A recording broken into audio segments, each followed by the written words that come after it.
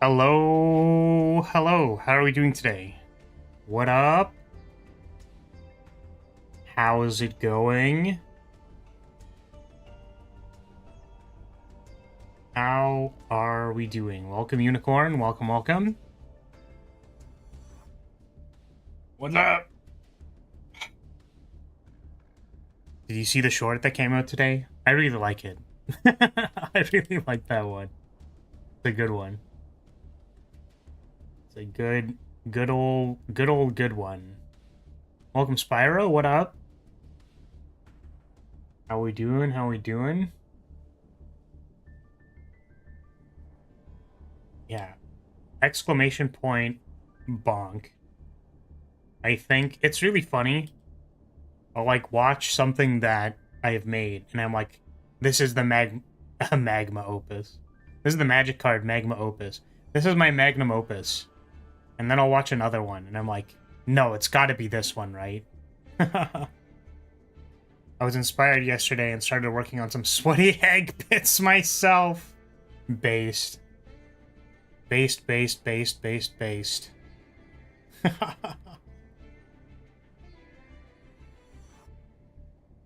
So I was thinking today, maybe we'll play a little bit of ladder first. But there was a couple of videos I wanted to watch we can react Andy to. And this time I'll remember to do it instead of the last times when I didn't do it. There's at least one that is like Yu-Gi-Oh related that I wanted to watch, so we'll go ahead and do that. Yeah, I mean, does does anyone here even play Yu-Gi-Oh? Did you forget to watch them? Well, I mean, like, I think the thing for me is that it's like, okay, I wouldn't consider myself a great React Andy, you know what I mean? Like, I wouldn't consider myself a particularly good reactor, you know what I mean? Like, there's one that I wanted to watch, and I'm like, oh my god, like...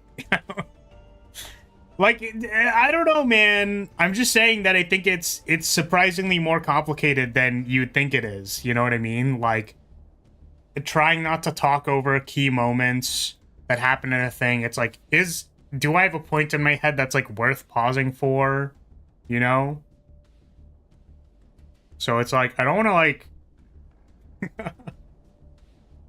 There's like an hour-long thing that I wanted to watch, but it's also like, damn, I feel like it'd be really bad. Yeah, welcome everybody. Welcome. Yeah, Dash plays Yu-Gi-Oh! So, yeah, the thing I was wondering was, has anyone seen the Genesis format stuff? It looks pretty cool.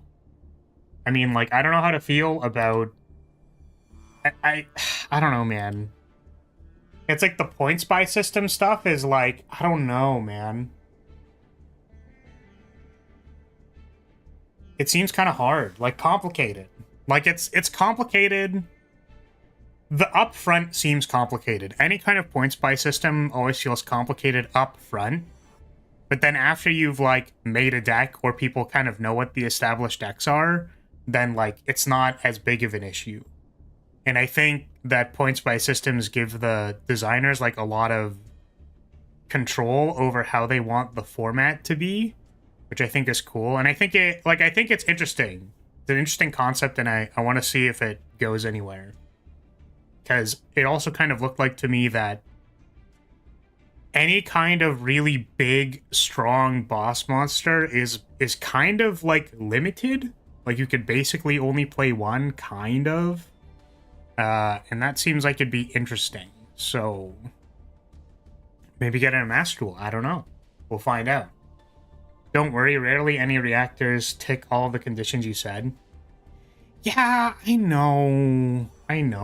And it's like, why are you holding yourself to a standard that like doesn't... Like, what is this imaginary standard that you've created for yourself? You're just watching a YouTube video, bro. Like... And I guess for me, it's that, like, I respect the time it takes to make content. I understand that people put their time, their thoughts, and feelings into the things that they create. So I don't want to react to something, and basically the reaction is just like watching the stuff. Like, that's it. That's like, it's just cool. We watched the video. We had nothing productive to say. The other aspect I think that is important about reacts in general is how would I call this? It's like, it's literally just reacting. It's actually like, I'm enjoying this video, I'm watching it, I am being enthusiastic about watching the thing, because I think for some people they just want like an emotional mirror to what they're feeling when they're watching something. I actually think that that's like a big value for watching something and reacting to it. So anyways, the point is that I think that it is a point of contention for some people, so I feel awkward voicing my opinions and watching things for a number of reasons. So anyways, what I was thinking we would do is we'd play maybe like a game, let people get in here, and then we'll go from there. Welcome. Yeah, flag bearer holding standards. Yeah, wow, that's good. That's a funny one. You know, that's a pretty good joke. If I had to say that there was a joke to be made, I would say that that's one of them. That's one of the jokes to be made about holding standards. Yes. So we're still in Master 5. So I'm really tilted. I think I tilt the most when I go down to Master 5. Like, it is the most tilting thing. You're scared? You don't have to be scared. We're just striking our sky. There's no worries here. Yeah, whenever I go back down to Master 5, you just run into all the random bullshit. It's like, our deck is kind of tuned to beat Malice, or the hope is that we're going to beat Malice. Is that the highest rank of something? Master? Well, Master 1 is the highest rank, and then there's rated duels after that. So, I've been trying to get to Master 1. Hasn't necessarily been working out. So, you know, it is what it is. I think that this deck is very hard to win with. I'm going to be honest with you. I'm trying a new version of the list. This is, oh, I don't remember the name. It is on Master Duel Meta right now. It is slightly different than what we've been playing. I found that Imperial Iron Wall was a little bricky. And also, like, when I started running into random garbage, like, it wasn't as good. I actually think Super Poly might still be better than Raigeki. I'm not sure. But there have been so many times that I'm like, dog, if I could just thrust for Raigeki, like, right now, it would be so good. I don't actually know what the soul release is for, like, what the intention with this card is. But I'm thinking that, like, we probably, if we kill Malice's board twice and then banish all of their cards, like, they literally can't play the game. So I think that's what that's for. It also randomly deals with, like, any kind of random graveyard recursion garbage, like, but I think the times that I've drawn it, it's just, like, not particularly good. So is this similar to Yu-Gi-Oh! Something card game stuff? Yeah, this is Master Duel. This is a Yu-Gi-Oh! Master Duel. It's the online simulator for the game.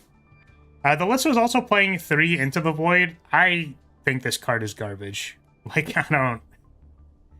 Like, you will very frequently not draw Into the Void first. This is like Upstart, but you need to start with it in your hand.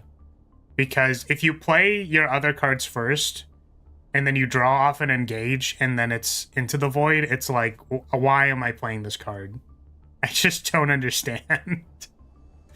It's pretty ass. So, the nice thing is that the deck was running 2 Ray.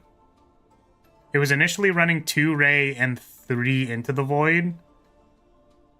So instead, I think I've opted to just play an additional Ray and additional, like, a Rose because I wasn't playing Rose. And then I think I'm playing an additional of something else. It might be an Evenly. They might have been on 2 evenly.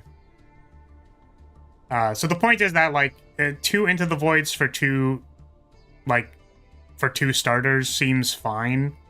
And also that I think the, like, Into the Void's just so bad into Droll, which we're playing a sales band for Droll. I don't know how I feel about this. I mean, the thing is, sales band is also really good at doing stuff like naming allied code, and then it's just, like, offline for the turn, so it's like, if you want this card to trade with another card, you can do that, and then also it can name Droll and Lockbird. So, but there's definitely a lot of cards where when I look at them and I go, okay, well, I can't, like, I just can't win because I have too many of these, like, here's a sales ban and a Book of Eclipse and an Evenly. I guess that would actually probably be fine, but there's certain combinations of hands where I just genuinely feel like I can't win the game, and I don't understand why people, or I literally don't know what I'm doing wrong. So, you know, I don't understand anything, but I'll cheer you on so you'll reach Master 1 today. I appreciate the enthusiasm, but that is incredibly unlikely. Can you also add Gorgon Slicer? What is Gorgon Slicer? What? Gorgon Slicer. Is that even a real card? That doesn't look like a card. I've just noticed you've used the same title a lot for Yu-Gi-Oh! Streams. Yeah, I'm not... excuse me. I think I'm never... how would I say this?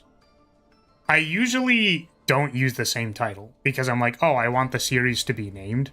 But the way that I treat Master Duel streams is that it's like... like, this is a casual stream, if that makes sense. I don't know if that makes sense.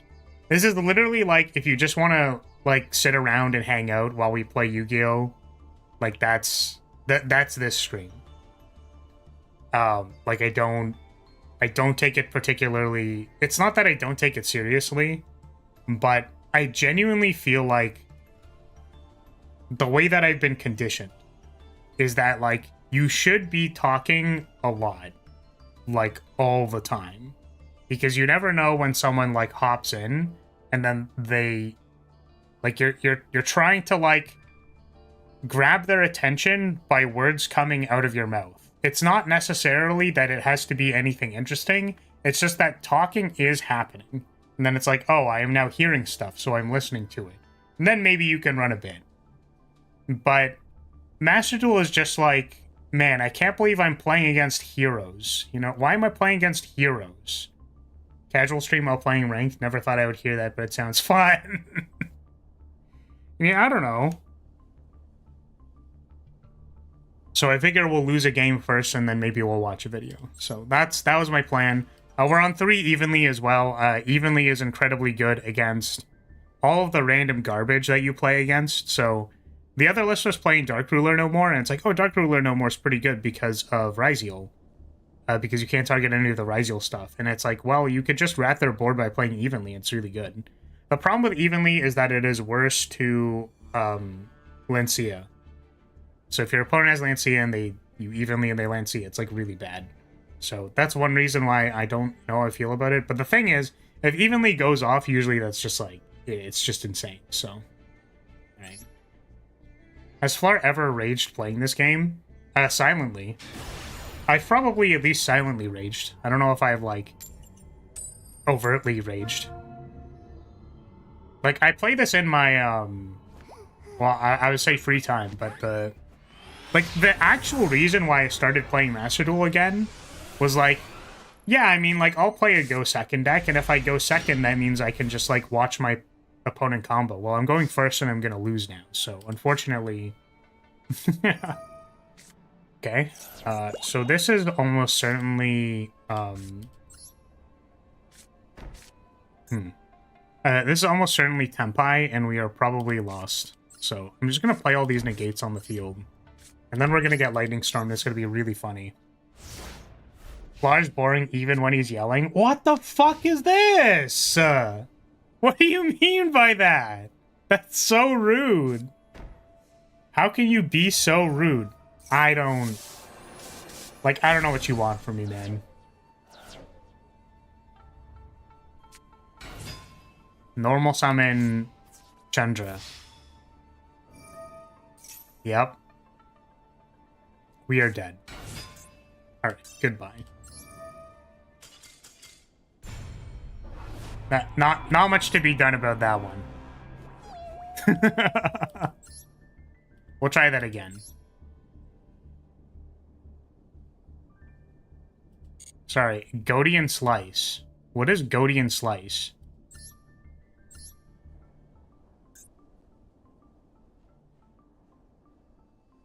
You typed it earlier. Gordian. What is this?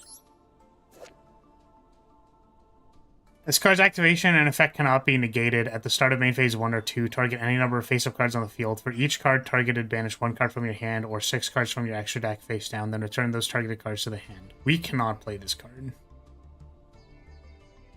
This is really bad. We super can't play this card. If we banish cards from our hand, we don't have spell count for engage.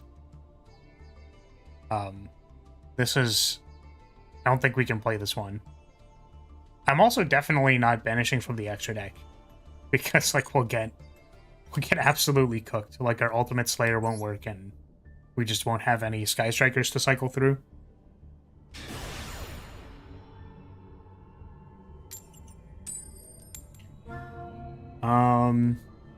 Yeah, but when the blind second deck makes you go first, unfortunately we don't have a whole lot of play.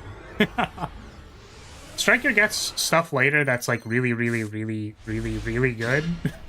So I'm excited for when that's gonna happen, but here we are. I'm gonna be back after I find a deck since I feel like playing Master Duel again. Sounds good. It is funny to me because I do think that, like, you know, it's questionable whether or not Master Duel is, like, a good game, if that makes sense. Like, it's unclear to me whether or not this is worth anyone's time. However, it is worth my time insofar as I like playing Sky Striker and blowing people's shit up. It's really fun. You can do it. I appreciate it. Well, you know what else we can do while our opponent is comboing? Do you know what time it is? It's time to not play Master Duel. Let's go! I don't know if the camera angle from last time was acceptable to people, or if people want to see the flashy effects on the board. So I'm going to put this over here until stated otherwise. I've seen around 20 hours of evidence that he can't do it. Man, why are you being such a hater today? Kind of want to play Flag Bearer. It's been a really long time since I've played Ascension 20 Flag Bearer, so we're gonna give it a shot. Hey, look, who's that idiot? Who's that? Anyone recognize that person? Dimension Walker. I'm pretty sure this is really not good. Dimension Walker upgrades really well, but it's, like, kind of questionable if it's actually good. We'll see how it goes. Stapling 6 block to all of your suspend cards is pretty good.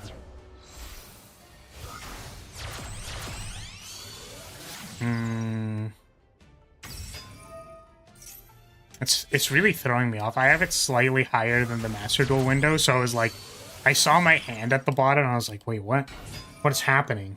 What's going on? So we can't block this. I think we just, like, retrace double block. If we found a Divine Flash, that'd be really good. Or I suppose any other suspend card.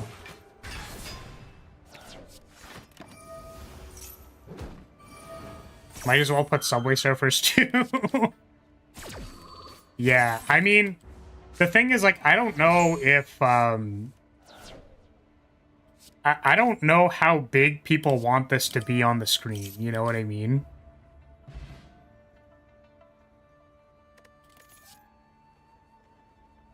Gem Knights have an Omni Negate and Grave, have monsters that are protected from destruction, that's it, I think. Yeah, I've been messed up by Hollow Core, like, several times. So I've forgotten about it a lot. And it has lost me games. I watched some Prime Kino last night, so my pretentious hipster persona is on. Gomenasai. Understandable. Got it. I think Momentum Swipe is pretty good. That looks fun. Why do we have Slay the Spire open? So, we open Slay the Spire when our opponent is comboing because I don't want to watch them combo. It's not important. I can't interact with them at all, so there's like, I'm not doing anything. Right. Oh, you know what we actually should be doing? Sorry, I forget to do this every time, because normally I don't evaluate the board state until, like, it's finished. Because I think planning in advance isn't actually super useful. But yeah, this is Tier Limits Gem Knights. So Soul Release is actually Soul Release will probably be pretty good in this matchup. Droplet is going to be good for this Desiree. I think, yeah, it's also very likely that our opponent is going to activate a monster effect, so Talents is probably online. Yeah, I don't actually know if we have enough, like, fodder to destroy everything. I'm gonna be honest with you, but, like, on the first Raigeki, we can Shark Cannon, like, this activation. And then, before we do that, we can also Soul Release, like, Lacrima plus stuff. We can also Soul Release the Shuffler if they have it. They do. The Shuffler is really bad for us, because we get roasted. Oh, hey, look, they're done their turn! Wow, that's crazy. So, Engage is really good. They activate Lacrima immediately. Oh, the reason for this is because they're playing... They didn't start with the Desiree on board. So I can just banish Agamde, and then, like, it's kind of Jover for them, right? So now they don't have a Desiree.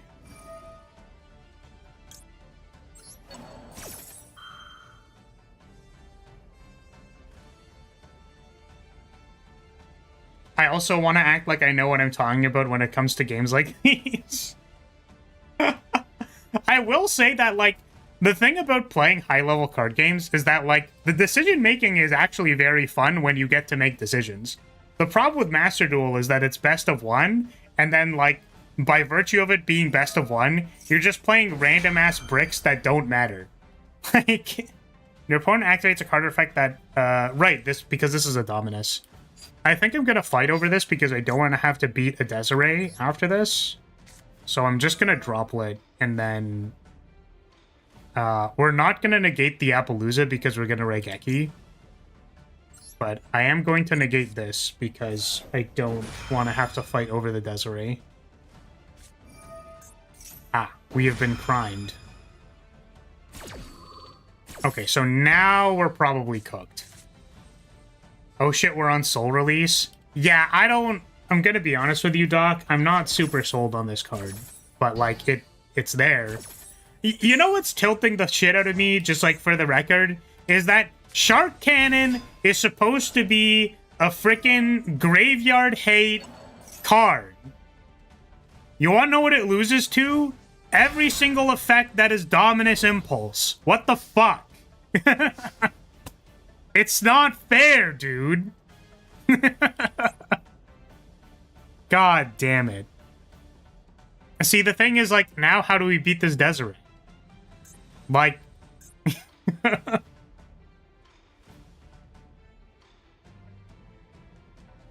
Raigeki, then take Desiree? That doesn't win, though, right? Like, it doesn't... Like, this doesn't kill them. So I think we're going to Soul Release. And then we're going to target their Shuffler in the bin and all of their, like, Fiendsmith stuff. So this one... This one... You gain a negate, though. It would be in the main monster zone, though. So, like, I can't activate anything. I don't know what else I'm supposed to banish. Does this do anything in the graveyard? I'm gonna assume it does. And I don't know what else there is to do. Yeah, like, I don't know, man. I mostly just wanted to hit the shuffler and this piece. You're saying Desiree a lot? Yeah, so this is Desiree. It is a negate on the field. It is just there. Wait, did I target both shufflers? Am I stupid as hell?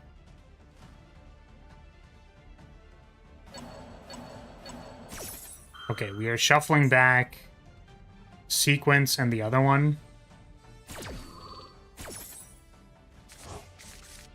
And we're shuffling back my thing. Okay, so we did hit the other shuffler, which is good.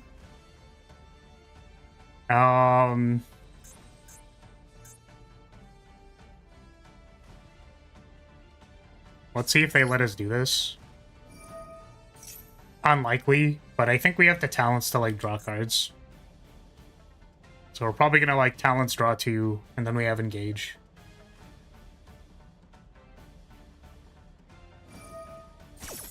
You got it, my friend. Resolves. Thumbs up. You don't know what to banish, go random bullshit is to leave your opponent confused. No, I've actually, like, there have been several times that I don't banish the right thing and then I get randomly punished. It's like, I don't have to banish their Ash Blossom, right? There's, like, a firewall on the board, and, like, okay, well, I mean, I just, like, decided to not win this game, didn't I? We'll draw 2. We need more stuff in order to beat what is happening on the board. Ultimate Slayer's pretty cool. It's like, it shuffles this away, which is really cool. Oh, we don't have a lot of time. I keep forgetting that, like, talking slows down my play by, like, 7,000,000,000%.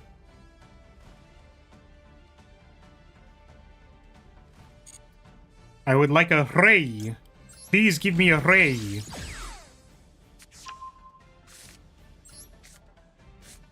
That tack does not do anything, unfortunately.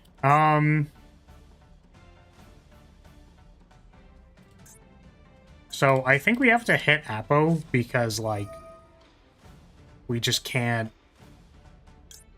We can't beat the monster negate. My opponent started comic 15 minutes ago and he's still playing.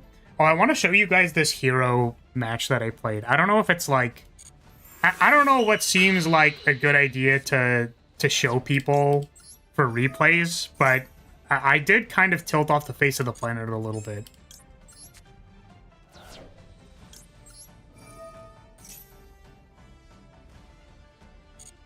Alright, we draw a card. Please allow me to Kagari.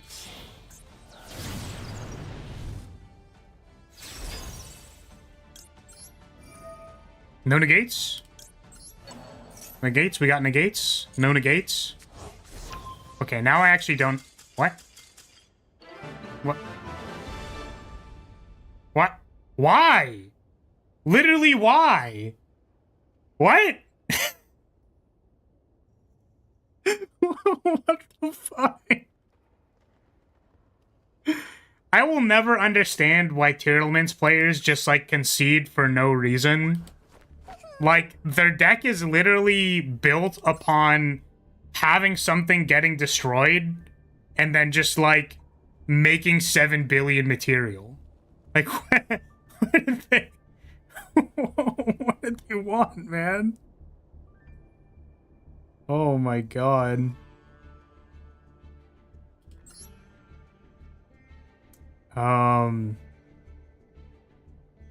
Yeah. Sorry, you know what deck is, like, very annoying to play against? Is heroes. Do not like heroes. Combo too long. Brain hurt. It's a good sign. Good omen that we're gonna reach Master 1 today. Yeah, we're just gonna win 25 games in a row and then get to Master 1. That's exactly what's gonna happen. We're manifesting it.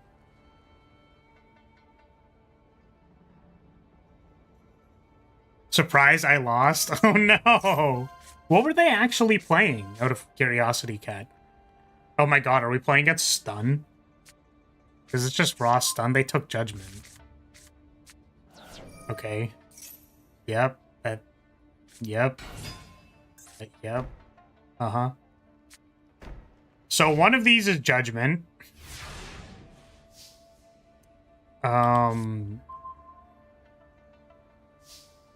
So I guess if we wanted one of them to resolve, it'd probably be evenly, right? We're gonna draw first. Could you imagine if they judgmented an upstart? It'd be so funny. Illusion Hero Fiendsmith. Yeah, what is the illusion stuff? I don't remember. 2 evenlies. Do we get an opportunity to play the second evenly after they solemn us? I don't actually know. It's fine. We can, like... I think actually the thing that's annoying about resolving this evenly is that, like, our follow-up is not good. But I don't think that matters.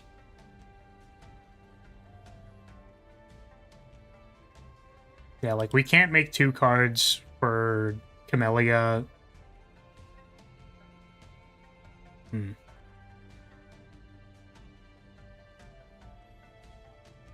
Is there a way to make the stream big while still being able to type in the chat? I don't know, actually. I'm not familiar. Yeah, I don't think we ever get to battle phase, unfortunately, so we're just gonna go Lightning Storm and then hit your stuff. There's a way for mobile? Oh, well, feel free to let Skits know.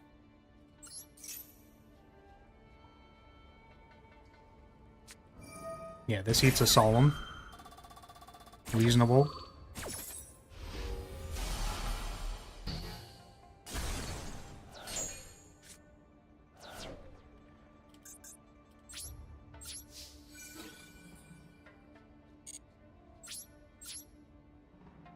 Please to evenly match you.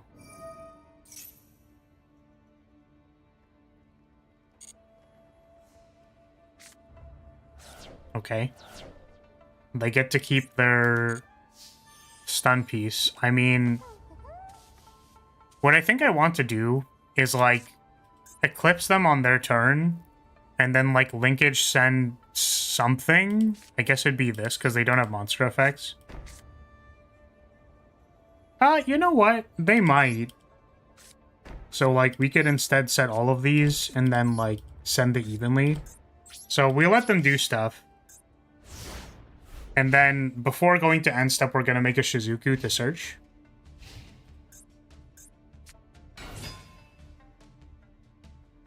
Yeah, this is all fine.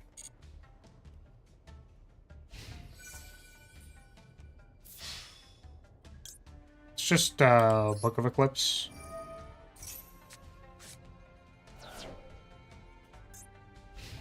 I actually think, do these turn face up before Book of Eclipse? Let me see. So I'm gonna linkage send. It's like they're never gonna activate a monster effect, right? And we're gonna try making a Shizuku, and we're gonna see if we can search off a Shizuku before we let their monsters turn face up, because that'd be, like, really good. We can! Let's go!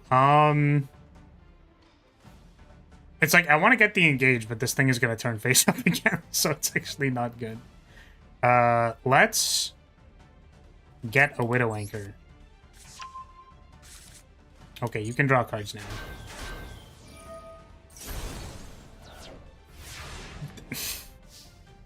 That has a flip effect!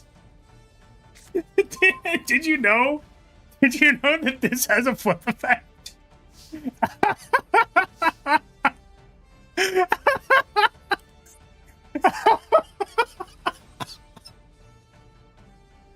Oh my god.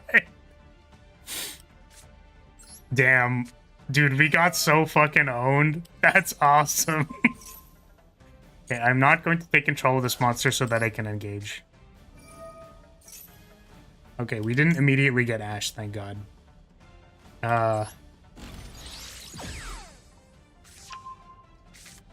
Okay, we draw a card. I love drawing Evenly's 2 and 3.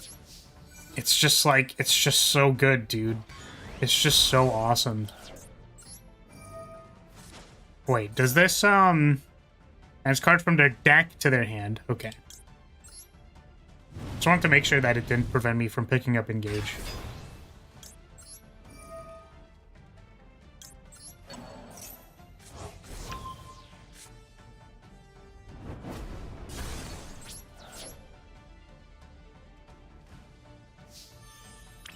What were they thinking there? Evenly?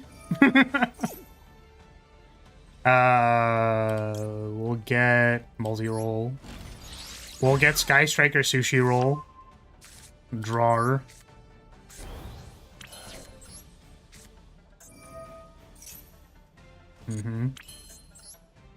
And we'll just end step a Shizuku and continue printing money. Like, I don't know if I want this Shark Cannon on the field or not. I think we're gonna just set it.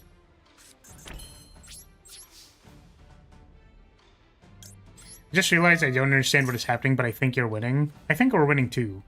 Oh shit. Do I need to activate? No, I can't activate it because I set it. Oh, it's over. I will never remember until the end of time that Shizuku only searches for things that you don't have.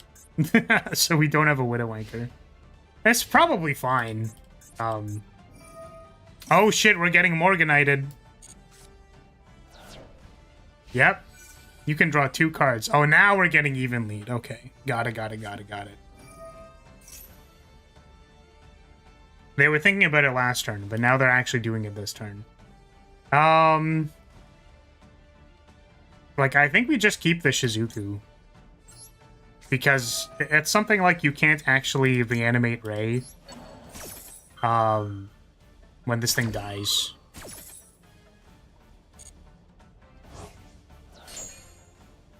Master Duel has finally finished updating. I'm so sorry.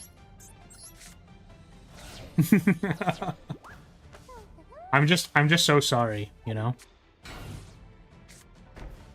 Can this only target face up? It can only target face up, monsters! Oh my god. Oh, It's like, I can just attack this thing. But yeah, we're currently playing against Stun. The goal of Stun is to just play a bunch of cards that say, like, your things don't work. They control that monster while you control it, cannot attack. While you control that monster, it cannot attack or activate its effects. When the monster leaves the field, destroy this card. Take control of that monster. Activate by targeting one face of monster your opponent controls. Take control of that monster.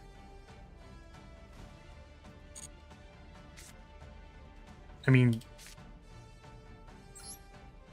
Can I just, like, take it back? That's my Shizuku! How dare you take the Shizuku? That's my Shizuku! Oh shit, that thing is 2k defense. Oh my god.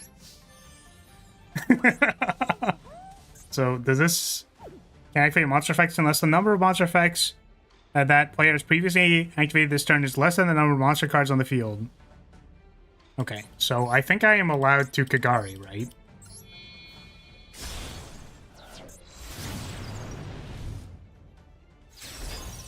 I am allowed to Kagari. Pick up, engage, draw cards. It's possible that saving afterburners for, like, a card on the field is a good idea. And oh, my opponent just conceded. They do know that they resolved a Morganite, right? Like, that they were going to draw 2 cards. Like, my opponent did know that, right?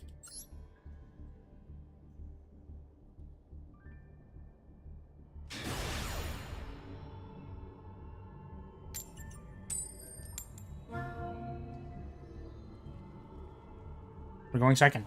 Yeah, I mean, Yep. Coming back to Master Duel, people scoop winnable games constantly. Yeah, I don't... Like, I just don't understand, man.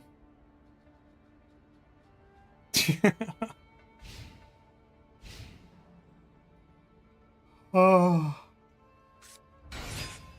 Yeah, so this is kind of what I was saying, but the thing that pisses me off about de-ranking to Master 5, because, like, I'll be between, like...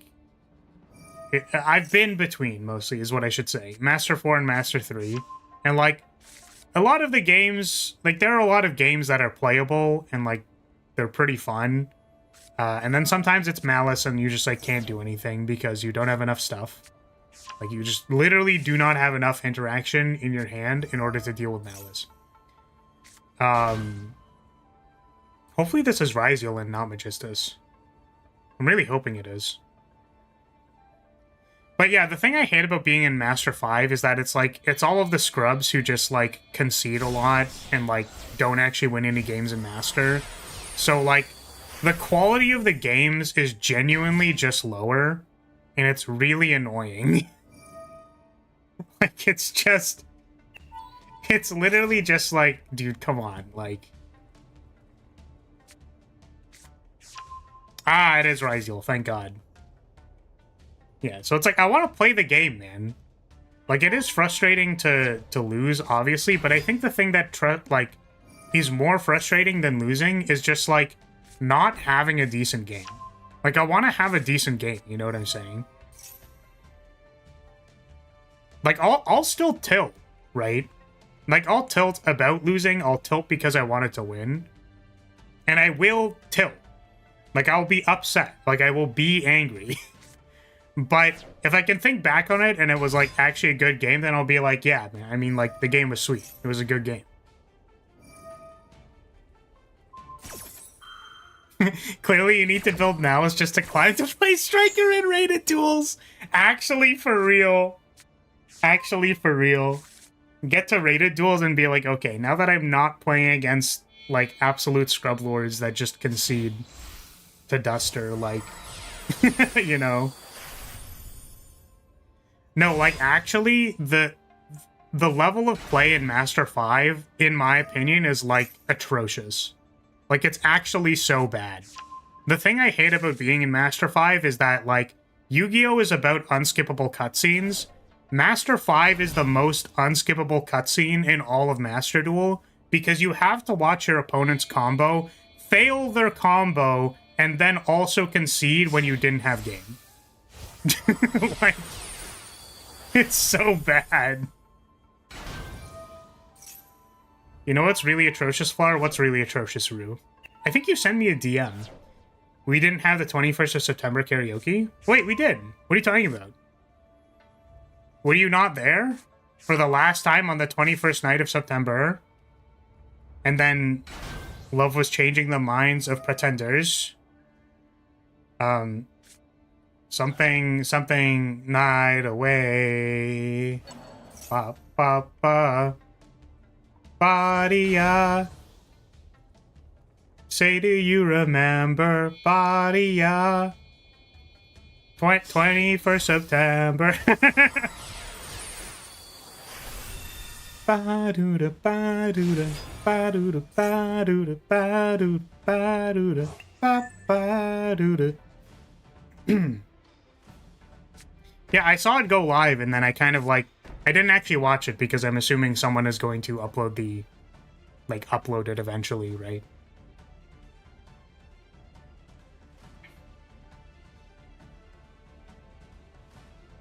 Yeah. Yeah, she went live at 7. Like 7 my time. She deleted it. Yeah, it's unarchived. It's unarchived. The other one was unarchived too. So it's like the person who posted the last one was like a person who recorded the stream and then posted it. Right? Which theoretically, like, technically, you're not really supposed to post the unarchived whatever. Like, don't do it. But it's a good bit. It's like, I can't be there to watch the entire thing, you know what I mean? But I definitely watched it slowly in chunks over time afterwards. It's part of the lore. Oh, man. I was playing Games to Pass and lose for the dual points pass. My opponent picked first, failed to gimmick puppet FTK and scooped. Oh my god. It belongs in a museum. I agree with you. I actually don't know what I'm doing here. Sorry, I wasn't thinking about it. So we just lightning storm the back row. Lightning storm your back row. And also your Ryziel Cross. Yep. Plugin is fine. I will probably Shark Cannon whatever they target.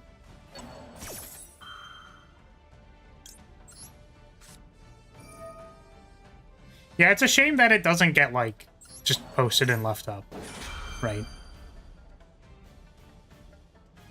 But yeah, I think I stopped watching at... It was pretty early on. It was, she was in, like, a theater. Like, she was on a stage, like, with a huge echo. I was like, Maria, do you remember? Like, it was just so funny. God.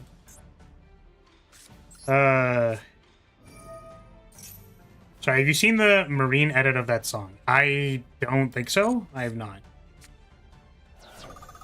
So they still have a Ryziel thing, detonator, and I still can't target it. I'm wondering if because I have Afterburners, what I should do is I can make a Shizuku, then activate Afterburners targeting this thing, and then if they detonator the thing... then I'm pretty sure this will still have been targeted. Oh, it can't be destroyed, though. So... because I don't actually know if I can kill the things when they're face down. Like, that's my problem. Usually this has to be paired with some other thing. But if the plan is just to Hayate and then engage and then have a bunch of Widow Anchors... but then, like, this thing isn't dead, and then I have no way of destroying it, right? Like, that's kind of a problem. So I think what we're going to try doing is we're going to make the Shizuku first. We're going to see if we can do this thing. And then when it doesn't work, we're going to just make a Hayate and attack. We'll see if this works first.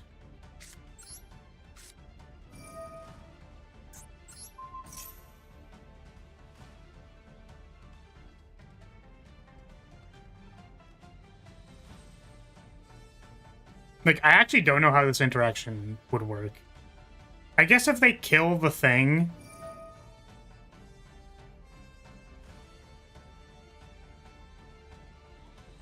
how would it work if I Book of Eclipse in the middle of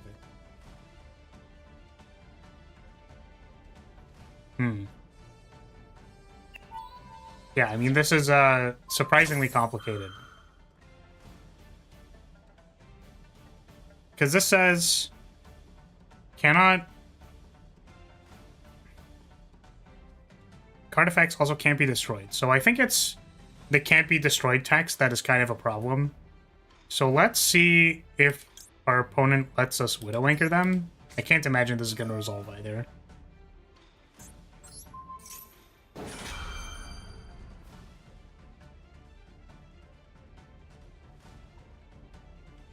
Really? They let that resolve?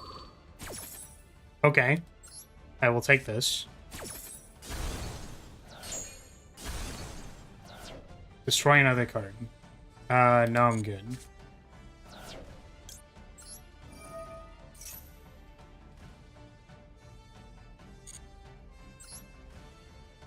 So now we just Hayate and find and engage.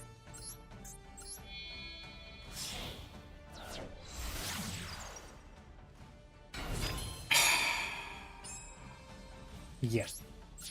I was like, maybe we could have Book of Eclipse first, because I think they can destroy on this effect. It's starting battle.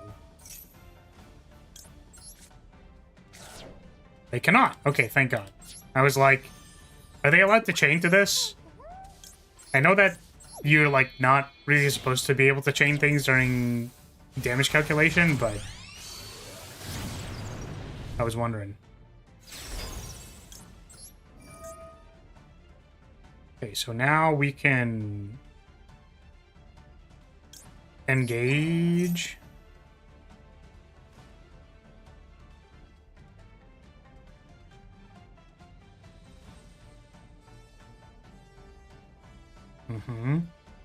Opponent is thinking. Well, he has detonator on board. Like, he can activate detonator up to twice. I don't know why he wouldn't kill the Kagari. It seems kind of free. So we're not gonna get multi-roll because it can just be destroyed. And we're not, like, searching anything. So I think we grab a Widow Anchor.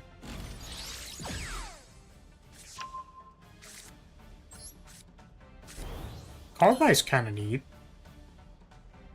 I think we're gonna try taking their detonator.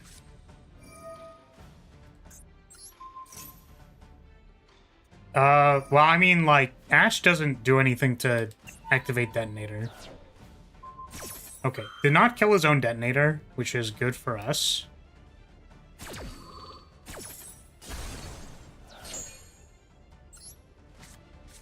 And we are going to turn this into a thing.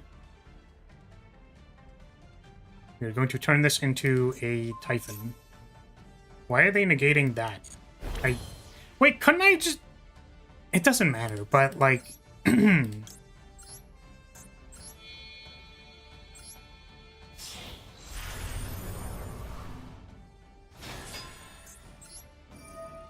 So, we're gonna send... Actually, do I have a Sword Ryziel in the bin? They don't. Okay, so we're gonna send Sword Ryziel. And we're gonna bounce this thing. Bounce this. Set 2. And then now we can call by both Sword and the other one. Can't wait for the new Striker support to come out. It's gonna make this deck so fun to play again. Absolutely, dude. The new Striker support looks so good. It looks so good. Oh, because Detonator was already negated. Okay, yeah, you got it. That makes sense. What do you recommend I do to get a lot of UR cards? Do I just do a shit ton of daily missions or what? Yeah, I think dailies. Also, if you get enough gems to buy the dual pass and you plan on playing a lot, it's usually pretty value. This dual pass is ending soon.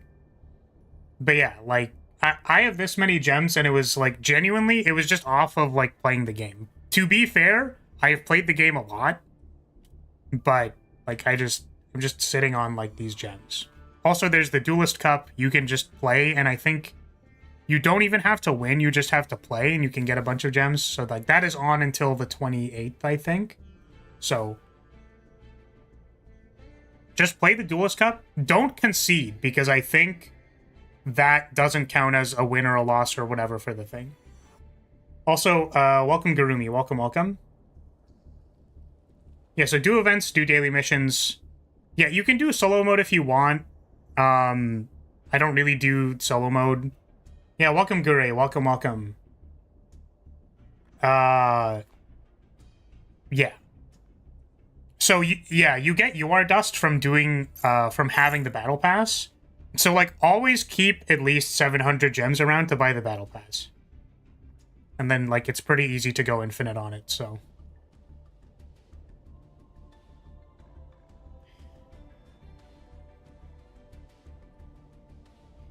Yeah, it's like, getting staples is a good idea, I would say. Also, well, the thing is, what you can do is you can make, like, max staples -1. So you can make, like, 2 ashes and, like, a maxi. And then, like, you might randomly open one. You know what I mean? So, people build self-kill decks to end games fast for dual pass or submission rewards. That's wild, dude. Okay, one more. Hopefully. I only had an OTK Gem Knight deck and it was banned. I will not return to that thing. Well, OTK Gem Knight is a thing now. They literally got new support. It's actually super toxic and I hate it. Is this game PC only? No, it is also on mobile. I find that I disconnect a lot when I play on mobile, but it's there. This hand can probably not beat Malice. we have just evenly.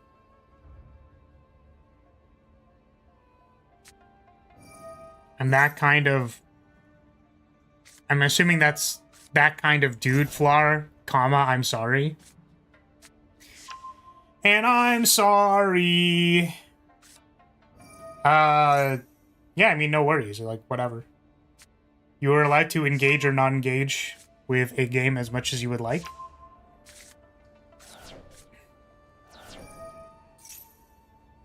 Just pick a tier 3 deck.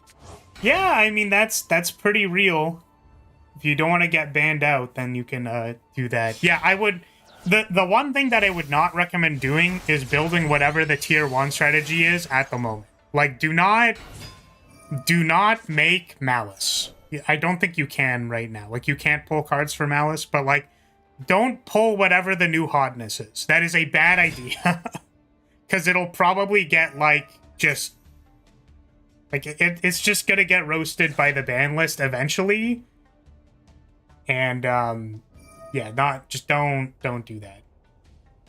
Has the Rose effect to negate ever come up for anybody? That thing triggers once in a blue moon.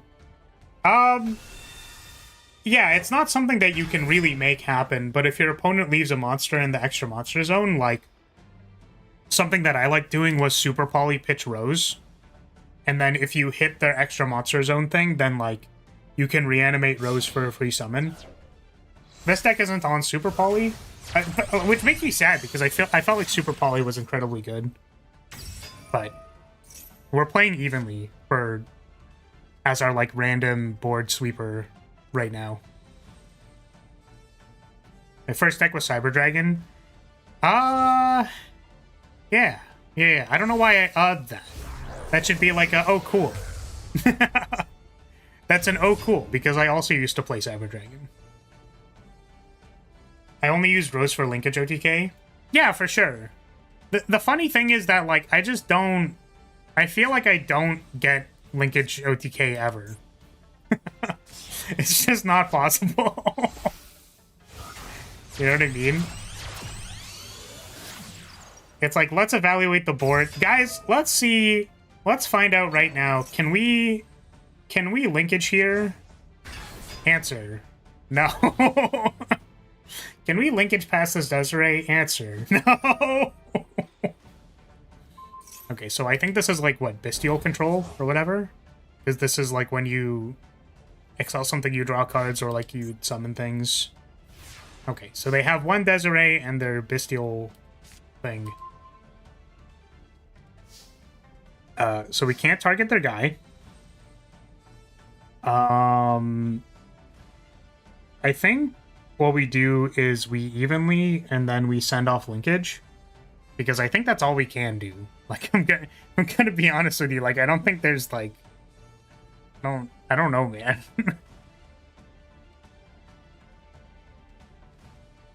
Like, I don't think we have any play aside from that. So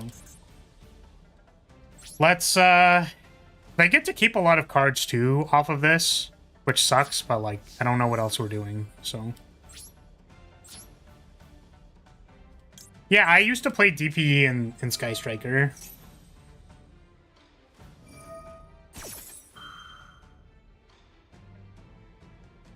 Yeah, so we send here because then it won't be on the field.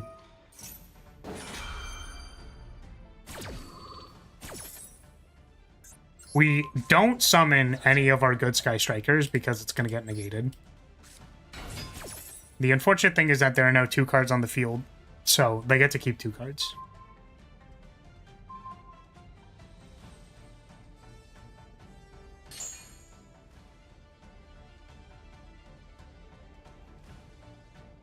What is our opponent keeping?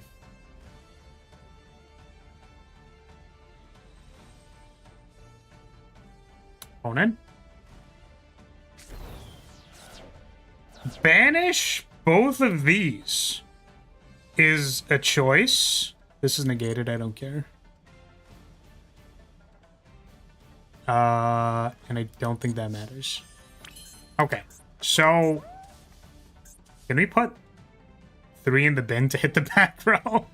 I guess what we can do... Oh, we maybe like should have summoned the Rose. But we can like Camellia to send one.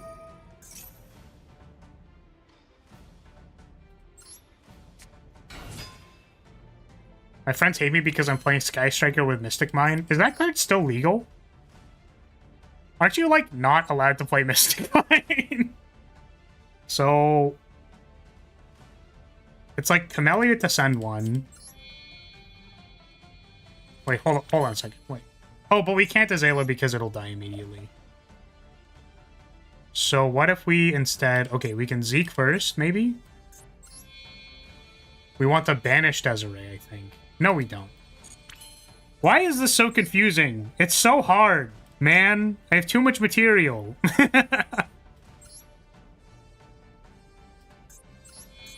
We're just gonna do this. Mystic Mine is banned. I was pretty sure it was, right? Okay, we're gonna send... We're gonna get Ash, and then... Or... Do it. Do it! Ash me! Do it now! Do it now, now! Ash me now! It would actually be a terrible idea. I don't think they should do it. But they might. Veiler! Okay, sure.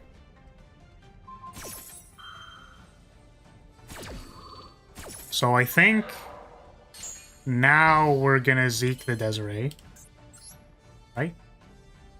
Yeah, if it's sent to Graveyard. So it's not getting sent to Graveyard, we're gonna banish it.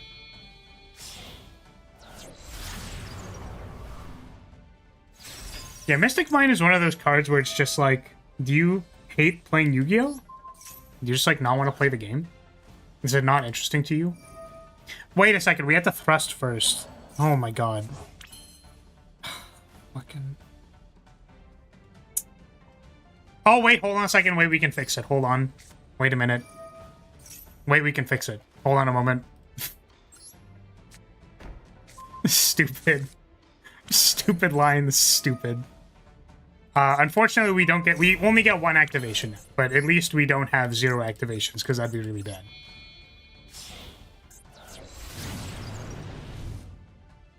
Yeah, we were supposed to thrust to put it in our hand before we got rid of the Desiree, and then we would have had 2 activations with this Kagari, and now we only have 1. So this loses to Ash because we misplayed, but I guess it doesn't because they don't have an Ash.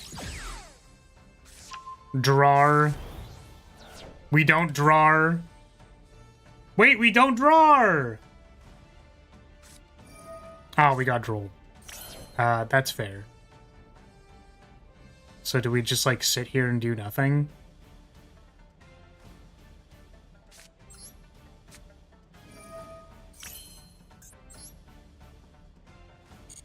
We set this to put the Fear of God on them. We don't set it because it's a bad idea.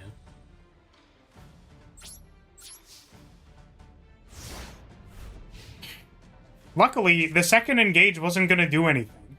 Because they had droll. It's fine.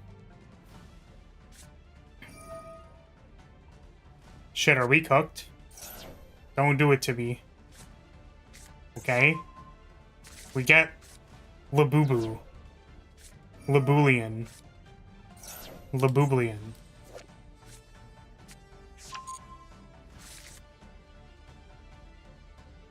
Okay. Now what?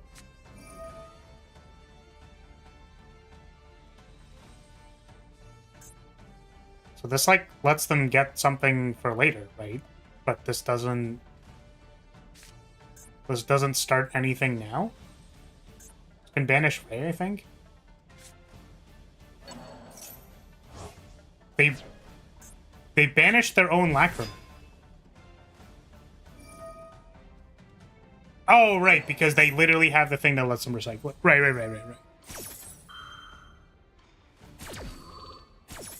Always a little confused when stuff like that happens, but the, yeah, this card exists. This is a real card that does things. So I don't think we're dead, which is basically all we can ask for in these games, so...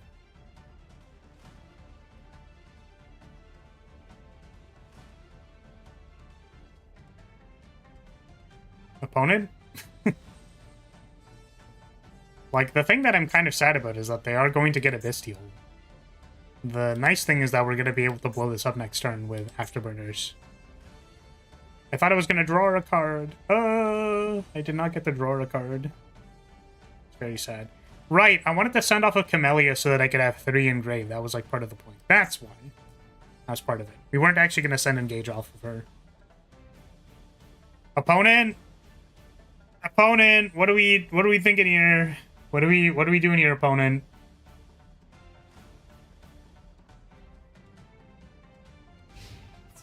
I'm getting battle phased. You got it. I think I will bring back a Ray.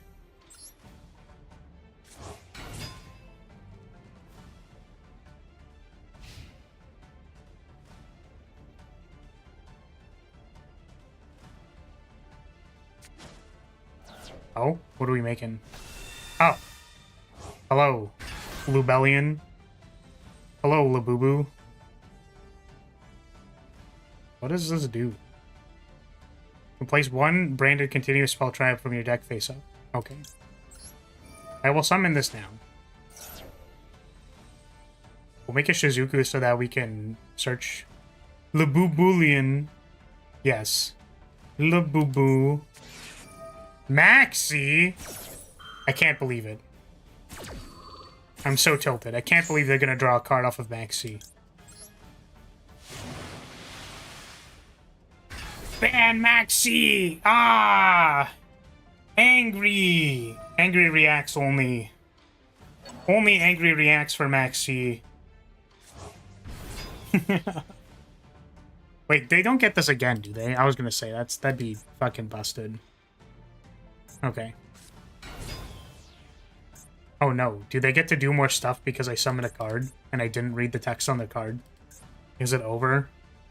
It's always the fucking roaches. Yep. Sure is. Ah, shit. Ah, shit. I hate doing stuff early because I just, like, want it to be done, and then it's like, you have fallen for my trap card. Well, they could have summoned the thing anyways, right? Yeah, this was just their normal summon. This didn't matter. Draw 2 cards. No! Fucking. Oh, man.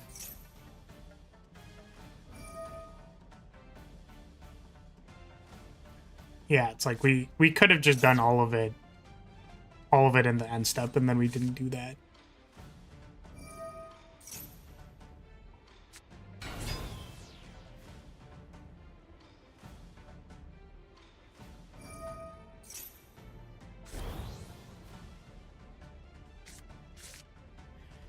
Ah, tilt count.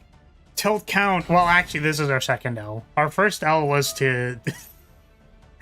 Our first L was to... what the hell is it called? Tempai? Because they're like, go first. And I was like, oops. My deck wasn't meant to go first. Why would you make me do that?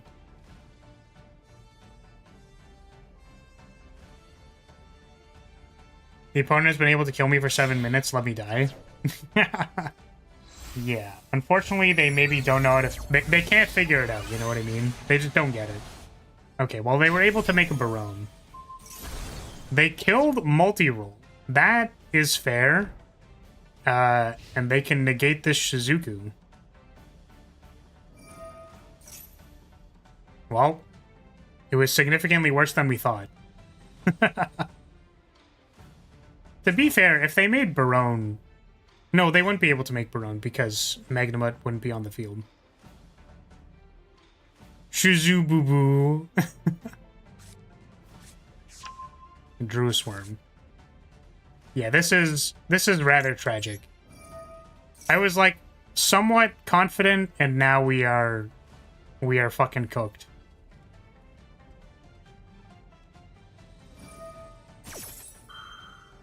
I suppose there's an argument to just not activate here, go into like Gagari, let them negate, and then summon Ray. But we're just gonna draw gas off the top. That, unfortunately, doesn't work because this is on the field.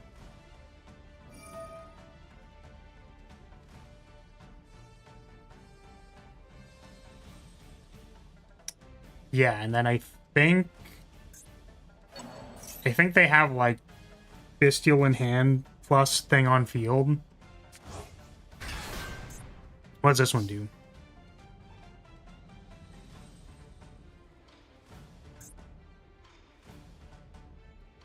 Let's try destroying this thing.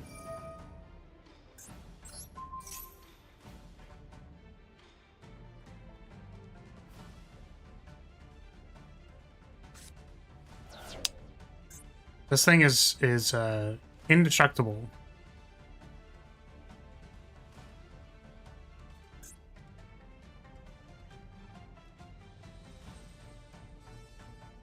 It's like, I feel like I've read this card multiple times, and I'm like, yeah, you can just destroy this thing, right? And I, like, literally don't know where it says you cannot destroy this thing.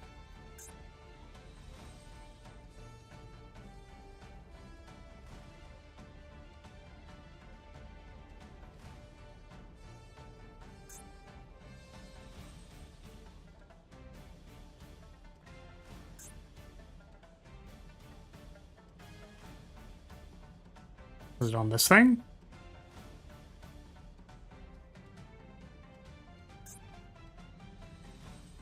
I just, like, literally don't know where on this card it says it can't be destroyed by effects. I just, like, literally don't know where it is. Was it on the synchro? Like...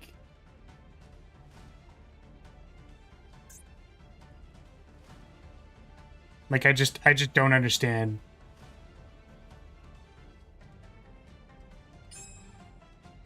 Both Centurion back row and monsters are indestructible because of the field spell. Cannot be destroyed by your opponent's card effects while you have a Centurion monster. You can only use the effect once. During the main phase when those are activated, something. If a monster special summoned, you can immediately synchro something. Face-up cards in your spell and trap zone cannot be destroyed by effects. You can only use the following effect once per turn. If this card's special summon during your end phase, do a thing. I read the field spell. Field spell does not have it. The text, right?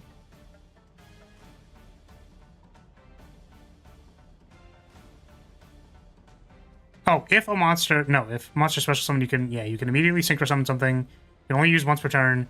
Cannot be destroyed by your opponent's card effects. Like, that does not say anything. During the phase, you can place this card. During the main phase, if this card is a continuous trap, you can special summon this card.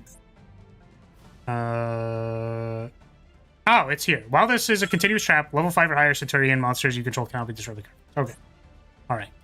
Reading is hard. This has happened to me before, and I'm like, I just don't understand this card. However, unfortunately, we lost that game probably to misplaying. So it's like, if we just activate all our effects in the end phase, maybe double search off engage or having the engage in the graveyard and drawing another card mattered, so who knows? This feels bad.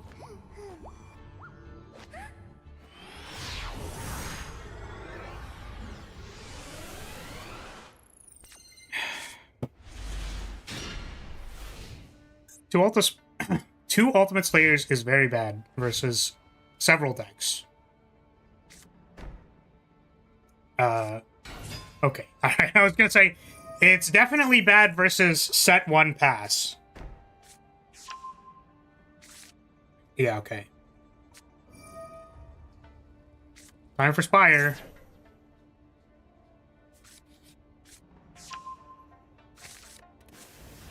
Both my opponent and I bricked so miserably for 3 turns now. We've just been ending turn after setting 1 spell.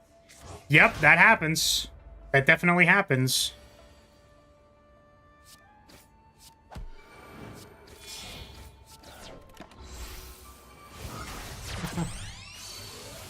Yeah, I mean, it just... I don't know.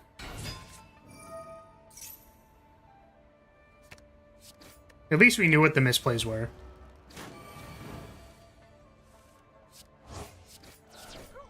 Yeah, the card quality in Yu-Gi-Oh! Tends to be fairly high.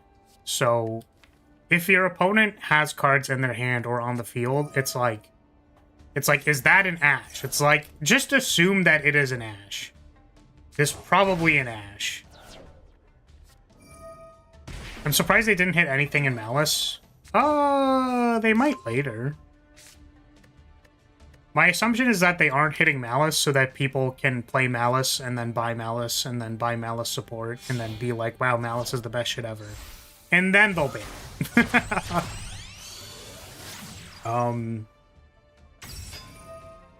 I don't think I take a Take Flight. I'm kind of curious if I want to take Light Beam, but I don't think it's very good. You can also take Miracle, and then it's like, it can become 0 energy, block 6. Doesn't seem very good.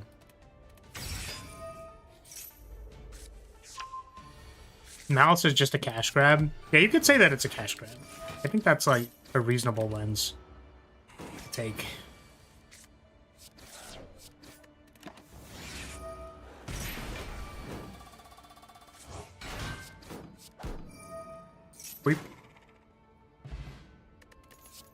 So do we want, like, Subway Surfers on the screen, too? Is that a thing we actually want? Do we want to put a gif of Subway Surfers? They can't banish Malice because it'll just be reborn. Terrible.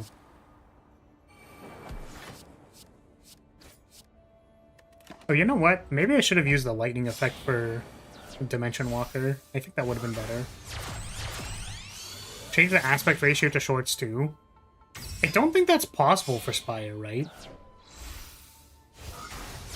We could, like, duplicate the source and then make things, like, smaller or whatever. Ryziel got hit? I suppose so. But the thing is, Ryziel isn't cute anime girls.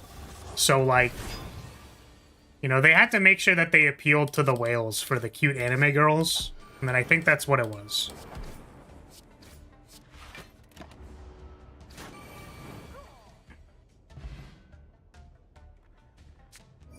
Yeah.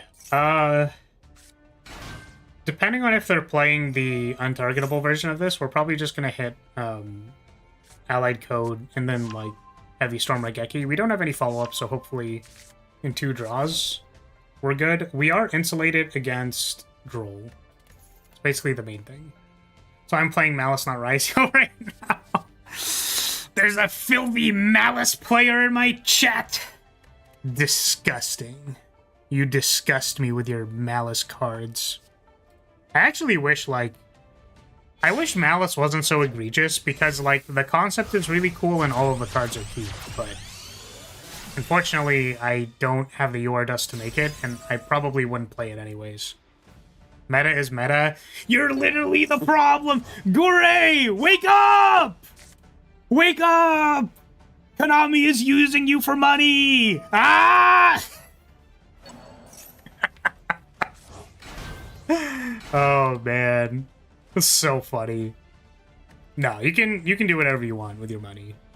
Or, like, built up gems, whatever, it doesn't matter. It's just Cyber slop. To be honest, I hate Cybers, but I'm on waifu's side. This is true. I would never play Adagnister. That shit is lame. We're passing a bunch of really good block cards, but none of them have Suspend on them. I built Ryziel because Malice was easy to counter before the support. Yeah, I think Malice wasn't as bad until they got Allied Code. I genuinely think beating Terahertz, or Terahertz, right? Beating Terahertz was a lot easier than beating Allied Code. You're using Striker Engine in Malice. How does that even work? That doesn't... What? I'm so confused. How does that even work?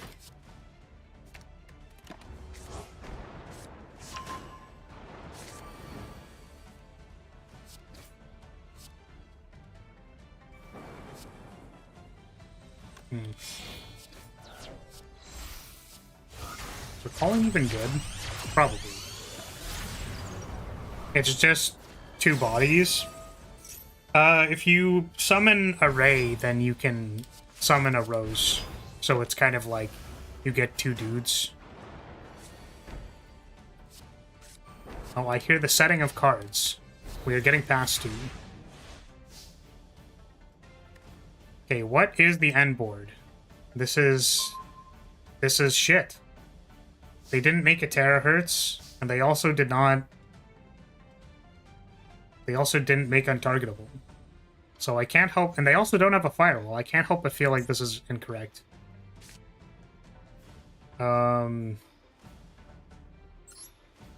Yeah, so we'll get rid of the allied code.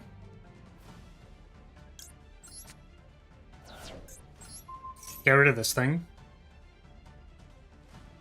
Using Hornet, summon token to Kagari, add Hornet again, and there you go. Oh, that's fair. That's another way you could do it, yeah.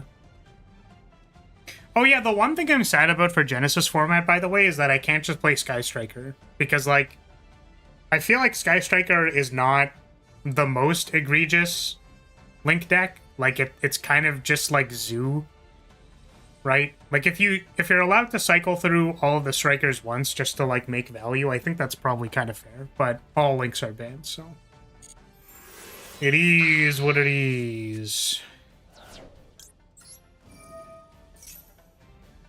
2 non-Cybers bodies sounds awful for a Cybers deck. It's just material, right? Like, you can use material to make stuff, but I don't know how good that is, for sure.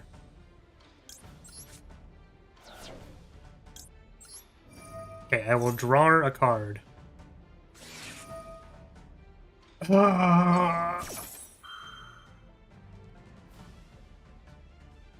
Yep. You got it.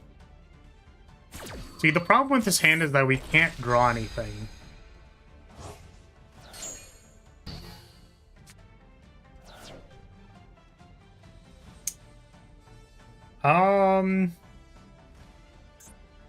I don't really know what our plan is now, because, like, we can Wrath their stuff, but it doesn't really do anything.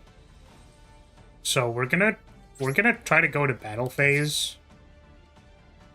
And then we're gonna try going to main phase 2. And then we're gonna see if they activate a March Hare.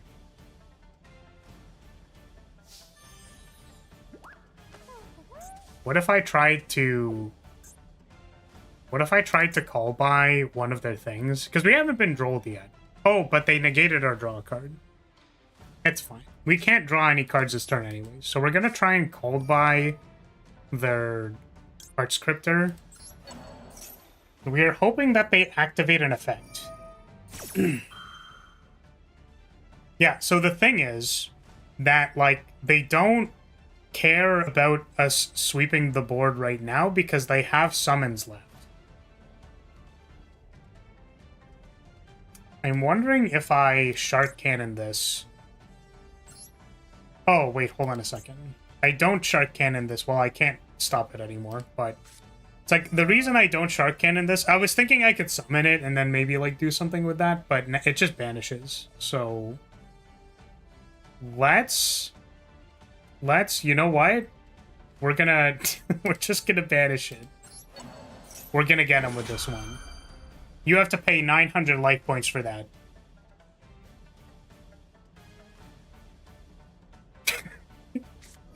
What? Why?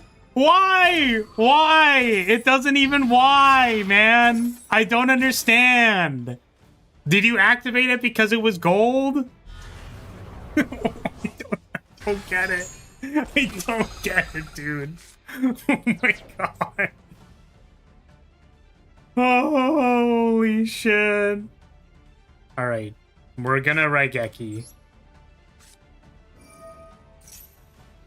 And then we'll try to go to end phase. And then if they... I guess, yeah, they can... I didn't think about this, but they can protect one of their things by just banishing it until Raigeki is gone. Probably would have been a good thing to consider.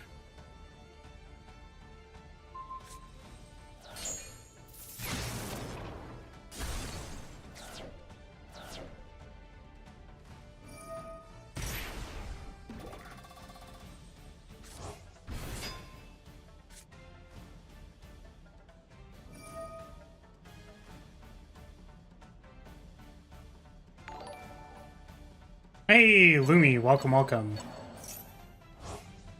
The problem is they can make a board next turn. Yes. This hand, in fact, in 2 draws... Well, in 1 draw, because, like, they called by the first draw. The second draw? Hey, welcome, welcome. Yeah, we just, like, can't beat this. I think the play would have been to, like, Heavy Storm to not activate anything and then Raigeki if we had follow-up. But we were hoping that they, like, built their entire board before we Raigeki'd, and then now they just, like, have everything again, so it doesn't really matter. Alright. You got it.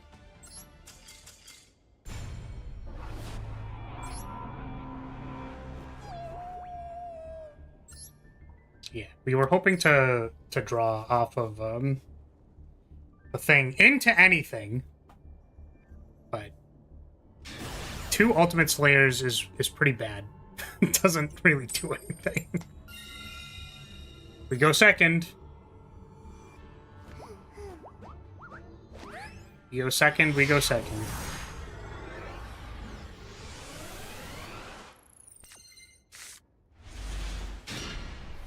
Ultimate Slayer, Triple Attack, Afterburners, Book of Eclipse. See, these are the hands where it's like, this hand can't actually beat anything. Right? Like, this is a lot of good stuff that doesn't actually win me the game.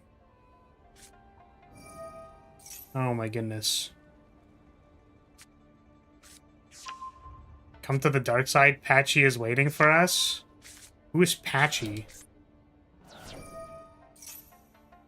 Are you suggesting that I become a filthy Melis player? Am I new? Not really, no. I'm a returnee.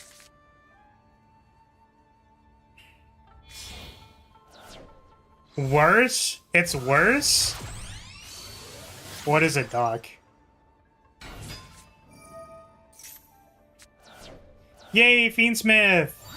Yay, we love Fiendsmith! Wow, Fiendsmith's so cool! Love Fiendsmith! Fiendsmith's so cool, wow! I can confirm that I do not love Fiendsmith. I'm not a Fiendsmith lover. Sarcastically about it, obviously. Listen, I don't know. I think if you actually genuinely like Fiendsmith, you are allowed to like what you like. But I'm going to afford to be tilted out of my gourd that it exists. Patchy Cephalosaurus. Oh, the stun card? Like, you can't summon anything? Yeah, that's super cool. That's super cool and awesome. I mean, I play a stack deck in Magic. Unfortunately, so here's the funny thing. You want to know what's actually really funny about stun in Yu-Gi-Oh?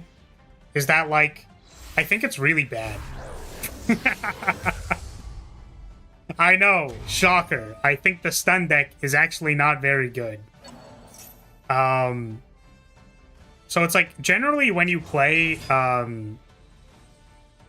stacks in Magic, like, it's to, like, build towards something, right? Like, if I make it so that all my opponents' lands don't untap, the purpose of that is that either I get to untap my lands so that I get to do, like, everything that I want to do while my opponents have no lands, or I could, like, have some combo win out of nowhere after my opponent has struggled to play the game and I've, like, removed all their threats or whatever.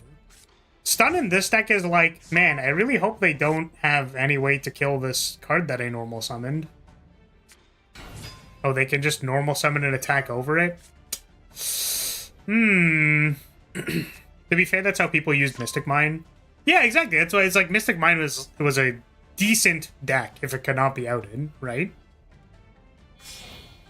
And then it, like, became a problem because everyone was playing it, right?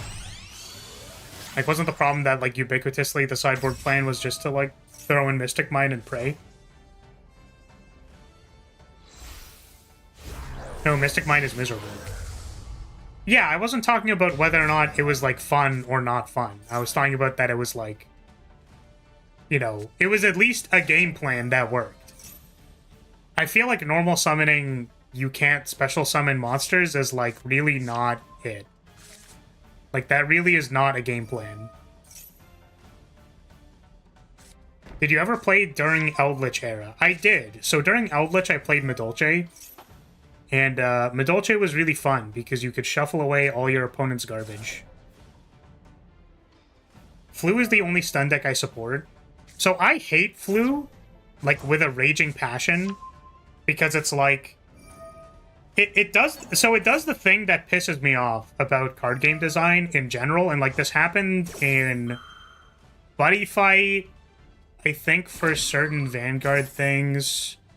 But, like, the stipulation is that it's like, okay, guys, hear me out. When I use a Flu effect, I can, during the effect, normal or tribute summon some things. Why? Why does your card say, like, you just circumvent the rules of the game? Like, why? And the answer is like, well, it's so that the deck works. It's like, no! You're not allowed to just make shit that doesn't abide by the rules of the game.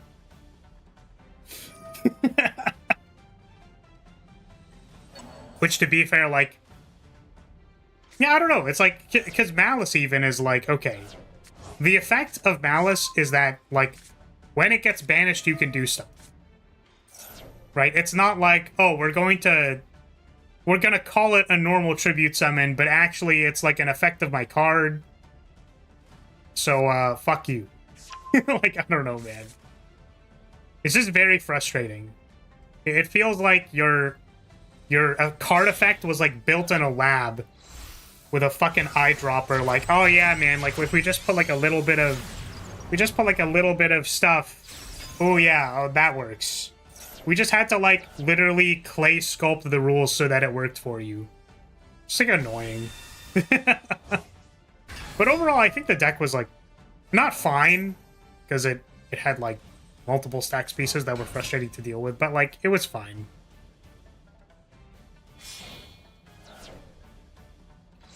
Special summoning over 10 monsters and effects before your second or third turn makes me want to watch Solitaire instead. Yeah, so this is the funny thing about Yu-Gi-Oh! Master Duel streams. I don't know if you know this. Like, I don't know if you know that. This is the secret. I'll tell you the secret about this. Is that every Master Duel stream is actually just a just chatting stream. Because we have so much time before we get to play the game that we can literally have an entire full conversation before we have to play a single moment of Yu-Gi-Oh! Oh, boy. Yeah, it was fine once they banned Wind Barrier Statue. It's fair. What was the other thing that I was thinking about? Oh yeah, Rance said some stuff when he came in. How much money would it take you to make you play Marvel Rivals? Didn't I already play Marvel Rivals? Rance? I thought I already did. You, like, donated to make me play it one time. Malice, Flu. Honestly, with these terms, I wouldn't be surprised if fuck you is an archetype. Nah, fuck you is definitely an archetype. That's funny.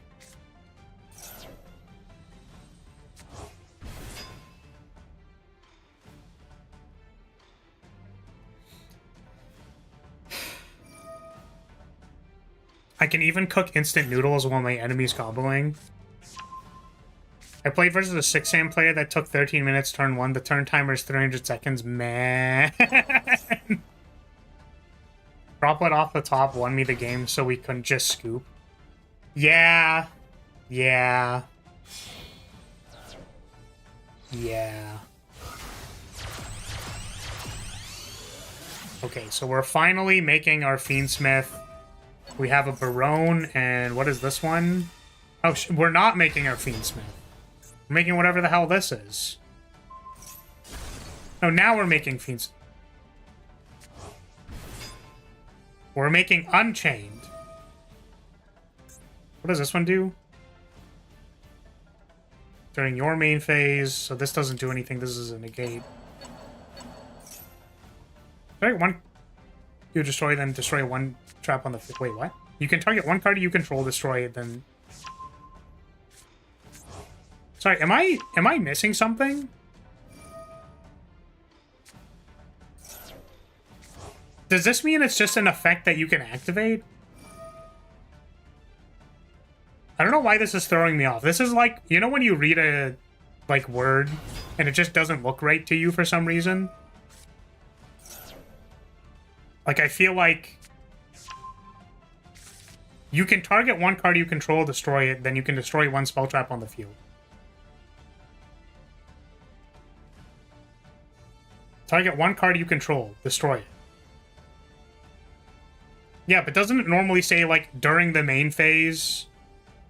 Like, doesn't it normally specify timing? Like, is this an ETB? Like, what is this?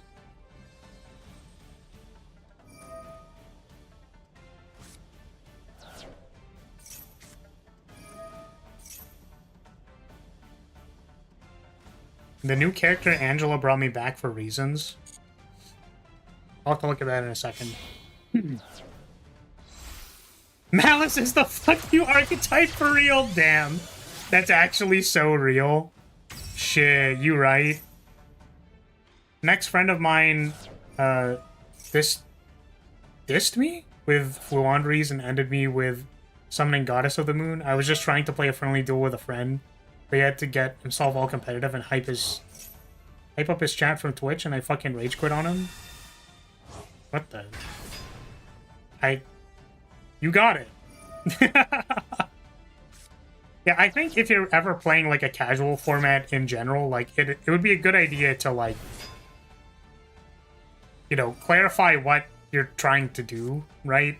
Instead of, like, going Giga Spike mode on your friend, right? I prefer this format rather than the last format. So I wasn't playing during whatever the last format was, like pre-Malice. What was happening before Malice? Because there's also, like, the branded piles and stuff. What is SE? U-Bell is definitely pretty miserable. Damn, our opponent is, like...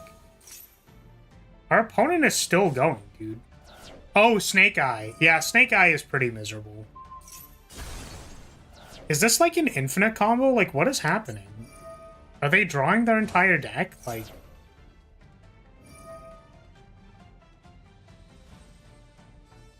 I wasn't trying to go competitive with him. Yeah, exactly. Well, that's what I'm saying, is that I think it's unfortunate because, like... Games are fun because we agree to the rules, right? Like, if we all agree to the rules, then we can have fun. So it's like, it kind of sucks that your friend was like, well, I want to have fun. Or like, we want to have fun. And then, like, we didn't have fun at all. At least you didn't maxi this entire time. Yeah, this deck isn't playing maxi.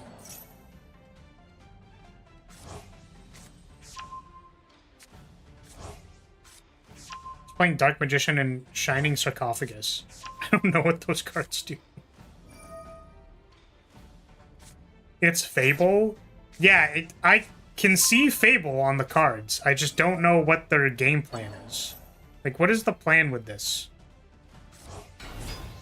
Like, what are we doing?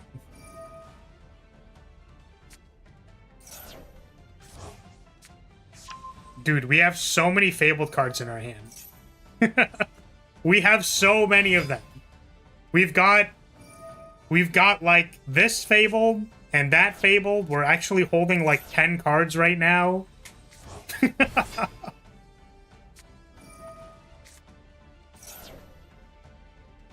Man.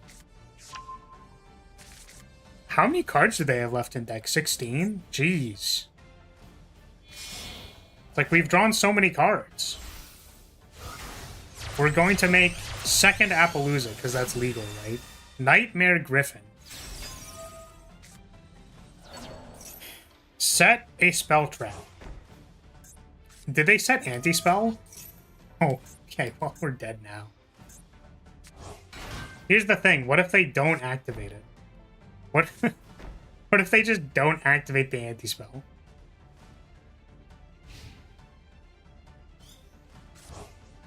Bottom effect of Griffin is the main line. Those summon monsters on the field cannot activate their effects unless they are linked. I see.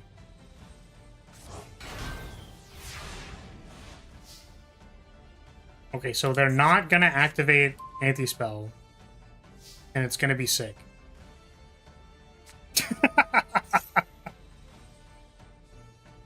Oh, man.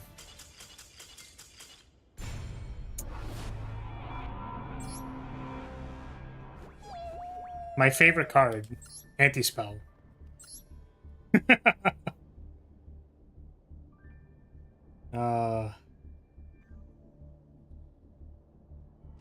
That's the most convoluted way to make that board. Listen, man. Yu-Gi-Oh! Players have a problem in their brain. I love how all of those cards are legal in best of one format. Yep. It's unfortunate because, again, I think the stipulation with having powerful cards in best of one is that, like, you need powerful cards to make sure that you can, like, win a game in a best of one. Because you can't guarantee that your deck is going to be able to deal with everything. So you kind of need to have stronger things to deal with anything. In air quotes. Problem is when people make combo machine piles that can do all of that and also, like, tutor set spell fragrance. And you can't activate special summon effects. You know what I mean? Well, the thing, I think they tutored the anti-spell, right? Like, they set it from the graveyard or something like that.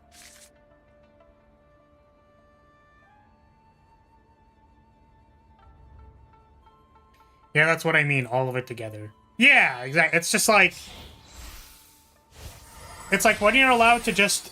If you have made a combo pile where you're just allowed to do all of it, it's like, well, okay. Guys, that's why we're playing Genesis, right? We're gonna hop on Genesis so that anti-spell is 100 points. And you can go fuck yourself. Let's go! No link or pen spam. Let's go!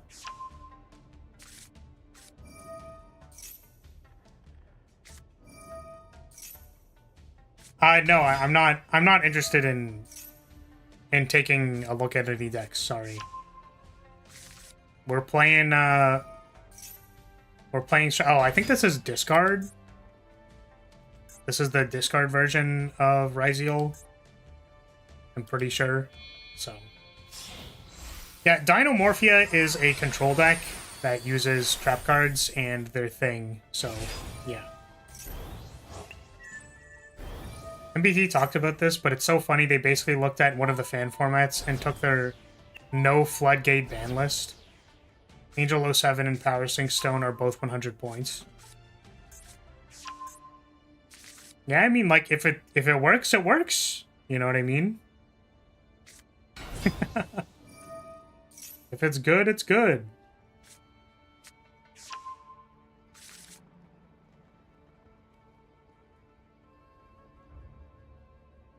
Low tier definitely seems less fun in card games from fighting games, since at least in fighting games there's more of a chance since you're moving around. Here, since luck plays a factor, assuming there's going to be more to that. It really doesn't seem fun to play ineffective strategies. I mean, I don't know if I understand the association between luck and playing an ineffective strategy. I actually think the problem with an ineffective strategy has nothing to do with luck, and has to do with the fact that everything you could possibly do is so consistent that, like, the bar for your deck is set so high, right? Like, there's no luck from your side. It's more that, like, your deck needs to be able to do something.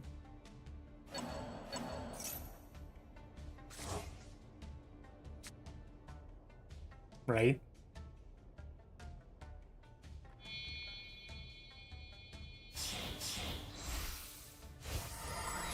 Like, I don't think there's... I mean, maybe I just don't know, like... Like, I don't know what the cards are, I guess, but it's just, I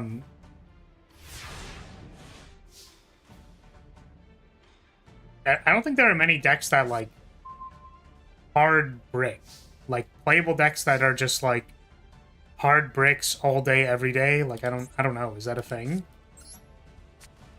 We'll hit the back row. Low tier in Yu-Gi-Oh! Is weird because decks are made nowadays with the amount of modern interaction in mind. So decks that are bad will just kill you or put up uninteractable boards if allowed. Yeah, that makes sense to me. Nice Maxi.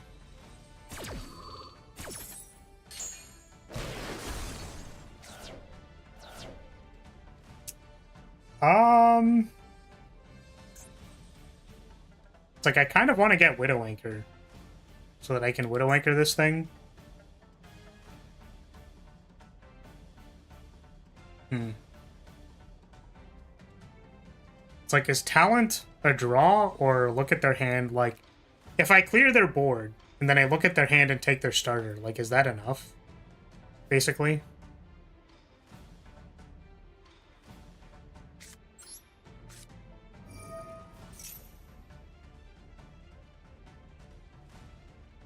Talents for Detonator, Raigeki, Engage for Ray. So it's like, I guess we could engage for Ray right now. Engaging for Ray is probably correct. I guess I don't want to get into the weeds of, like, having this guy remove my thing. I'm gonna draw a card.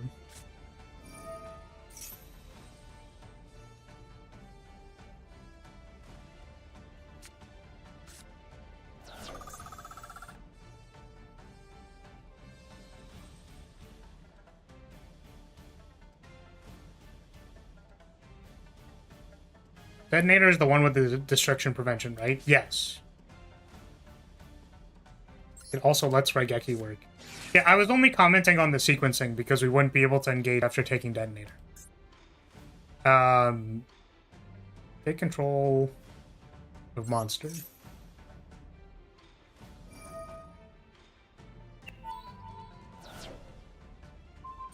Destroy my own Detonator. Resolves.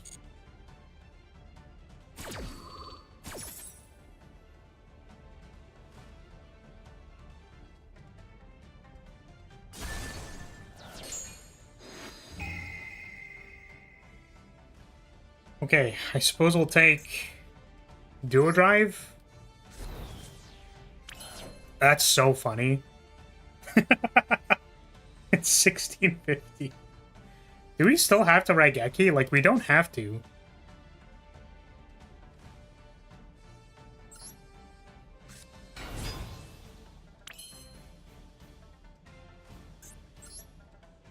Yeah, I mean, I understand what you're talking about, Rance. I just, like, the stipulation that it had to do with luck, I think, is incorrect.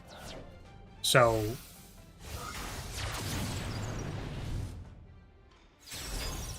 like, it's more like trying to play... how would I say it?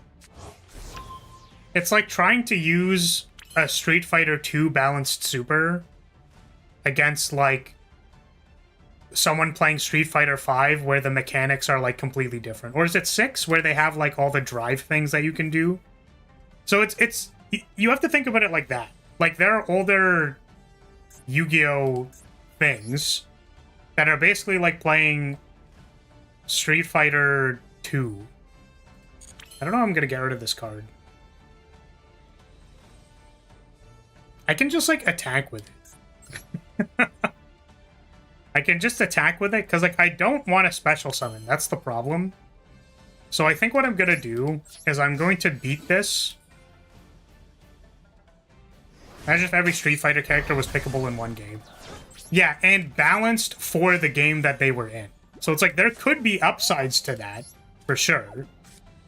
But it's like, Okay, how is the Street Fighter 2 player going to beat someone who can literally, like, counter drive their opponent when, like, they don't even have access to that material? Like, that you wouldn't play a Street Fighter 2 character against someone who can, like, spend drive gauge to counterattack you. Because it's just, like, unfair.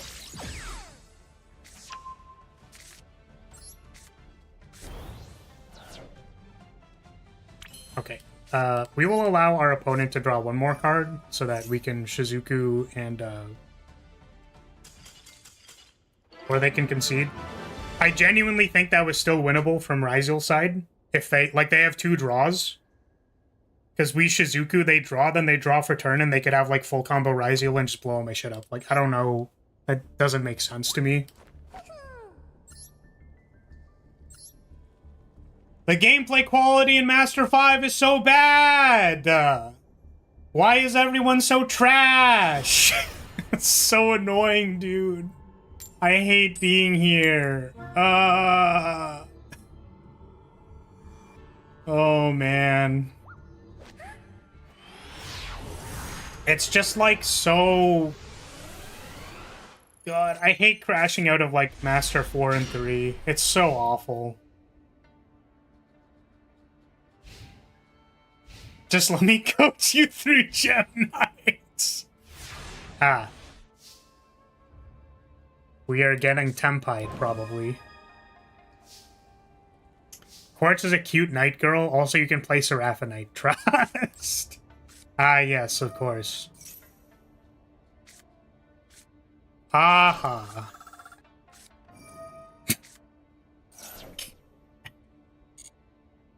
You got it, man. You got it, brother. What you got in that greasy hand of yours?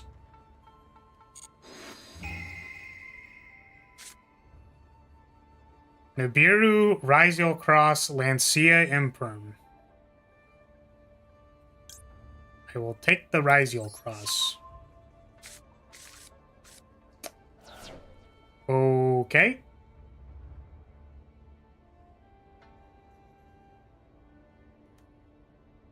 Gotta go now. Good night. Alright, take care, Skits. I'm sorry that some of your starting games into Master Duel were not particularly fun. I think that... I don't want to say it was to be expected, but, you know. It happens. It happens. But have yourself a good night. Would you ever play one normal trap for this scenario? That's probably bad. Some going first striker lists used to play Black Goat, so... It was expected? Okay, understandable. Have yourself a good night, my friend. Yeah, so they top-decked Node Ryzeal. Sweet. Wait, this doesn't do anything? Ah, shit. Yeah. Kinda wish they updated old cards. I'm not talking about, souped-up, design versions, but, like, create new effects for my boys. Yeah. And I think that that's, like, lamentable, and that's very reasonable to be like, ah, that's too bad.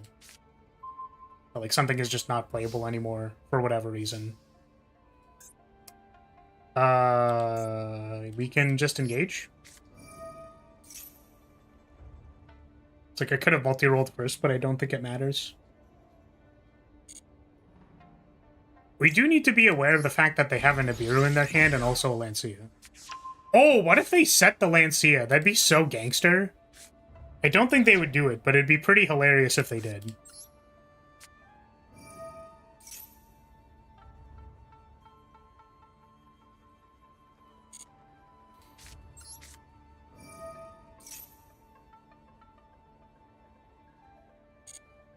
But yeah, there are alternate formats, and like Rance did bring up the alternate formats where it's like there are playable versions of these decks in older formats. It's like I don't really want to send any of these cards to Area Zero, but I also don't really want to... I guess, like, it's fine to do this. I sort of wanted more damage, but we're not really in a rush. So...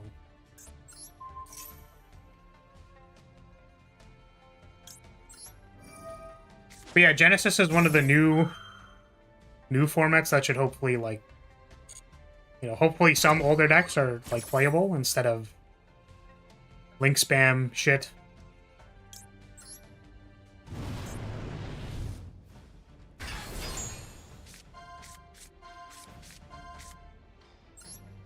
We hit 2 engages!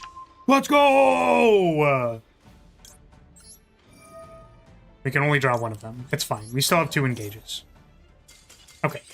That seemed reasonable. We saw their hand. And I don't think it was close. My opponent simply bricked.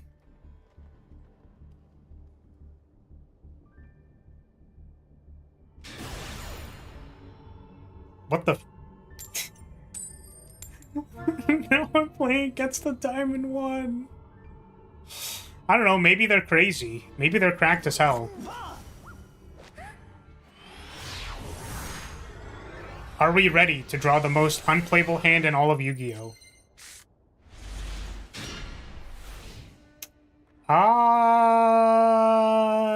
This isn't...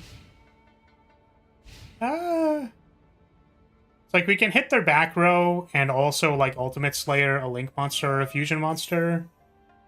Then draw a card. Deck loses to Droll, who would have guessed? I recommend you see Angela. Right, I was gonna look at this. Let's see.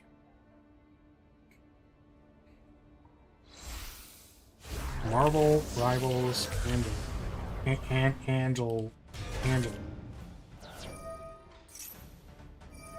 Okay. She's buff as hell. Oh my god. She is built like a brick shithouse. Oh my god. Alright, well that's cool.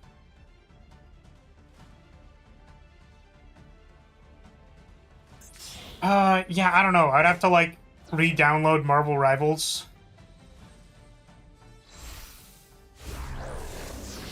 Oh. Yeah, the first time we played, we tried playing, What's-Her-Face? What is she called? The Sword Lady? And that was really bad. It was... Her name was, like, Hero or something. I don't know. What was it? Magic! There we go. Magic. We tried playing Magic. And it was, questionable. It was questionable and very bad. It was sick when we killed people, but then, like, 90% of the time we were just running in and chain feeding and dying.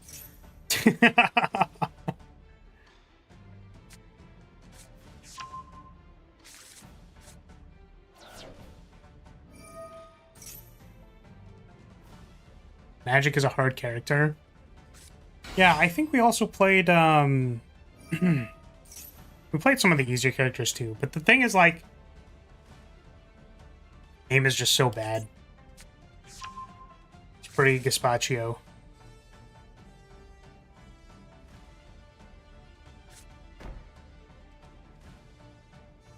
Why are we setting 1? We're going to end phase. What is happening?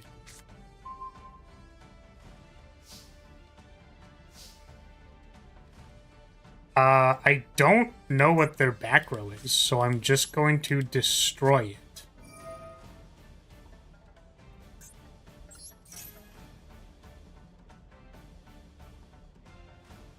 Yeah, I mean, we'd probably be playing, like, unranked, right? If it ever happened. Ah, it was dropped, but okay. Please remove this from the field.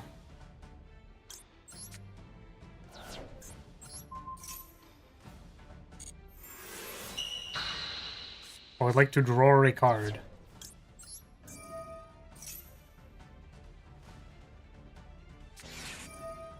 Nice maxi.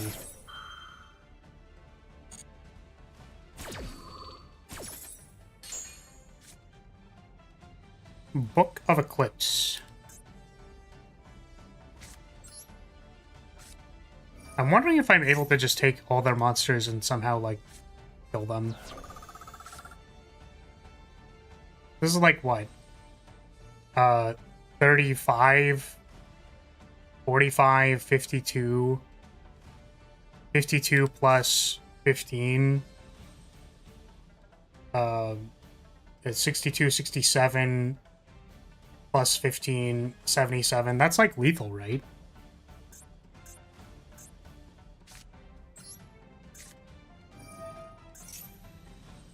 They don't just... I guess they could just like randomly have a bestial, right?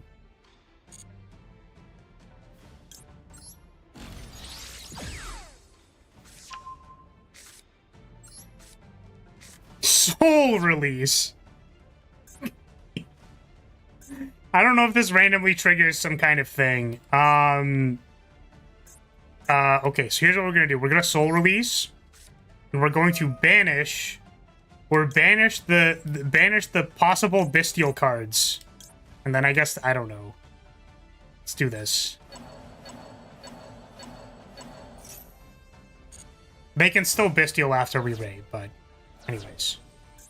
So what we're gonna do is we're going to act not one Widow Anchor target. We're going to activate 2 Widow Anchor. We're going to activate 3 Widow Anchor. Now we'll take all of these. Thank you.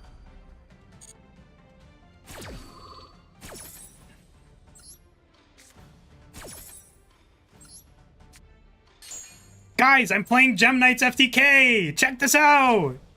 Dude, we're playing it right now. We're playing the game. We're gonna FTK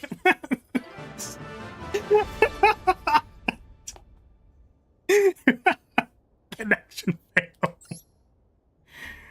3 Widow Anchor.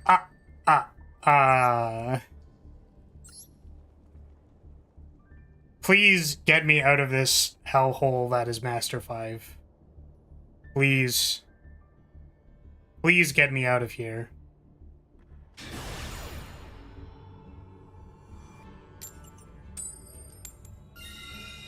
We'll go second.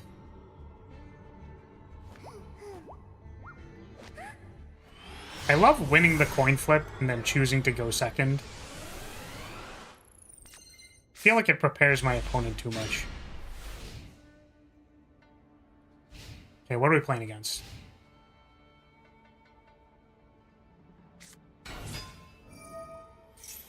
Oh, it's Adagnister. Oh, okay.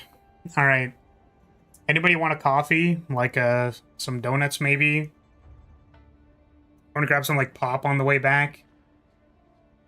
Actually, maybe I'll do like a run for some like Dawns or something, like burgers. Like I could probably go to a couple restaurants. You know, I'll sit down, order some food, maybe get dessert, come back. All right. And I forgot we were in the middle of fighting an elite fight.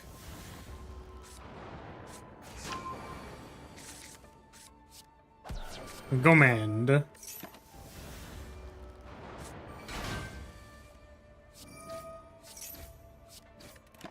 We take 10 damage. Man, playing on Ascension 20 do hit kind of different. Oh, I did not have any cards in my graveyard. We auto-recall here. We are at 20. Pillars of Light. Probably not what we're looking for. Do we take Divine Reckoning?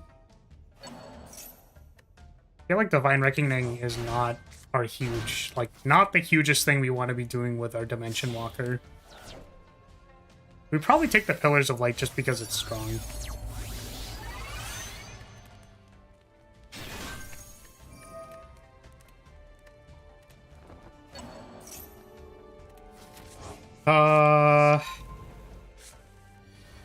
I wonder if this was the right way.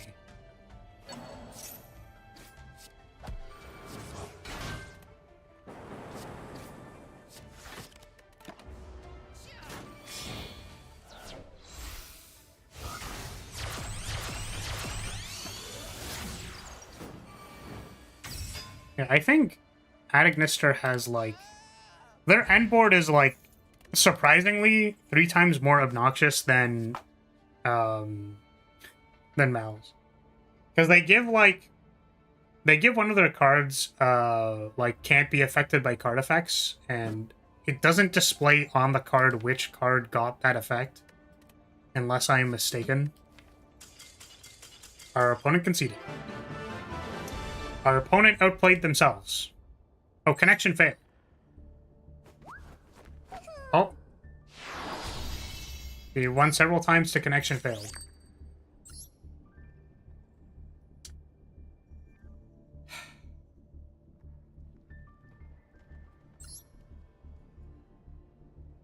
We going again.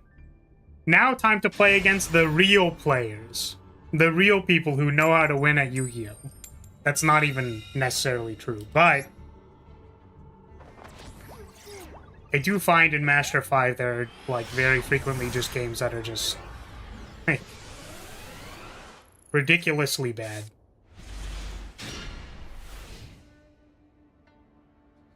So this hand... Oh. Okay. It is Malice. I was gonna say, this hand is, not great. Like, what are we sales banning? We might sales ban,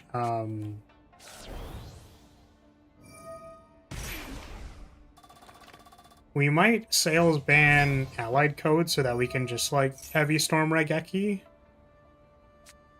But we are soft to Ash. I'm actually wondering if this Book of Eclipse should be Dark Ruler no more, because, like, Book of Eclipse does not work versus Malice. Our opponent normal summon Fulos. Okay. Oh, this can make Link Decoder, right? No. It's Almirage. I don't understand Malice combos. They got this. They're fine. They know what they're doing, right? It's fine.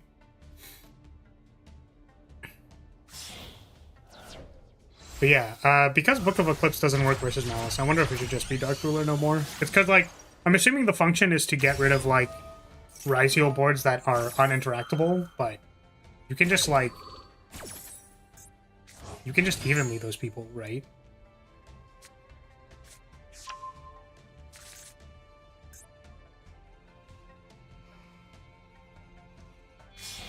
Okay. Back to Spire we go.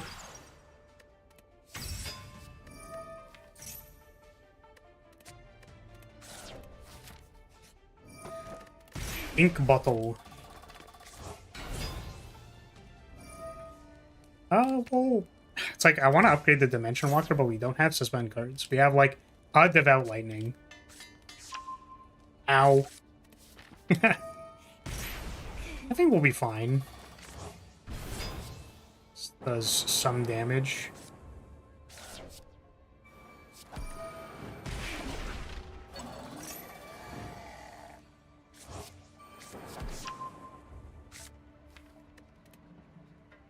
Next time we're going to be negative command.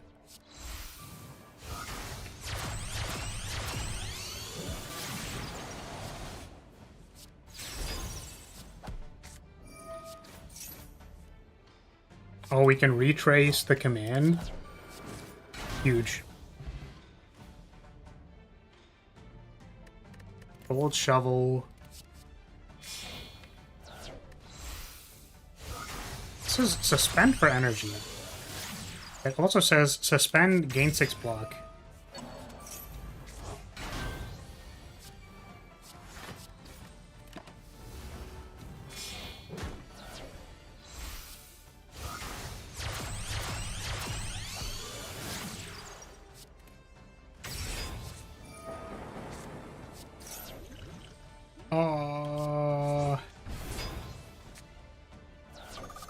Yeah.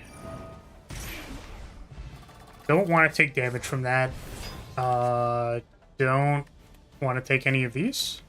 I guess Sidearm could be good with the reveal ley line. We upgrade this. We're at 16, we're gonna heal.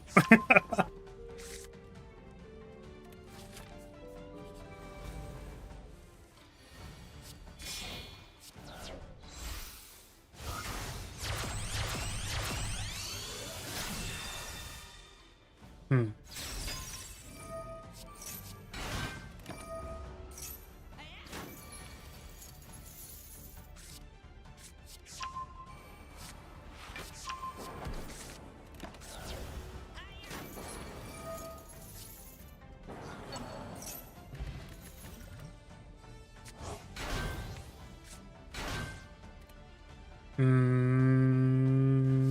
Nope. I wanted to upgrade sidearm so we draw more cards.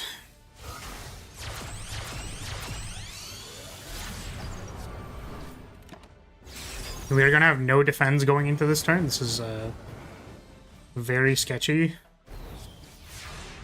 Oh my god. Okay, is it our turn? Are we up?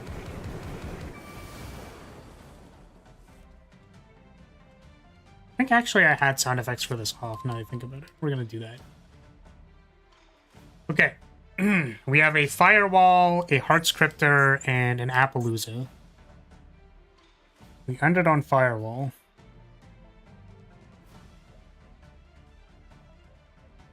So they don't have a negate on board, right?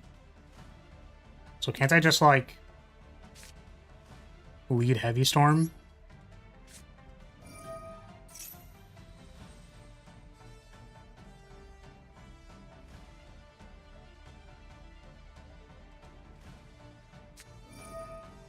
Okay.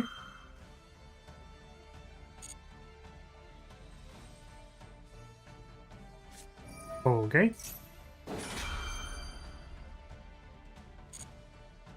This is all fine. We are going to be Raigekiing probably after all of this resolves.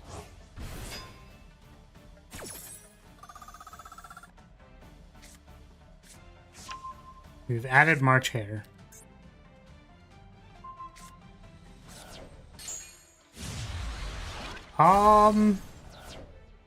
I kind of want to call by March Hare now before I Raigeki.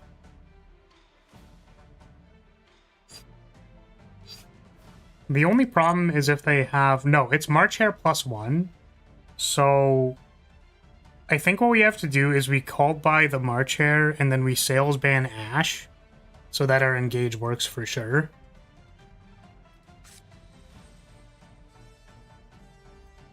Oh, but they can Firewall to add March Hare to hand, which gets rid of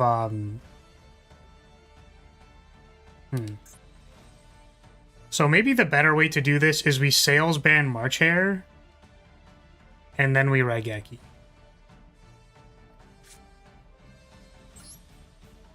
And then we save called by for like a thing after we've Raigeki'd. March Hare.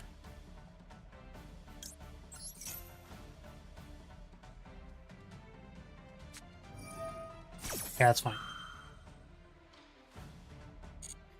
Getting into Digimon again, I found a new favorite Digimon, Impmon X. He is so cute, and they literally describe him as a Chunibyo.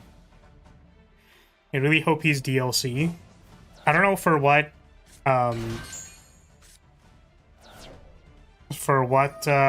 game is this? Okay, summon Red Ransom. They don't have any board space to summon, White Rabbit, which is nice. But they do get Malice Underground, I think, right? They don't! Wait, why don't they get the search? This card is special summon. You can add one Malice spell from your deck to hand. Did they just not able to find it? Like... Digimon Time Strangers. Is that a new game? Was that the thing that has the demo that you were talking about?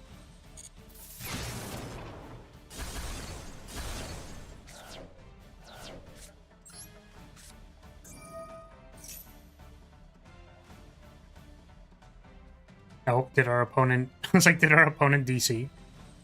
Okay, engage is good. We'll get Ray. Yeah, is it, Sorry, I think I wasn't sure if I talked to you about it or not yet. Because I know you've been mentioning it, but is it like...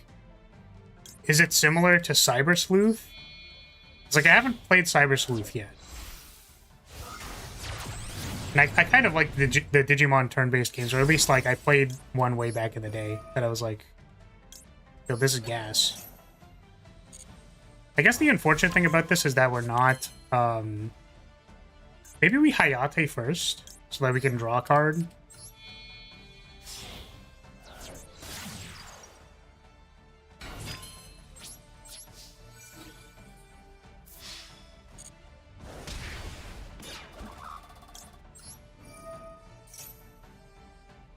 Sand area 0 because we don't care about it.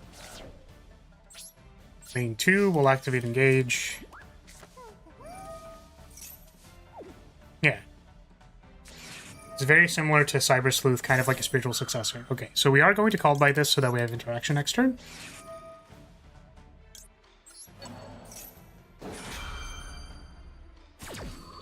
See, when the game actually gives me a hand, I can play the game.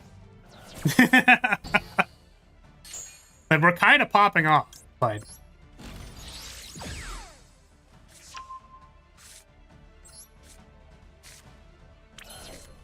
We'll draw a card. Drawing Widow Anchor is pretty sweet. They did a lot of quality of life improvements. Yeah, it's like if I ever played Cyber Sleuth, it would be like to like play the story and stuff. So, but yeah, it's certainly fun to like navigate the evolution lines to make a bunch of different Digimon and stuff like that. All right, did we want to try reacting? Do you want to try reacting to things and having opinions? I'm gonna be scared because like I have to actually have an opinion and talk about stuff and think about stuff. You want to do it? Because I saw this video. It is a Farfa video called Master Duel Sucks. And I'm genuinely very interested to know what someone's perception of why the game sucks is. Because I could think of several reasons that would make a Master Duel a bad experience. And I think from the perspective of, like, a game designer, it's like... There's a lot of good reasons to not like Master Duel, and I'm curious just, like, what things they'll mention, and then maybe, like, translating that as, like, a reason why people wouldn't like that from a game design perspective, so people, like, have better words to describe things. It's not that you would have better words, right? It's that, like... It's a thing... It's not frustrating, right? And it's not frustrating from the perspective of, like, oh, you know, I wish players were smarter. Like, that's not the perspective. The perspective is more that, like, there are problems in games. And very frequently, if there's enough of those problems in a game, people just don't play it. But the thing is, like, Master Duel and Yu-Gi-Oh! Is a game that a lot of people play. And then there are some of these problems, like game design problems, that are there, but people can't really, like, describe why they don't like it. I actually watched, like, MBT's kind of follow-up react something to this video commentary on it, that, and he said a line that I thought was very interesting, which was like, it's hard to describe why you don't enjoy playing Master Duel, except for sort of like, I just don't feel really good playing it, right? Whereas I think there's, like, a lot of reasons that are tangible that I'm curious if Farfa will elaborate on in the video. That, like, I could just point to that and be like, yeah, well, that's because of this. Like, that makes sense why you wouldn't like this particular thing, because it has to do with these things.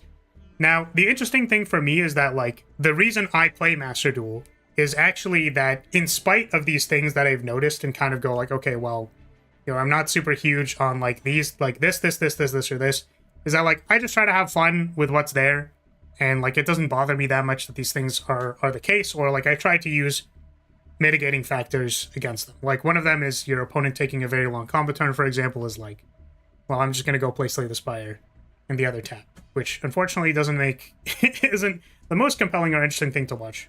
But I'm curious, so I will try to watch this video and comment on it. I have not watched it, obviously. Excuse me. Oh, that's just background music. Can I could also just like mute it in this, right?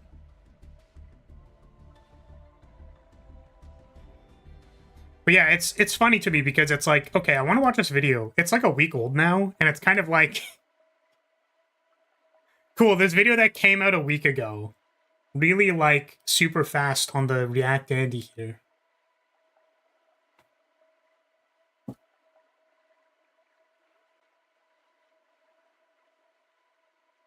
Yeah, and then if it's trash, then we'll just go back to losing the Sky Striker and Master Duel. So I think I have the right tab selected for this. Let's see. Master Duel sucks. There it is. Okay, we had it open. Marfa, Master Duel sucks. I'm very curious to hear what he is going to say.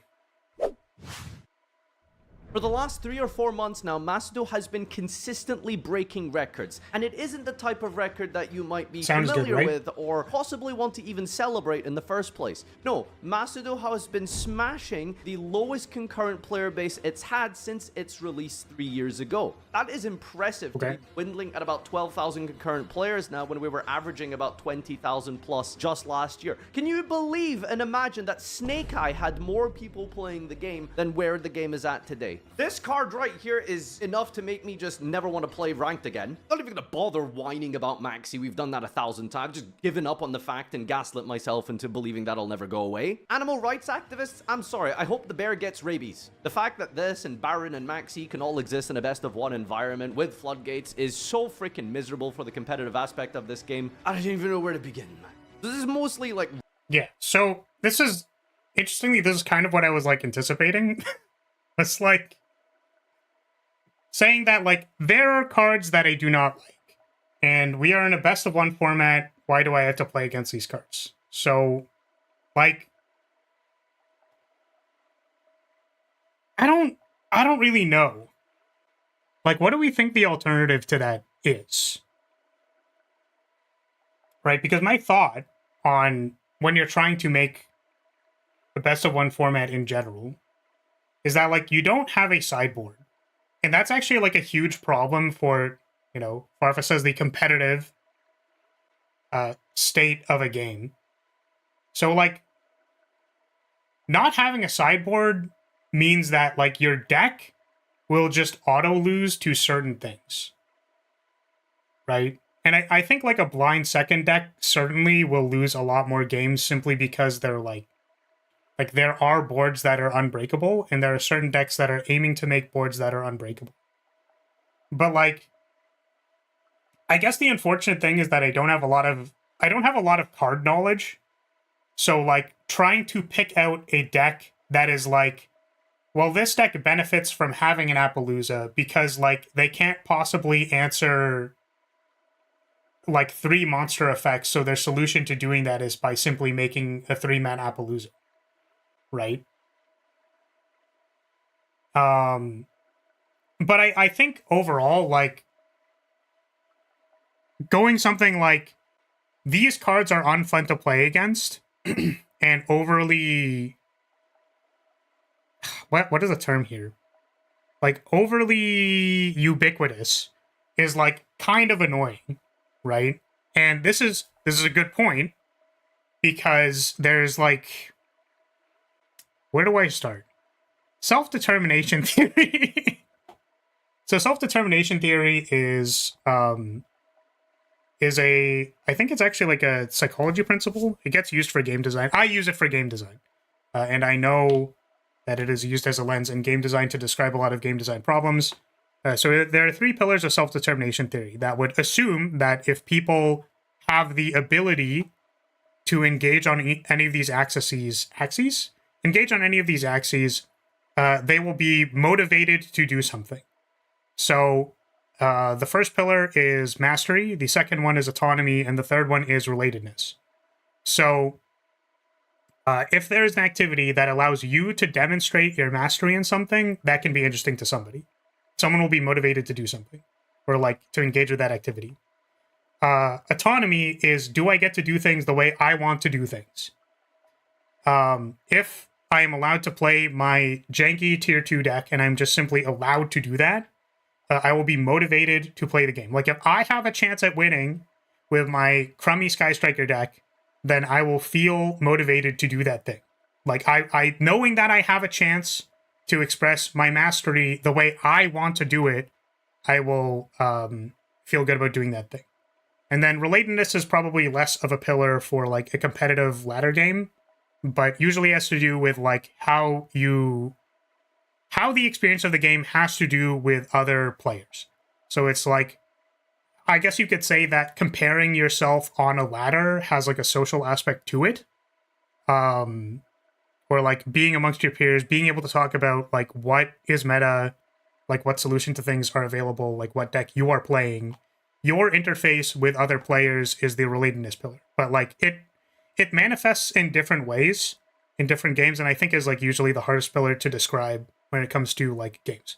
So I think the problem, so two things. First thing is that I think it's important to have powerful cards that make less bricks in best of one and are very powerful at winning games that you would not normally be able to win. Because it's just like very random. You are not playing against the same opponent every time and you can't sideboard. So you can't cover everything. So instead of being able to cover everything on face value, I can instead maxi my opponent, get a bunch of extra cards that I wouldn't have normally had, and then possibly have an answer to my opponent's board because this card is so powerful. I actually think that that is the reason why a lot of the most powerful cards are in Master Duel and still legal. Like just flat out.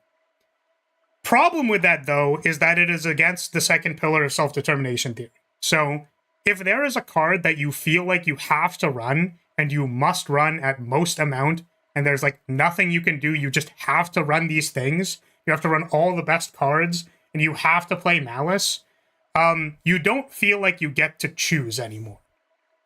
I think that there's an extension of this problem, which is that if you have to play Max C, then you also have to play Ash for other people's Max Cs, and then you also have to play Called By to interact with this entire thing.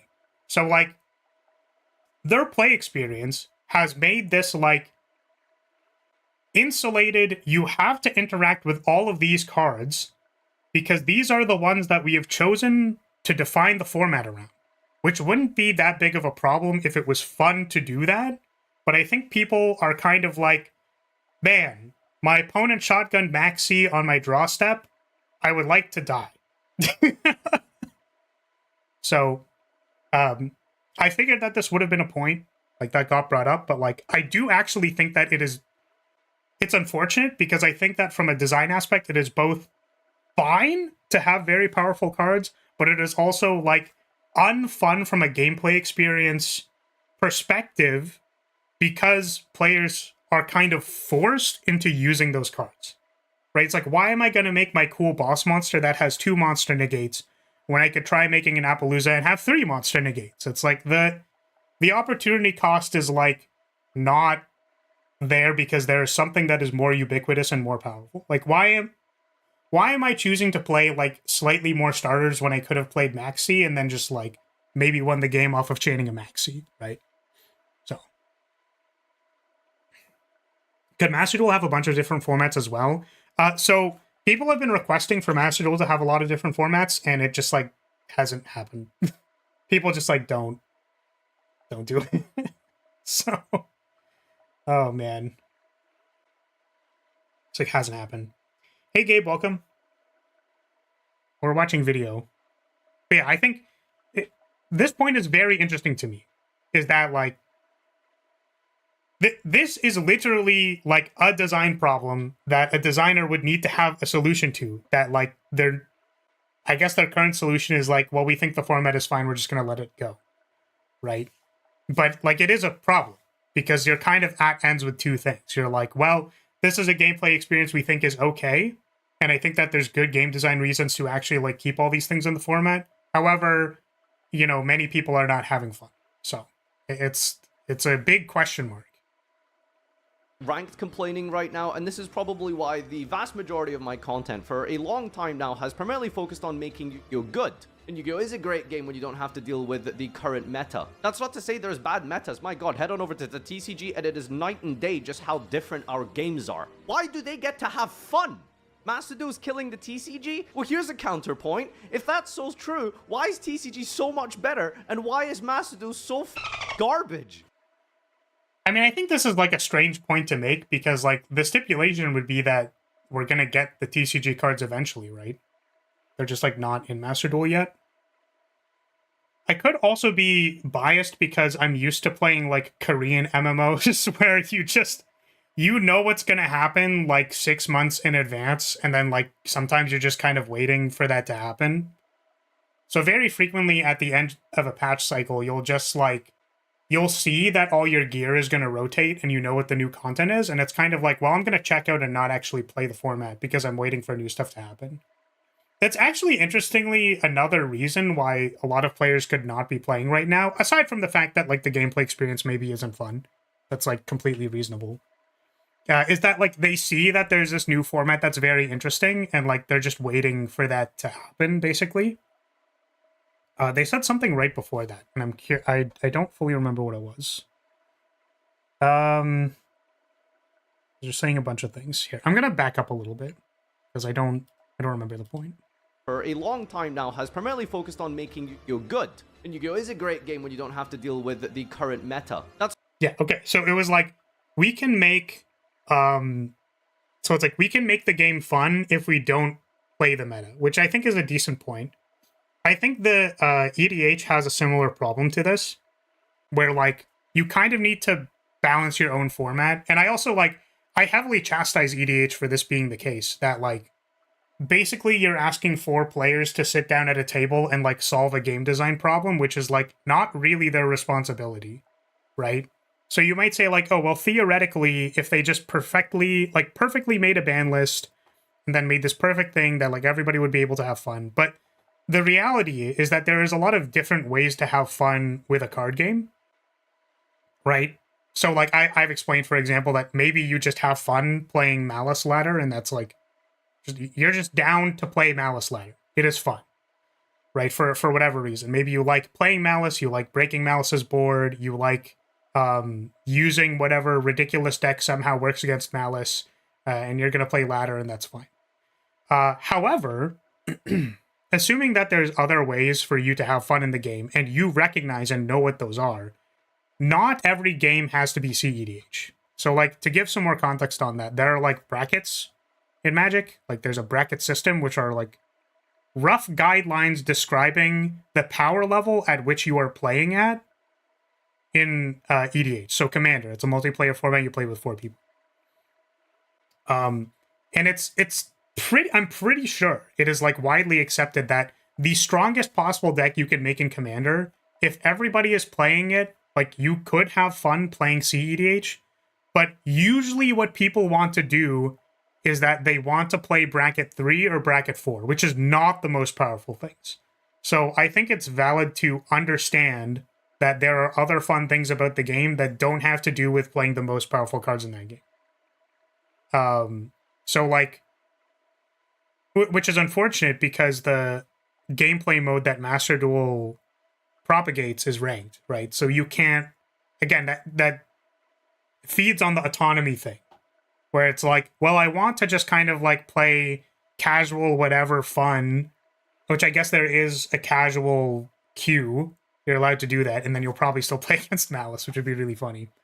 But like, there isn't really a good space for people to play alternative formats that they find fun, whether that's like jank, custom ban list, or whatever. So I don't really... There's probably ways to facilitate that. You know, I'm sure if people were working on ways to include that, like, it's my hope that Genesis gets added to Master Duel, for example. Like, that seems like a really good format to include as a mainstay. I know people have talked about Edison. A lot of people like Edison, so, like, that's another one. But yeah, like there are other ways to enjoy the game, and unfortunately, well, not unfortunately, but like Master Duel Ranked, yeah, I guess it is unfortunate. Master Duel Ranked does not include a lot of those things. Like, I don't want to have to play against Enlightened Tutor for Ristic Study, have 3 free counter spells thrown at it, and then my opponent Thoracle combos me before I get to, like, play my 3rd land. Right? Like, that's just not fun. It's not particularly interesting, so I could see how that'd be frustrating for somebody. They're forced to play competitive, or they're forced to play competent decks that can beat Malice, where there's like other cards that are fun to activate, or like there are other combos that are fun to go through. There's more interplay, whatever. So that's not to say there's bad metas. My god, head on over to the TCG and it is night and day just how different our games are. Why do they get to have but yeah, TCG good because cards aren't out yet. It's like wild. Fun! Master Duel is killing the TCG? Well, here's a counterpoint. If that's so true, why is TCG so much better? And why is Master Duel so garbage? I don't know if you can tell right now, but this video is completely unscripted and I have 3 bullet points right now. Ranked, make the game better. Don't know what I really meant by that. It's true though. And I guess we've got like slow card releases and game modes. Now here's the thing. Everything that I've been feeling for the last like 4 months or so can easily be cancelled by a completely different card pool. For example, the TCG. That's not to say TCG doesn't currently have its problems, but Master Duel is in such a miserable, unplayable state. Normally my discussion style videos tend to be scripted and very... Yeah, so... Again, I think it's like a little unfair to be like, well, the grass is greener on the other side, you know what I mean? Grass is greener. It's just like, okay, well, eventually. And then the complaint is kind of like, well, why not now? It's like, I don't know, man. Ask the dev team. Do it now! Now! Which, to be fair, like, I don't necessarily have any thoughts or reasons why it would be, like, slow.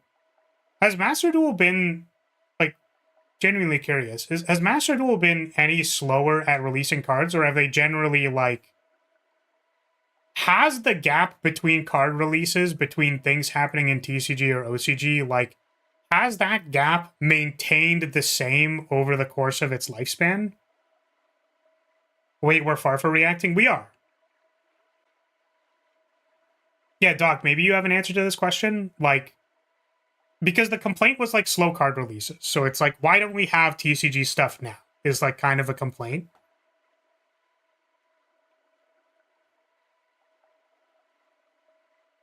You could also do the MBT Farfa React if you want to deep fry it. We could. So yeah, it's... because the complaint is that the cards aren't out yet. And, like, I understand, like, it makes sense when it's like, okay, well, there's this fun game to play over there, but we literally can't play it because we don't have the cards. My curiosity is that, like, was this within expectations? Because it's like, if the gap between cards being released has been, let's say, 6 months permanently, like it's always been 6 months, then it's like, I'm not really sure what the intention is here. Like, at the...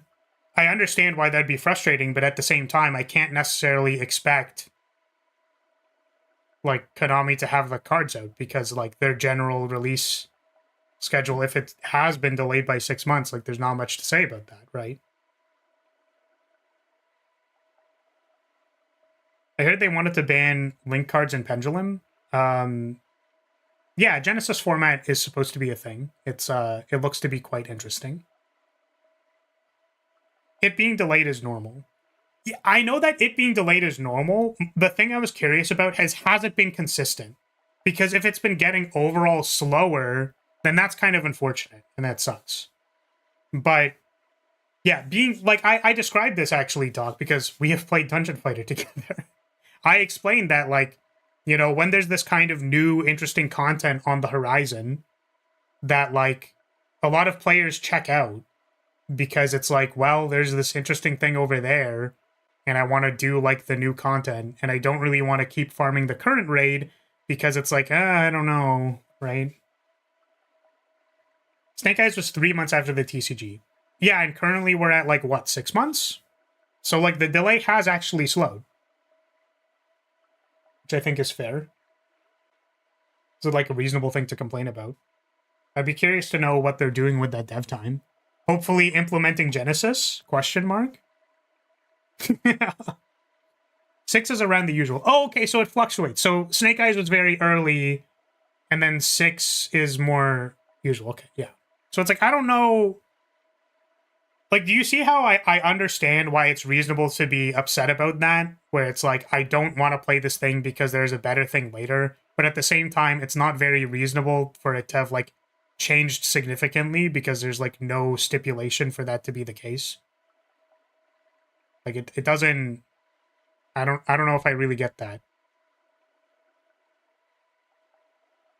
Sometimes they do weird release order, like Ryziel and Malice were in the same set in the TCG. And then they were delayed, right? Like, they just released Ryziel, but didn't release Malice, right? In Master Duel. Then got March Hare and Star a few months later. Yeah, it's like, I think... I do wonder if there are people thinking about, like, whether or not... It's like, is releasing Ryziel by itself going to be an interesting format? Not for the purposes of, like, very well-tuned, super interesting, like, the most interactive thing. It's more like, well, are people going to have fun playing Ryziel when it's not really contested by Malice? Right? As a way to, like, push product. Which, you know, isn't really in favor of the players having fun. But I could certainly see there being a reason for that. Or, like, the motivation being money.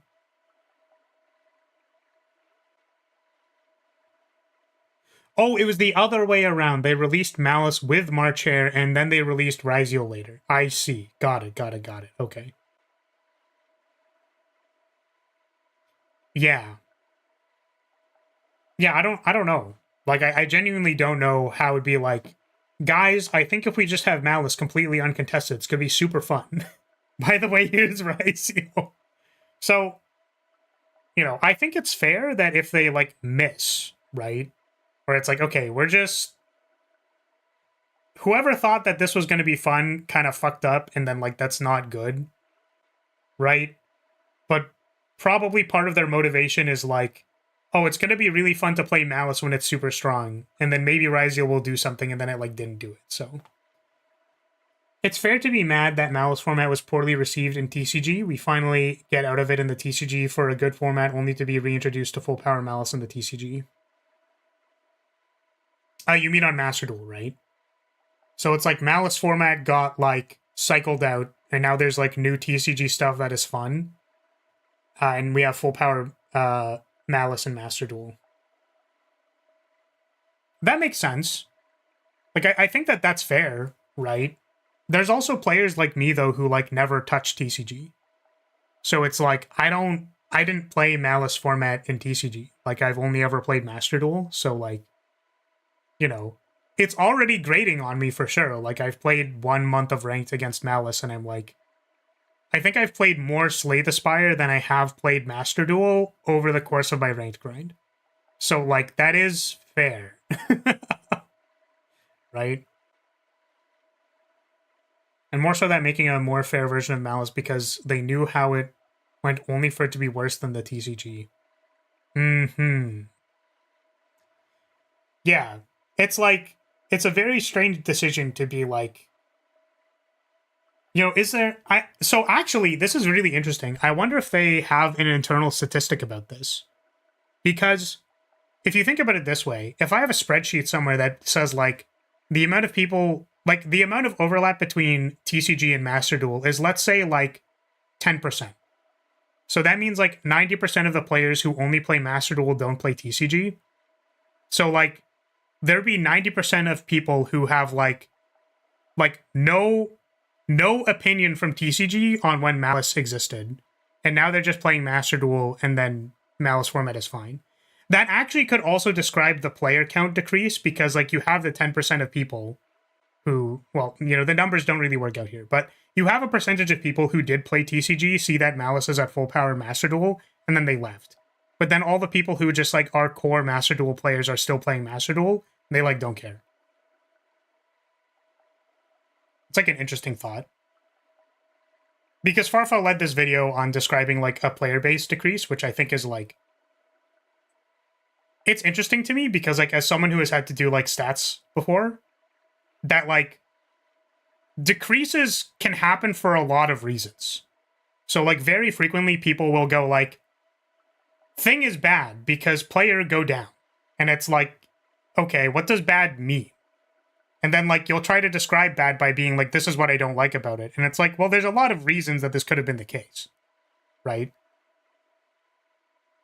So like if we, yeah, like I'm curious if there are internal statistics that would have suggested to them that like, because there maybe isn't as much of an overlap, that they could release full power malice and then just like have people enjoy, in air quotes, malice, and then be like, okay, we'll hit it later.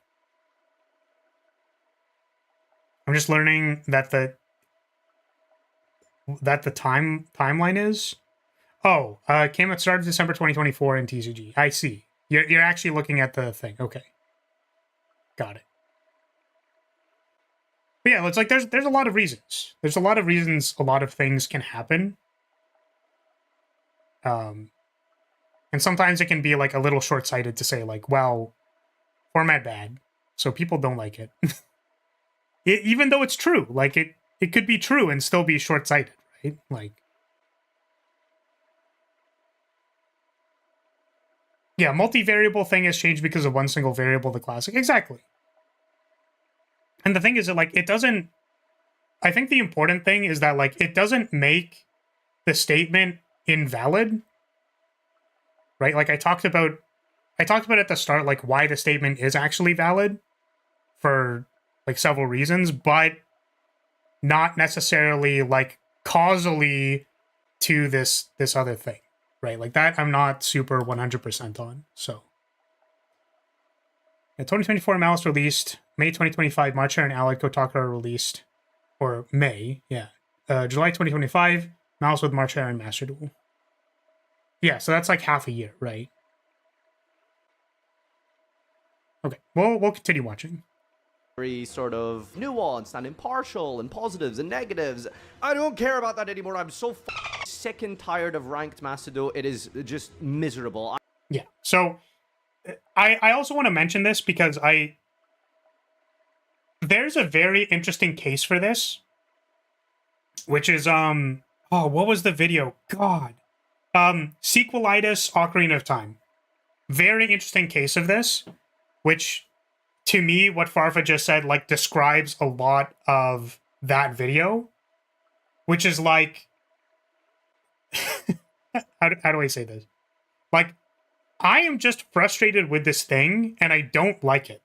So I feel the need to, like, vent that emotion at somebody and describe this thing.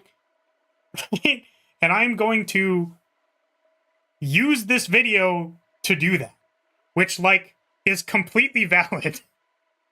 Right? I think it's important for people to, if they watch a video like that, to think a little critically about it and be like, listen, man, some of these points might be valid. Some of these points are valid with a particular lens.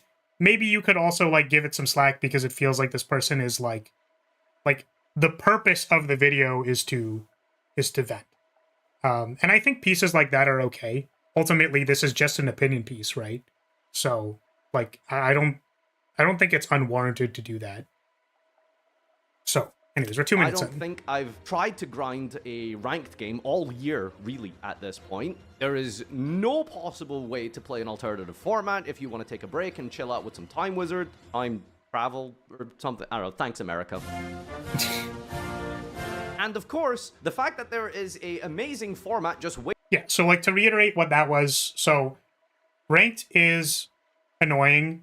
I would like to take a break and do something else, like play an alternative format. Like, maybe I would have more fun by being able to, instead of doing this, do something else. Again, this is like, this is really the agency pillar. And I think, like, a huge problem of Master Duel not having alternative formats is that, like, players can only do ranked. And that is just, like, fundamentally against the pillar of autonomy and self-determination theory. Like, I am not... If the action is to play Master Duel, and my only choice is to play ranked, then Like, I am not getting to choose what I want to do. So I think things like mental load for playing your upteenth millionth game against Malice become easier if you can just be like, I'm going to go play Edison for like a week. Like, I don't want to deal with this ladder right now. I'm going to go play Edison for a week. You know what? Maybe they can handle some games against Malice and then you go back to it, right? Because you got to choose, you still have a player playing the game. You still have a player playing Master Duel. And there's a certain percentage of players who would be interested in doing that who simply aren't playing because they feel like they are being forced into playing ranked. Which, like, I say feel like, but, like, ultimately they are, right? So there's not... to me, that, like, comes down to autonomy. Like, that is a design problem. That is literally, like, by the constraints of self-determination theory, that is a design problem. Capital D design problem. GD design problem. For a very legitimate reason. Waiting to be played, but probably 8 months from now, well, that doesn't give me much confidence either. That's really the biggest problem here, is like, we're gonna be stuck in this current state before we get the Jush cards till early next year, minimum. Why Zappalos is still in the game in a best of one environment? I hope that bear causes her to fall off and break her neck. I don't care anymore. Yeah, so we already talked about powerful staples and best of one. I don't think I have much else to say about that. And also, again, it is unfortunate that, like, you can see that there's this very interesting format that you just simply cannot use Master Duel to engage with Master Duel. Because, like, there's other reasons you could want to play Master Duel, right? Like, it's... The simulator itself is very, like, satisfying to play. I think that's a lot of the reason why I play it still. Right? Like, the cards glow, dude. Like, I don't know if I am allowed to ash that card. I am not a TCG player. That doesn't mean I click gold every time I see it. But, like, I just don't... I don't know. The Sky Striker engaged with the game. You're banned. You're fucking banned, bro. Yeah, so... Yeah, so they said, new format around the corner. Again, that is, like, that is a perceivable phenomena that happens. Where it's, like, that thing is in the future, I am not going to engage, and, like, there's nothing I can... Like, that will unmotivate people. So, I think that that's completely reasonable. It's unfortunate, but it's, you know, what are you going to do about it? I hope it gets rabies. I'm so sick and tired of these cards that are just game-ending, coin-flippery bullshit in a best-of-one environment. The game right now is in a state where you have to basically just play Malice or main Lancia, I mean, in a best-of-one environment just to beat this deck. It is such a miserable experience. It is a... Yeah, so, again, it's like, it's all about autonomy, right? So, particularly in a deck-building game, too, right? Is that, like, theoretically, there should be a lot of answers to whatever the best deck in the format is. And then you have this interplay of, like, well, if the best deck in the format is mono-red aggro, like in Magic, there could be a lot of solutions to that. It's like, am I trying to remove all of mono-red's creatures and then counter all their burn spells? Or am I trying to make a bunch of beefy creatures so that their little guys can't attack through it? Like, there's a couple of different axes that you can navigate the top deck of the format. Maybe mono-red is still very good. And, like, mono-red then needs to have answers to having, like, big blockers on the board, right? And there's interplay. And ultimately, you get to choose whether or not your mono-red deck prepares for mid-range, or whether you're scared about the control player who's going to destroy all of your creatures, right? Unfortunately, because it's best of one, there's no sideboard, so get shit on. That sucks. But it's really about, like, do I get to choose what I want to put in my deck? Are there things that I will feel good about putting into my deck? No, because every time I draw Imperial Iron Wall versus Ryziel, I want to Sky Striker engage myself into the next game. So, you know, it's kind of like that, right? So you feel like you're forced to do something, and then also it makes a negative play experience when it's not good, which is generally what happens when you're forced to sideboard a card into your main board. Like, Hogak format in Magic was also not good. I keep making Magic comparisons. That's what I know better. But hopefully that's not too unknowable to people. But Hogak was a card that could be, like, reanimated from there. Wait, MBT played Hogak on Sit Down and Play. That card ruined Modern. That shit got banned. That card was insane because you could just like put it out on turn 2. Your opponent could go like Manadork turn 1, turn 2, make a Hogak. You die. Like, there's just like no answer to this. So it's like, I'm gonna exile it so that you can't make it again. It's like, well, I'll sacrifice it to Viserys here, and then I'm gonna reanimate it again. Which is just like so miserable. So people basically had like a Lancia-esque effect, right? So like they had something. So Hogak needs to be summoned from the graveyard, I think, if I'm recalling correctly. Basically, it was normally summoned from the graveyard. So it's like, well, instead of having it get summoned from the graveyard, what if I just exiled all graveyards at the start of the match? Right? Like, what if I D-shifted at the start of every single match? And it's like, I don't want to have to play mainboard D-shifter in every single deck just to beat Hogak. And then that was clearly identified as a problem, and then Hogak got banned. Right? Like, it's just not... It's not fun to need to play sideboard cards in your mainboard, and then, like, brick in half of your matches, not draw it versus some of your matches, and then, like, ultimately you don't want to be playing Leyline of the Void in your mainboard, because every time you look at it or draw it in a later term, you feel stupid as hell. So, it's... I don't know, man. Right? Question is, making a deck part of the fun as well. Games like Unicorn Overlord and RPGs like Digimon find a lot of fun to be preparation. Does card games offer the same creative freedom in team building, or always force us to play the same cards to even have a chance? So, it depends on the game. I think that usually when a new format comes out, people like lab things, they test around stuff and be like, is this playable? Like, what if I do this and that and that? Like, when new cards are released, it's like, well, what can I do with the K9 cards? Can I play this in this deck? Can I play it in this show? And then you're like, then you end up with Vanquish Soul K9. And it's like, okay, well, someone figured that out because they spent the time figuring it out. So usually when a format starts, that's where like people think about things and they like lab stuff and there's like creative freedom, you could say. After people have figured out the format, there's less creative freedom. But usually that's when like the second tier of stuff usually happens. And it's funny because I usually play decks that benefit after the metagame is stabilized. So generally it's like, if I had to describe the curve, this is from Magic, but if I had to describe the curve, you have like the aggressive decks that are simply very proactive and will win the game, are really good at the start of a format because people don't know how to deal with the problem that is there. Like, it's not clear what you're supposed to do to beat Malice. The thing is, after Malice is there for a while, then you have all the people playing blind second decks or any kind of control deck, or maybe like a go second Gem Knights FTK deck, right? That's like, okay, if Malice is going to be doing this every single game, then how do I make my deck in a way that can beat that? And then you have to start finding solutions to that. And then like Malice is supposed to even out at about like the middle of its term, you could say, or like for its legality. And then you have other people who have found the solutions to that thing, and then there's interplay between the decks that understand how to beat Malice, the decks that are kind of like playing off kilter, and then like the people who are playing Malice. So there's like, you kind of, without any kind of judgment on what tier 1, 2, and 3 means, like that is kind of like what it is. There's like tier 1, there's the deck that's like, proactively, this deck is very strong and will probably win the game. And then there's tier 2, where it's like, okay, this deck isn't the best deck in the game, but it can have answers for tier 1.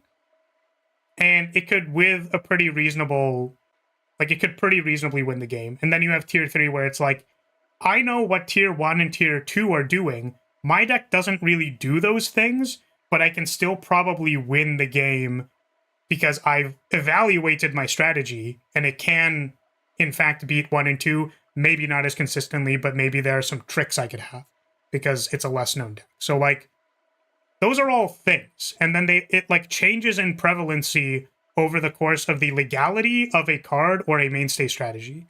That's how like a healthy metagame should develop over time. However, there was a staggering statistic from MPT's video that I thought was crazy, was that Malice's going first win rate was 80%. It was 80%. That's insane. That's like not... So for reference, he didn't mention this statistic, but yeah, at Worlds, Shadowverse's like master rank equivalent win rate for Shadowcraft at its worst was like 60. The going first win rate for Shadowcraft in Shadowverse, when it was like kind of just starting, was 60%. And it got nerfed. Like it got fucking pummeled into the ground at a 60% win rate. For going first, it was specifically like play draw. They took into account play draw. That's insane. 80% is insane. So, like, I know there's other factors, and he disclosed those, but, like, that's ridiculous. The no joke 37-minute cutscene combo garbage piece of pile of trash, and then I know that it's a hyperbole, but Malice combo is closer to, like, 7 minutes. Eventually, when you do actually get to your turn, they'll just drop multiple hand traps as well as the 5 disruptions they had on the field in the first place. It plays through multiple hand traps, it's very hard to stop, and it has access to some of the most broken cards ever made, like Apollousa, and they just got support! Yeah, so getting more support definitely feels like very strange, right? It's like we were just figuring out how to deal with this thing, now there's more. No joke 37-minute combo is a post that became a meme. Oh, that's awesome. That's great. Because there are no joke 37-minute combo attacks. Yeah, so I think that the complaint that Malice plays through a lot of interaction, which is true, has more to do with, like, maybe it's not so much self-determination theory, but, like, this is one random statistic that I've remembered in my head for a really long time that I don't know the citation for at all. It's just kind of like a heuristic that has installed itself. Is that, like, basically, if someone has no hope of winning, right, then, like, they won't want to play. I suppose maybe you could translate that as mastery. Like, do I even get to demonstrate my mastery over, like, the way that I play the cards? Yes, no.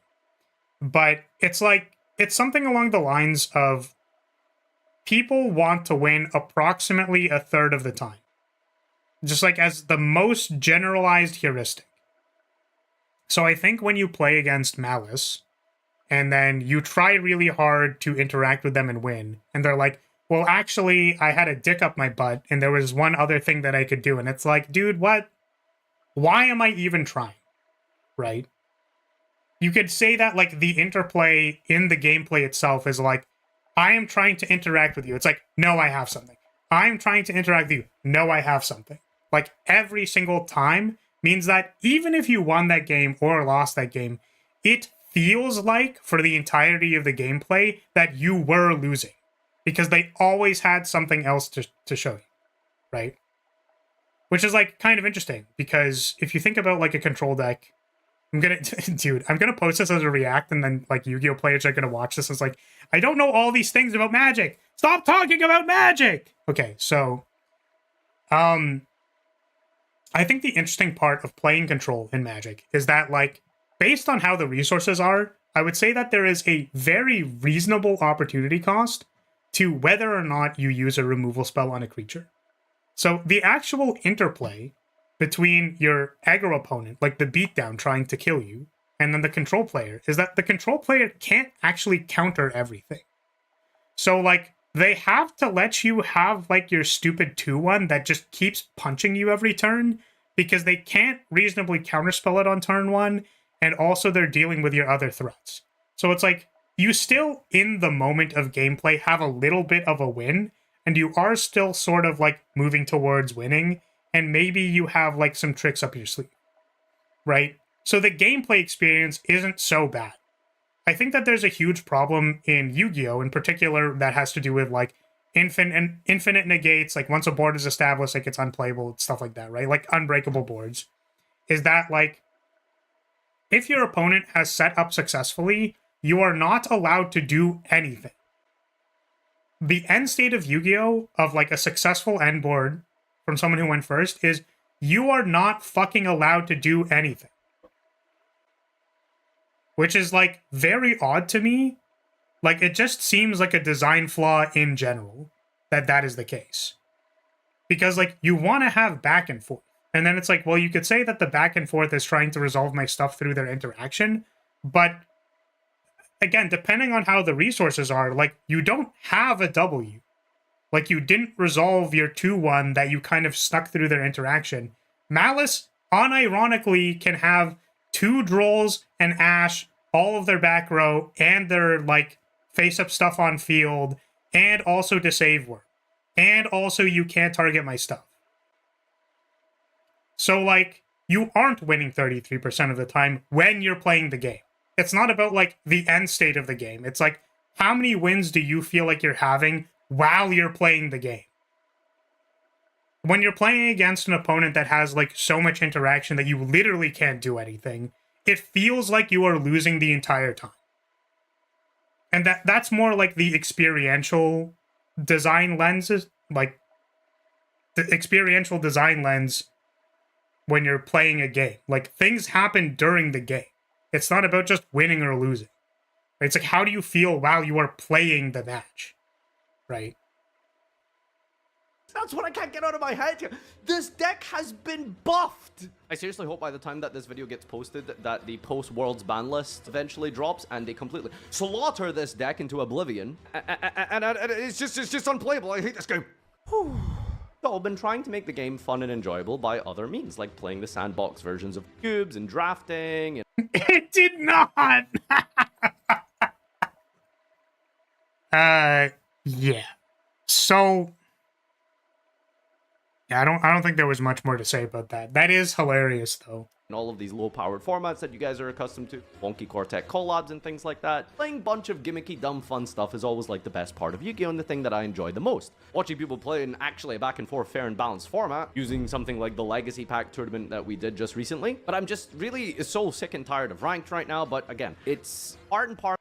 Yeah, he used a good term, and like, again, it's sort of It's like a layman's term to describe, like, good gameplay, which is back and forth. And you typically want to have a chance. It's actually why a lot of catch-up mechanics are, like, fairly standardized in a lot of games. So, like, if you're playing, if you're playing Mario Kart, right, the thing you get from boxes are better if you're in, like, last place, right? And sometimes the thing that you feel when you're in last place is, like, you don't care about winning anymore. You're just so frustrated you want to throw a blue shell at whoever's in first. Where it's like, I'm just upset at this game, and I need to vent and, like, throw a blue shell at whatever motherfucker is in first place. I don't care. Right? Or you could get a bullet bill, and then, like, go really fast, and then maybe you end up in 5th instead of 1st, and then, like, you feel very... you at least feel something. Like, I want to become a bullet and just become 5th place, right? Catch up gold in League. How about, what's another one? Meter? You could say that super meters in fighting games, like, if you're blocking a lot and you're on the defensive and you have, like, a burst or an overdrive in BlazBlue or something like that, right? There are usually things that allow you to catch up if you are behind. So, like, Yu-Gi-Oh! Doesn't have that. There are many games that don't have that. Actually, interestingly, even in Dragon Ball TCG had an interesting solution to this, or an idea to this, which is whenever you dealt damage to your opponent, they drew a card. So it's like, you want to have a chance at winning the game at most points in the game. Because if any player calculates and they go, like, I have no chance at winning the game anymore, they will check out. And it feels bad. You need to have some hope of victory in order to, like, feel like you want to keep playing. No one would fight a 100% losing battle. People just check out, so. Yeah, spamming the golden mushroom also feels good. Yeah. So. Even combo breakers so you can reset back to neutral. Yeah, exactly. That are tied to meter. That's a good example, Rance. I was thinking about BlazBlue because they have bursts. So if you're getting like super comboed, and then you, like, burst, either you, like, land a jab when they go for overhead, or if you burst, like, just raw burst out of a combo and then go back to neutral, those are catch-up mechanics. The interesting thing is that, like, I think the best catch-up mechanics, things like bursts in games like fighting games, are the best when you turn them into a skill-based decision. Right? Where it's like, where do I pick my spot to finally use this combo breaker? Like, where am I going to do that? And then it's your choice where you want to do it. There's probably a lot of good places where you can use it. It's your choice. It meets the autonomy need, because despite the fact that you will have to use this at some point in time, probably against a good opponent, it is this very powerful tool that the opportunity cost is you've used it or you've not used it. And you want to know what some of the most sad things I've ever seen in the world are? Is when someone has bursted in BlazBlue and it didn't hit them. Like, they bursted, the end lag on it is so long. It's so long. So it's really funny when that happens. Yu-Gi-Oh! Tried to make that with Triple Tack Thrust Dark Ruler, where there's insane going second cards. Yeah, I think the unfortunate thing about that is that there's no... The opportunity cost of a card in your deck in Yu-Gi-Oh! Is massive. It is huge. If you are putting a triple tack into your deck, like, you just used a card slot. The opportunity cost of a card in your deck in Yu-Gi-Oh! Is fucking massive. Because if you are a going first deck and you pull triple tack and then they just, like, don't do anything, then that card is dead. So you could say it's for going second, right? Yeah, I'm talking about, like, a person who goes first, maybe didn't, like, have the best start, is now losing to the combo back, and then they, like, have a way to potentially win the game. I know that this is, like, a very silly example. Welcome, by the way, Cyber. This is a very silly example, and this would never be legal ever. But think about it this way. If you had a way, kind of, unfortunately, it is supposed to be max C, but we can see that in practice, that's not exactly how it plays out. If you comboed and then kind of got interrupted, but then you had a way to, like, Xyz a monster or link a monster or something, that's just like, you can't lose the game next turn, draw 3 cards at the start of your turn. So now your opponent is going first and you're going second, and you can potentially break their board if you get the chance to combo again. But you can't lose next turn. You have a chance. There is a chance for you to win this game because I cannot lose and I will be starting my turn with 4 cards. Completely changes the game. Would it be annoying as hell? Absolutely. That's why I don't think that it would ever be implemented in that case. But that's the example of, like, how much it changes the game to have a catch-up mechanic that is, like, baked into the game.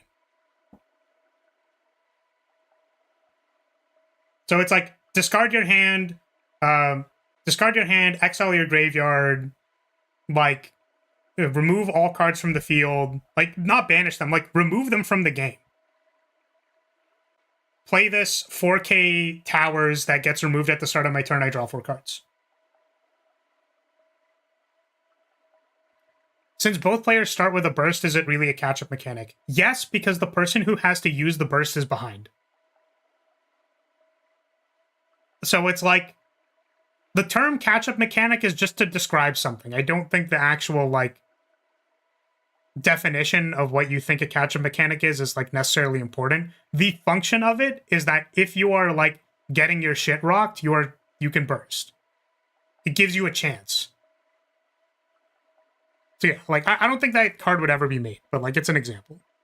Parcel, maybe something to do with modern Yu-Gi-Oh! That's a whole other different discussion. But, like, this exact specific meta on Macedo is just, like, unplayable. Because, again, if you just, like, completely shift the card pool away, I think the game would be good if you just bring in the TCG cards, for example. And I'm not in a minority for this. There is a real reason why this game is at its lowest ever player numbers.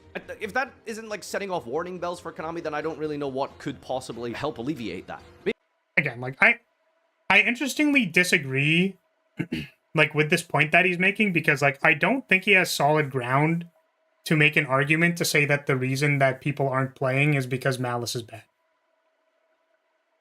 And I'm not saying that Malice isn't bad. I'm just saying that, like, I think that there are other possible reasons why that could be the case. And also, I think it's an unreasonable ask to say that, like, well, the TCG card should just be in the game, when, like, clearly that takes development time. So, I'm gonna afford to just say that I think this point is probably a little dumb. Like, not particularly smart, in my opinion.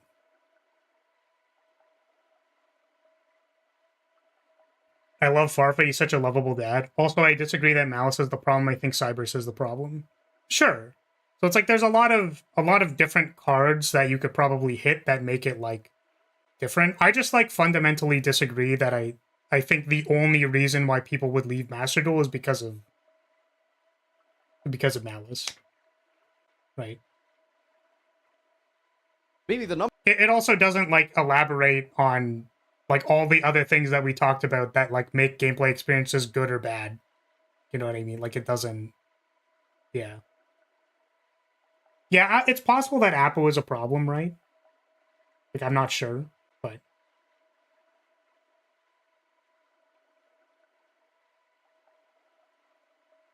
Are you doing the meme where everyone comments on Farfa? Is it a meme?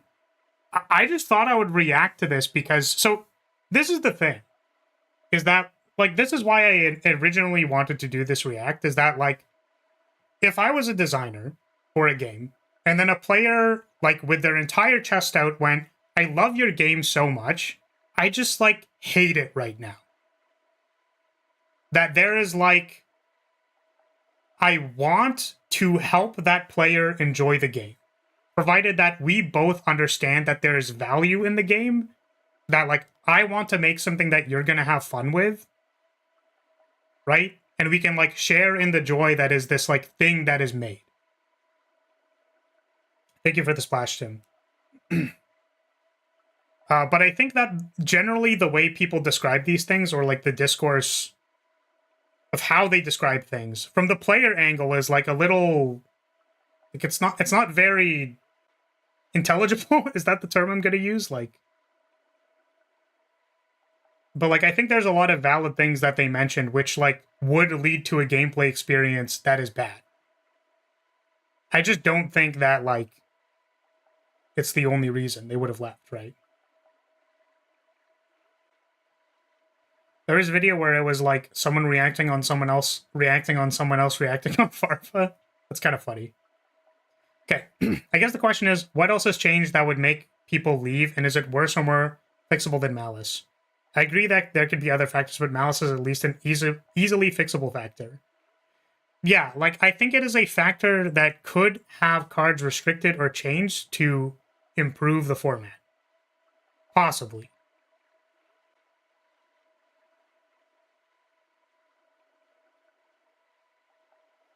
But yeah, like, I think another possible or good reason is all the people, like, the overlap from TCG that they have with Master Duel, that is, like, people who have already played this format and, like, just aren't interested in playing it more on Master Duel. So, like, that's why I think it's, like, I think that's a very real reason.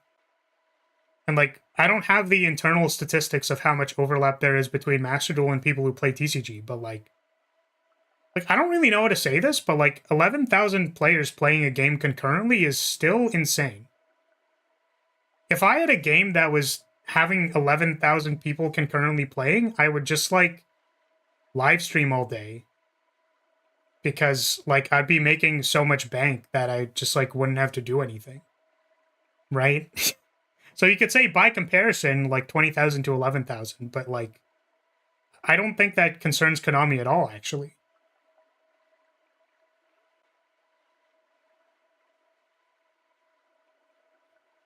If you remove Splash Mage, if you remove Transcode, if you remove Lingeribo and Link Decoder, Malice loses a ton of power immediately. Yeah. Like, I think the reason that they have full power malice is probably, like, monetarily motivated. Like, they probably just want full power malice so people buy the support. I would believe that. It is also possible that they just, like, again, with the existence of such powerful, like, cards being unbanned, something like Apo or Maxi, like, maybe they thought because these things are available that the meta can kind of handle malice. And, like, how long has full power malice been out for? Like, 2 weeks? 3 weeks? Like, with Allied Code Talker. Because I don't really know how to say this, but, like, dog, malice before the new support was, like, a wet pool noodle. I was shitting on kids playing old malice. Like, it's not... It was definitely very beatable. I think the new stuff is, like, quite difficult. I think Duel Links has a ban system that is probably the best in practice. I would need to know more about it. I don't know if I read this, but Farfla does kind of just emotionally rant. There's a reason the meme with his community is jingling keys Lamau. I think that's fair. But, like, this is the thing. Like, I'm not trying to shit on it. There's one thing that I disagree with, which is that there's maybe more reasons why there's a low player count. It's also September. So, like, how many people are, like, in elementary or high school or college that just have to go back to their studies and they don't have as much time? Like, there's so many reasons, dude. There's so many reasons that there can be fluctuations in player count. So, like, I think it's a little too short-sighted.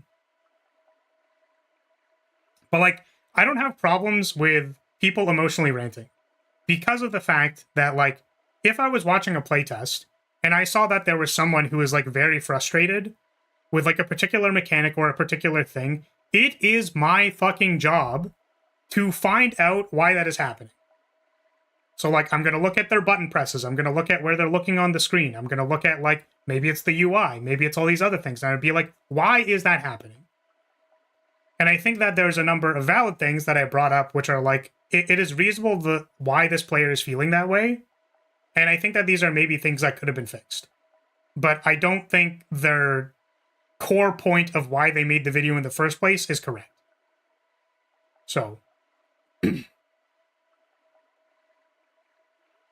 Mouse before the support was really powerful. Just had more interactivity because they didn't have a negate. Negates are IMO kind of toxic. Game is about interacting, and you lose interactivity when negates are on the board. Yeah, and I think it's like a critical mass thing. Like, I think Yu-Gi-Oh's game design should probably revolve around the fact that you should never have more negates than the amount of cards your opponent is going to start their turn with. Because that you just, like, can't win the game anymore, right? My beef with Yu-Gi-Oh! Is when a deck has easy access to a floodgate and or the floodgates go unchecked. Yeah, because that means you don't get to play the game. So it's like you... Fundamentally, when you do not get to choose anything about how the game happens, then, like, you will feel like you aren't playing a game and not feel motivated to play the game. There's a second pillar of self-determination theory. That's kind of why stacks pieces or, like, floodgates that just, like, simply turn off the game, I think make for bad gameplay, because the players don't get to choose anymore what they're doing. Right, it disables play as opposed to enabling play. Unfortunately, I think there's, like Yu-Gi-Oh! Is just such a strong game. Like, there's so many powerful things happening in it that, like, sometimes the only way to answer what somebody can do is, like, with a floodgate. So it's like, I was playing against, that Fabled player who spent actual 37 minutes comboing. And then they ended on Spell Fragrance. So it's like, did I have a chance to win that game through, like, a bunch of their negates and, like, their other floodgate, which is, like, special summon monsters can't activate their effects? There was a chance I could win that game. I had, like, 4 very good spell cards. I could potentially, like, navigate through a bunch of negates or a bunch of hand traps and stuff, and it's like, you can't play the game anymore. I can no longer choose how this game happens. I cannot even activate anything in my hand. So that's kind of a problem. I don't mind floodgates. They're called stacks pieces in Magic. As much in Magic because the time scale of a game in Magic is a lot longer, which means that you have more time to out the floodgate by simply taking turns to draw. So, yeah. One argument I see for floodgates are because they want a way for bad players to beat good players sometimes. Kind of a skill catch-up mechanic-y. Yeah, I think that that's reasonable. It's like, it doesn't always solve the game every time, but it allows like a less skilled player to be like, I don't know how to deal with this, I'm just going to floodgate you. It's like possible. And then I think the question there is like, is that something that you want to have in your game's design? Like, that is the question.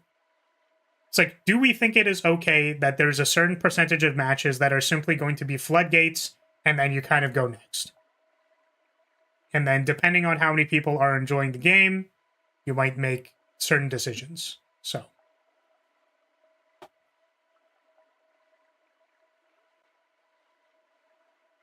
$9% of those are going to be negates. 10% are going to be floodgates, making your opponent lose their hand. And I guess gimmick puppet. Well, yeah, it's like that's why you need a format with interaction, right? You want to be making decisions, not getting floodgated and being unable to play the game, right? Yeah, the Fabled player we played against, I'm pretty sure, searched for an anti-spell and then just, like, killed me, so.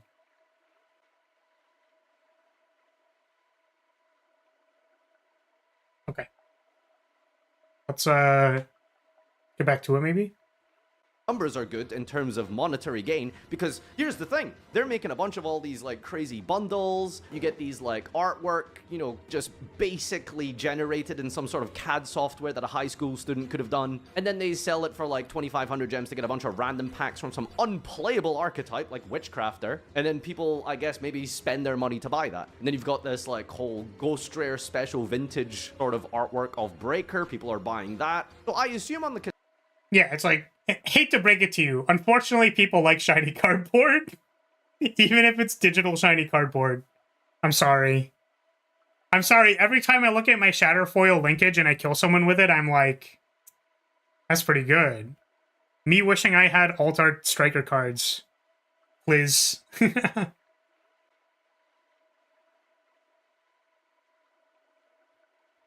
Yeah, I think the problem with tier format, like, I didn't read what you said, but I think I remember your opinion on tier format being, like, that it's pretty good, is that the complexity of it was simply too high, right? There's too much stuff for people to manage, and it's, like, frustrating to deal with. So it's like, the gameplay experience is simply not fun, right? Think about Mario Kart, except, like, you have to press 7 other buttons for your cart to work. It's like, people don't actually want that. So, like, it depends. Like, there's a lot of interactivity, sure. There's a lot of back and forth, sure. But, like, it's just not fun. The ceiling was high, but the floor is not. That's not what I'm saying. If I want to get to the ceiling, like, if I'm a card game player who wants to play the ceiling or continue to improve my mastery of whatever this thing is, like, it's just not... It's too complicated.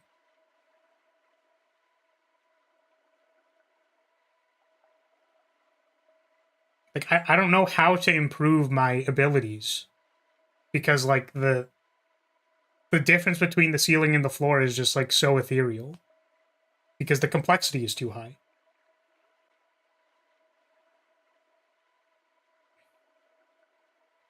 Some people may really enjoy it, but to have the default experience every game is polarizing. Yeah.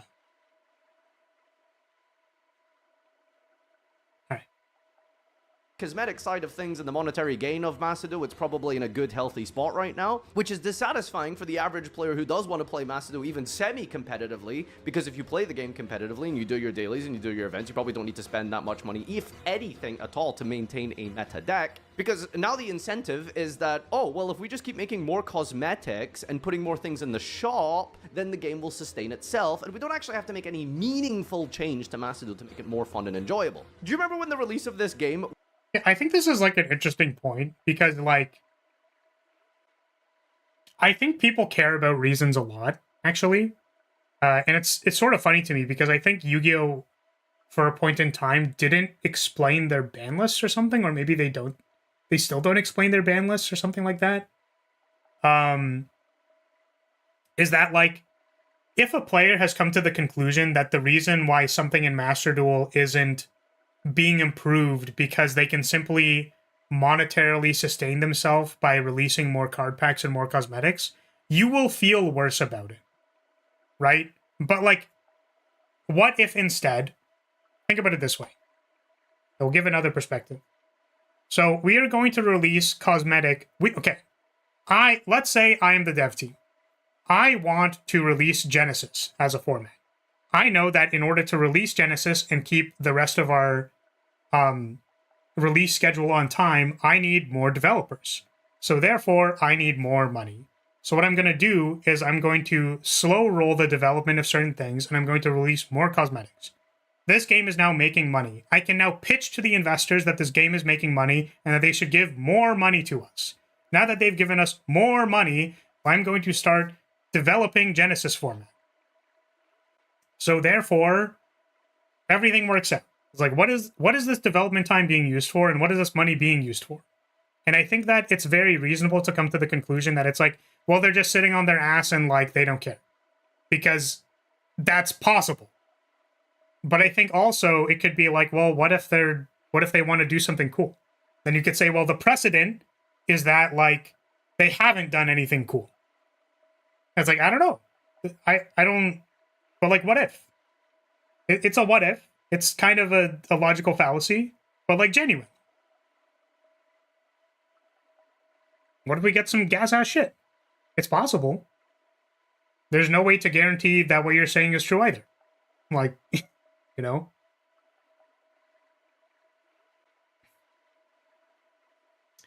But it's like you're saying complicated is bad. Complicated is not bad if you're striving for perfection. The problem comes when the floor is too high and novices can't join, which it wasn't. The floor was pretty low.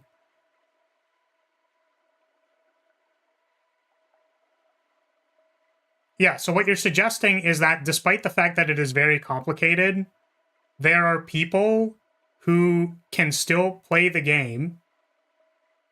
And like, it's not a problem because there are people who can play at the lower skill level. I will give a different example to put you in a different mindset. If you have played Magic the Gathering at all, maybe I can describe something. Elder Dragon Highlander, also known as Commander, is a multiplayer, casual format for playing Magic the Gathering. I have noticed in my very long years of playing Magic the Gathering that the most frustrating experience in Commander is the fact that there are 4 players with 20 permanents on the board, and it is unclear how the fuck anything works anymore. It is too complicated. There are too many fucking things happening. I don't want to play this game anymore. That is what I've observed from myself and other players. It is too complicated. I do not want to deal with this anymore. There are too many permanents on the board. Does that make sense to you? You can think about that. Now, I haven't actually played tier format. So it's possible that, like, maybe it's not as bad as I say it is. It's also the reason why people don't play RTS games. Yeah, it's like you could casually play an RTS game and just play, like, the campaign.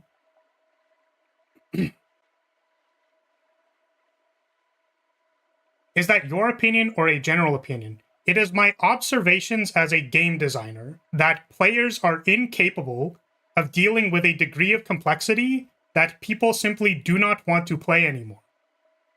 That is what I am saying.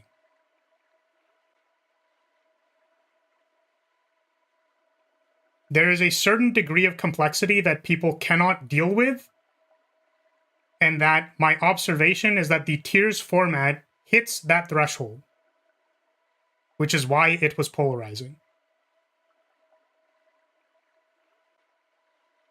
So it is an opinion.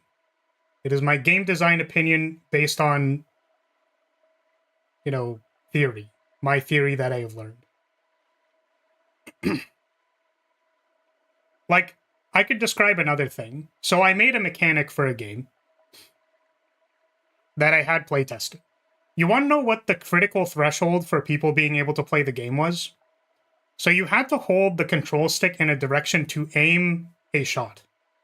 And then you had to play, or you had to press a button to fire that shot. People basically went from being unable to play the game to being able to play the game when we removed the shooting button, and instead what you did was you held the shot down in a direction, and then you simply released the control stick to fire. Adding one button was too complicated for people. And the game was unplayable, and then went to playable by reducing the complexity.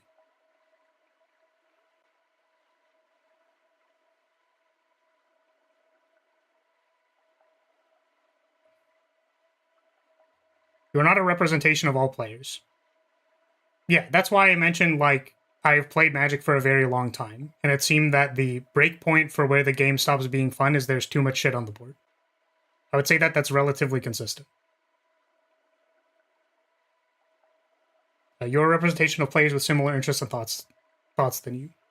I would say that I do not play with all the same players at my local game store over the last 10 years of my life. No. And also, I would say that this isn't my opinion as a player, it's my opinion as a game designer. Based on how much complexity that a player can deal with in order to play a game and still have fun. So, like, the thing is, you are allowed to die on the hill and say that, like, tier format is fun. But can you accept the fact that there's probably, like, too much complexity for certain players to have fun? And that complexity is a factor that can make something unfun.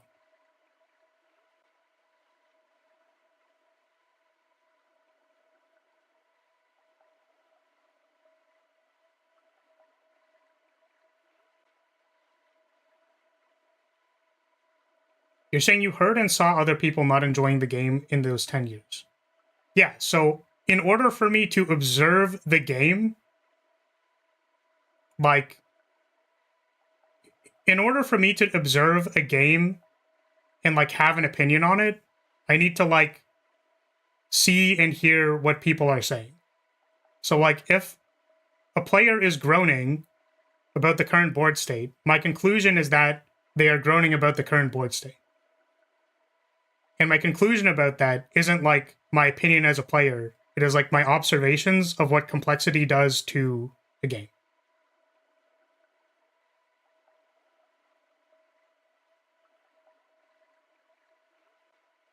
Sometimes people also conflate complexity with difficulty. Pressing a button is not difficult, but pressing 2 buttons is more complex than pressing 1 button. Exactly. That's correct. All right. Do you want to continue with the video? Yes. Was like Virtual World VFD Turbo, Eldritch with Imperial Order and multiple rivalry goes in, or Drytron. That was the meta at the launch of Masdo, but nobody cared. Hundreds of thousands of people logged in to play that format, as miserable as it was. But that's because it was fresh, new, and interesting, and it was Masdo in its current shape and form, which was amazing and fun. 3 years ago. It's been 3 years. What has changed in Masdo in 3 years? There's no new game modes. There is no new solo modes, meaningful gameplay changes to solo mode. There's new reskins of solo mode in the sense that you go through the exact same loop that you did 3 years ago. You read a dialogue, you do a practice tutorial game, and then you do a game against the bot. And that's it. They keep talking about this whole AI amazing stuff that they're doing with, like, the learning from duels. They tried that commentary thing, and then eventually, by the way, they scrapped it completely because apparently it ended up stealing from other AI models or something. I can't remember the exact thing. Basically, they discontinued the AI commentary thing. It's like, oh no, AI has not been working out. It steals from others. Who could have seen that coming? They said and parroted it for over a year now that they were going to implement a way to duel against the AI and stuff. Well, there's nothing even close to that right now for solo mode. There's no new game modes like Edison or the GOAT format, which they have done as duel trials multiple times. Yeah, again, I kind of mentioned this at the start, but, like, having a way to engage with the game just literally in a different way than ranked is probably like a thing, you know? here, but it's not like anything you can actually do outside of those 3-day windows that happened, what, twice last year? So there's no like ranked mode for that, which would be infinitely more interesting. There's no arena, there's no drafting, there's no tournament mode with duel rooms. They haven't done any changes to duel rooms in 3 years. Like, what is there to do after 3 years in this game other than just play ranked? Like, please, tell me. Like, I mean, I can tell you, I'm the content creator here. We've been doing. Yeah, I mean, like, it is very interesting to me how, like, just how much a pillar of self-determination theory can just, like, warp your play experience.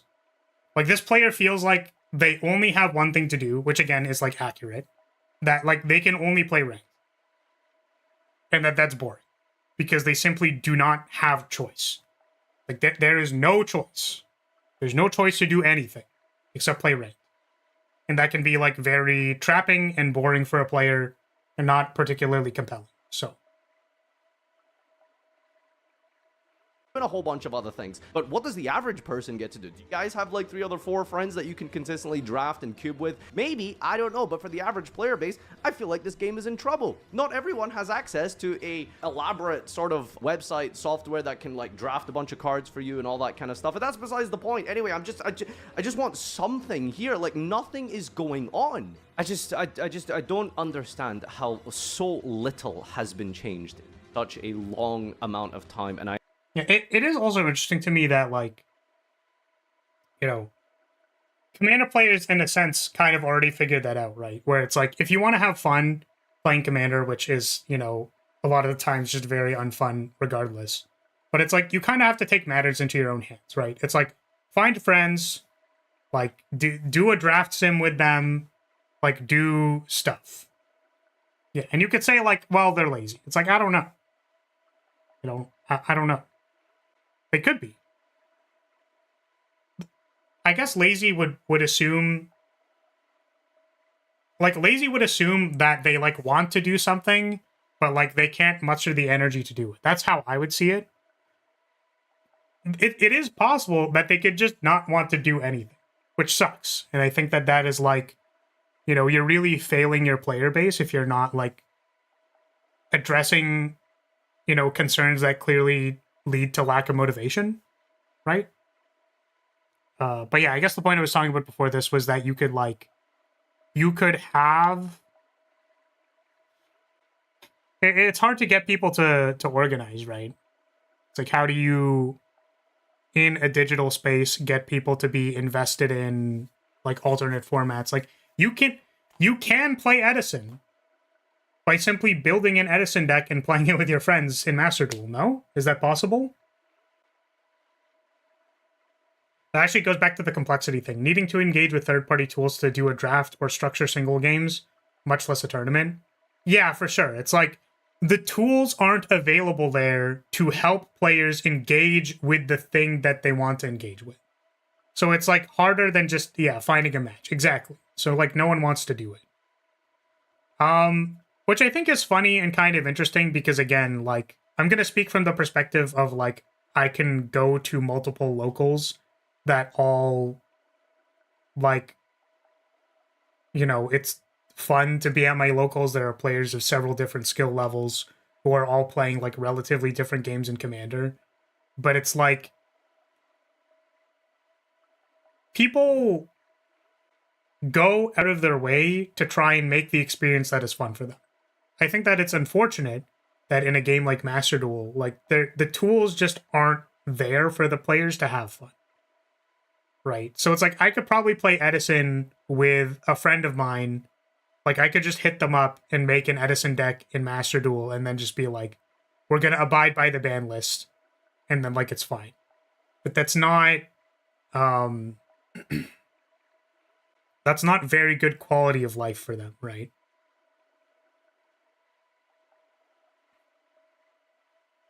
It took them a few years to give us the option to have direct control over the music they play. Something so simple took them so long to implement.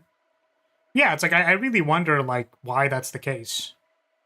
Because, again, like, I wouldn't jump to conclusions, right, to say that they're lazy. They could just, like, not want to do it at all, right?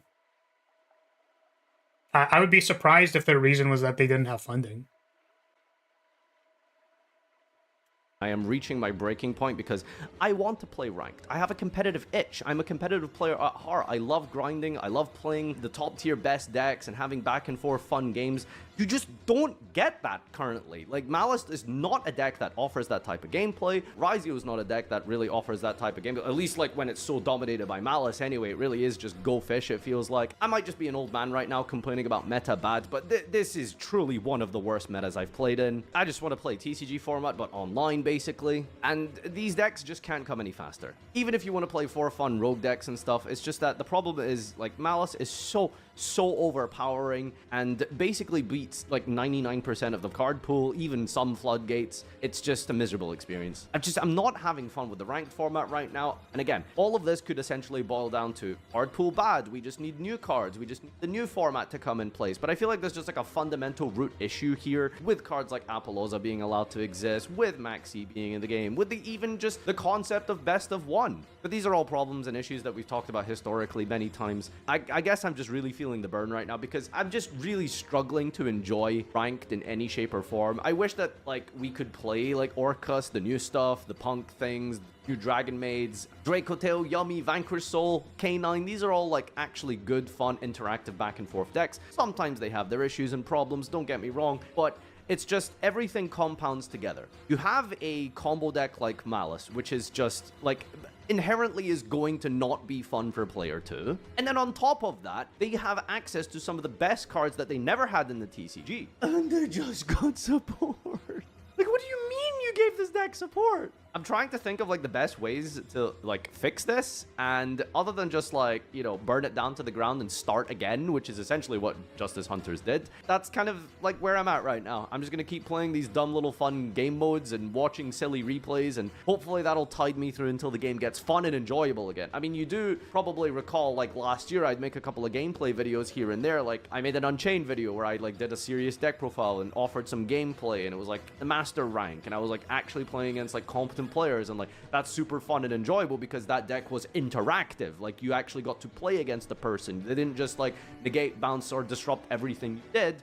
And it's just, I'm just not having fun with how the current format is. And I might just be fixating too much on like the actual card pool here, but you can't deny that even the biggest fan of Malice has to admit that Malice is a deck that exacerbates every single negative aspect of the game. The long turns, the disruptions, the play on your turn type of thing. Maybe not the play on your turn too much, but just the amount of hand traps and stuff this deck can still play despite getting new support.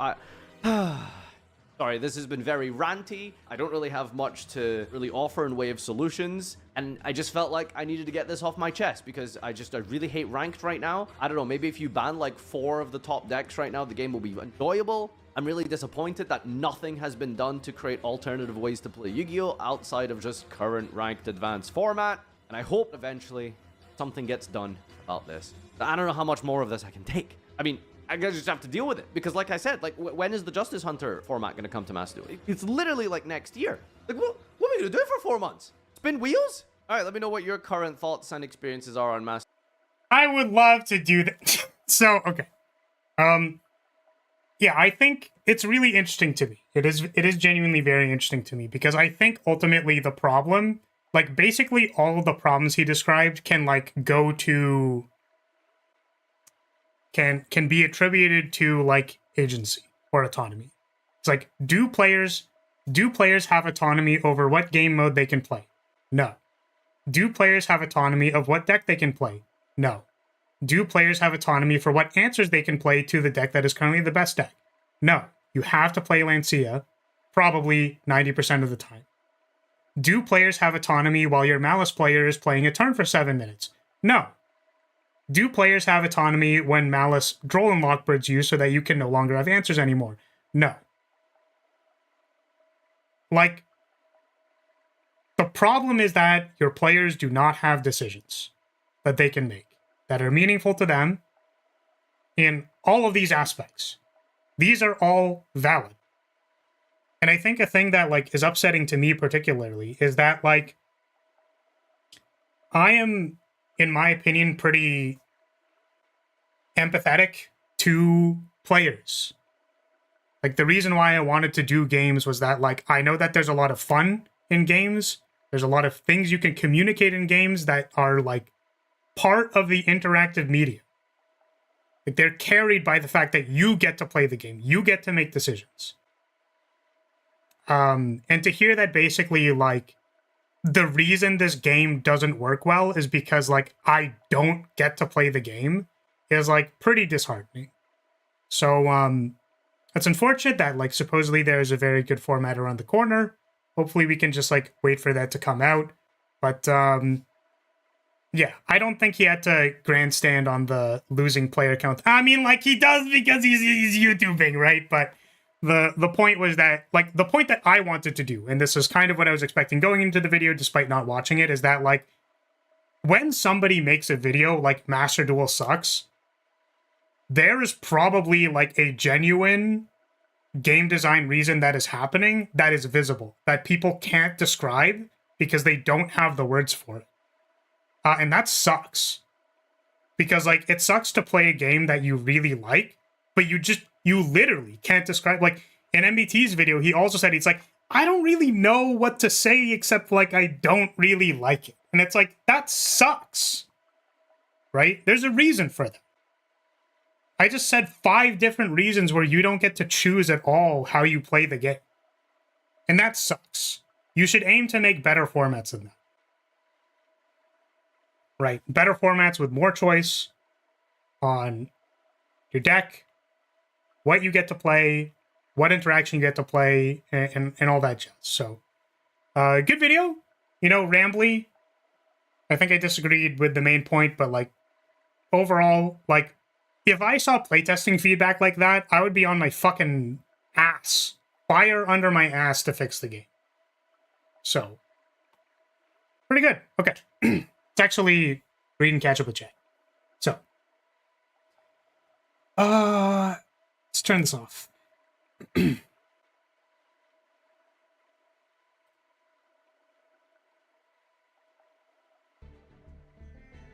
you watch MBT's response? I already did. So like I watch it off stream, so I wasn't sure if I wanted to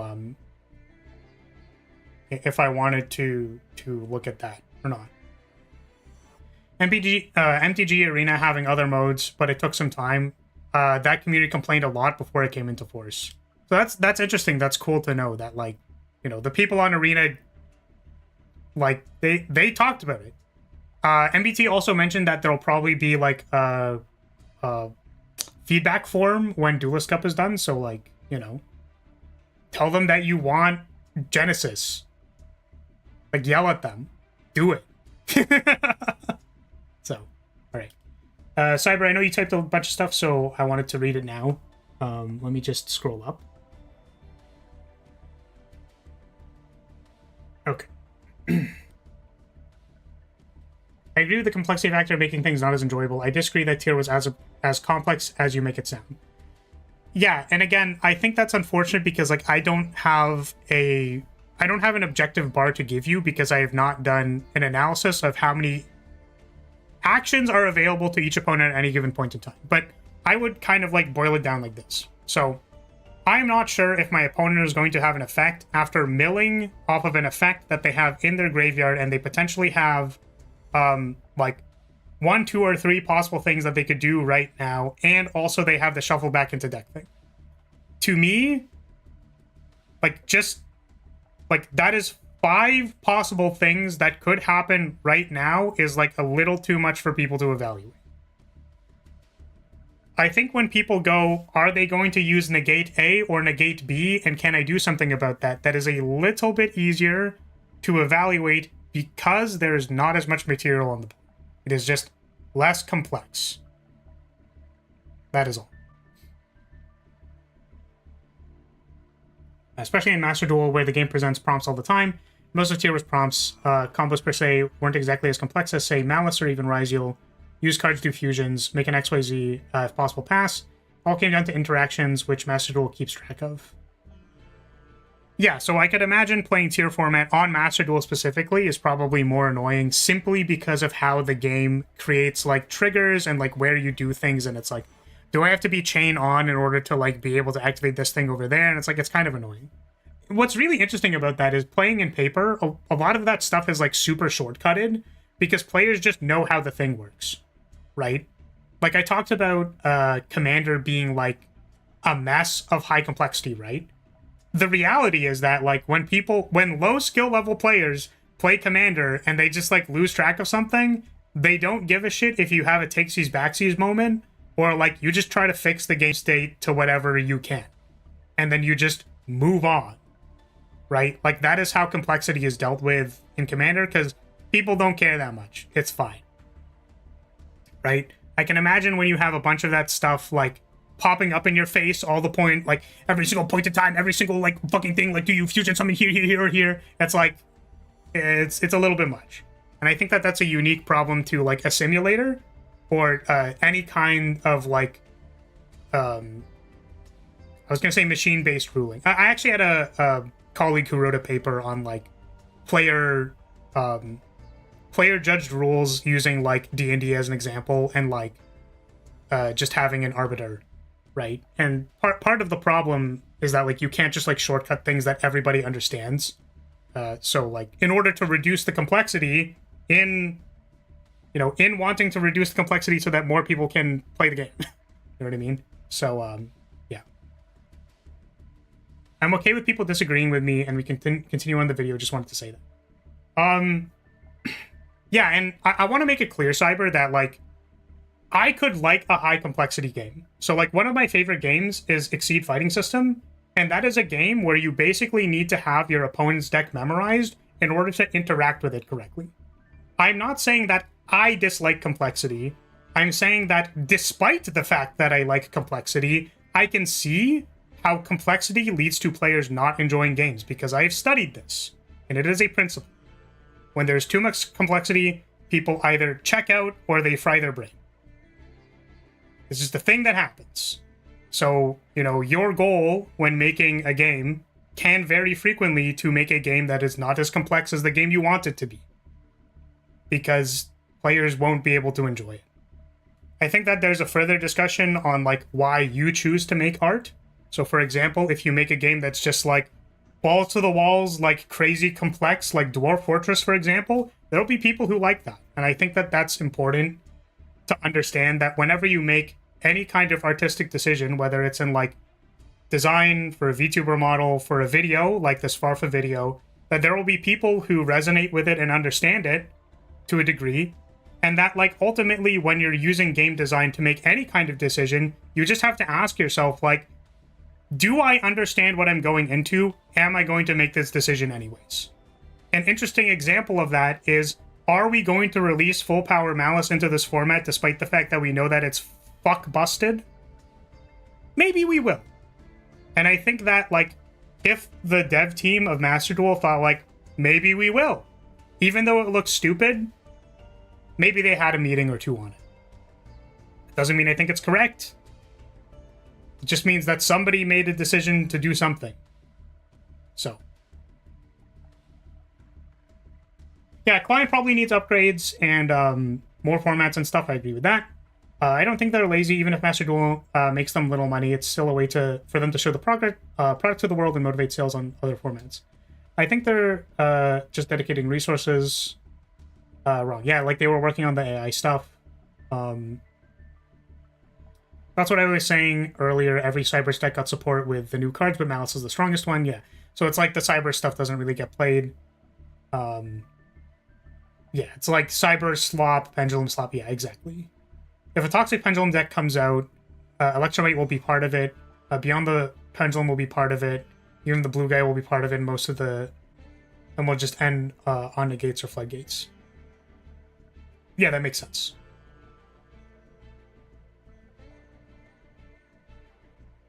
I was trying to not flood the chat with more talk, but while I understand that complexity makes people dip, I think people who already play Yu-Gi-Oh! Already accepted a degree of complexity. So the biggest reason that people dip before they even get into the game is the amount of complexity in Yu-Gi-Oh!, but I feel like that's an entirely different conversation. But the general complexity in Yu-Gi-Oh! And how it is hard to onboard new players into the game. No, I think it is relevant. Because, like, I think there's an assumption there, right? Which is that, like, well, if people were playing Yu-Gi-Oh! And it was complex, then surely they can handle this much complexity, which, like, I don't know if I agree with, right? I think that you need to analyze it at a, like, case-by-case basis and simply make a design decision of whether or not you think that the format is playable. So, I wouldn't oversimplify it. Complexity as a decision the player can make is interesting too. In ZZD, there are a variety of complexity levels for characters and teams you can play. You can choose less complex ways to interact. Exactly, which is actually why team building games in... I like this a lot. This has been kind of a change that a lot of games have been doing recently, which is you can do whatever you want.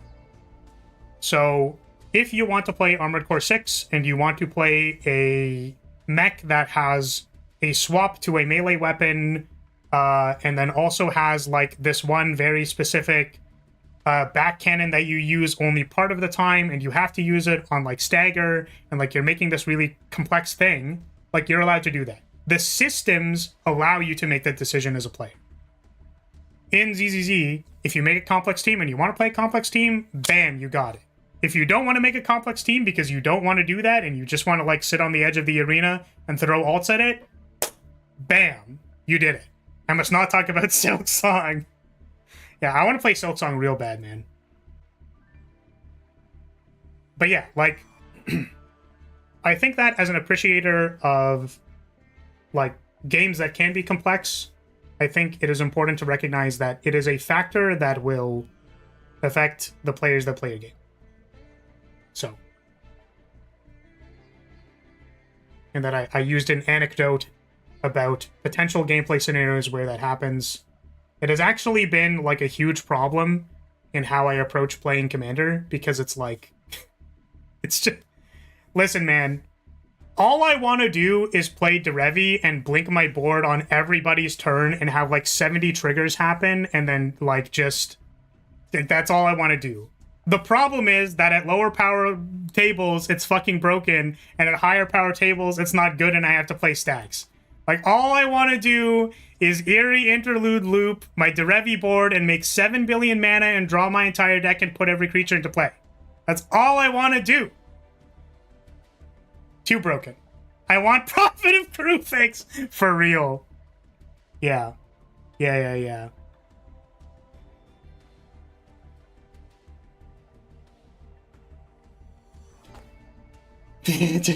Disgust. When I say accept, I don't mean handle. I mean as in, they accept things are complex and they may or may not understand it immediately or ever, but they still roll with it. Is that good design? It depends what you want to do, right? So, like, design is a question that has a stipulation behind it. I would say that a lens for good design is that it is playable to a wide majority of people. Like, that is one of the first stipulations, is that if there are 50% of people, like, I have a potential pool of 100% of people. If I make a game that is only able to be played by 50% of people, but it could be played by like 70 to 80% of people, by making things that do not inherently affect the artistic integrity or vision of the game, then I would like to do that. One of those values that I can change is complexity. So it's like, if I can change the complexity of this and make it a little bit simpler, and then I get like 20% more people playing Yu-Gi-Oh!, having fun, making cool decisions, that is good, like, better design. But, again, that assumes that, like, we want those 20% of additional players playing the game. The 20% of players who cannot handle the complexity because, like, they can't. They, like, literally cannot. They cannot play the game. They're incapable of playing it. So, I would say, but the flip side of that is if I go like, listen, this format is going to be really complex. We're going to try it. We're going to roll it out. It's going to be full power. You get tier format. And that's fine. Like, you have a point in time where, like, people are enjoying themselves playing, like, tier mirrors, whatever. And then, like, the people who enjoyed it. The people who aren't going to be able to enjoy it won't enjoy it. And to me, I think that that is okay. If you are using the design for a particular goal, you could say that it's not okay. But fundamentally, if there's fun to be had, I think it is okay to make anything. So, it's not... It's not a problem. Exactly. So it's like better. You mentioned it here. It's like it's easier to get people into the game when it's less complex. So,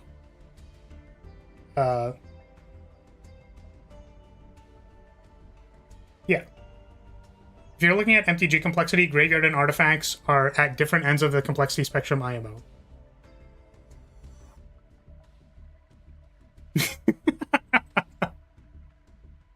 Yeah, but I don't think they're at different ends of the idiocy spectrum. I think that all graveyard and artifact players should die. That's stupid. That's dumb. Oh, man. What do you mean you get to blink things infinite times, but I don't get to use my graveyard? The classic. So anyways, good video. I think a lot of things to discuss there. And we're going to get back to grinding Master Duel because it's so much fun. Graveyard, dump things into the yard. Artifacts, what the fuck they doing over there? You know what's actually really funny about that, by the way, Messenger, is I played one of my friend's artifact decks. So they have Shorakai, like Shorakai combo. And it's like... I basically told this guy, I was like, dude, I fucking hate artifact decks. They drive me nuts, man. Because, like, they just have so much bullshit that they can do, and it makes me upset because their bullshit is too strong. And I can't do anything about it. And they were like, yeah, whatever, like, I lose sometimes. I pick up their Shorakai deck and fucking, like, Mana Vault them, like, Soul Ring, Mana Vault, I don't know if it's Vault or Crypt, whichever one you're allowed to play. Like, Mana Vault into Unwinding Clock, I have 7 mana next turn, go fuck yourself. Combo off on turn 4, eat my ass. And I'm like, that's why I hate this. You should not be allowed to do this. I don't ultimately care. I like genuinely I don't. But it's like every time I watch this guy have his like his fucking stupid ass tap Shorakai to draw a card and also draw 2, discard 1, and also Unwinding Clock. Also with counter magic up, also with infinite mana, also untapping with 8 mana on turn 2. I'm like, dog. Like, dog. We're playing bracket 3. Or not, we were playing bracket 4, but yeah. My point is that I picked up their deck for one game, shit blasted them, and was like, I never want to play artifacts ever again. Too complicated.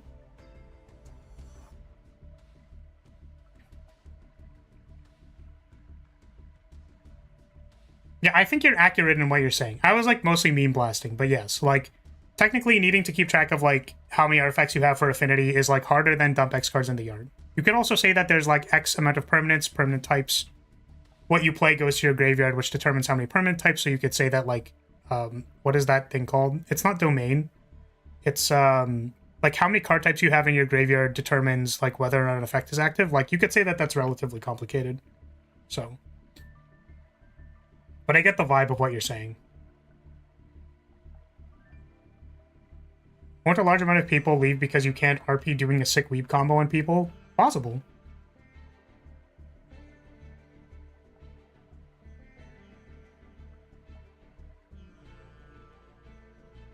Hey Sapphire, welcome. We just did a we did a react. React, and then we had opinions, and then I had to like talk about my opinions, which is part of the reason why I don't actually do reacts, because like opinions are very complicated and require a lot of talking and explaining. So also I think the thing that I like have ended up in the most shit for at all points in time, in any point in time in any of my personal relationships and or otherwise, is explaining when I'm trying to speak from expertise and when it's just my opinion.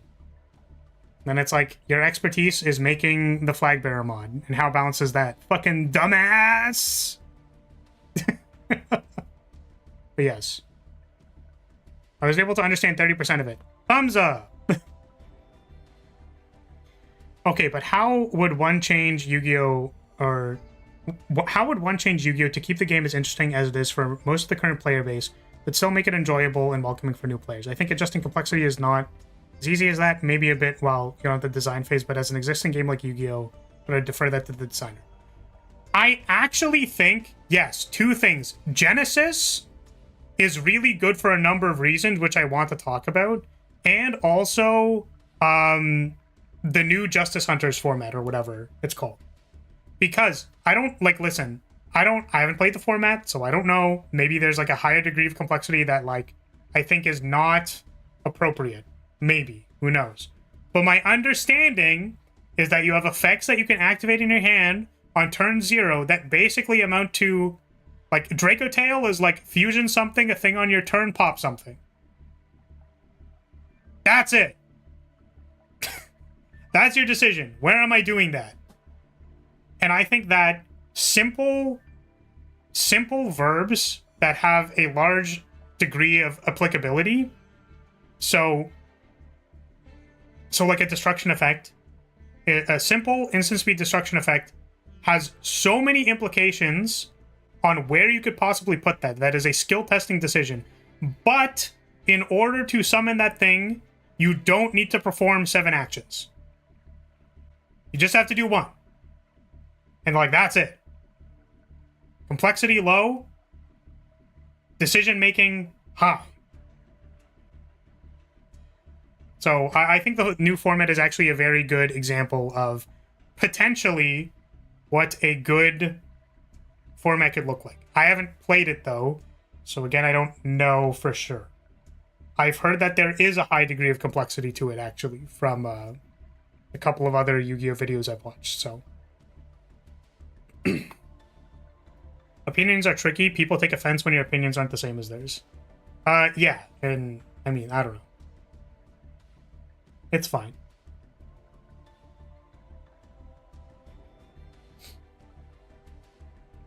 That's why I think it's, like, really important for me to, like, disclose when I'm, like, no, this is just something I learned about, and it's, like, a heuristic, as opposed to, like, I believe this with my chest out. There's a disclaimer that I really, like, don't make enough. It's fine, we understand that Flar's opinions are trash. You're fucking banned.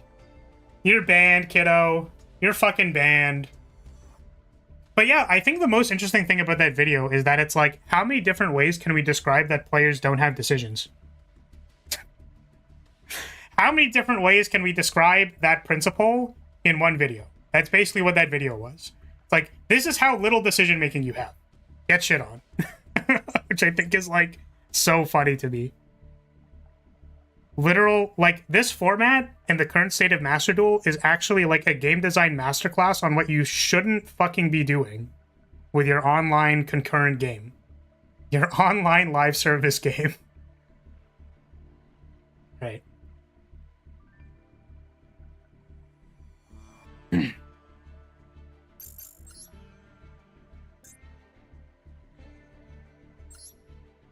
Anyways, we're in Master 4 and we're still losing. Are we ready to play against Malice and lose? I'm so ready.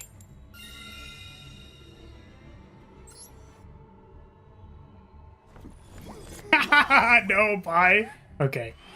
If you need to give a pro opinion, just say the words "when I used to work at Blizzard" and just ramble. That's so funny. And Palier. This person's name is Palier.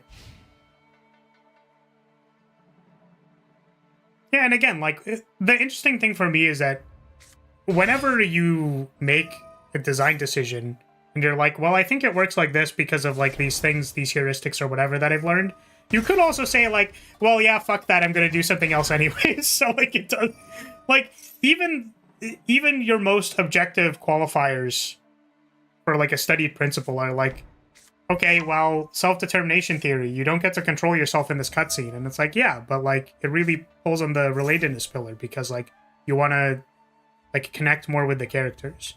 And I think that this cutscene is actually very important that it happens. Right? It's like, I don't know, you have to make a decision eventually, right? His opinions are trash. He has no riz, shown how he always ends up maidenless in games and has terrible taste in women. What the fuck? There's no objective truth, no reality, wobbly woo. Yeah, the problem is that, like, you know, it's not particularly useful, right? It's not particularly useful to say that when you're trying to, like, fix Master Duel for the greater majority of players, right? But it's true, though. It is true, though. You have to set the standards of qualifiers and then argue from there. Something philosophy 101.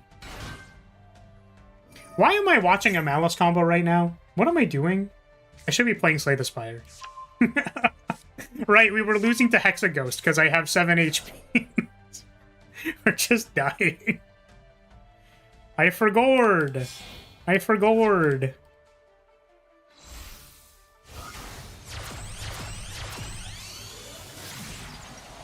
Right. Oh, I think I am actually just dead. No, we survive another turn. Let's go.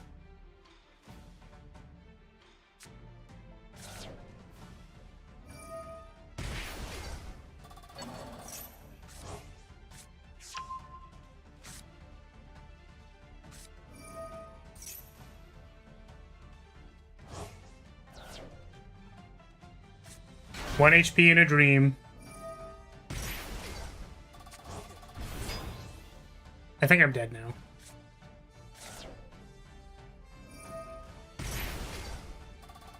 So I don't know how Yu-Gi-Oh works. Yeah, that's fair. What's the can of worms that is Malice combo? Okay. Allow me to explain. So Malice's primary ability on all of its cards is this. If this card is banished, you can pay X life, special summon it. Also, you can't special summon from the extra deck except for Link monsters. So, like, they use their monsters to make Link cards. And also, every time they banish something, they can potentially summon it back to the field. And some of their cards say that they can activate their trap cards immediately by banishing things on the board. And they can search for those cards with their other cards. So, for example, Red Ransom searches for a card. White Rabbit sets a card on the field. So you can, like, you can use your field card to banish a Malice card from your deck, and then you put it into banish, and then you summon it, and then you're like, damn, that searches me a trap card. And then you're like, I'm going to activate that trap card immediately by banishing one of my cards, which pays for the cost, which brings it back. So basically, they're Magic the Gathering aristocrats, except they go to banishment instead of not banish. So the graveyard. And also, they have several one-card full combo starters, so they can just Malice in Underground and win the game, probably. They can have their full end board if they sneeze. Yeah, that seems tough. It's pretty tough. Funnily enough, they don't actually end on that many negates except for Appaloosa. I guess, yeah, they didn't have Allied Code until then, so. Like, they recently got Allied Code. And then it's like, okay, well, we didn't have multiple negates. Now we have multiple negates. Also, you can't target it. This is Balustrade Spy kind of stuff, OTK? Yeah, I suppose so. Honestly, the back row banishes are more annoying than the negates. Yeah, I agree. Because Heart Scriptor can banish a back row, and Allied Code Talker banishes the thing that it negates. It's pretty annoying.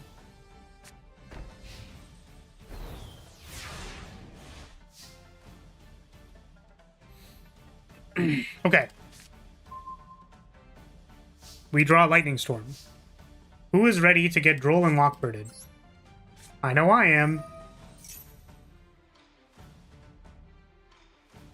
Does Maxi hurt this deck if you go second?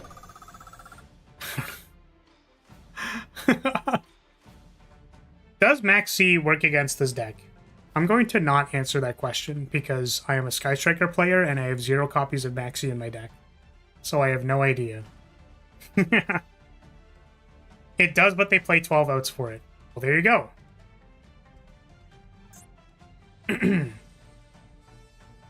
Does Malice have a boss monster? This is a joke, by the way. Okay,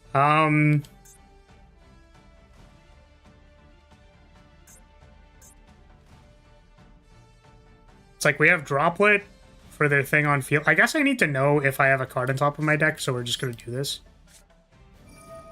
I was like, this hand is really good and does a lot of things, but it doesn't start the game.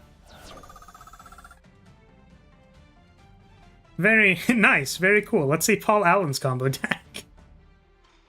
Okay, so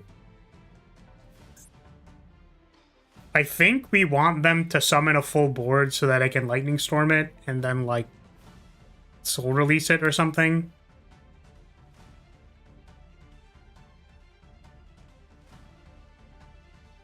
What am I sales banning? Maybe March Hare?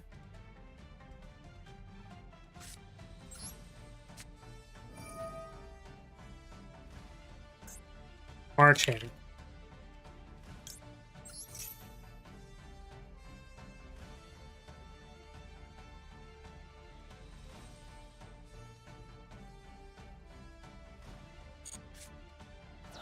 They just let that happen.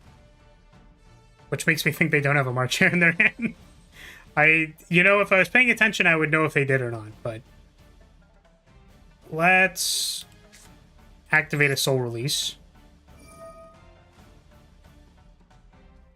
We're gonna banish all of your Malice cards.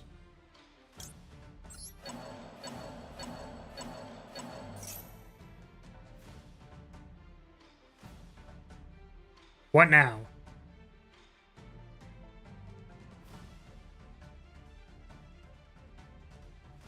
Summon all of them. Do it.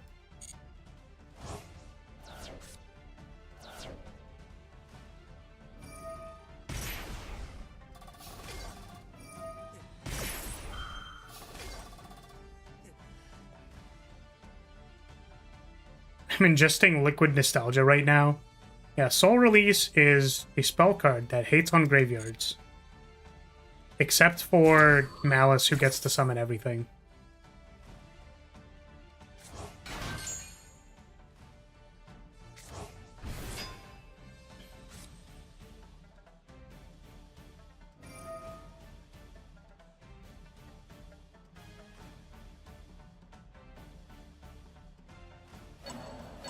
What if their field is already full? Well, they can't summon everything. They're just summoning the important stuff.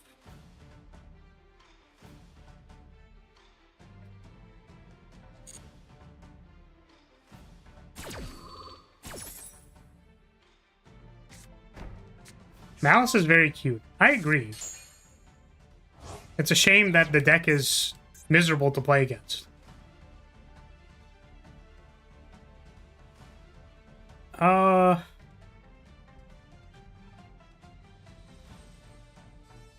It's like I can't actually get this Lightning Storm to resolve because they have Firewall and Allied Code on the field. So I think what I need to do is I need to Droplet the Allied Code and then Lightning Storm them. And then they still get to do everything because they can just summon the guy from the graveyard. I guess they already used White Binder.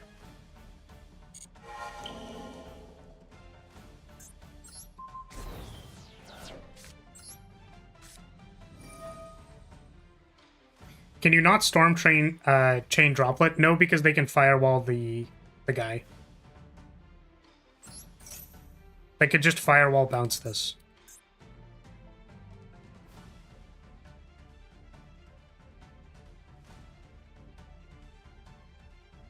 It's more acceptable if the top tier thing is cute or cool. A ghost should never be good in anything. You don't have a monster to send. That is correct. Play a better deck, moron. I mean, like, literally, we had no shot at winning this game. Because our two upstarts were not good. So. Is what it is. Firewall is targeting Allied Code and Wizard Agnister. I think that is fine. Because eventually they're going to activate the Summon Back My Guys guy, and I'm going to Called by Red Ransom.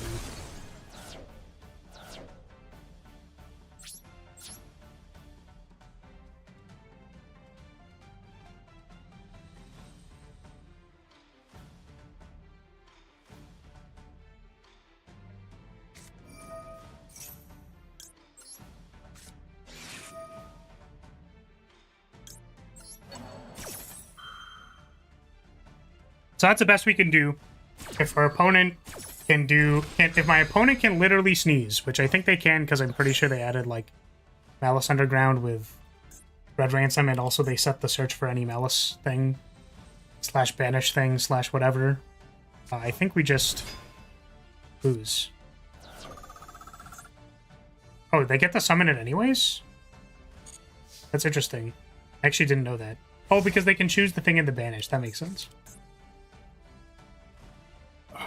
So they can just, like, if they access code and then banish Whitebinder, that's like 79.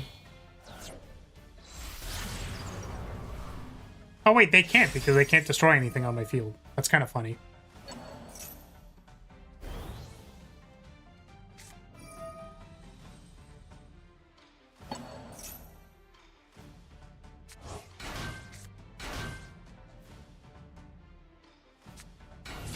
Alright, where are we going from here? We're banishing off of Dormouse.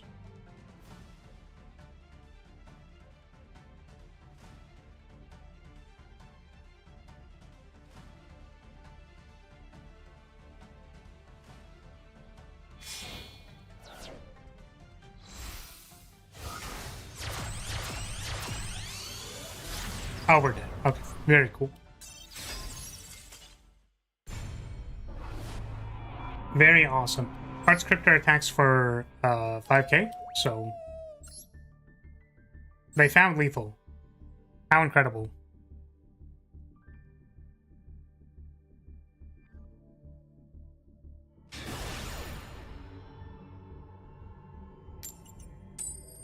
I think that hand needed a starter instead of soul release, probably.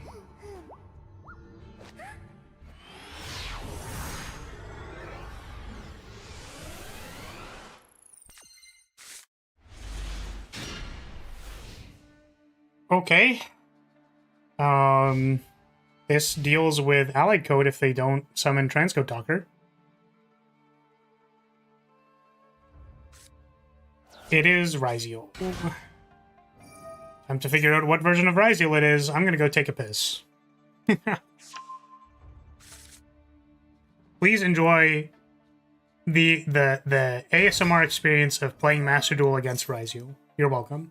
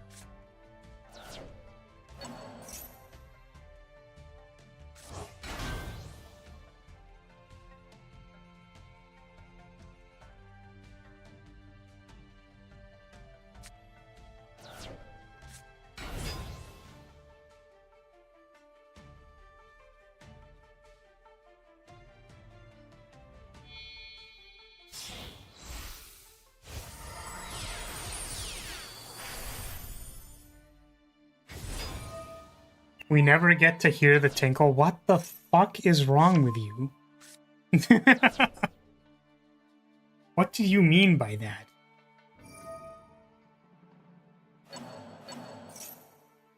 Yeah, this is a Carbuncle. Crystal Beast Carbuncle, I think. Am I correct in saying that? I mean, I'm really hoping they don't snipe my evenly matched, because Tactics is probably really bad, because I don't think they end on Detonator. Depending on what version they're playing. Oh, did they play any of the Knights? They didn't. Or the Not knights. The beasts. There's beasts that they could play.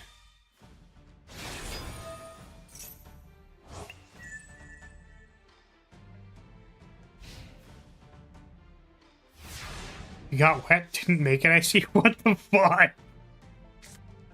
That is gross.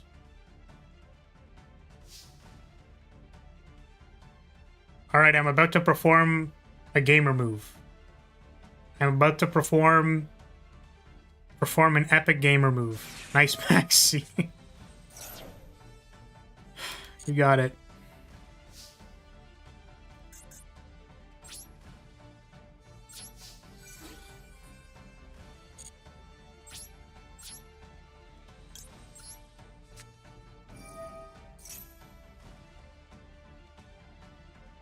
Activate evenly matched.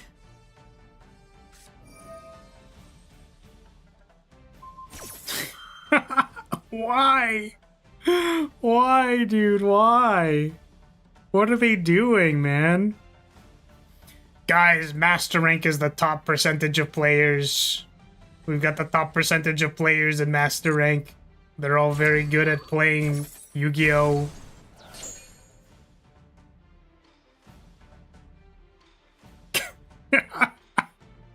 Holy shit.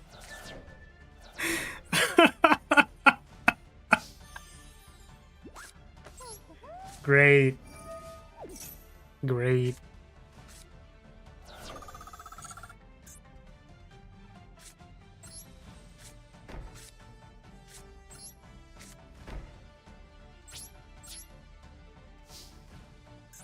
So we have called by to stop, like,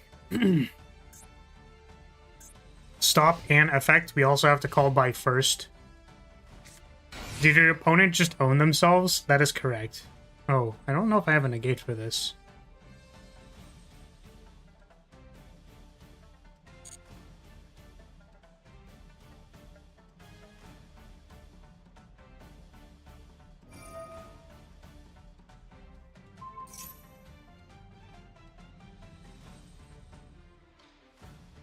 I don't know if this kills me, so I'm gonna just be kind of scared of it and negate it, because I actually don't really know how these cards work.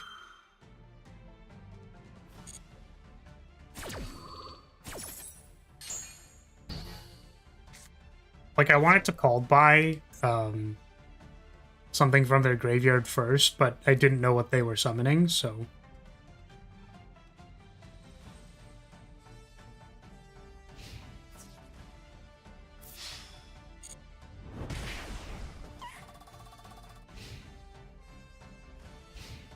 Top percentage usually means the most average? I don't know, I'm too dumb.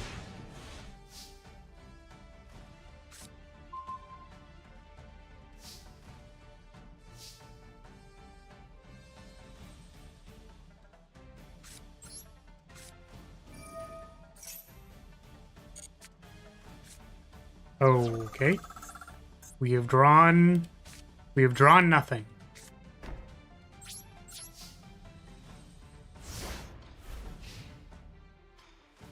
Make him our S support, the thief? Yeah, we killed him, right? I think my argument was like, well, I don't want him to, like, just go kill more people, you know what I mean? Alright, check this out. We're gonna droplet. This is so bad. Do I send the triple tack? I don't think so. But what if he kills bad people? You arrested him but killed his boy. I see. Yeah, it gets like broken out later or whatever, right? Summon Foolos. Make Duo Drive. Eat your ass.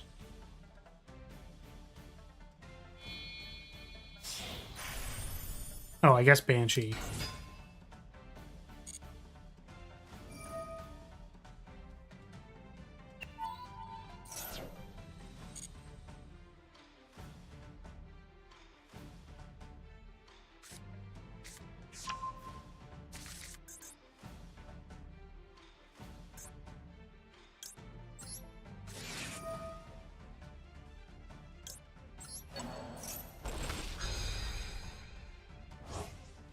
We need to draw something, please. Please, God, let me draw something, please. Please. Please let me draw something, please.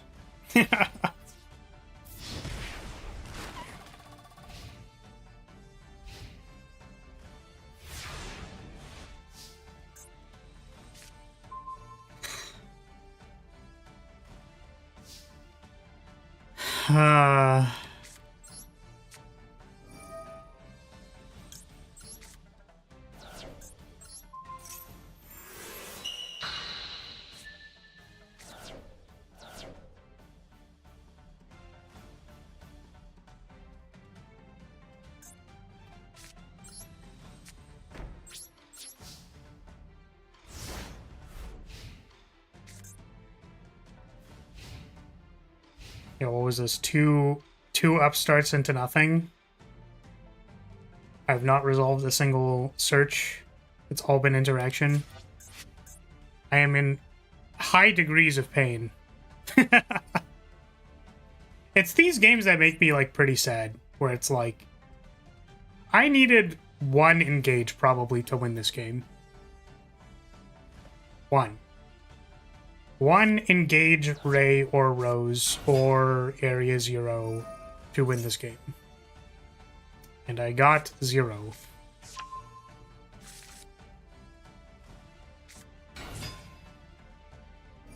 You definitely deserve jail time, but his supports are hilarious, and he honestly is the right amount of slimy that makes him likable, but he also becomes, like, your biggest fan if you spare him. He just starts simping for you. What did he search for? Add ice. Aren't they supposed to go, like, duo drive or something here? To, like, make more stuff? Or do they only play one duo drive? Ah, they have it anyways. Wait, this isn't, Well, they summoned it in an attack. One of these had, like, the condition that you can't attack with it or something, right? Might be X'd.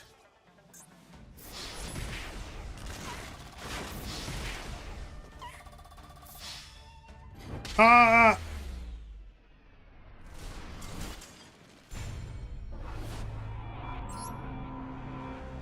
maybe what I had to do was, like, get them to activate Detonator somehow on turn 0. So that I could actually use the triple attack.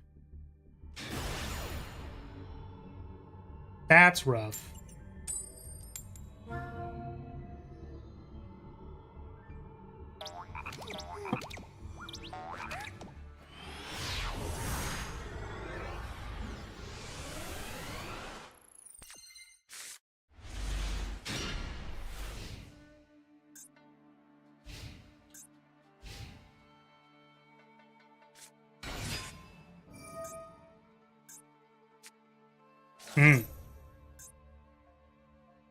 I think this deck makes something that is untargetable, if I recall correctly. Their end board has something that you cannot target, so this Ultimate Slayer is very awkward.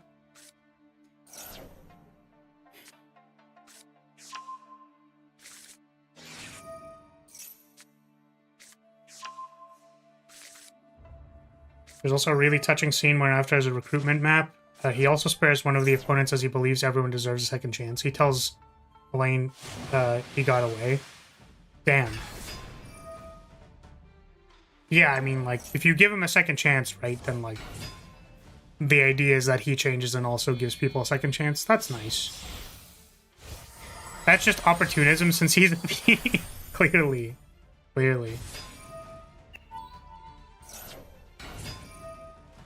Alright, well, my opponent's doing stuff. Maybe we can play Defect.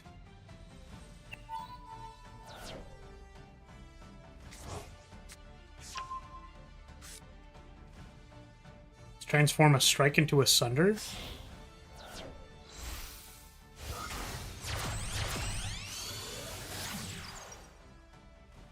Oh. Right, I forgot about the other text on Sunder that makes it actually good.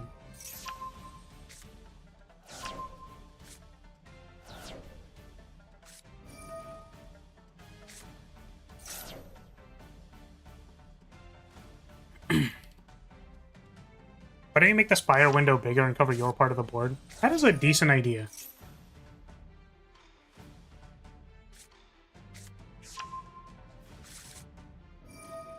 I mean, is this viewing angle better?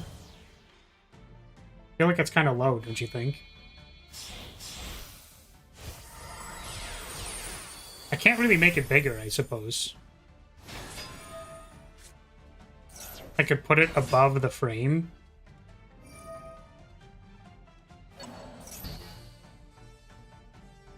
I don't know if that's better or worse.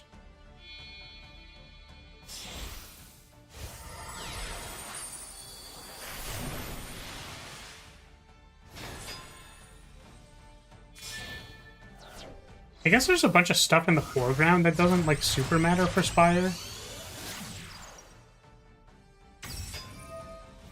What monitor do you use? I'm not sure.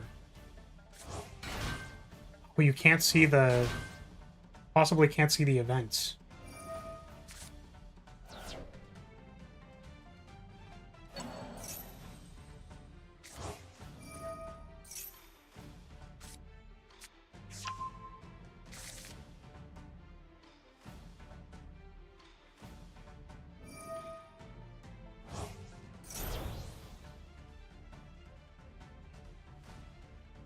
Well, yeah, I mean, like, it's just kind of risky, right? To let, like, a thief in medieval times just, like, kind of go. Right? Like, that's not... Seems kind of rough. Resolution is fine, then? 4K, 2K? I think it's just 1080p.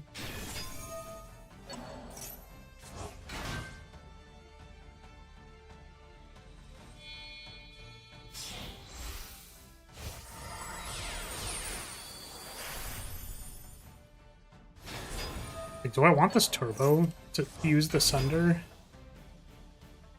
Like, rebound is not super great. This all seems a little questionable. Turbo maybe helps us play the Sunder while also blocking.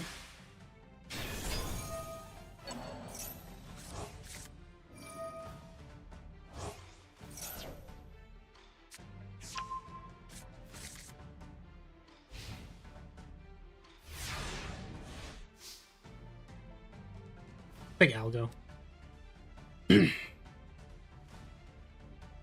Got this cool monitor that works 25% of the time. It's like gambling so fun. Oh god. Okay, so this is like your opponents cannot target water monsters that this card points to with card effects. This is once per chain if your opponent special summons a monster, you can special summon one Ice Barrier monster. This is... I mean, can we target this one, though? I think we actually don't have any play here unless we draw something off of the draw card here.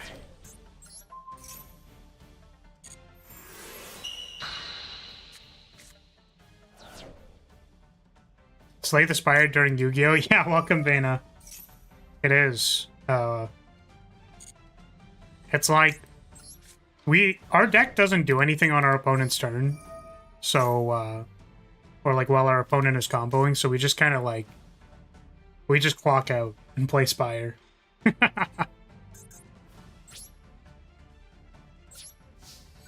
You know that feeling? What, specifically Yu-Gi-Oh! Or...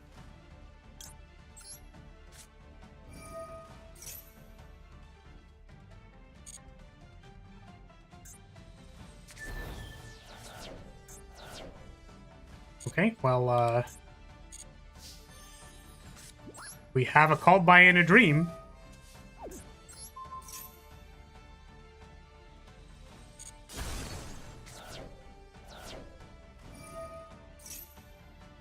So it leaves the field. Special summon one Ice Barrier monster. How much do we believe that our opponent has follow-up with 3 cards in hand? Probably they have enough. Mermaids are just dollar store Lamia. I mean, they're probably more wet though, right? Specifically Yu-Gi-Oh! I ended up building a deck that prevents them from playing to avoid that. Is Vena a stun player? He plays stun? That's really funny if you do. Anyone been to college or going to it right now? Oh my god. Raw dose. I'm indeed a stun player. I play some kind of control in every game. That's reasonable. What did you need help with, CG? I mean, like, I don't know what you could possibly need.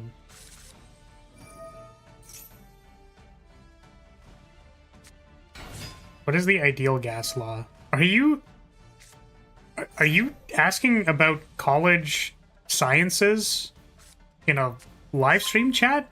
Does anybody know the ideal gas law? Yeah, it's like, do your own homework, bro. Like, what? Read the textbook. I don't know, man. Yeah, definitely. Listen, I hate to break it to you, but you probably...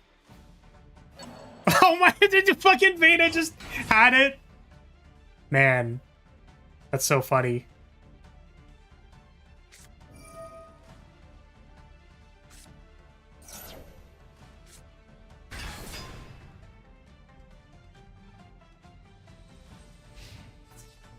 Am I dead? If I'm not dead, we can still top deck engage. Well, there you go. I mean, like, Vayna had you covered, apparently. We are now dead, I think, right? Like, can these attack or not? I'm just gonna pass the turn, whatever.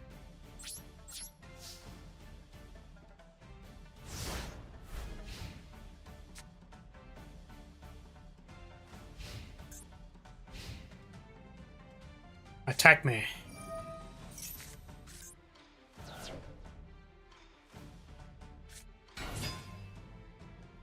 I feel like I run into these games a lot, and it's pretty sad, honestly. Got banished. Like, I just, like, can't play the game.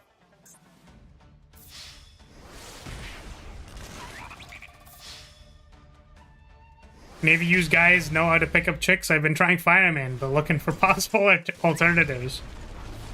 Well, you can do, like, a piggyback carry as well. Yeah, you could try double leg. Yeah. Well, this is probably our D-rank match, unfortunately. Which sucks, because I feel like we haven't played a real match yet.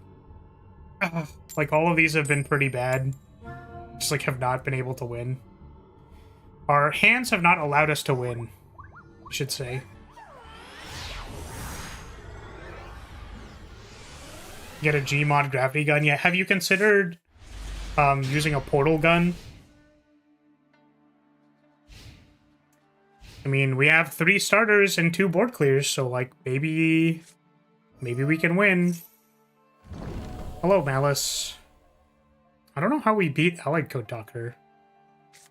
Because I feel like if we lead Raigeki, they just don't give a shit. But I guess it's like lead Raigeki, they negate it, and then start doing some other stuff.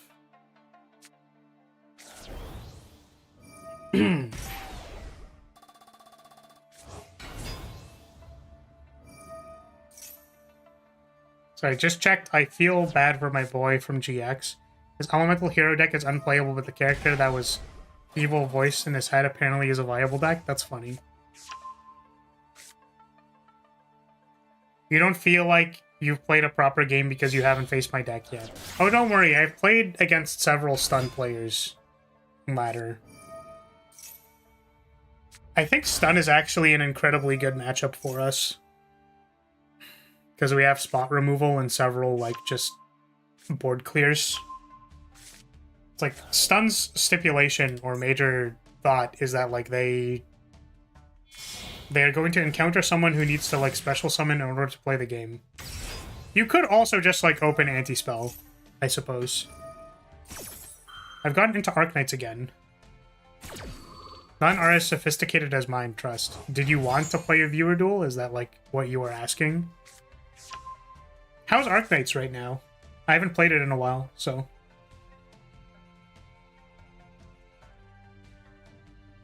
I don't feel like you've accomplished anything because you haven't played against my deck yet.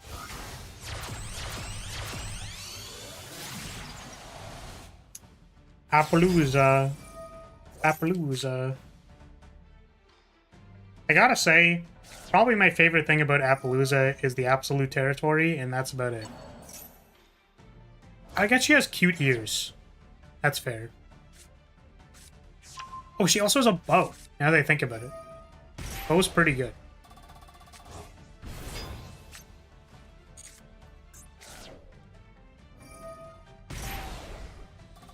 I didn't know we could ask to be pounded by Flar. No fair.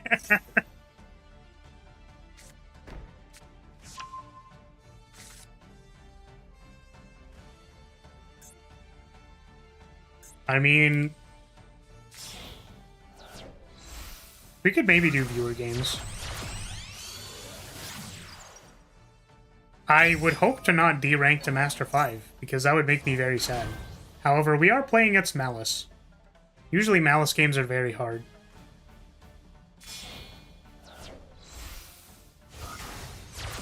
Damn, it's like the character with the name Bow Goddess has a bow. Yes. I think that if it's a girl holding a bow, it raises appeal by at least 20%. At least 20%. Stonks go up. There is also the chance that our opponent just, like, doesn't end on allied code, which I think is very funny. I guess, are we going to get to draw a card off of this engage? I don't think so. What could we possibly draw? I guess a sales ban would be nice.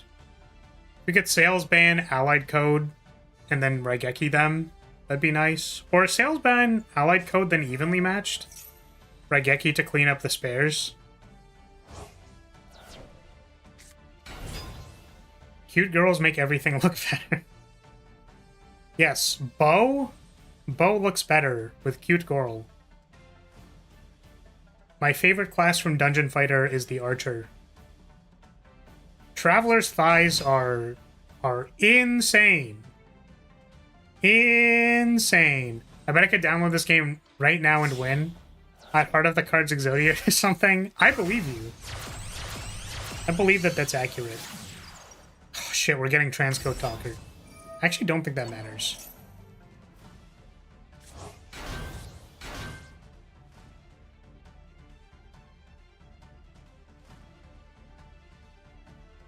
Thighs are required for proper bow techniques. Exactly. My favorite thing about ranger characters in anime is that they understand that rangers need to, like, run around and walk and hunt and stuff, and, like, you know, you gotta have good legs to make sure you're using the bow correctly and all that stuff, you know what I mean? So the thighs are always very important. I think this means that I actually cannot evenly matched, which is very funny. I genuinely don't think I see this on end boards that often. So I think our plan is Raigeki, and we... Actually, you know what? What if we Widow Anchor the Lingerie Bow, and then we Raigeki them? If I do that first, and they don't negate, and then I Raigeki, and they negate, then I can evenly match them, and it's fine. But they could have Lancia. Okay.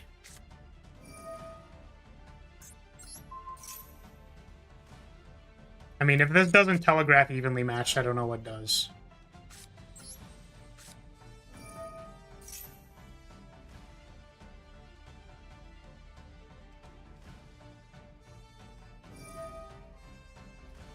Thumbs up, you got it.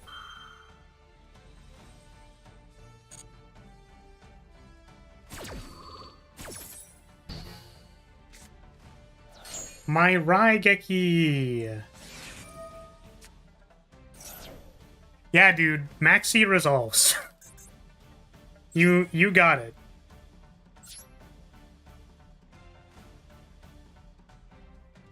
Oh, please, please March Hare before combat. Please, please do it. Please. I Widow Anchored your Link Karibo, and you're thinking about whether or not you're gonna march here in main phase. Please, God. Holy shit! My opponent is insane. I left for an hour and your opponent has the same end board. Or sorry, not the same end board, the same board. Yeah, can you walk the stream back like an hour or something? You know what would be crazy if the one card is left in their hand is Lancia? I'm gonna, like, actually shit myself. I will shit myself live on camera right now. I will shit my pants because my opponent has a Lancia in their hand. I will not continue my main phase, and I will go to battle phase. I will exit battle phase and activate evenly matched. Who do you play in DFO? I played Elven Knight. Elven Knight was the extremely complex, high skill ceiling, like literally infinitely high skill ceiling, manual cancel, neutral character that had a rhythm bar to play the class.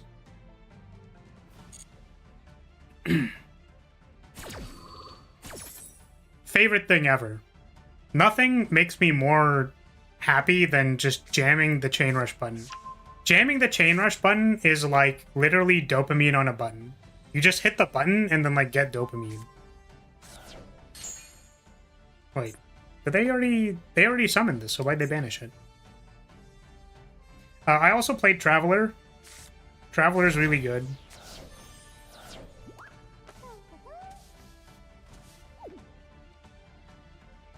I saw what she looked like. I'm sure you just wanted the complexity. I literally did, actually. But I think Elven Knight would be better if she was less top-heavy.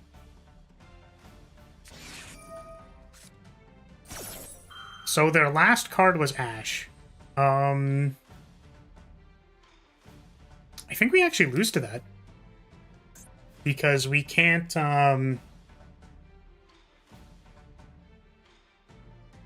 can't get rid of this Appaloosa. Maybe we... Well, our opponent's about to draw a billion cards, but...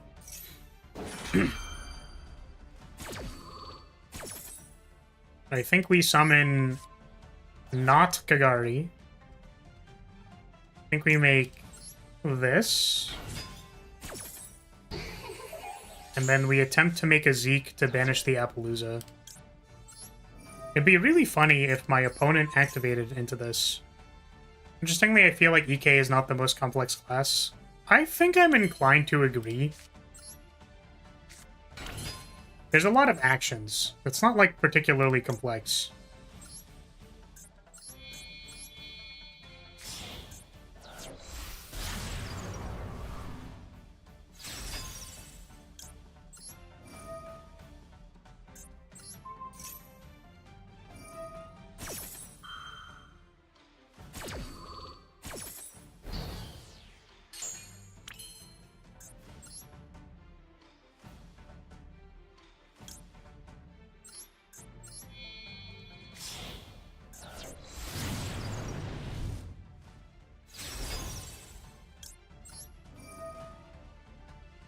She's hot too, which is the saddest part.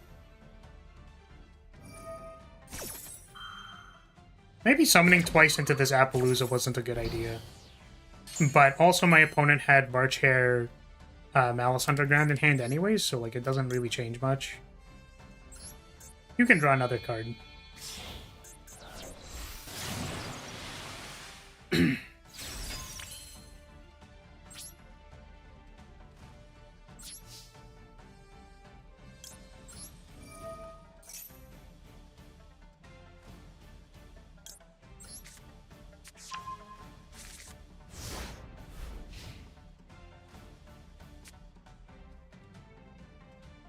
Rogue felt more intricate to play. I think Shadow Dancer was probably more complicated than Elven Knight.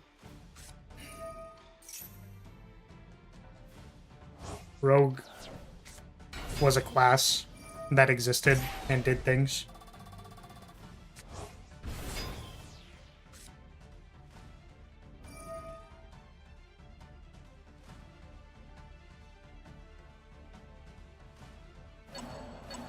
So great to see Maxi helping the struggling Malice player beat the dominant striker.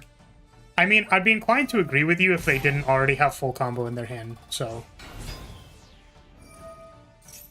But none of what they are doing was not already in their hand.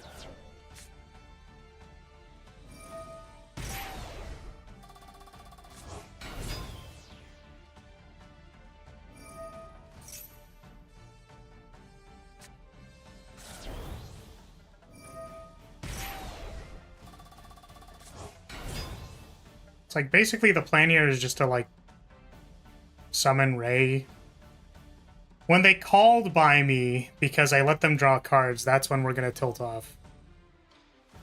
The unfortunate thing, I guess, is that, like, we couldn't really beat the Apo anyways.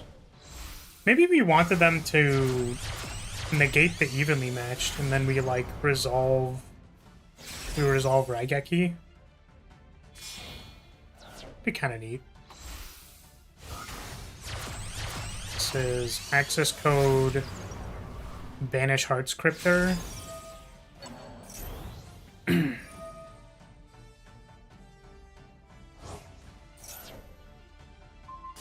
Don't think this works. I mean, certainly not into Called by a Grave, but... Yep. That one they probably drew off of the Maxi. Back to Master 5! Such a shame.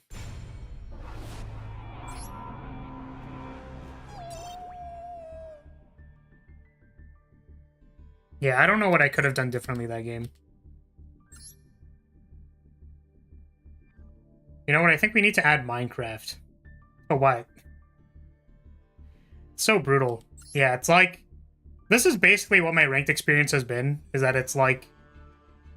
You know, win a bunch of games where I could actually play the game, and then it's like... You know... Malice... Malice too many negates...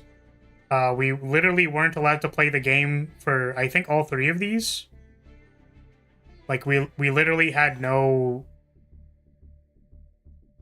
Like, no way to play any of these games because we simply, like, did not have a starter.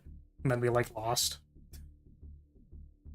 It's my favorite, dude. And now I have to play in Master 5 again. There were some people who wanted to play a game. I don't know if that is a thing. What is the, How do I make it so people can't just randomly join the room? I don't remember. Is that room details? I mean, there's the ID. But, it's, roomless permissions.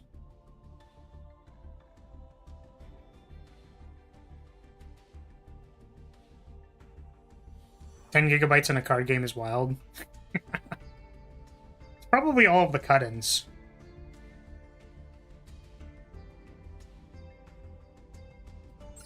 I don't remember how to change this, but...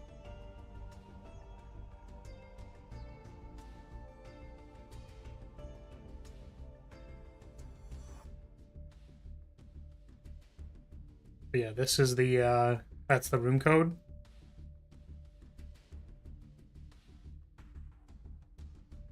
And I think I have enough time before anyone gets in here to lose another game of ranked.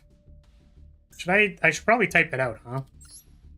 Unless anyone is joining, like, right now.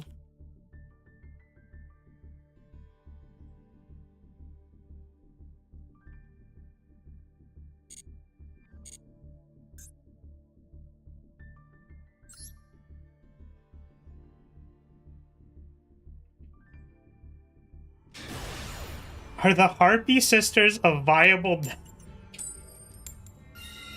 I do not know how to answer that question.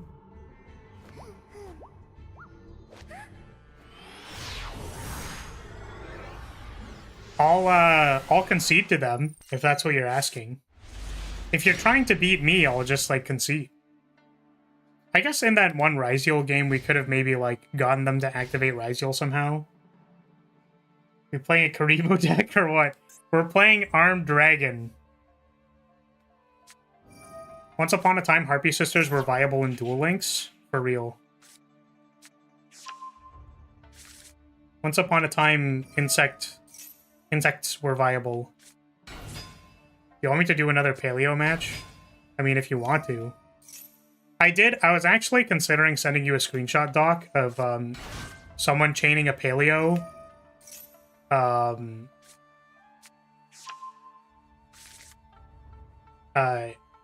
Chaining a paleo, and then me being like, after 40 minutes, I lost this match. Because they activated that card that's like, just like mill cards until X condition, and then they were like, I summon this thing that like shuffles back 6 cards and draws 2. You're sitting in the room menacingly? Ah, I see. I wasn't sure how fast people could get into the room, so I was like, we'll play another ranked game.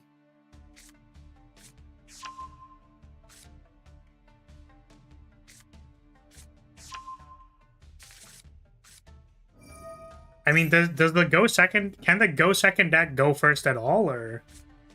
I'm gonna cry if they ban multiple cards from my deck again? I mean, it's entirely possible.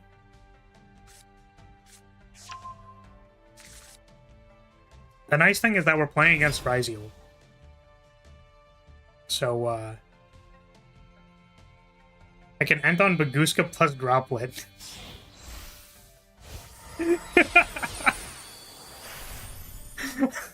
Yeah. True. True. What about Rose Dragon? I like flowers. Black Rose Dragon? I mean, that, like... I don't think that gets used in anything.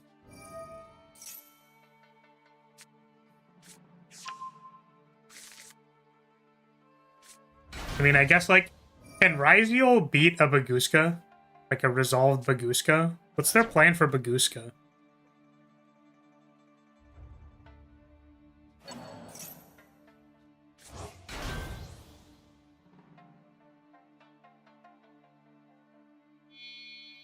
The hole?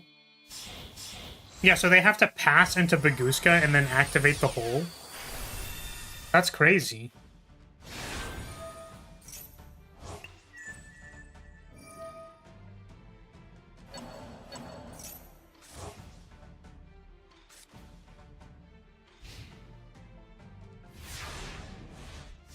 Oh, if Ryziel picks second? No, if Ryziel is forced second.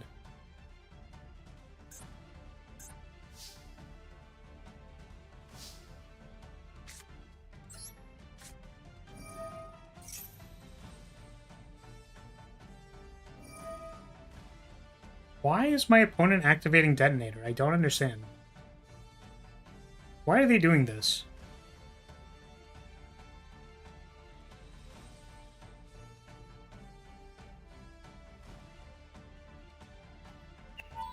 It will be OTK.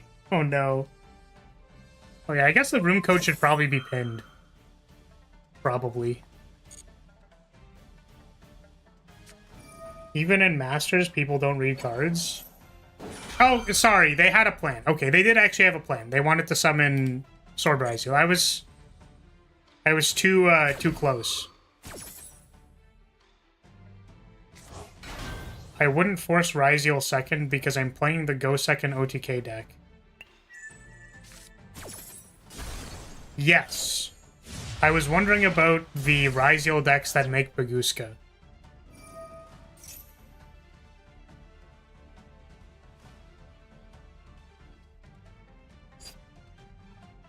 So if 2 Ryziel players are playing against each other, and one Ryziel makes a Baguska, does the other Ryziel player just concede?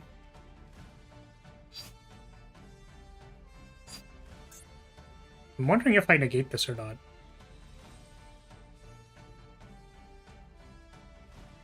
It's just like a search.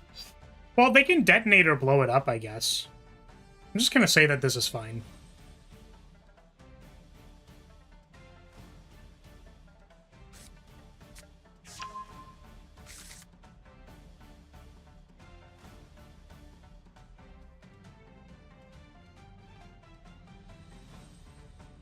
So now we can take Detonator.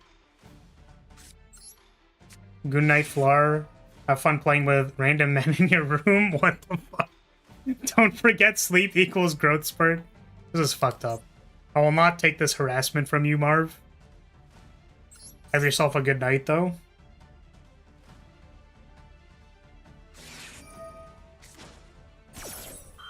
Okay, Lencia is fine.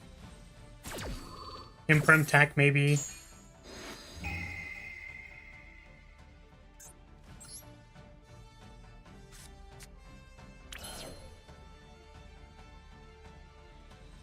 Make their own Baguska. 2 Baguskas. So now we just crash, I think. Maybe I draw a card first.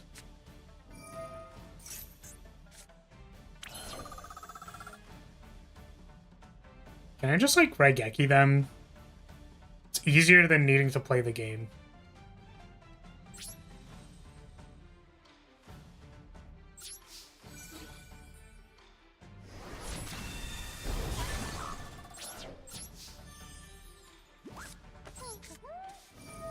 Are you running 1 or 2 Raigekis? I'm playing 2.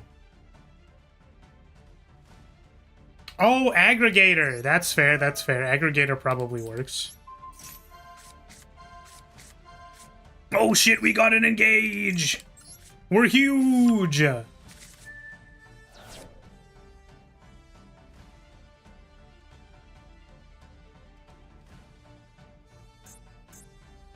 are you thinking about now, opponent? Engage!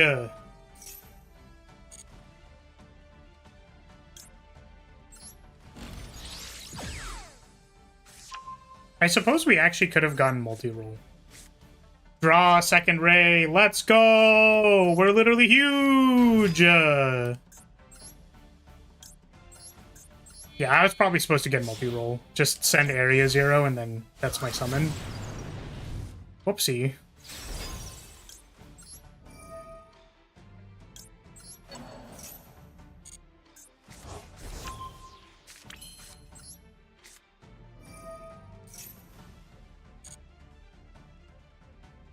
Now we'll get multi-roll.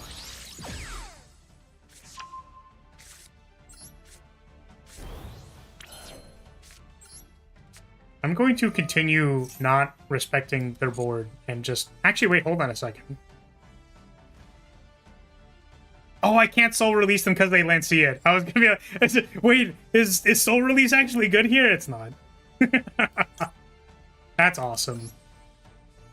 Updated, they haven't banned anything? Sweet.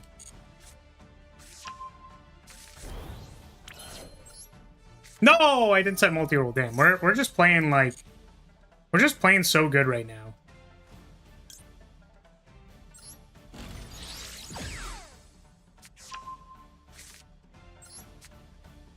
There's the soul release that I can't activate.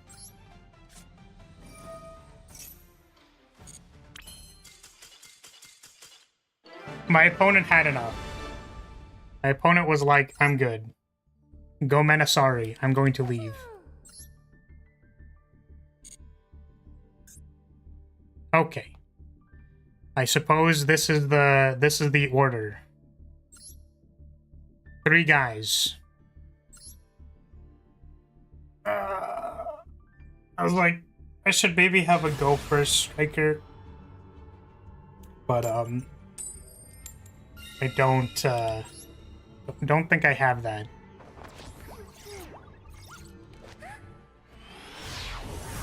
Oh my god. My opponent has a Ray. Oh my god, I love Ray. Well, this is a hand of magic cards, I was gonna say. This is certainly a hand of cards.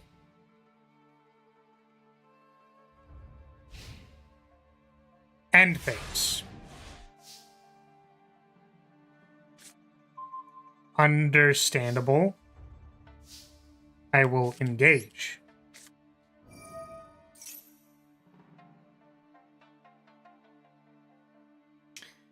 Ash Blossom and Joyous Spring. I know your next move.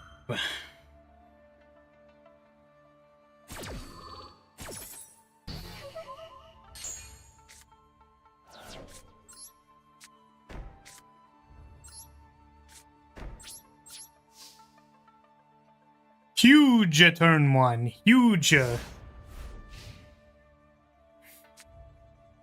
Looking like a free win, is it? I don't know if it is. This is also a viewer duels, Leo. My opponent drew and passed again. What could they possibly be up to over there?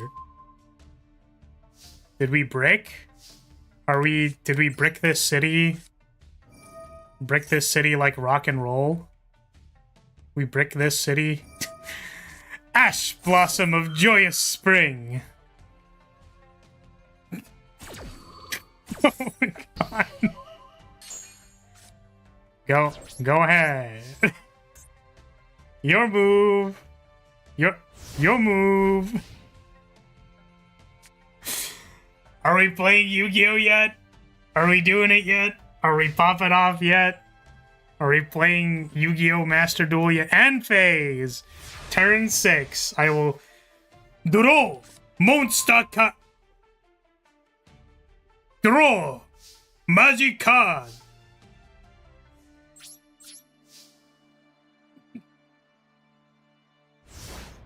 I think this is peak Yu-Gi-Oh. I'm not sure if I'm certain, but I'm like at least 90% sure this is peak Yu-Gi-Oh. Ah! We have finally activated a Makanko card. I think we're dead. Our opponent has activated... They're gonna write books about this duel. This is peak MTG.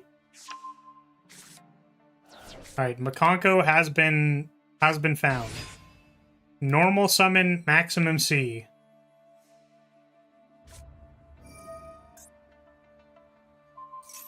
During the main phase, you can special summon one Makanko monster from deck or hand. Alright. Don't worry, Makanko has 0 attack. I'm sure this will be fine. I believe you.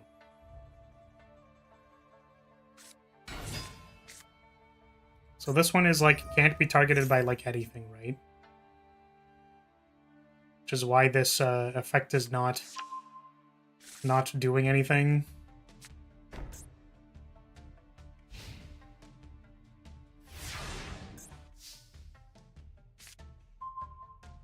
Can't Ultimate Slayer that.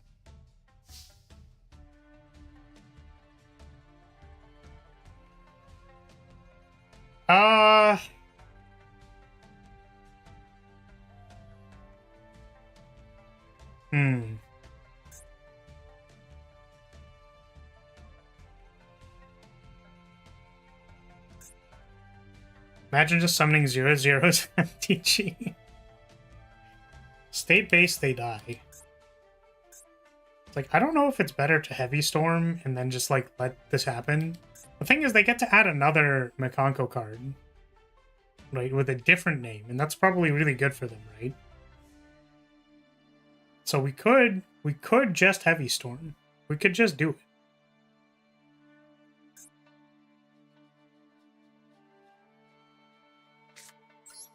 Fuck it, we ball.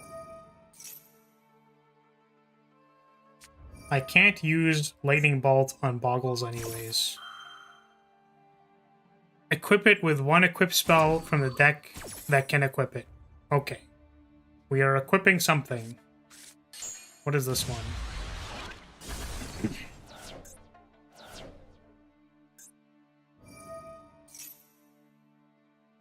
Oh my god, my opponent activated a... My opponent activated a monster effect. It will draw 2 cards. Pot of Greed allows me to draw 2 cards! I'm surprised you don't play Makanko, lots of cute girls. It's probably because the deck is bad. I'm going to soul release... this. I guess this.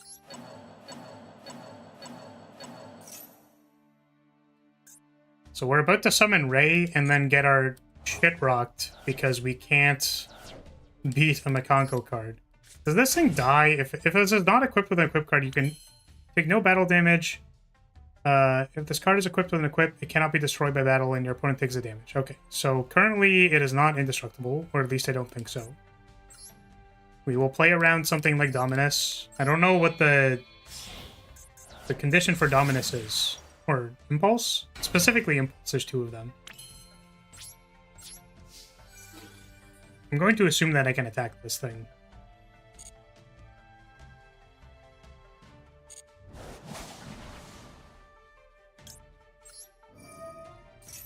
Send Engagey. Maybe I wanted to soul release the card from the graveyard. It's possible that that was good to do. I just found the best, most unique Digimon, Gundramon, and it's new to the game. What if we made a dragon, but it was made of guns?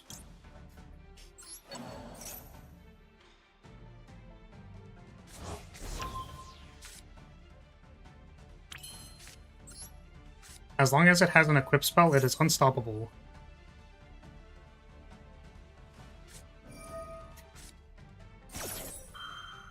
Not the Maxi. It's so over. What are we gonna do now?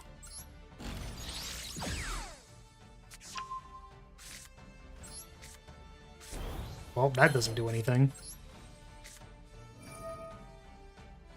Maximum C!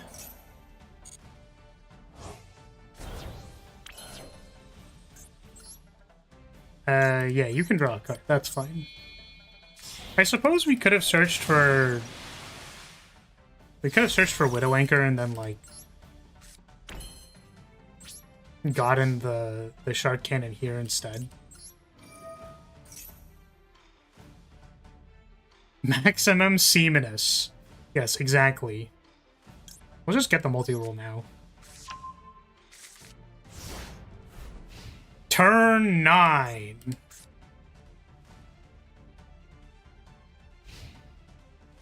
Ready. Main phase 1. Opponent has like 7 billion cards in hand. You got it.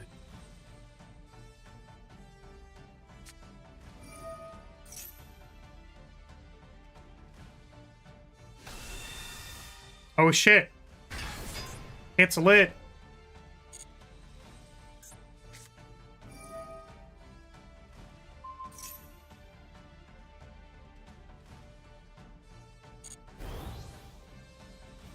Final countdown looking strong here.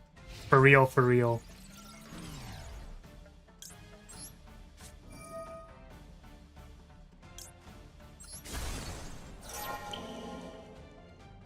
This is the equivalent of going to time, right? It certainly is.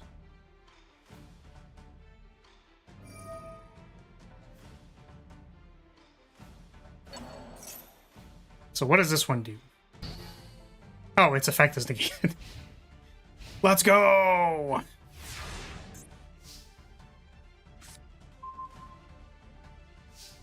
Can I kill this thing?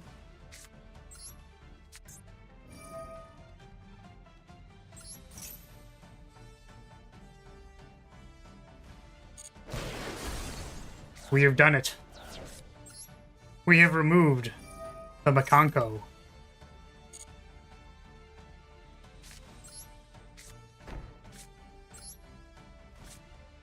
We could have gotten the win. How would I do that?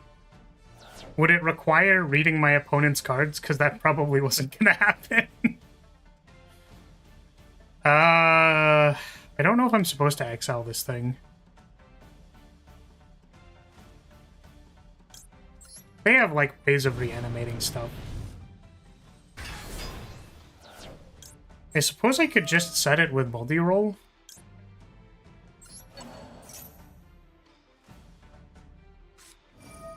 Ghost Ogre! She.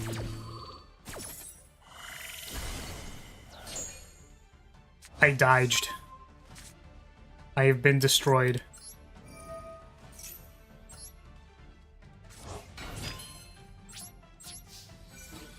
They could still have the impulse that I was playing around like 7 billion turns ago.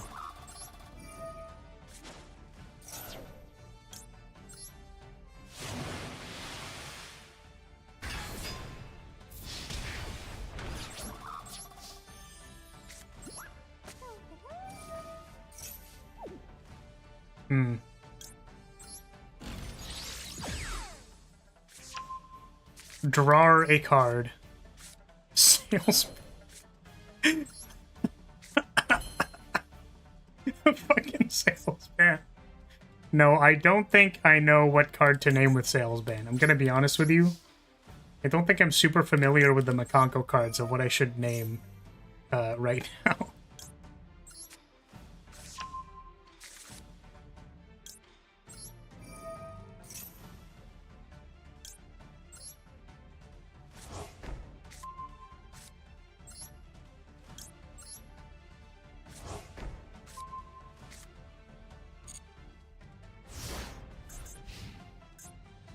Don't know if my opponent has tricks, so I'm going to draw a Stepless card out of their graveyard.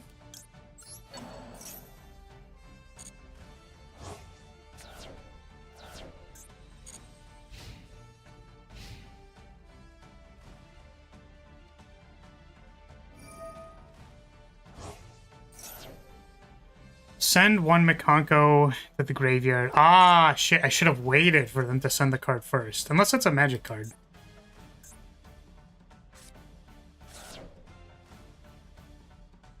I think if instead of sending the Kaiju, you could have damage step sent anything else to negate the Makanko, that would have been very funny. I guess my original plan was to Forbidden Droplet my like Link monster, so I was already in on like that's what I was doing, and I didn't like change my plan. So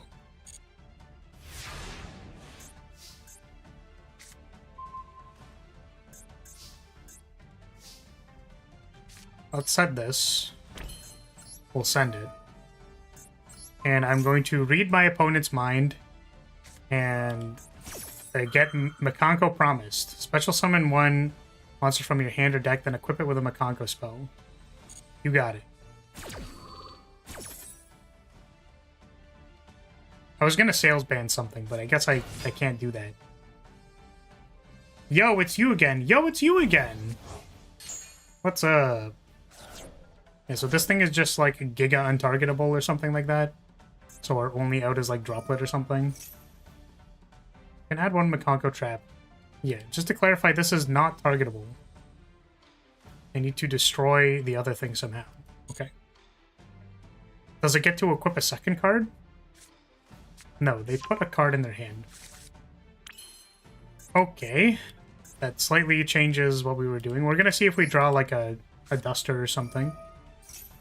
I'm using Sushi deck. It is the best deck ever. Oh, hey, we can just like take it.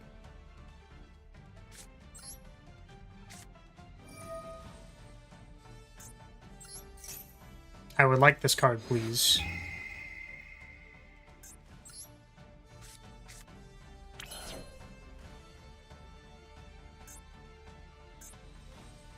Oh, did I already send? I already sent something off of this. No, I'm a goober.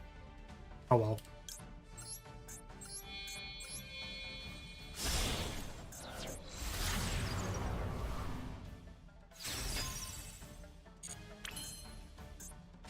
Let's go ahead and send this sales ban because I don't know what it is doing. I was like thinking of naming Impulse, or not Impulse, Imperm, but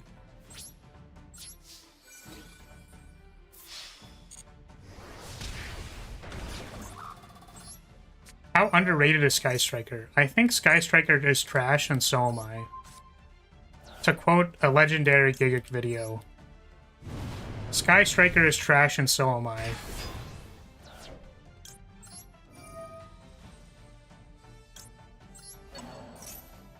But yeah, Striker gets support eventually. It's pretty good. I'm gonna be honest, I thought I was gonna be able to buy back Mobilize, or Linkage, sorry, and I was not able to do that.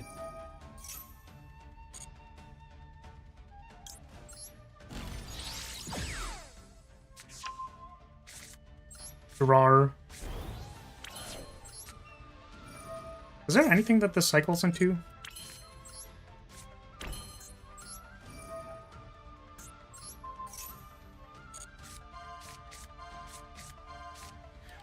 Ray! Oh my god, I love Ray! Alright, go ahead. I don't know, Sky Striker is playable, it's fun. You get to do Sky Striker stuff. I feel like it's not like I brick, but it's like, okay, these 5 cards in my hand does not solve the Malice board.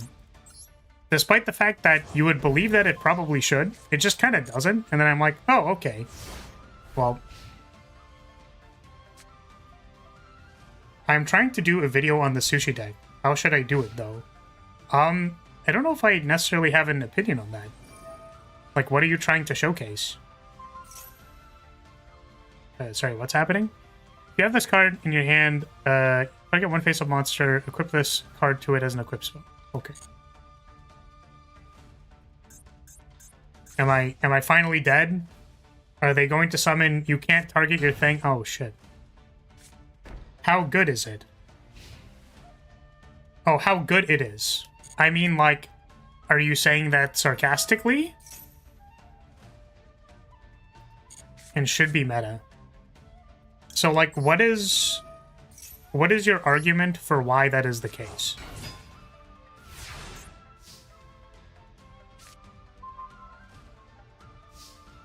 No, you aren't being sarcastic about it. Okay. I think I can't get rid of their face down card, which is very funny to me. Actually, can I just, like, summon a Ray and destroy it?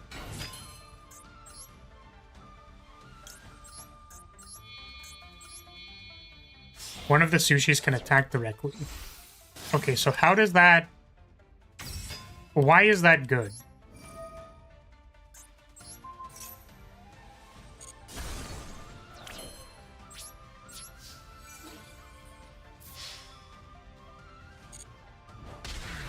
Right, GG!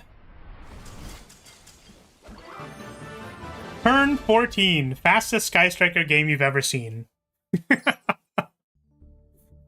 Incredible. Turn 14. Alright. Good game.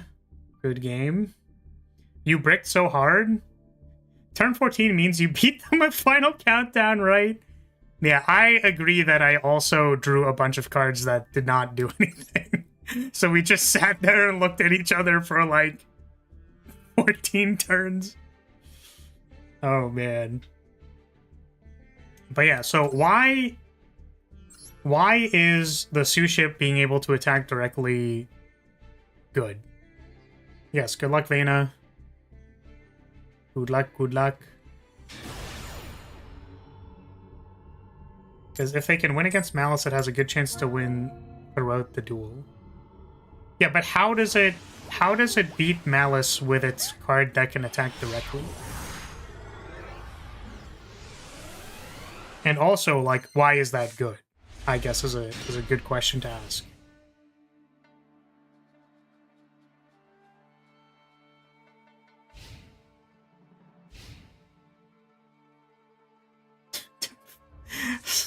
I really should just play Final Countdown.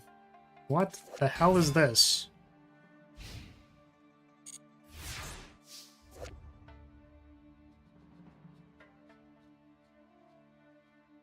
Okay.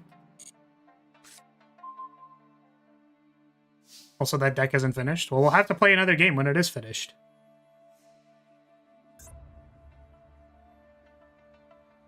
Decisive Battle is a draft all-star. Is that this one? No. Is that this one? No.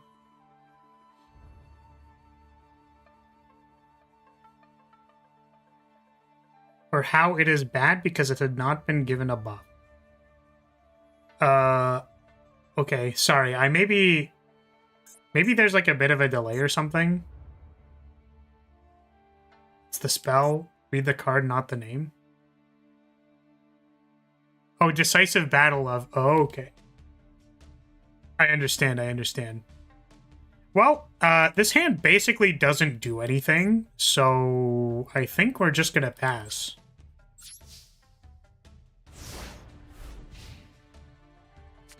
They're really good support cards to work with it. Okay. So how? So, like, how are the support cards really good? 2 beat raptors. Dude, I'm getting beaten down by these raptors. I'm getting double teamed by these raptors.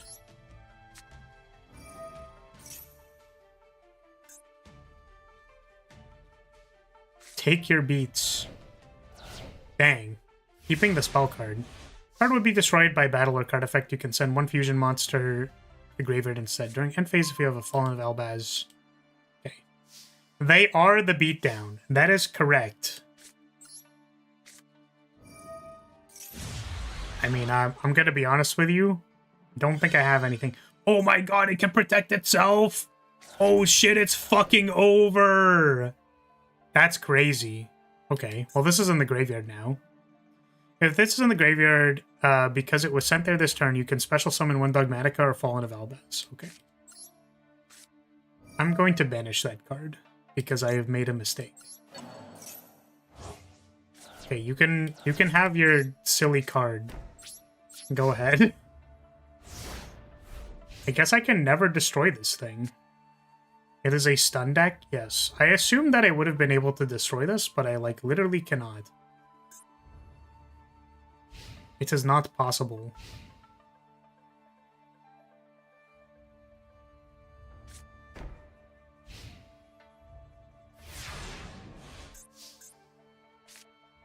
I will draw a card.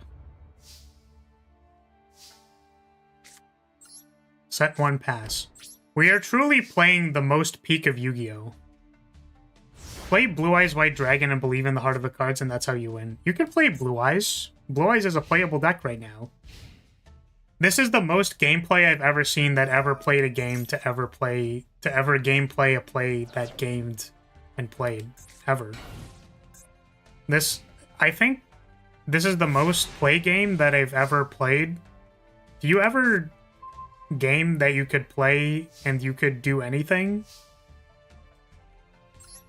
21? Am I doing it? Oh, we have Sky Striker Sushi Roll. Do you ever play a game? Stupid. Yeah, if we need to draw Sky Striker and Geiji. That's like the most powerful Sky Striker card.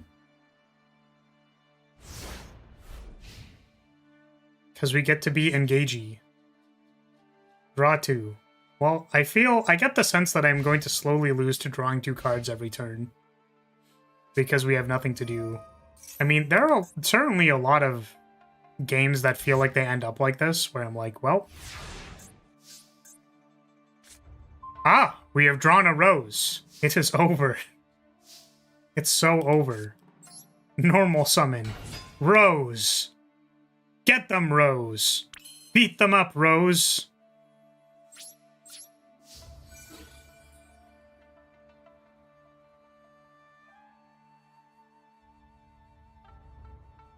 What is the result of doing this? Oh my god, it's an Ash Blossom. I can't hit over that. I take 300. That's hilarious. I'm pretty sure I can't add cards from my graveyard. So we're just gonna summon this Shizuku.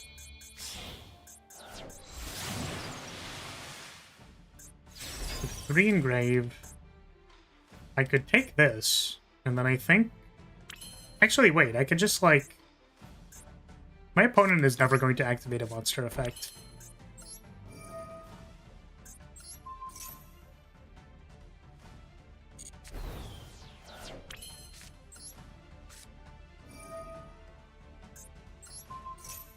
Do I care about Necro Valley?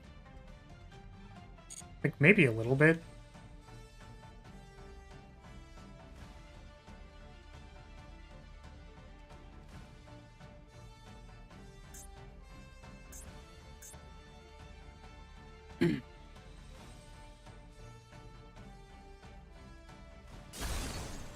I do?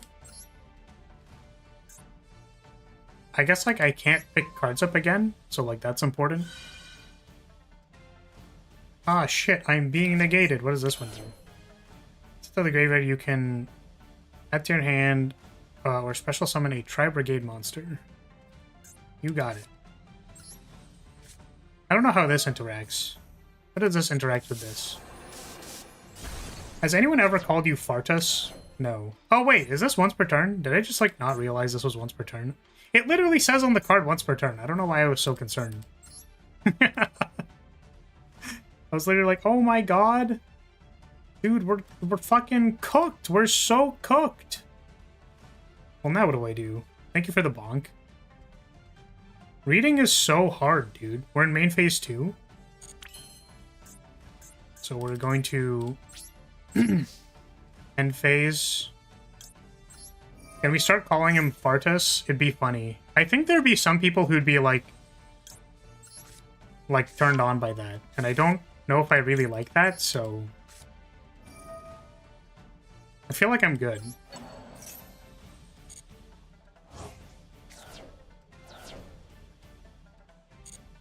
No, I'm Flirtus. Of all the different Ussies I've made, I think Flurissi and also Flurbus are both pretty good. Flurbus. Flurbus.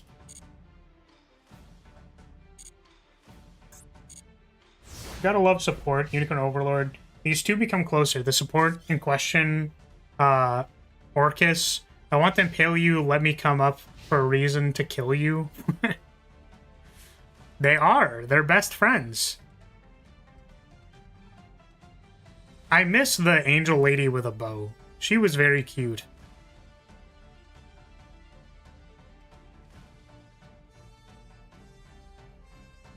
Alright, what are we doing now? What are we... Normal summon Ryo. Resolves.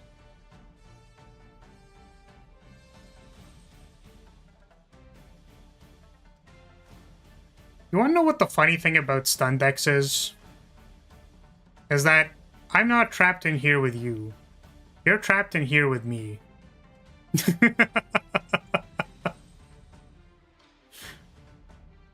I come back to challenge you later? Sure.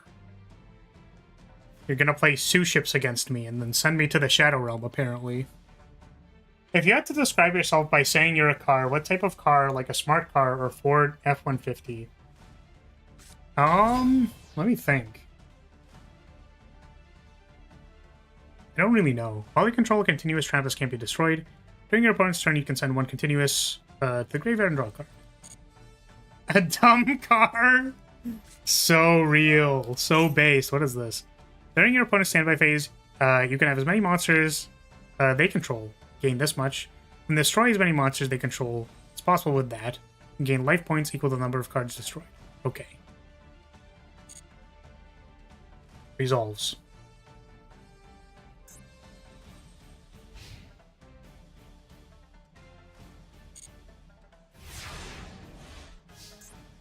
So I is Aelid, right? That was like part of what I did last turn. I guess I didn't. I thought I did.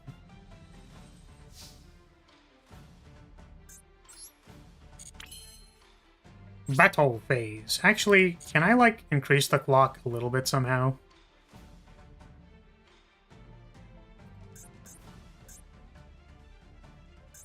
An idiot car? A stupid car? Damn, you're really on it, aren't you? A moron car?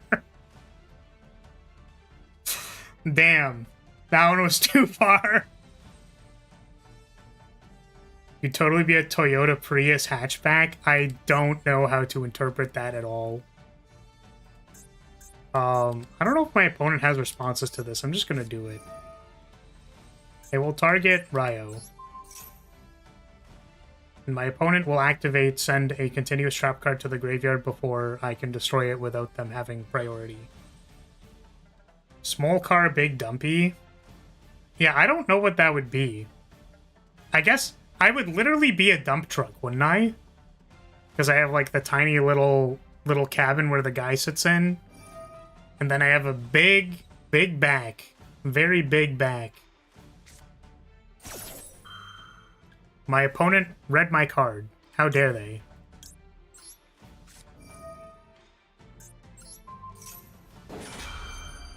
A Toyota Prius hatchback is that. Oh, shit!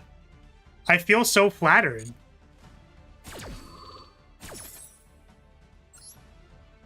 Zoe has accurately told me what car I am.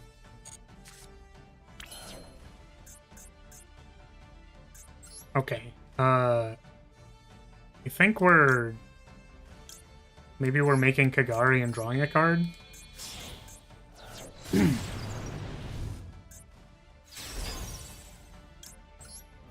Oh, I don't have an Engagey in my graveyard. I don't know what I'm doing. Losing my mind a little bit. Yup. Yup.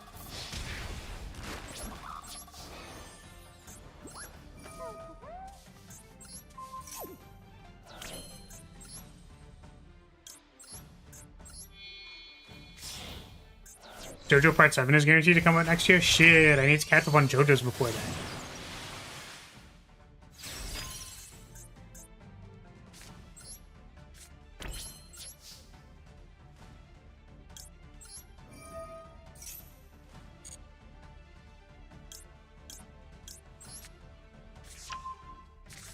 Losing your mind? Did you ever have it to begin with? Canned laughter. Lol. Epic joke. +2. So real. Damn. +2 chatter, so real. So true and based and real. I don't think I can beat this. I can't remove this thing. You, sir, win 12 internet points. Yes, sir.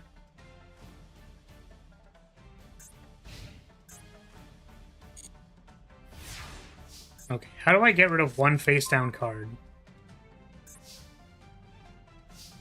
Can I Zeke a face-down card? One face-up monster? It's fucking over, dude. It's so Jover.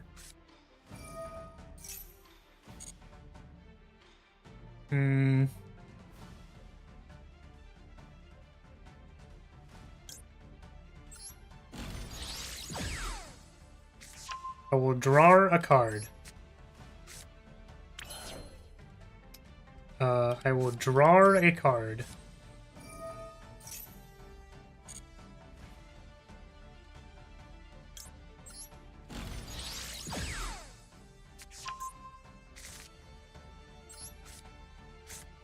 I will draw a card.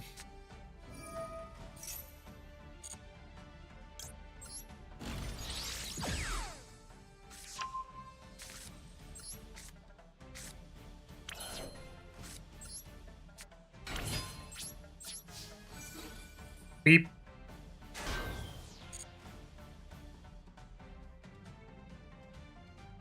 You seem like the kind of person who knows Yu-Gi-Oh! Really well, but can't play chess. I used to play chess. I wasn't very good at it. I, like, played the Sicilian sometimes. And it's really funny because, like, my one friend was like, kept making me go second. And it's like, I'm so sorry to the third person waiting. Yeah, my one friend who I played against, because I actually practiced the Sicilian. Like, I was playing black, and then black is, or Sicilian is a, what, King's Pawn response? Or whatever? And I think I practiced the, was it Dutch? The Stonewall or something? Or Queen's Pawn? Sicilian, what is this, a pizza? I mean, kind of. I think I'm not doing anything. But yeah, like, he was literally like, oh, what is this, a Sicilian? He kept playing King's Pawn, and I'm like, yeah, I mean, I don't... If you keep playing the same opening, then I get to keep doing the same thing. And then I think I played Queen's Gambit. Are you Diamond? I am Master 5. I have gotten to Master 3, but unfortunately, like, this deck just crashes out and loses, which I think is really funny, because that's kind of like the story of my life, is I'll just randomly crash out and lose. So the Dutch Stonewall is... I'm pretty sure it's Dutch. Dutch Defense Stonewall. Is you move your... I think it's like you move your kingside pawns to be... like 2 advanced pawns and then 1 pawn that is defending it. And then your bishop is really good at pinning the bottom of the pawn structure. It was something like that. And, yeah, but I was only ever, I think, like 1k rated. Like, I was not very good at chess. It's fun, though. I think when I was learning it, the thing that I liked about playing chess was, like, choosing your opening was kind of just like choosing your deck. So you're like, well, I'm really good at doing tricky things with knights, so I'm gonna, like, play a particular opening. Or, like, I'm gonna play an opening that fianchettos the bishop because, like, I know how to win using that strategy. So... like, I'll fianchetto the bishop, and then I'm going to, like, really put the pressure on them, and then try to win that way.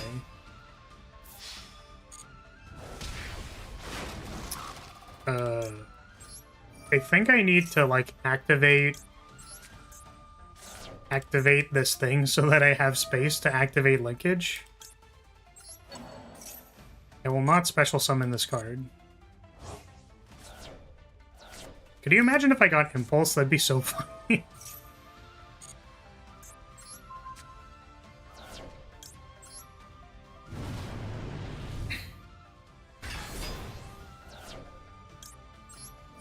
Yu-Gi-Oh! Player me. Learning chess, Junk Warrior. I don't know. Like, obviously there aren't as many parallels, but the general idea that your strategy has things that it is good at, and that you are to learn the things that your strategy is good at so that you can do stuff with that. Like, I watched some Sicilian games that were just like, yo, good game, by the way. I didn't realize it was still the battle phase. GG. Yeah, good game, good game. I did not read your card. I didn't know that it was once per turn. That may have been the worst draw all year. Dude, my 2 games have been like, go to turn 14. Like, could never possibly win a Masters game ever. That's so funny. Alright. Let's do it. Okay, well, what was it? Yeah, I watched, like, some Sicilian games that were like... And then my opponent started throwing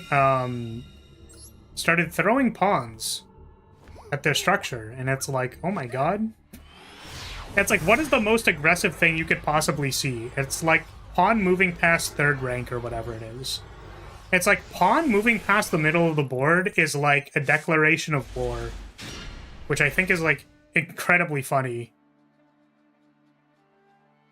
Okay, I'm gonna remember this. It's Do-G. Because it's like Do-Gs. So that's what it is. Farlus. Welcome, Dash. What a... Okay, what is this? Bone Archfiend. I feel like I recognize this card, but I don't remember what I played against. This card, Artifact Lancia. Is this Fiend stuff? Is this like the Fiend combo that like we were playing against? Oh, it's Resonator.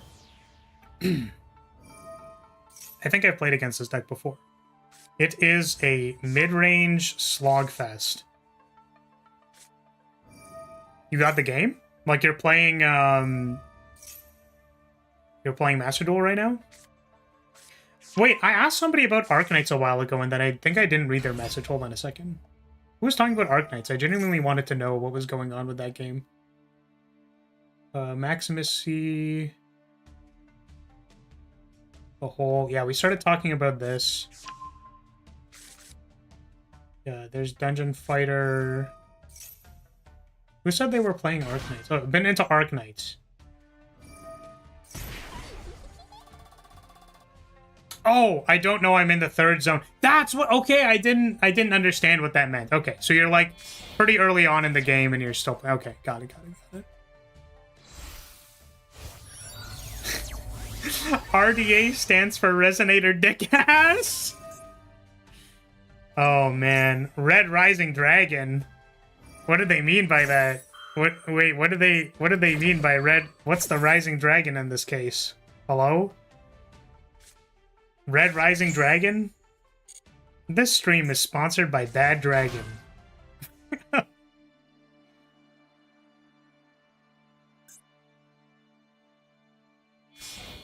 Yeah, I don't remember. It's like...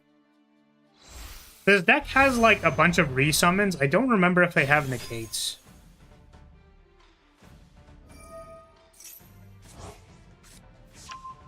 The Rising Dragon is the PP, duh. Heat goes up.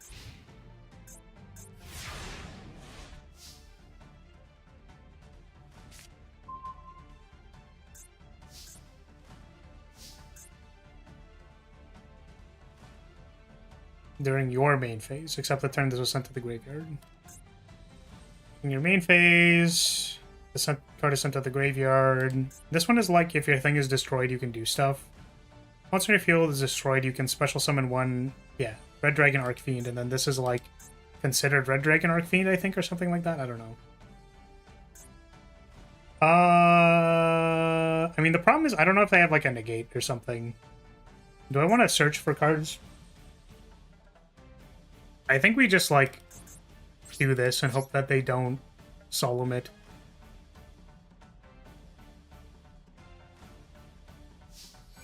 Hello, my friend. Can I offer you an evenly matched in this trying time? You discarded a Lancia. Please don't have a second one.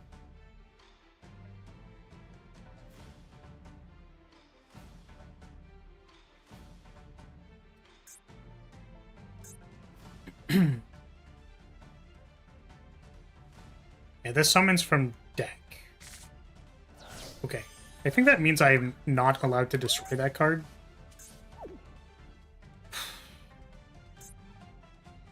I mean, there's a lot of problems.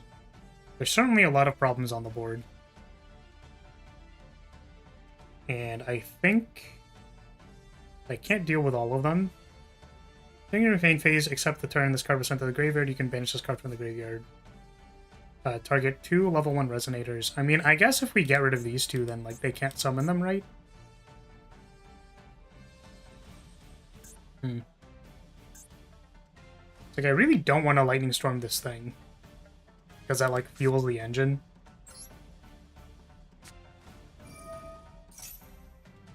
I think we just get Shark Cannon. And then Shark Cannon the two things in the graveyard that are recursion. And then we, like, Shizuku and Step find, like, Widow Anchor or something, I don't know. Actually, does this do anything? Send from the Monster Zone to the graveyard. From the Monster Zone to the graveyard?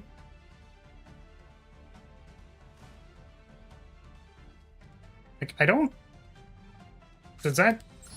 I was like, does that count if I take control of it and then I link it off? Ooh, you know what I could actually do? I'm going to Figari.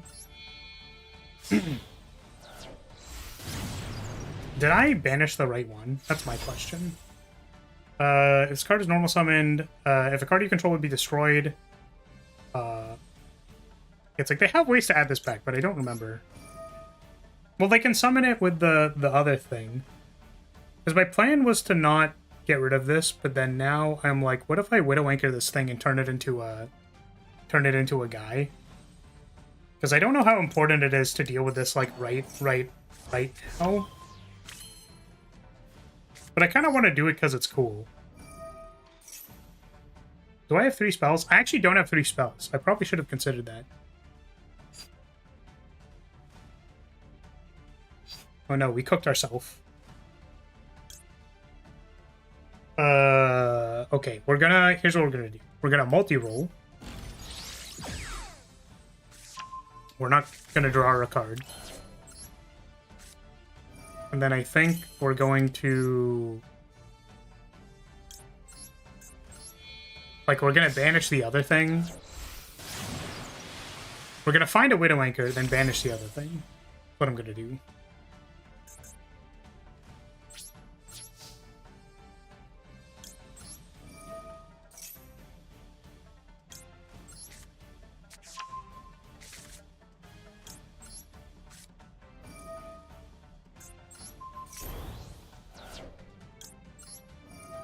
Can I wait until... We get 2 level 1s. Wait, this is level 1s. These aren't level 1s, they're level 3. I don't know why I'm concerned about this card.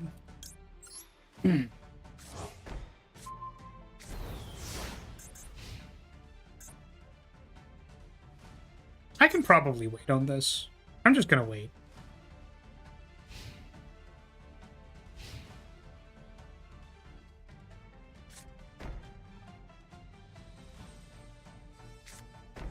Set 2. Okay. Kill my Shizuku. You got it.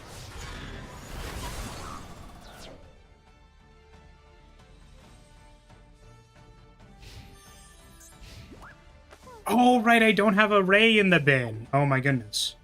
I'm such a silly guy. Let's banish this thing. And set an engagey.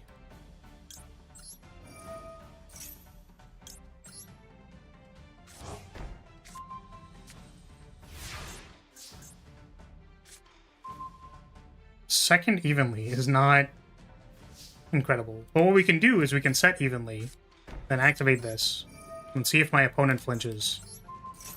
My opponent did not flinch.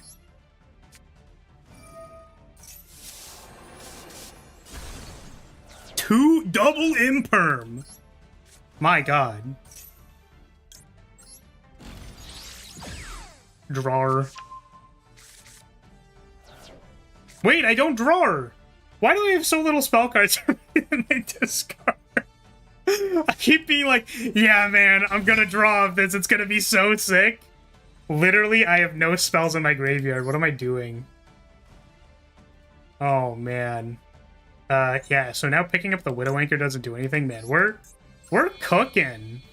We're kind of like popping up. We're kind of going crazy style with it. Okay. We send something. What do I send?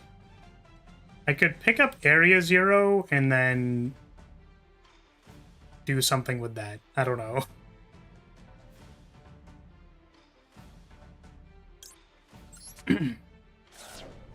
Okay. Main 2. Destroy 1 spell trap on the field. 1, 2, 3. Okay, here's what we're gonna do. No, that doesn't work either. We're overcooking this so hard. No, I also can't Kagari and then do the thing that I wanted to do. It's so awkward.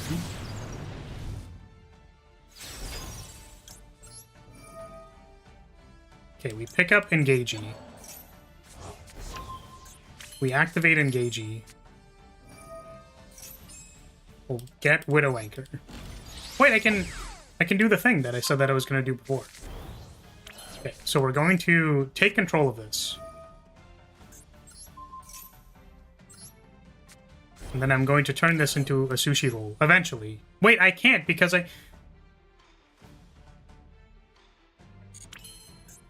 my brain doesn't work. So this lets them do I just have to give it back to them now? That's so embarrassing. Oh my god. Everything is good. Everything is okay. Everything will be fine. Oh god. I will I'm gonna pick up an Area 0. Yup. That's what we're gonna do. And then I'm gonna get some cards back. I think I have to leave the other one in my graveyard. I will not set another card. You can have this back.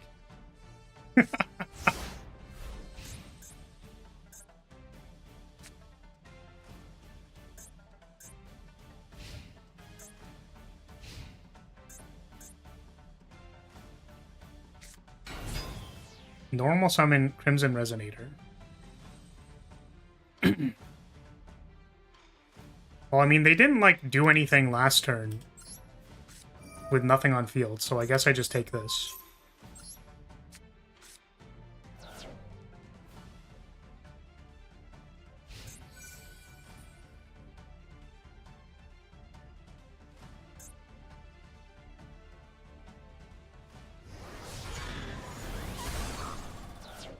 Summon Ray. It is Ray time.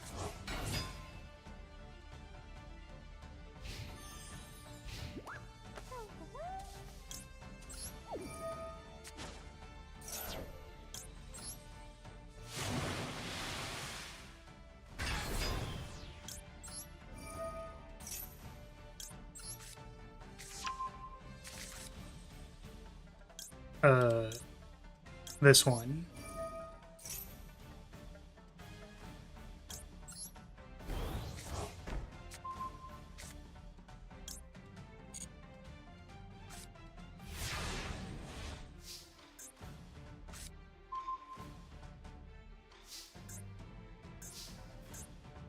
Let's send this one. Are there even any Sky Striker cards left in my deck? Or have I played all of them?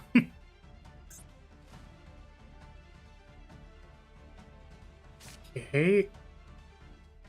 Let's blow this one up.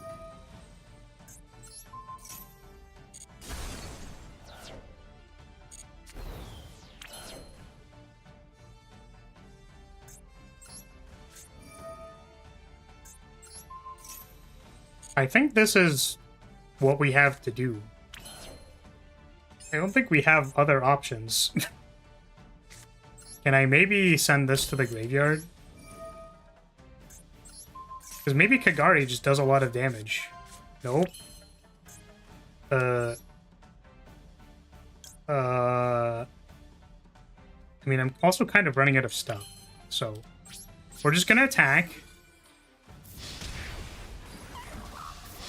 I guess if I was gonna Kagari anyways, then I was supposed to do it now, probably.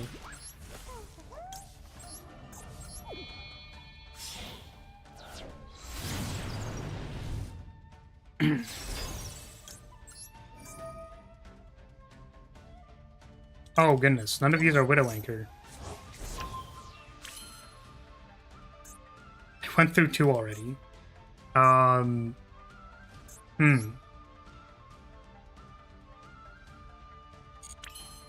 Okay. Go ahead.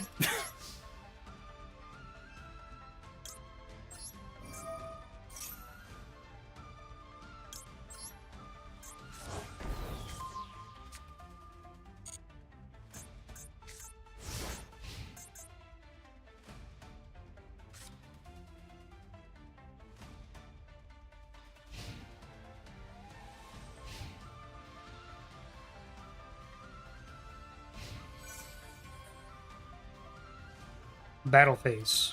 Punch this thing. Summon Ray.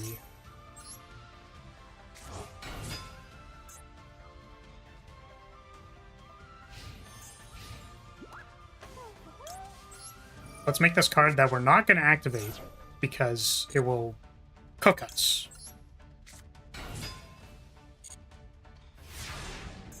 And we can finally find the 3rd Widow Anchor.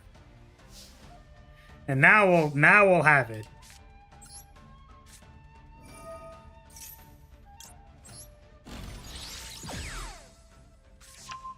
Draw a card. I still don't draw. How many spells? I have 3. And how this 1, 2, 3. I can count to 3. This does actually take control of my opponent's monster. Just making sure. Just making sure. Oh my god. Oh my god, dude. Holy. Damn. That's what master level skill looks like, ladies and gentlemen. That's what it looks like. Is it's going to turn 8 because your spell count was just always below 3. What am I doing, dude? All right, good game. I was very scared of that guy turning into another guy. Also, I don't know what card in the graveyard you're supposed to reanimate with that thing, but I was like, I don't know, man. It's like, can't destroy anything. You outbested me. Rematch? Have you considered being less in the lead so your cards are... I don't know, man. Yeah, that match was definitely like you got even lead. So I'm very sorry. Don't worry, it'll be fast. Am I going to get am I going to get the play and then I'm going to be roasted? Are you sure it's going to be fast? Have you seen the other games? I might still be on. I would really like to eat some food, but I don't know what I'm going to eat. It's probably going to be buttered toast. I have pasta sauce in the fridge, and actually, I have not... Oh, okay. Oh, this is the kill self deck? Yeah, let's go. Yeah. Okay, hold on a second. I got this. So how does this work? So it cannot be used as thing. Okay, hold on a second. Hold on a moment. Wait. You don't have to do this. Wait, what? You don't have to do this. It should be me instead. Hold on. Wait. Hold. Pause. Okay, let's activate this. Fucking modern Yu-Gi-Oh! This game went downhill. No, no, I should be it should be me, not you. Oh my goodness, wait, is it when you activate any normal summon, special summon, set or activate a card? Okay, got it. So what you're saying is I need to play, how many cards do I have to play from my hand? I don't know. Okay, let's summon. Oh no, but this puts you to like 500, which means that when you... Okay, well that's just not gonna work, so we can't do that. Okay, I take 500. Let's just... Let's send one. I think we can Camellia here, because we have 3 cards in grave. Okay, let's summon... Summon Camellia. You've heard of the Maxi challenge. Have you heard of the Chain Energy challenge? Okay, let's send Mobilize or Engage. We're gonna pick up Engage.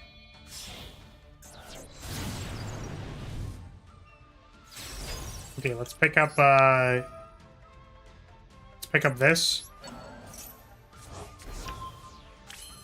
It took 5 minutes to deal with my remaining 100 LP. That's so funny. Okay, now what do? We can, okay.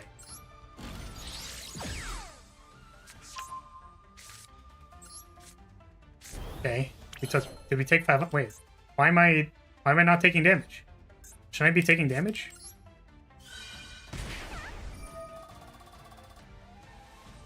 One, two... Buckle my shoe. Okay, shit, now what? We have... Unfortunately, my face down card says pay 2k life points. It's only from hand. That's really sad. Destroy another card. This one. You can't. You can't do it. What is this? During the main phase, pay 2,000 life points. Make both players send all cards they control to the graveyard. The end of the 3rd battle phase. What? What on earth? You can't do this. Oh wait, does this count as an activation? Set another card. Set another card. Surely my opponent doesn't have 2 activations.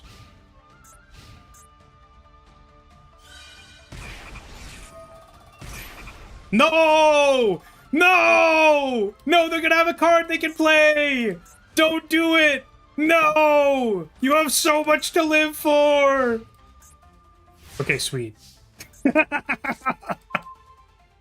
Alright, I think... How am I supposed to do 500 damage? I think if I area 0, and then I... Wait.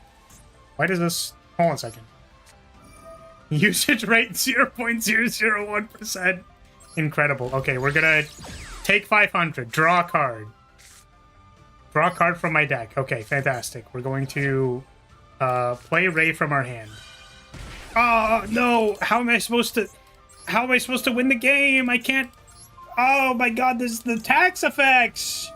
God, I hate it when my opponents play floodgates and I can't possibly ever win the game! My opponent is... Oh, his deck is so strong! It's so powerful I could never possibly win the game! Maybe this engage will save me. Add engage to hand. Surely. There's gotta be something in my deck. Let's add afterburners. Okay, I think I have a plan. What I can do, I just need to make sure there's enough things in my graveyard. Okay, we're gonna engage.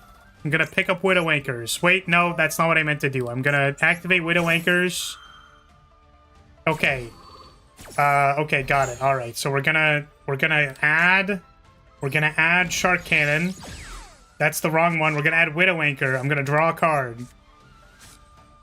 Okay. I can't negate the effect anymore. Okay. So I have to summon this.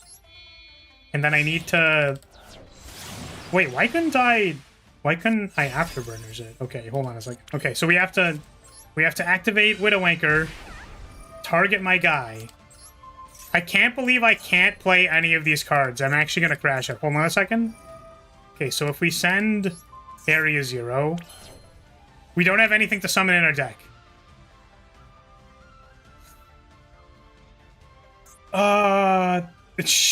Shit. Okay, hold on a second.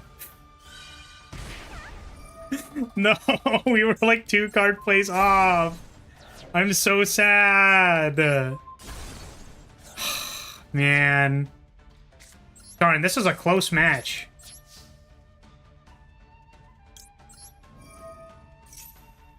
It got banished from roll. Wait, what did? Oh, Area 0. Right. Thank you.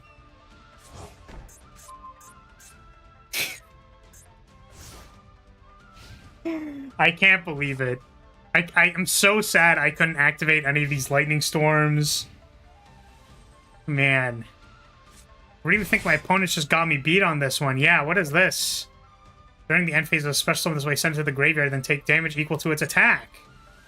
Well, that's probably not. We can't let that happen, right? Don't do it! You can't. You can't do that. That'd be bad for you. Shit, I don't know. If I send this to you face down, what happens? Wait, do I get to draw the card if Book of Eclipse flips us up? Hold on a second. Okay. Send this back to you.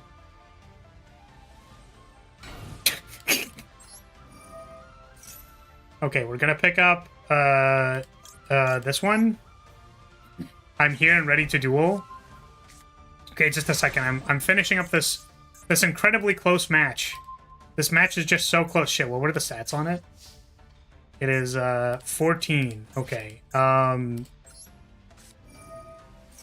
this match is... It's just, like, so close.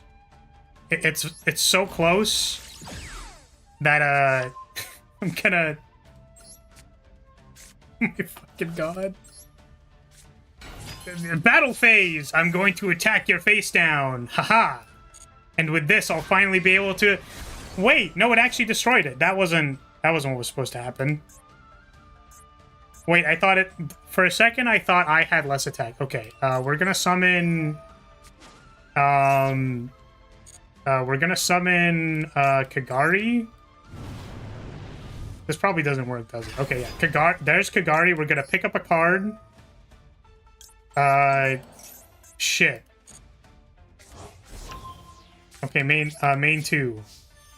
Yeah, we have to make sure that that our opponent doesn't kill themselves. We have to make sure that it doesn't happen. Sky Strikers are trying to save the day.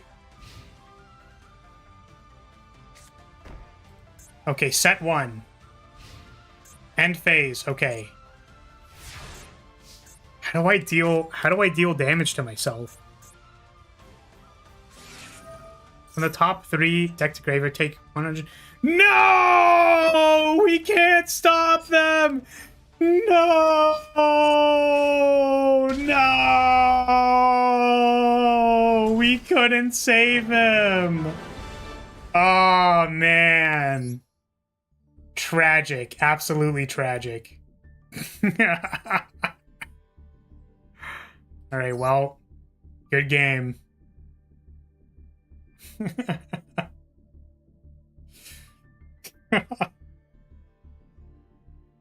You can ash that card. It has happened. Oh my god. That's so funny. I'm so sad. I couldn't play any more cards from my hand. I'm so sad. What I actually wanted to do was I wanted to somehow get that card into attack position and then hit it. What's that deck for? To speed losing in Duelist Cup. So if you can just solve FTK, you can get the rewards for like you can farm the rewards for dailies, like for spells and like spell plays, trap plays, dealing damage, I think. It also counts as participation for events that require participation. It's like, it's a little cheesy. Like, it's kind of like against the spirit of the game, you could say, of like, well, you're supposed to play the game or whatever. But it's like, if Konami's going to force you to play a game against like normal summon Amazon as Swordswoman, then like, you know, I'm allowed to do whatever I want with my cards. You know what I mean?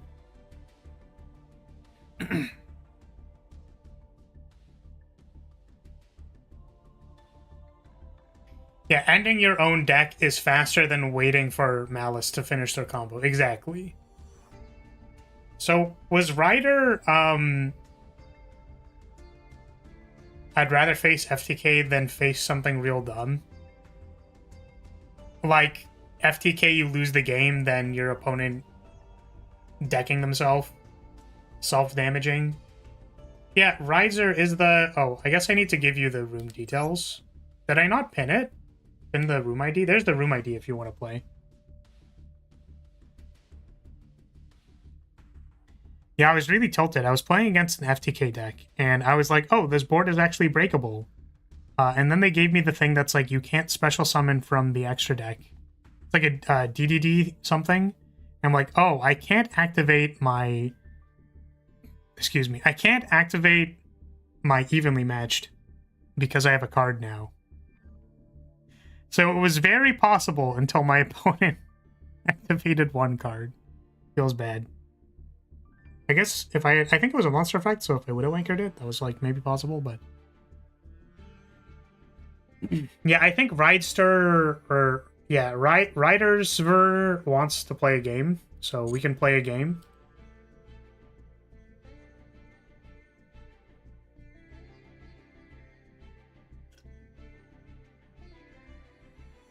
I'm assuming this is you.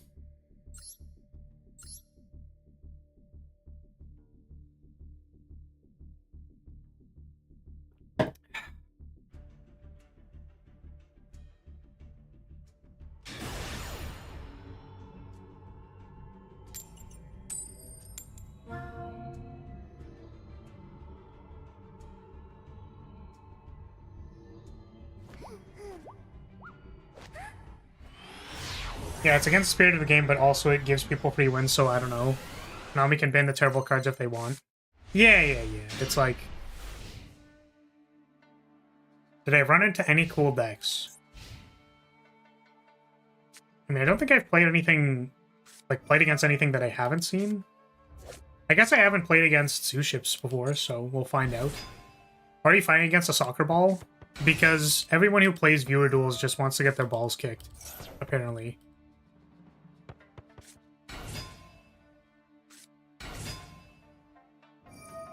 Alright, we've got the sushi rolls. Wait, now I can't say Sky Striker sushi roll because now I'm actually playing against sushi rolls. Dreadnought.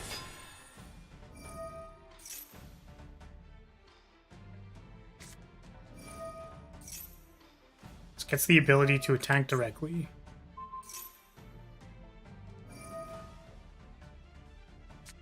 Oh my god, there's so much text on this.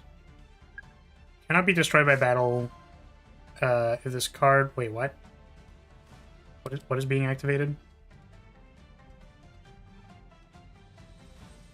One gun can. Monster card name, except gun can... Sorry, that is mentioned on any gun can XYZ monster that you can... Then you add the declared card. What? If I type in gun can... Ah, I see. I will name this one because you already summoned this one.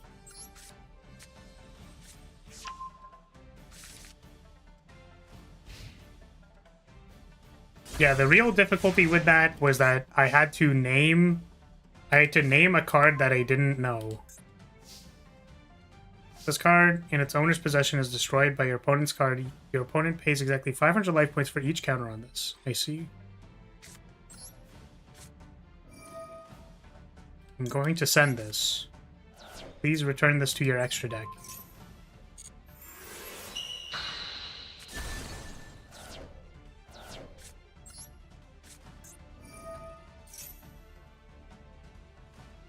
Sous ships make me hungry? For real. Like, actually, though? We'll take 500. Here we're gonna engage, send engage on linkage. So we'll have 5 spell cards, not 5, 3. Why did I say 5? We'll have 3 spell cards in our graveyard. When it resolves. Kagari!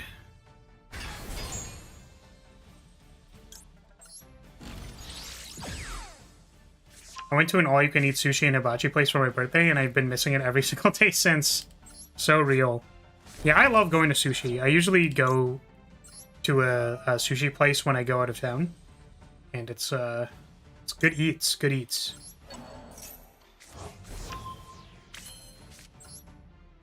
Good move on viewers, they understand Flaw's greatest fear, going outside in sports. What do you mean? I am 100% down to kick my viewers' balls while they combo. That's like the point, right? Like people are into that or something? Oh. I don't know if this does anything, but I'll do it. Sure, I'll activate this effect.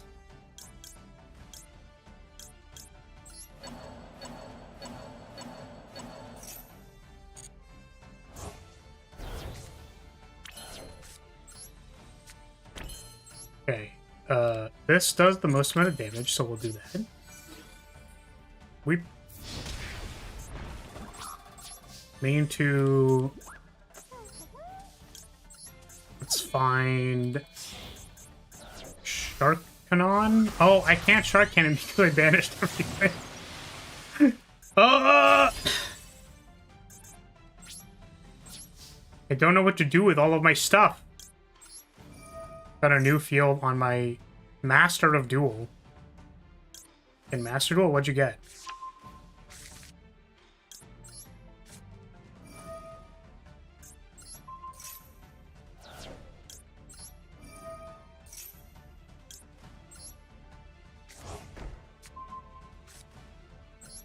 Wait.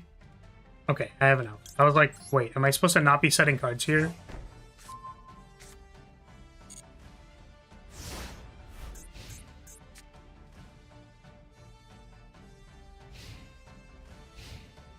Autumn Field.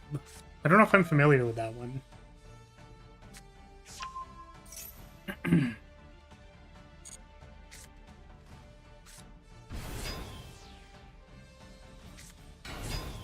Okay, we've got 2.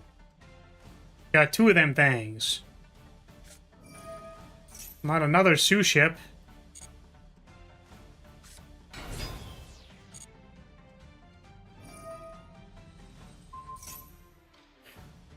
Change it to 4 or 5, so they can make a 5 now. What are we making? Are we making Cyber Dragon Infinity? Because that'd be great.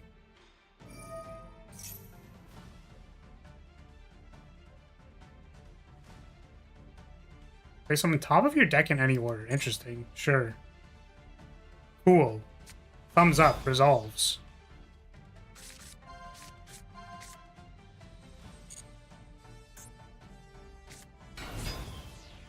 Drake Shark.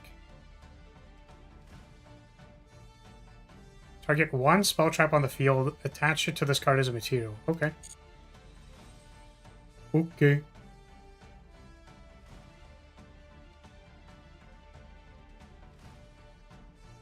Now what are we doing? We've got all the material in the world.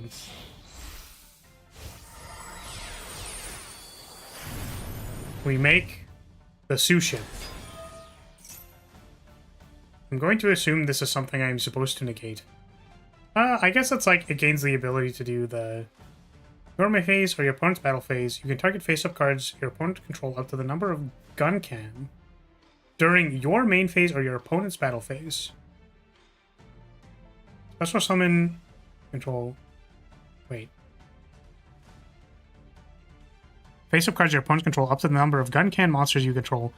Special summon from the extra deck, negate their effects. Okay. You know what? I'm just gonna... It's fine. Whatever.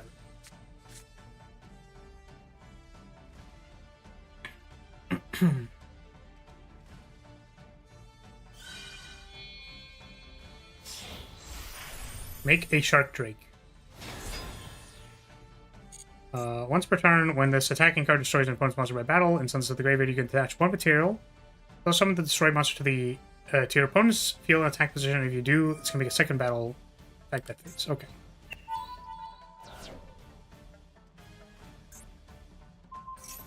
Okay.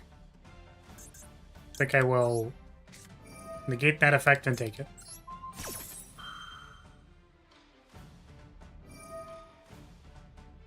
Okay.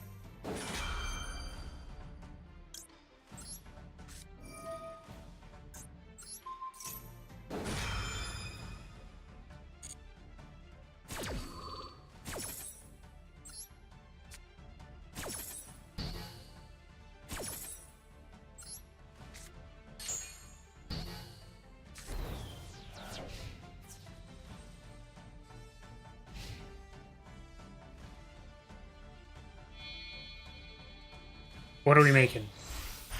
Typhon? Oh, shit.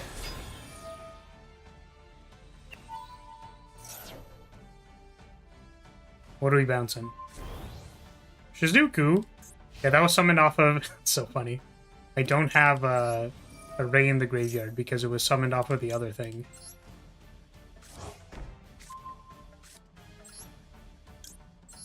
This one is Lincoln, right?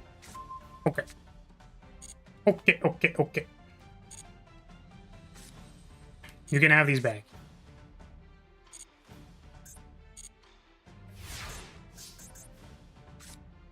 I don't think there's, like, anything that could possibly be activated here, because the other thing is during battle phase, I believe. I'm going to send this evenly, just in case. Raigeki.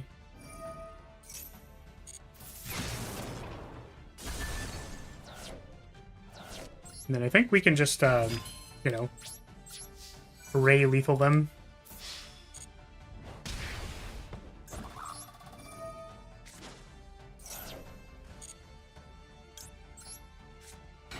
Pew! Send Rose.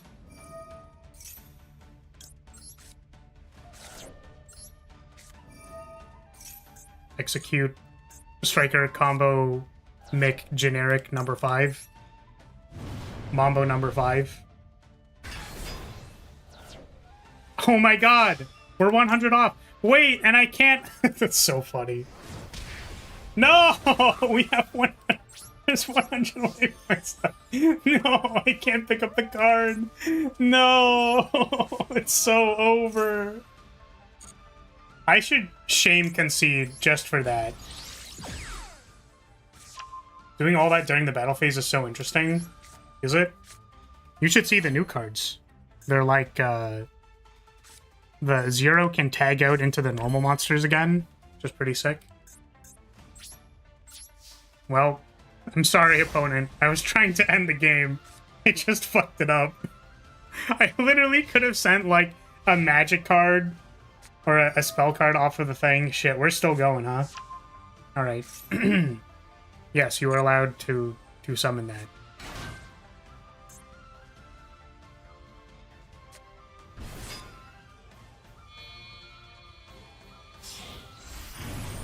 It's the guy. There it is. I think I'm just gonna negate this.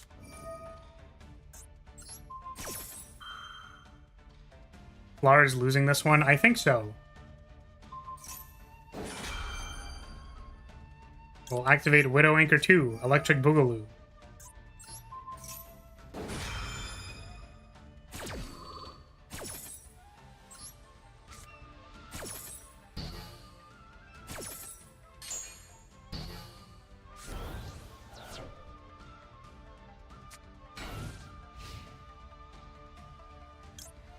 Okay, set Widow Anchor again. We will take the thing again. And then attack for lethal. Anchoring a ship? Oh my god. That's pretty good. That's pretty good. I will, in fact, anchor the ship. I will take control of it. It will be mine. I think I will attack for lethal this time. As opposed to before, when it wasn't lethal.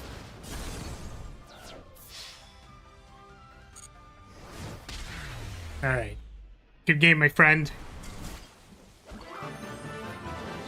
It's possible that the Sue ship needs to be labbed a little bit more. Damn, we're back. Room is full again. That's crazy. I was like, I don't know. Is Doji's rematch first? I think. This is why we have a queue. I suppose I could, like, actually take the time to make the bot actually work with making a queue and stuff like that, but that's complicated. Unless Doji isn't here. It was just showing. Ah, I see. I know Doji wanted a rematch because our game was literally, like, evenly sit there and do nothing. Yeah, GG Ryder. Excuse me. I can't believe I missed lethal on that turn. I was like, no. It feels so bad. Passing to the 100 LP was not intentional. If the controlling thing didn't keep grabbing me, I could have won. That's fair. Like ours wasn't a funny day. Alright, well. This game's gonna go.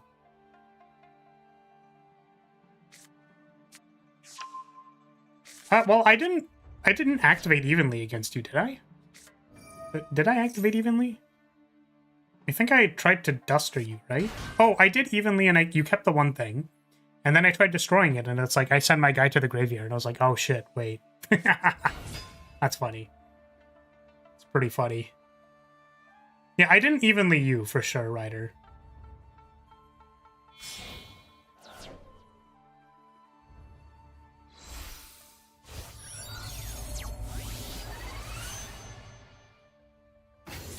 Alright, they're back.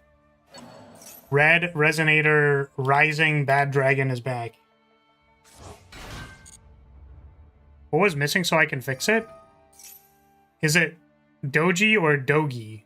It's Doji, because it's like Doji's, like ah geez man, like that's what I remember from last time. It's not doggy style, even though I was like it's definitely doggy style. It's not. I don't know. Sue ship is a deck that you are allowed to play. If you simply attack your opponent and they die, then they will die. But I don't think negate one face-up thing is probably strong enough to beat Malice. I would assume not.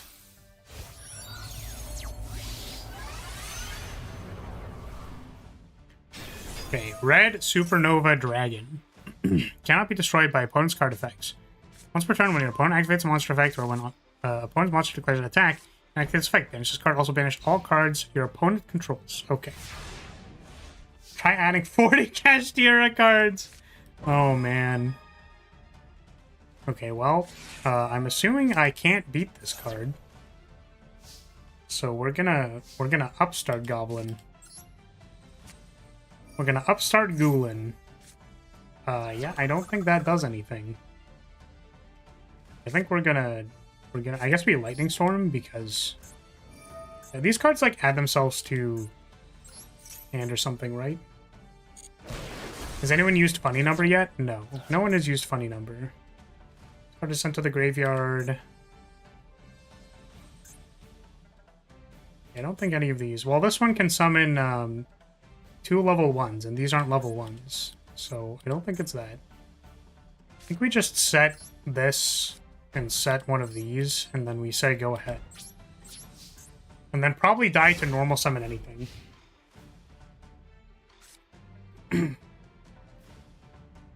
Then it defeats the purpose of the sushi deck. So real. How can somebody be so incredibly real and base? So this card's in the graveyard. You can send... Oh no. I didn't read the one effect. You can send one other card from your hand or field to the graveyard. Special summon this card. Also, you cannot special summon... Blah, blah, blah, blah. Like, what if it's... yeah. Okay, I'm gonna... I do not know, but my opponent is activating a card and I'm scared. Wait. This card sent to the graveyard, add 1 spell trap. Wait, hold on a second. I'm pretty sure this one matters more, because this is search for the spell trap. But it might just kill me anyways, I don't know. I mean, I think like normal summon anything just kills me, right? It's a 65 plus. Or we can just like make another one.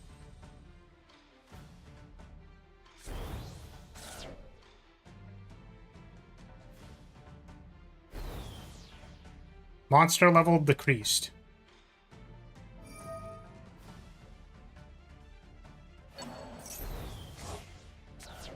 Okay. Normal summon this, kill me?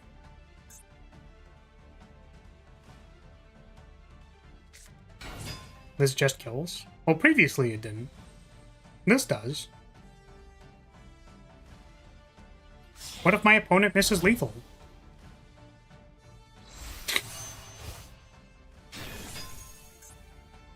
What if my opponent falls asleep in the middle of... You know, what if my opponent just, like, doesn't... What if my opponent just doesn't understand how the game works?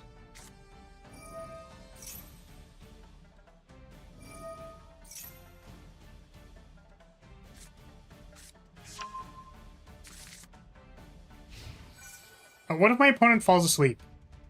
If my opponent falls asleep, then I don't lose.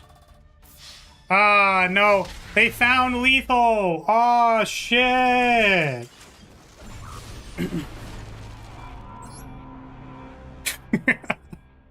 Alright, that's probably a rematch, right? That's probably a bit of a break. I remember when I was doing Labyrinth Resonators. Damn, I wish I could be doing Labyrinth. You can scratch the Resonator part. I actually wanted to play Lab in Genesis. Because that's like a deck I could probably actually own. I don't know if it's good.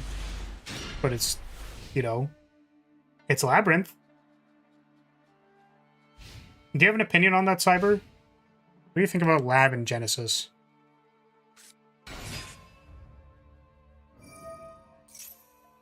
No, like the format Genesis. The one where like all links and pens are banned. And they have like the points by system or whatever. Alright, we've got Branded Regained.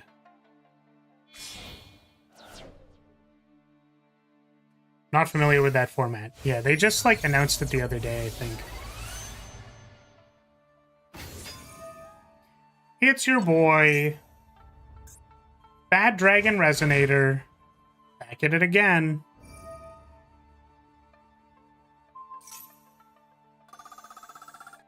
I'm always happy to play Lab. I see. Yeah, it's like you basically get one copy of Welcome Lab, Big Welcome, and Lady Lab. Because it's a points by system, so you get like, that's like 99 points out of 100. So you get one copy of each. I don't know if that makes the deck unplayable. provided that other decks will be similarly restricted and only have like one ofs. Stuff like that.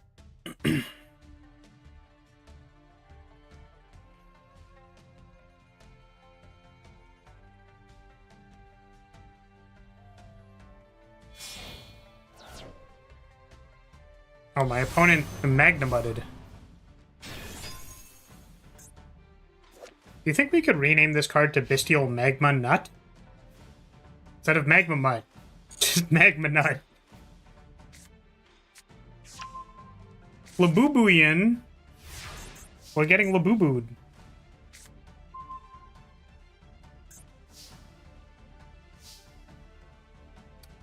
Okay.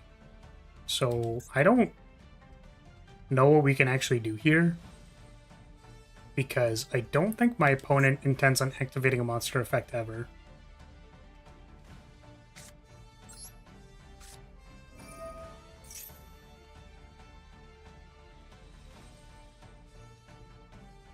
Oh, I guess the Bestial could literally be activated. That's possible. I could just destroy this, I suppose. But it's like, I also want to hit the back row, so I think we get super greedy with it and we area 0. That seems wrong.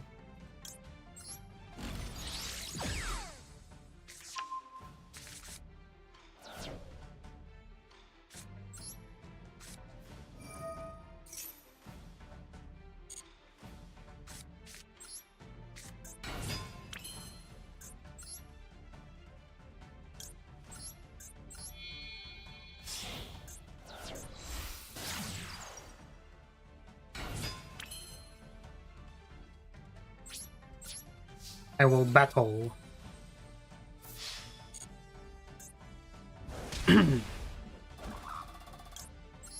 Let's send area 0.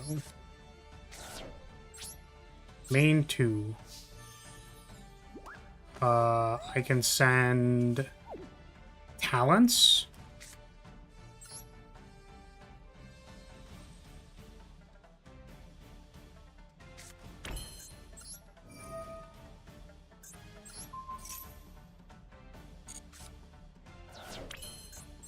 And let's pick up...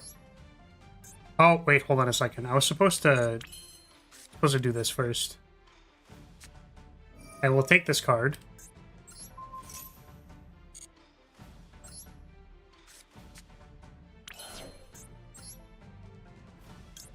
Then I will make Kagari.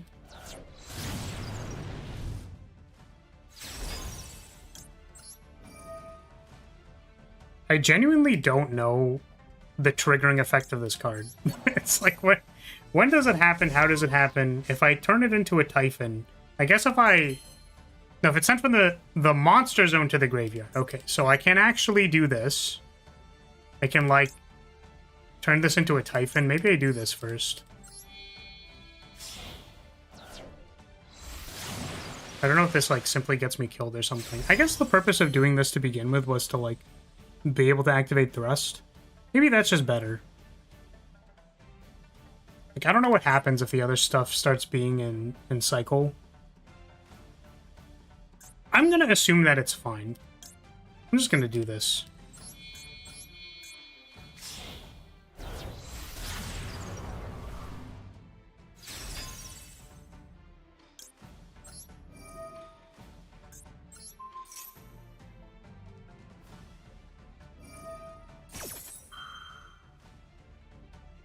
Yep. Funny thing with Resonators is that they're all fiends, and Resonators have a decent normal trap that is searchable and notable. Removes a monster from the field and activates lab stuff. Oh shit, I can't banish the thing because they Lanceia'd me. That's pretty good. Soul Resonator also searches a level 4 or lower fiend, so you can get any of your low-level labs. Cool. What is this one? Once per turn during your end phase. Okay. I don't have to activate anything. I'm going to find something. I think I want to find Afterburners so that I could destroy the back row. Go ahead and do that.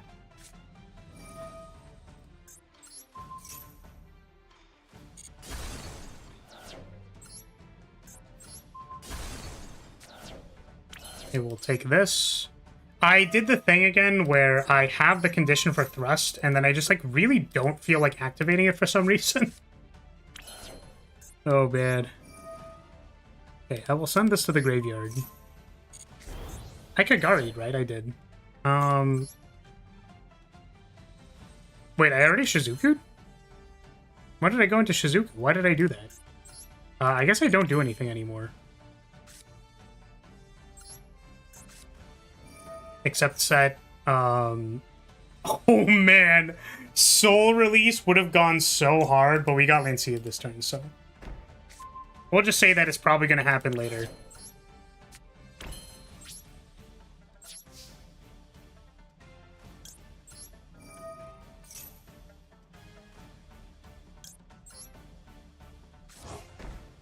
Yeah, my understanding is that it's like a budget deck.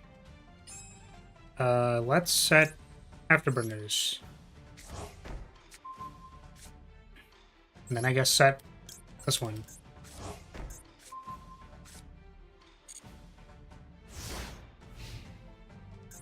Yeah, so like budget decks are fine for being able to like play the game and stuff, so it's good. Yeah, they have like Labubu. I'm pretty sure this does something. It like gets you a Bestial. Yeah. It's pretty good. Here's Druis Worm. Yeah, I would encourage you to think about the things that are actually cool about it that you could showcase. No, my Ray! What a tragedy. Hi, Druis Worm.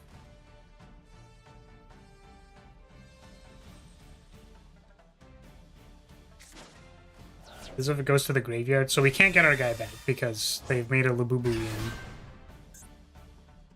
During your main phase, you can place a continuous branded... Yeah, so this is dead. That is fun. If I Book of Eclipse this, is that good? I don't know. I think I will take that.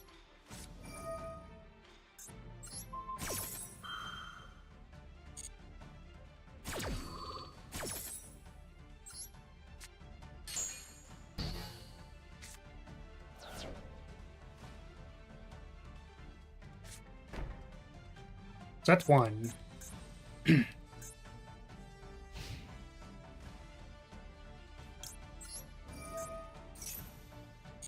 think this is just set engage.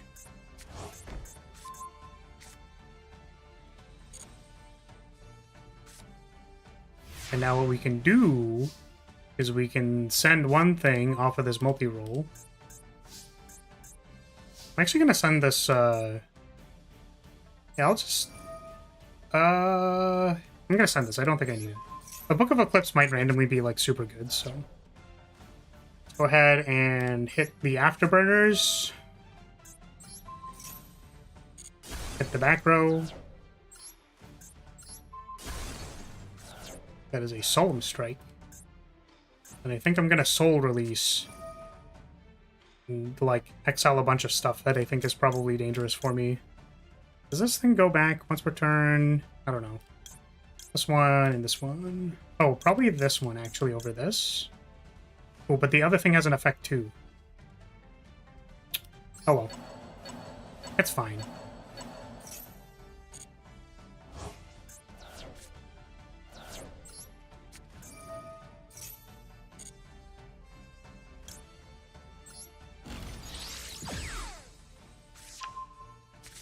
Draw Shark Cannon.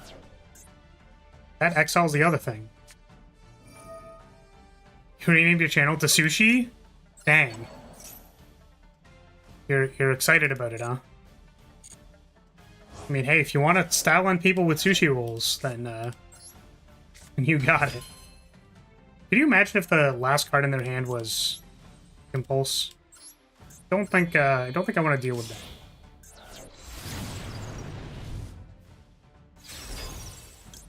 Can someone explain to me what the condition on Impulse is so that I can actually, like, understand how the card works? Like, what? When is it allowed to be activated?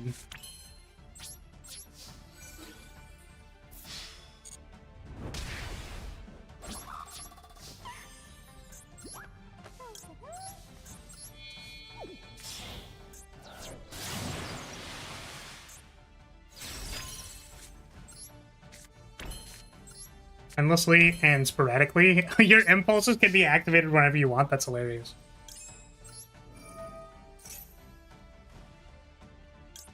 Add engage to our hand. And set. I guess we set Shark Cannon. I'm only going to use sushi and do stuff on VR so I can get more content in. I see. Are you gonna become like a sushi ship in the VR as well? Special summon this card.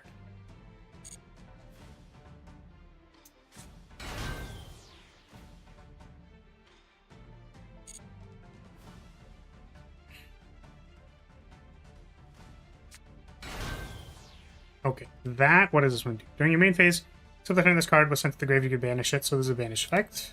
We'll take this card.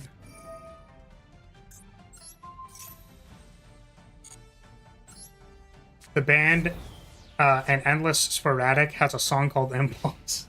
What the fuck? Oh, man.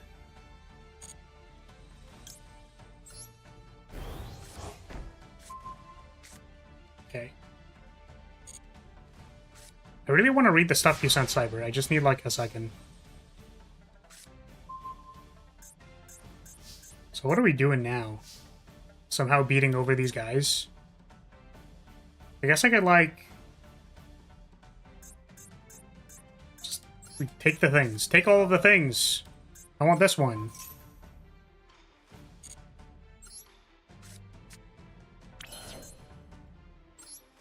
I'm aware it has a graveyard effect.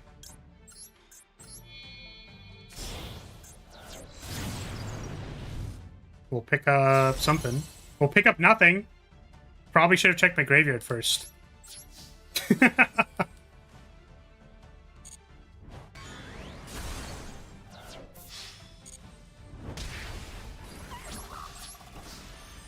Okay, let's send this thing. And we can Shark Cannon it. Xylophone this card. It has text that says it does stuff in the graveyard. Get rid of it. Oh. I do have 3 spells. Okay, thank God. Okay. Thanks for playing. Maybe I'll add this. Okay. Thanks for hanging out.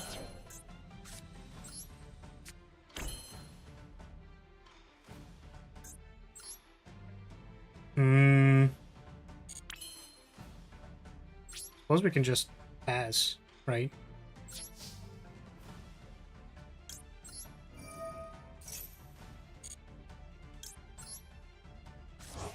Okay. There's also Red Lotus King Flame Crime, which is a level 3 fiend that can be special summoned fairly easily and notably used as a synchro material. Lets you send a normal trap from deck to graveyard. So you can just send a really good trap like Welcome or Rollback. Anytime an opponent controls a card, anytime an opponent activates a card, or effect that includes an effect that special summons. If opponent controls a card, you can activate from hand, I mean. Oh, I see. Like, you can summon it if your opponent has any cards. I see. Have we sent Rose? No, and we already used Hayate. What a miserable existence. I'm going to add Rose to my hand.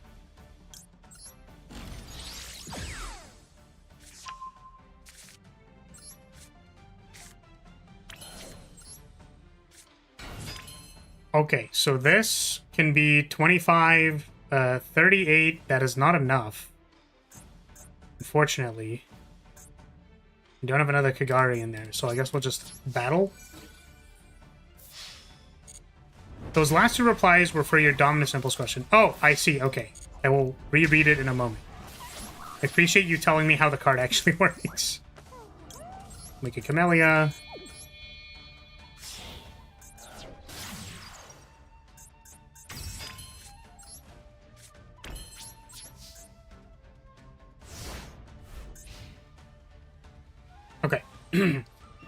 Anytime opponent controls a card, anytime an opponent activates a card or effect that includes an effect that special summons. Okay. So it's just if your opponent controls a card and they activate something that would special summon something. Is that not just, like, very free? Like, that seems incredibly free. No? Can't you just, like, theoretically play that in any deck as a hand trap, like, similar to Imperm? Like, there's no restriction on not having cards on the field, or... Is it just because, like, your opponent needs to activate a card effect that would special summon something? Like, that's not active all the time, I guess?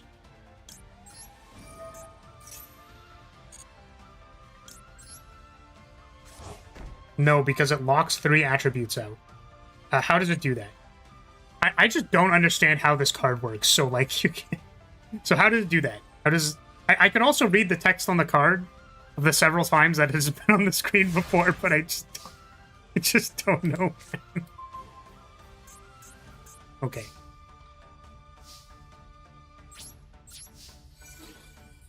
Okay. You asked about activation requirements, so I didn't mention the drawback. Okay, so what is the drawback? How does the drawback work? I appreciate you explaining this to my tiny brain.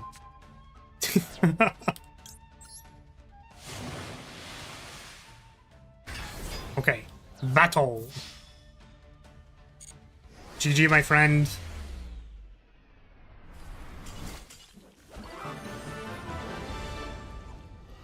Okay. GG, GG. Thanks for the duel. There we go. Ah.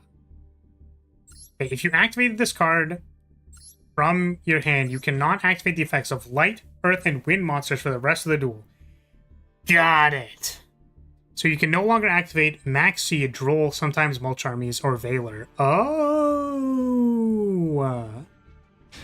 Cool. Very cool. Okay. So there is a drawback and a restriction. I got it. I understand.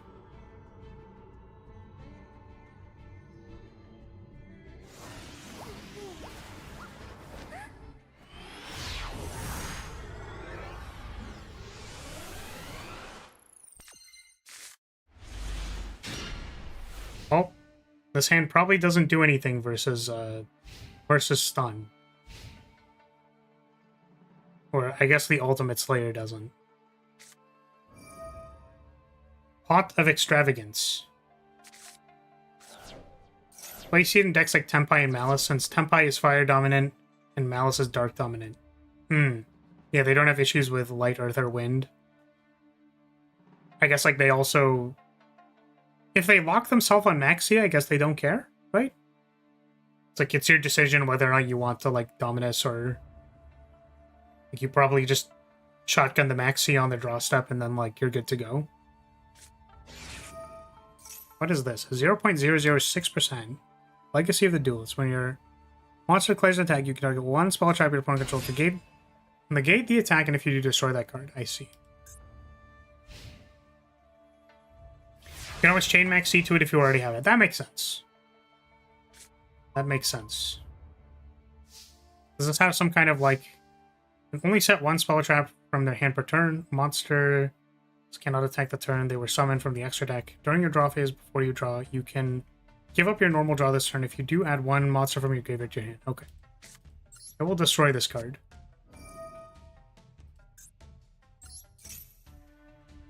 That seems very good. Not quite anti-spell, but almost anti-spell.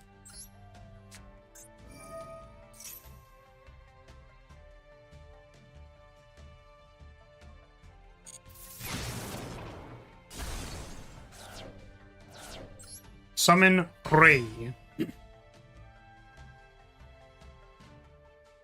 Attempt to kill my opponent. Brutal, honestly. Unless we're getting hand trap out here. Let's find out. Ah, I'm being maximum seamanist. Resolves. Hayate. Send Rose. See, if it was bestial control, I definitely wouldn't be doing this. Because I'm like, we just get stopped by a single bestial, but I think we're probably fine. Kagari! Pick up linkage.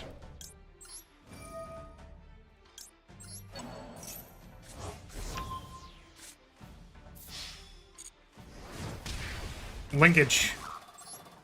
Smash their face in.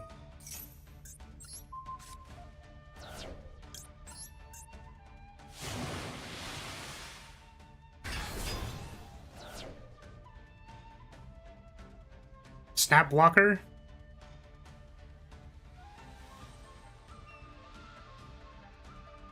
Chain Fulos. A Maxi. Ash my own Maxi.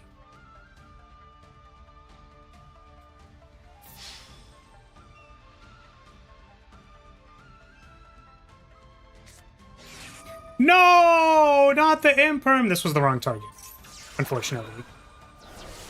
I think Imperm... Imperming Kagari was probably correct, if you had it. But I don't know if you had it. Nah, that's crazy! They just drew it. It's possible.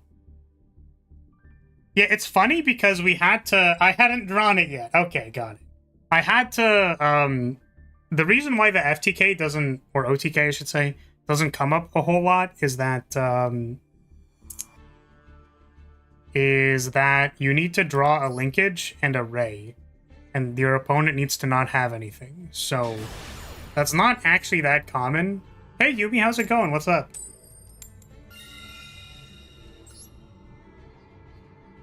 Your damage combo is the Sky Strikers tagging in and out to run a train on the opponent. Yes. Yeah, yeah, and then they can tag out into Ray and Rose and go... I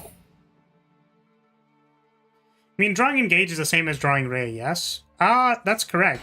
Like, but the thing is, you need to have Ray and Linkage, and your opponent needs to not have anything. Which is why it is not, like, the most likely to happen.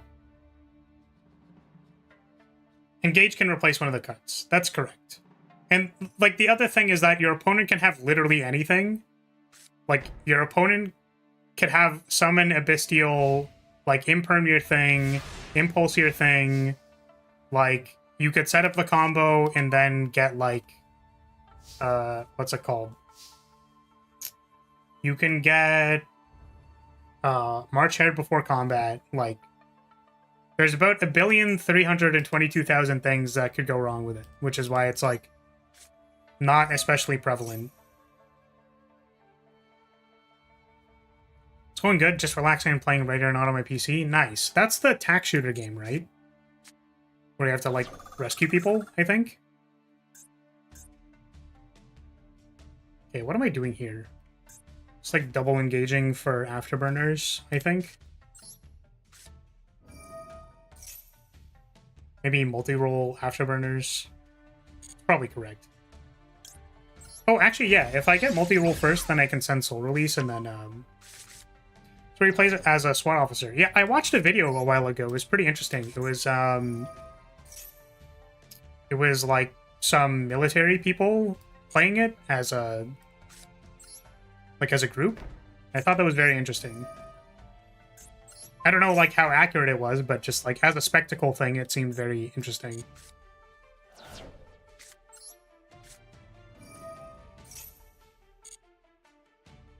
Okay, we get afterburners. Pop 2, you can't respond.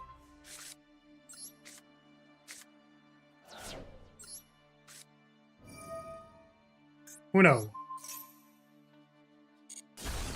Dos.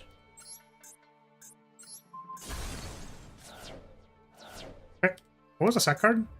Wall of Revealing Light. Okay. Now, I think... Let's make a Kagari. It's really fun to play.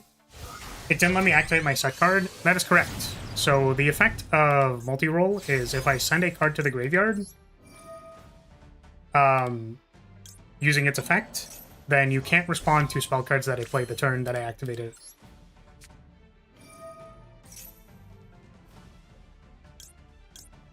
It's a little bit of a gotcha, but it's also a way to like force your opponent to need to activate things like as soon as possible. So like you can set something like an Ultimate Slayer, play the multi-roll, target your Ultimate Slayer, and then if your opponent destroys the multi-roll, you can still activate the Ultimate Slayer, and then your opponent would have responded to something. So you can like force them to do stuff. It's not the best way to do it because sometimes your opponent just doesn't care. They let you send the card and then it's like, well, I wanted to activate that kind of. It's like not super good.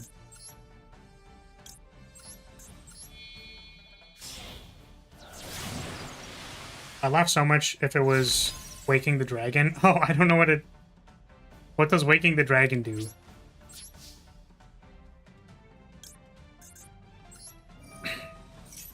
You know what would be a cool addition to this game you're playing? What would be a cool addition? Let me know. I'll make sure to email the dev team myself. Stupid.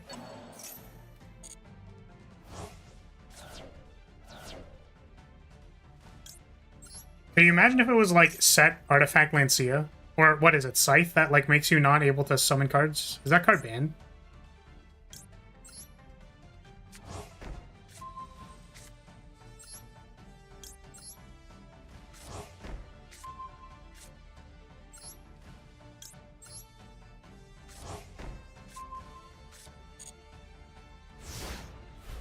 If the set card in its owner's control has left the field because an opponent's effect is now in the graveyard or banished, you can special summon one monster from your deck or extra deck. That's fucking awesome. I love those cards. I liked playing, I played a little bit of, I think it's called Hero Beat or Diva Beat, whatever, in Edison. And my favorite thing was the main boarded Starlight Road. Or if I ever got roasted, then it's like, dumbass. Dumbass, here's a Stardust Dragon, you idiot. Normal Denko Sekka? Well, I guess I'll fucking lose. I'll just lose, it's fine.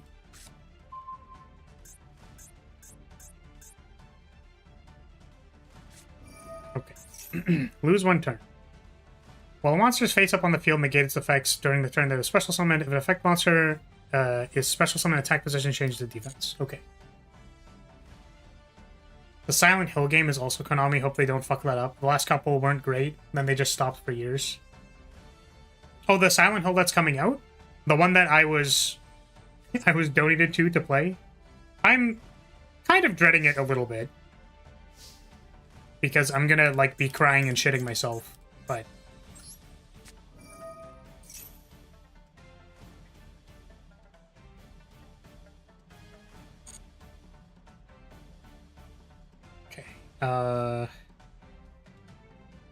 it's like they can't activate the effects the turn they're played, right?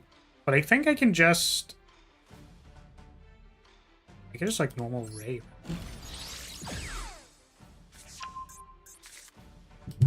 Draw a card from my deck. Go to battle. Once per game, you can flip a coin, pick heads or tails. If you pick right, you get a heart of the card's boost, so you have a higher chance of summoning a good card, or bad one if you choose wrong. That's kind of funny. Okay. Main 2. Do I draw a card, maybe? Yeah, it's like, I'm sure they didn't, like, don't want to do that for the purposes of, like, the game being fun, but I think if it was something like, Duel Links, then it's, like, fine, right? What was I doing? I think I was, like... The problem is I don't actually know if this is, like, what I want to be doing. Okay, let's send this. Because I think I run out of... Like, I've already used another Afterburners, right? So... let's do this. Let's send, this one.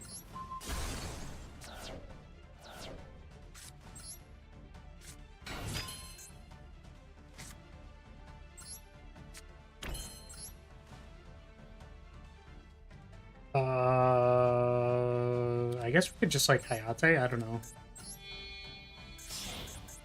Out of curiosity, why would you be scared of game? You just want to lose, then try again. I don't get it. I can't tell if you're trolling, so I'm not going to answer the question.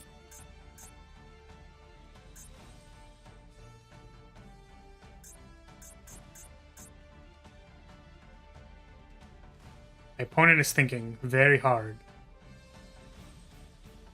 Thought if the card's boost would only work once, so it's not like a permanent game boost, just one draw phase.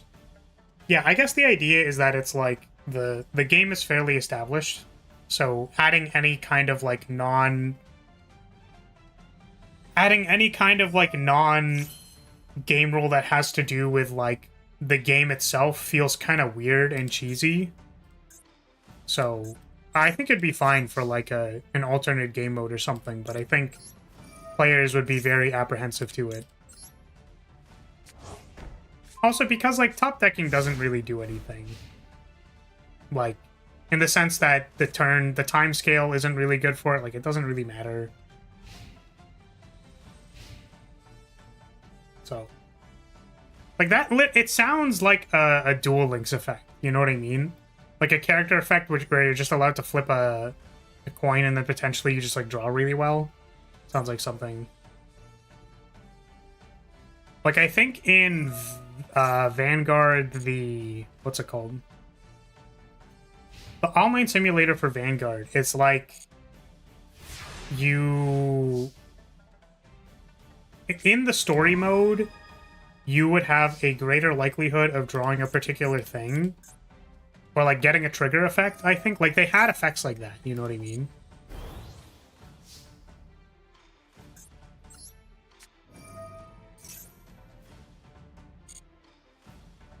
Okay, draw a card.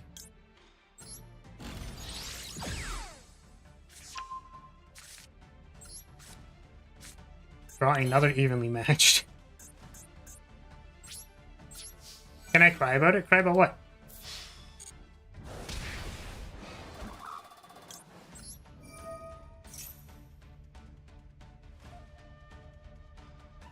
Okay, I think we send... I guess we could actually go for lethal now that I think about it. We send Rose, and then perhaps linkage here is quite good. I don't know what the set card is, but, like, we just try to go for game.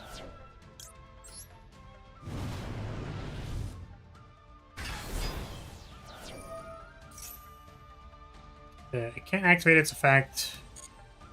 Oh, it's still only 25. Oh, because all of its effects are negated. That's interesting. Okay.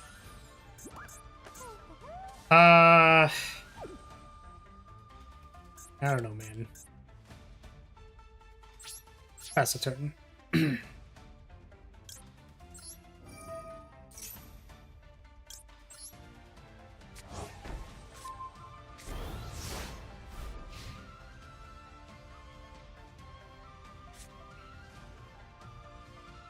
Sorry, this was in relation to the set card. So I love running it in lab. Chain Link 1, Harpy's Feather Duster. Chain Link 2, A Trap of Mine. Chain Link 3, Lady Lab set, Waking the Dragon. Oh, that's so funny. Because you're like, you can just tutor for it and then, like, go, right? Does this prevent me from attacking? When your monster declares an attack each time, you can only set one spell trap from hand. Okay. Oh, this kills it. Okay, I understand. I will summon Ray. Also, I think I will just simply, I will go to the moon. I'm going to activate multi-roll and blow everything the fuck up.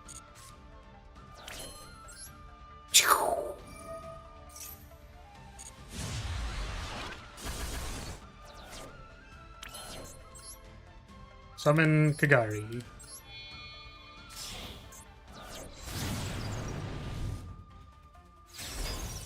Roar.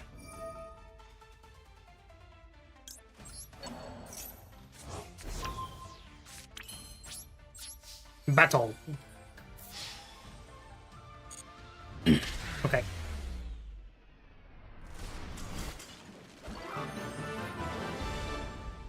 Right. GG's. Probably time to go lose in ranked a bunch more. Kind of crazy amount of removal in this deck. In Sky Striker? It's a blind second deck, so you need to like remove 7 billion cards. So yeah. Oh, Cesar, we could play a game after this. Okay, only kind of game types I don't like are ranked because for me it takes away from the fun of it because people are too focused on winning, and then you have to deal with players who throw fits when they lose or they get upset with you when you aren't playing the game like a pro player when you're new to ranked. I think that's fair. It's something like competition brings out the best and worst in people, right? I think people caring about winning the game is important because then people like, you know, knowing that your opponent is also trying their best and then you're able to like best them in the game, or perhaps you lose because again your opponent is trying their best to win the game, I think is like good, right?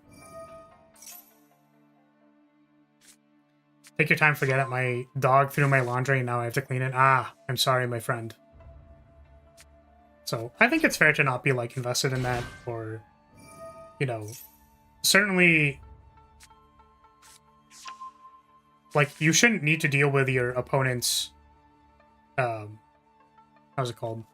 Your opponent's salt, I guess I could say. My deck didn't work well at all. Have a good stream. All right. Thanks for the games, my friend. Yeah, so it's like your opponent, your opponent caring means that they'll be upset when they lose. That's like pretty standard, right? So there's certainly a particular level of your opponent being upset that is probably acceptable, and a certain level that is like not particularly acceptable, right? Like, your opponent probably shouldn't be yelling at you, but I think that it's fair for your opponent to care about losing because they, you know, they were attached to the idea of winning the game because it meant something to them. So that's not, like, unreasonable, right? So I take my opponents being salty in stride, I guess, because it's like, I mean, it's fair.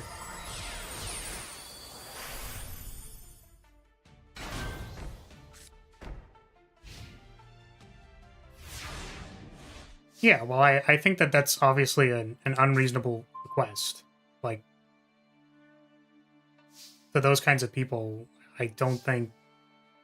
Like, how would I say it? I think those are the kinds of people who I just wouldn't play with in general, because it's like, well, where did you get the expectation that it was going to be good immediately? Like, that's kind of a weird question. But the other thing, too, is that, like, for a lot of people, they use... like, shame is used as a mechanism to teach people on how to be better, right? So I think, not in a healthy sense of the word, but in, like, a way that it's supposed to be used is like, oh, why'd you run into the enemy team? You should have stayed with us. Like, what are you, dumb? Like, that sounds really rude, because, like, it makes, like, that's incredibly rude. Like, why would you say that, right? But at the same time, like... they're trying to hold you to an expectation so that you learn from the thing that they're shaming you about. And I think that that's like... if shame didn't matter too much to people, like if judgment and shame wasn't like such a big deal in current modern society, then I think it would work as intended. The unfortunate thing is that like shame as a concept is very like I don't want to use the word rampant, but it's like people care a lot about the ways other people judge them, right? And also people are really nasty about the ways that they judge other people. So it's like, I think it is fair to like have judgments about things, or just like chat shit with your friends if that's a thing that you want to do. But like, you know, there's certainly a degree of inappropriateness to which someone could be shaming you, which is like just not very cool and not super productive. So I don't know. Ah, shit, they ashed me. Love the double talent one thrust hand. Super good. Was there a way I could have forced my opponent to use a monster effect? If I summoned Ray and then, like, Hayate, that doesn't work. Well, because I want it to activate evenly, right? So, well, hopefully we don't die. That's the only hope. But they do have the Trap Hole Lissy. You can banish this card from your graveyard immediately and summon an Xyz monster. So, I swear to God, Thrust is the worst card in my deck. I think Thrust is better than Talents, actually. Because your opponent potentially doesn't, like, use a monster effect in your main phase. So Thrust is really good when they, like, shotgun Max C and they have a board, because then you can, like, search for any card. I always find myself breaking on Talents more, but... Realistic expectations and shame for not living up to those expectations are one thing. It's when you're level 1 and didn't clutch an 8v1 versus level 50s and higher and they bash you for it. Yeah, it's like, I think the only reasonable case for that is if your friends are just fucking with you, but at the same time, like, you don't have to deal with that, right? Like, you know. No chain to me. What do you want me to chain you to? I chain Max C. Got him. Get chained, loser. Idiot.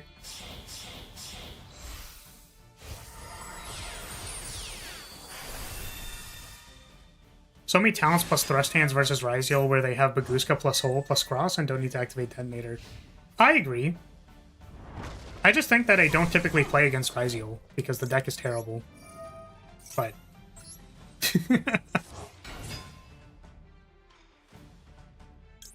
Do I activate something? I guess I unfortunately don't get anything off of this. Ooh, you know what I can do? I'm gonna make a Hayate, and then if they attack the Hayate, I get to search. And that's gonna be gas. Attack it. Attack the Hayate. Do it. Do it. Let's go! Dude, we're massive! We're huge! Send engage. That's why anytime someone I know asks me to play ranked or GoPro, I'm like, nope, I'm good. I prefer being a casual. Yeah, and that's like your decision to make, right? Okay. So, unfortunately, we don't actually have anything. Also, we only have 2 spells in the yard. Ah!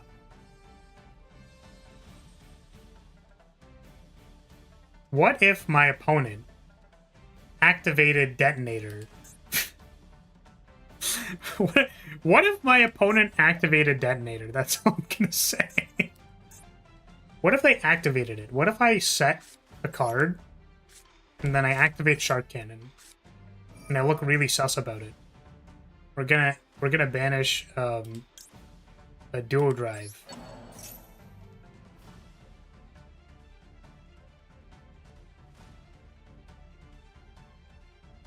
Do it.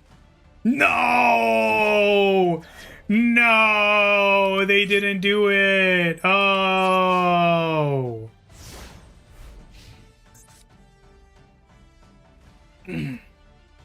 I feel like I just want to cut all talents and all thrusts. Cards are unplayably bad. They don't normal summon anything. Don't activate or summon any... Wait, what are we doing here? Utopic Ray Lancer. Doesn't this have to destroy something to attack again? When it destroys a monster by battle. Ooh. You cannot kill me with that.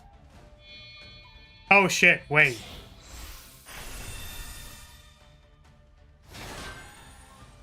Okay. Do not activate. Yes. We are familiar with do not activate. Okay, okay, I got it. I got it. Hold on, I got it. We are going to Widow Anchor Zeus. No. We're gonna Widow Anchor... Yeah, we're gonna Widow Anchor Zeus. Surely this time... Ha-ha! The absolute buffoon!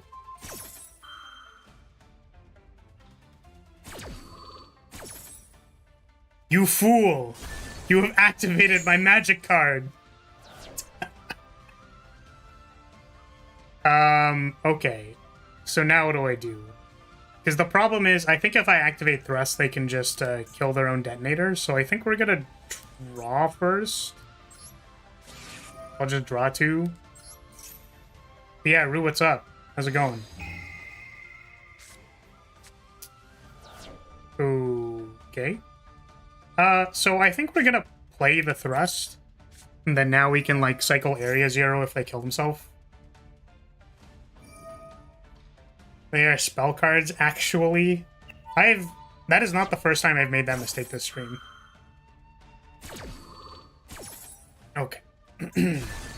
I think we do is we set Soul Release.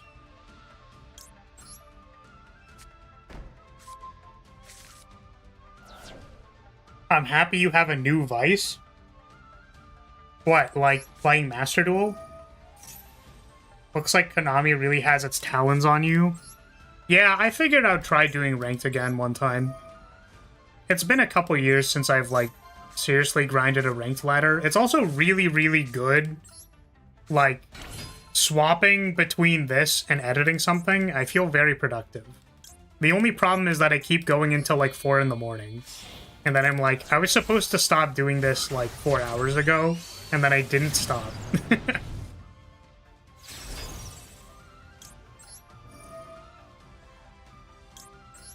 Let's pick up Engagey.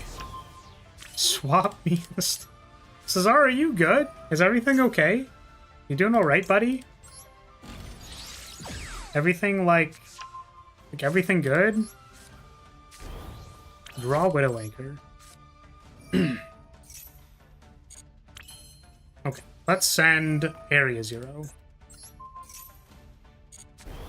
I'm horny! Echo sound effect. Yeah, unfortunately, I think that only works for moderators. And actually, I think the last time a moderator tried to use it, it didn't work. I wasn't sure why. Damn!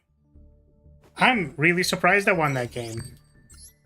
If it was any indicator of how bad Ryzeal was, that's definitely a game of all time. To be fair, we did evenly them, and then they still, like, possibly won. I'm just shit-talking Ryzeal because sometimes, like, there are so many times where I'm like, man, if I drew, like, one different card or, like, a starter, this game was so over. Unfortunately, I did not.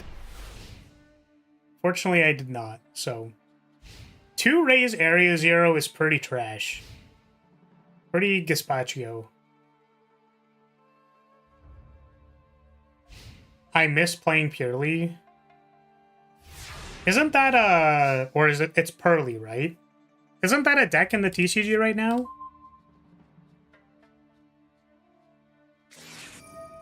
Nice Foolos. So what do we do now? I guess we,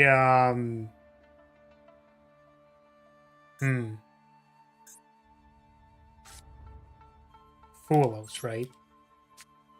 I think I can, activate Area 0. Yeah. I just can't out Baguska Cross Hole without Shadow Fusion. That's fair.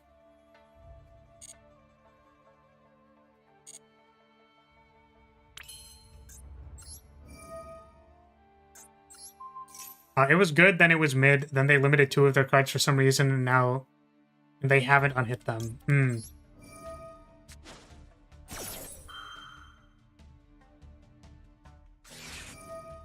Holy shit. Damn, they hit me with a Chain Maxi, cycle 2 cards. I guess this is where we just, like, don't do anything, huh? We just, like, make a Shizuku and pass, basically.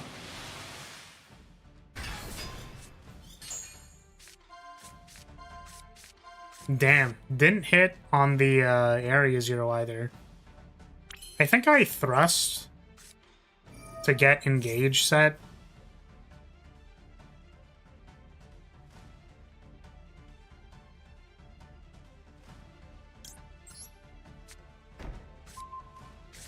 Let me set Droplet.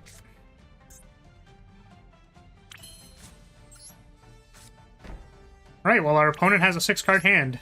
Pretty good. Oh, we can battle phase. If it is, I am not aware. It's that little guy the opponent has as a mate. One of the best cards is still at 1. Yeah, maybe it was a different different deck.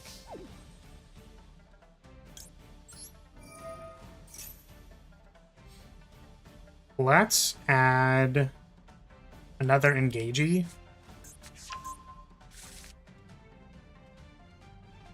Well, I have a single monster negate. I guess a multi-monster negate, but like I don't think I don't really think that's it, you know. Oh, it was Malice. Okay. Here we are. What is our plan? Still at it? Yeah, we're still going. So, I think the likelihood of them having another starter is, like, just so immensely high. Unfortunately, I don't think... Like, we could droplet... we could droplet something else, but, like, I just don't know, man. Like, they don't have anything in the yard.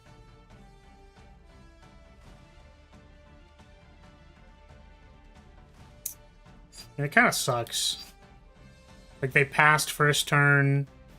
It's like, did they pass first turn because they had a bunch of trap cards that they couldn't activate? Like, we could instead try to, like, droplet Whitebinder. That's the other, like, moderately decent choke point. But I think I just, like, don't really want to deal with this. Let's send, we're gonna send this Ray.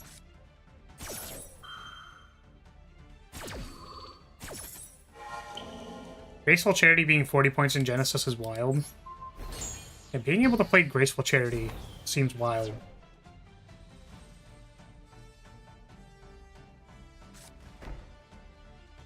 Yeah, damn. So they had a trap card to activate here? That sucks, man. Just put Bazaar of Baghdad in Modern. Oh, they don't. Do they not? Oh, do they have... What the fuck is happening?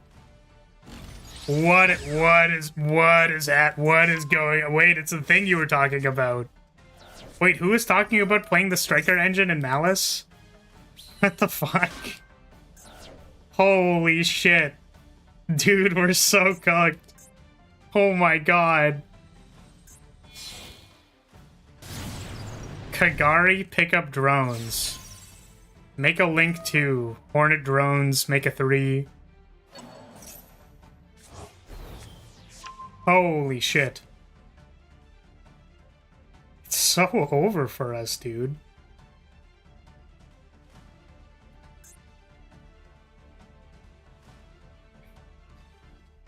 Oh, I can't activate Hornet drones, and there's a card in my main monster zone. There you go. They figured it out. Little Knight? Okay. Why are we Little Knighting?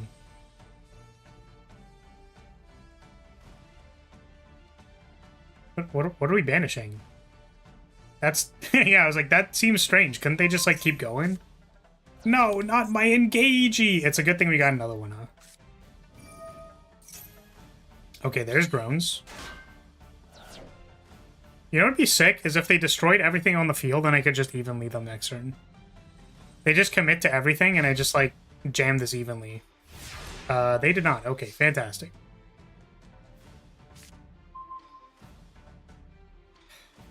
Okay, I believe the correct protocol for dealing with a Little Knight is to just attack it. I believe that is the correct thing to be doing here.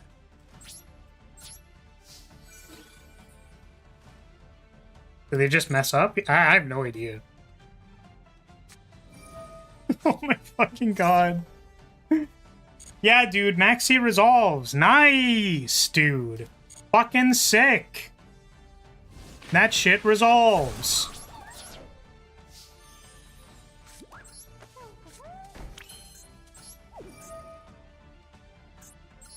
Oh, maybe I actually wanted to send the linkage.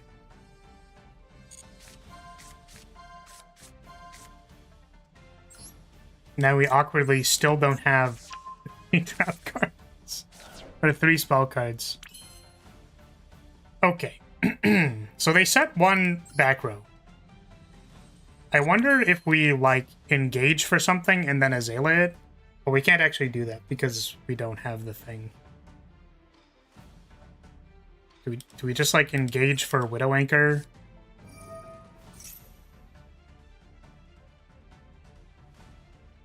What is this, Ash? Are they ashing me? Okay.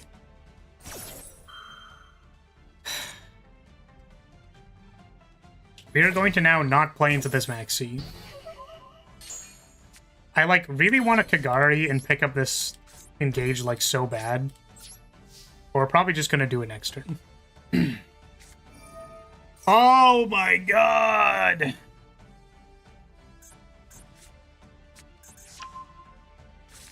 Get March here. Oh, I couldn't activate after that happened. Wait, what? I was like, maybe it would be appropriate to get... Oh, we're going again.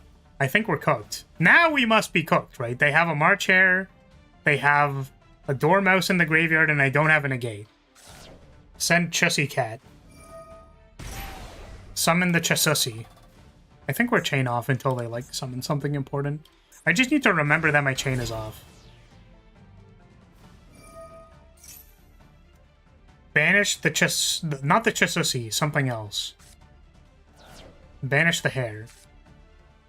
Draw Dose. So now it's like... It's... March Hare, Banish Dormouse? Full combo? Probably. Normal summon... Perulia. Okay.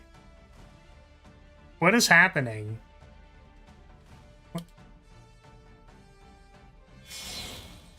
Okay, 3 for White Binder. There we go. It's White Binder time, finally.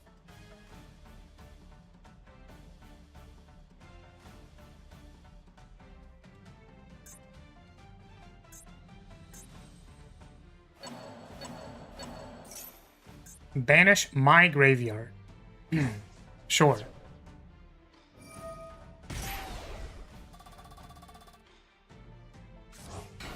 So I think we need to eventually linkage something. Oh, this is the banish thing on field, right?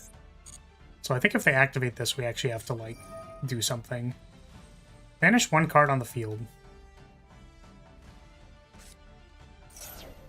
Okay, so that pays for the cost. I think, unfortunately, we aren't super well... We can't summon... Ah, we have been impulsed. I think that this is reasonable. So now we're just dead. So their hand was, like, Impulse Ash, set 07. And then they didn't activate the 07 on the first turn. For some reason.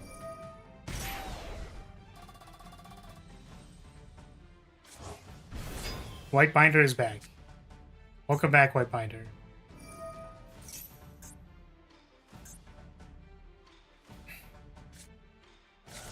Okay, banish White Rabbit. This could get 06, right?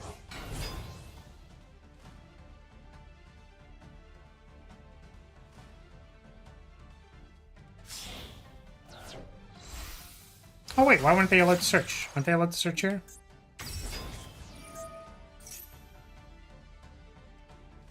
You can set. They just, like, decline?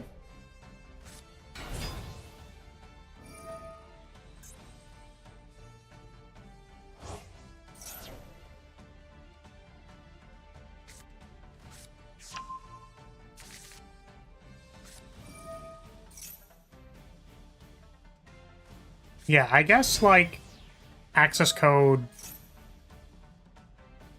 banish something. Is that lethal yet? Are we at lethal yet?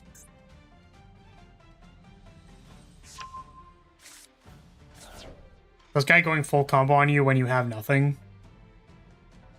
I don't know.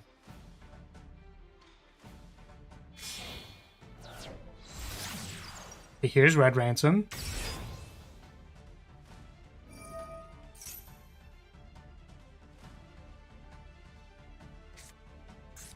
It's just like access code banish Red Ransom summon it, right?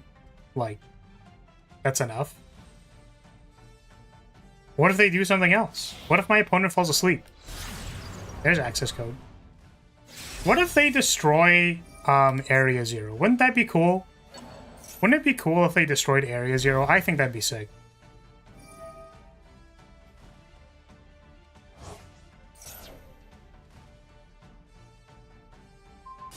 Yep.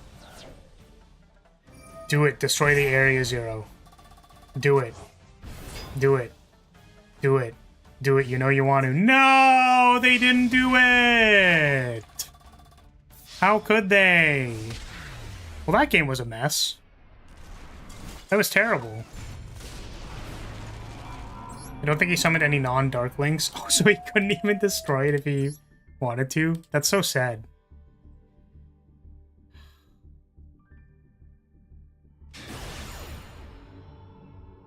Yeah, it's like, I was assuming my opponent didn't have anything, but I guess, like, the trap card into... No, they trap carded to draw March Hare, and I think they drew... No, they had Dormouse. Dormouse went to the yard. They top-decked Malice Underground, that's what it was. Because why wouldn't they Malice Underground before that? And they were holding Impulse and, Impulse Ash. So their hand was like Maxi, Fulos, Impulse, Ash, 07. Maybe they drew the 07 the turn after. Yeah, so it might have been Perulia, Fulos, Maxi, Ash, Impulse. That was their starting hand. The turn after, they drew 3 cards. So they drew 07, Dormouse, potentially Malice Underground. Awful. Oh, this is Hand Rip, Ryziel.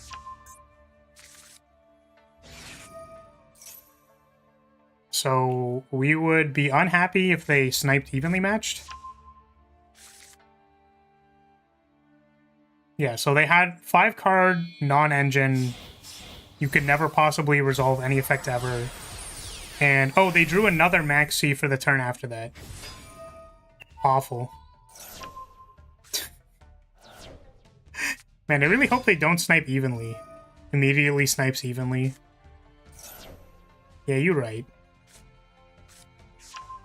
You're right, my bad.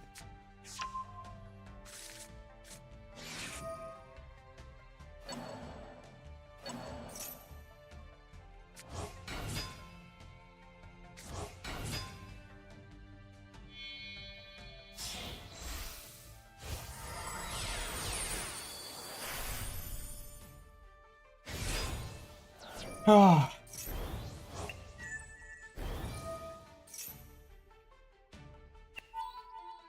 I don't know what I'm gonna eat for dinner today. I don't know what we're eating.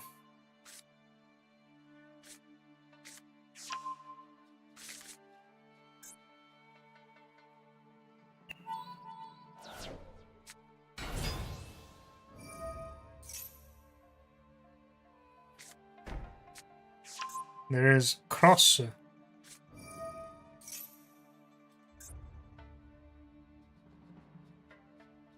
Yeah, this deck summons 69 your face, right? Because it does the thing where it, like, copies an effect. I don't know what the conditions are on, like, that actually happening. I think it just happens. They have this card. I guess do they just need to, like, draw that card?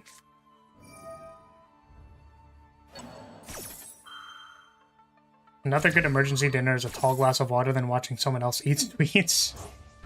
Terrible. 20 number turns monsters into unknown Pokemon.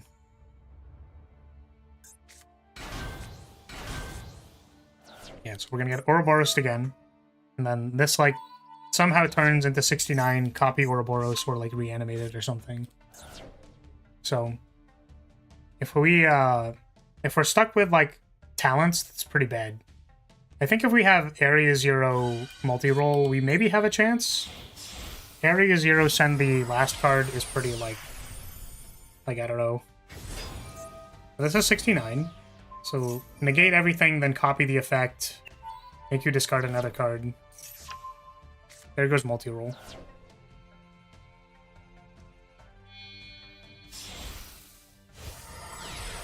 So here, yeah, and this is like a monster negate or something, right? Monster negate, set trap hole, dumbass. My opponent is probably not going to activate a monster card. Never mind. My opponent is going to summon something. Oh, this is a detonator route, right? It's like 2-mat detonator.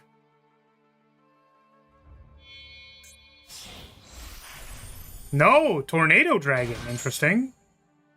Sure. I'm going to activate Area Zero.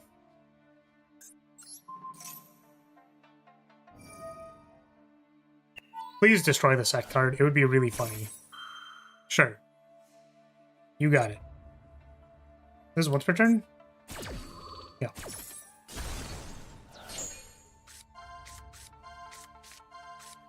We get linkage. That's pretty sweet. So they have one material on Duo Drive.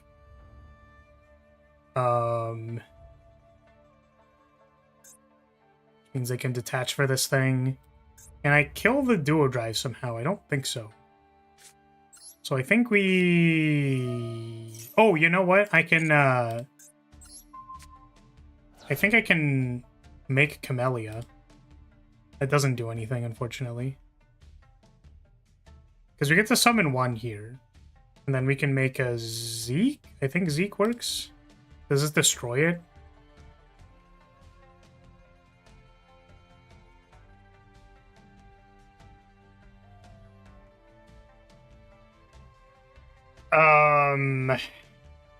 This is going to turn into a Zeke, so...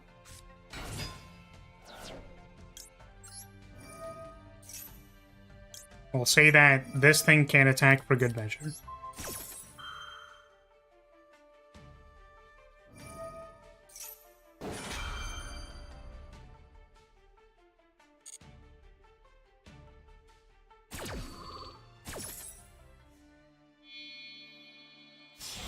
Okay, what is this one?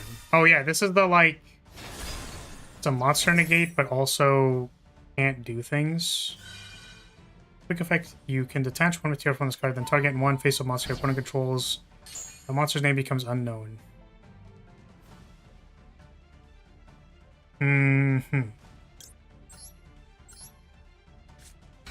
Funny number time. Yeah, I think we, like, almost lost to this into our game going into Master, and then...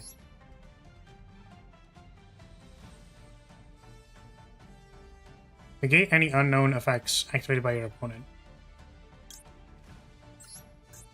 We will continue trying to sandbag our Kagari activation. I mean, like, realistically, all we have here is, like, Widow Ink or something.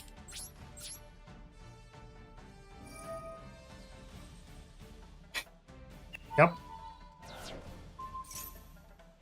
You got it. Continue my main phase, yes, please. Oh, it changes its name, so I can't cycle. That's really brutal. Ah, I see, I see. You cannot Sky Strike.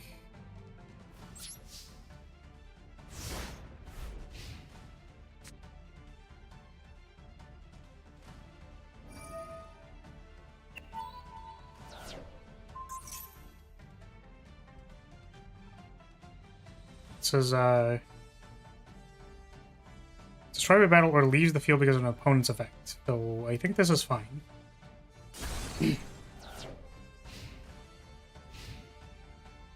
It's not just a target negate, it's also a stop named combos. Pretty good.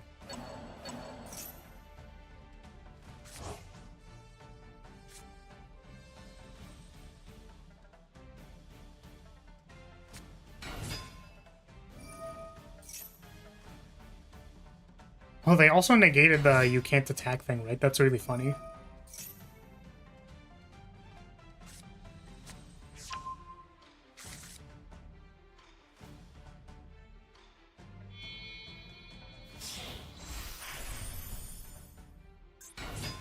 Oh, is this... Do I also, like... I think I also don't get to summon Ray. So they already have lethal, so I'm just gonna concede.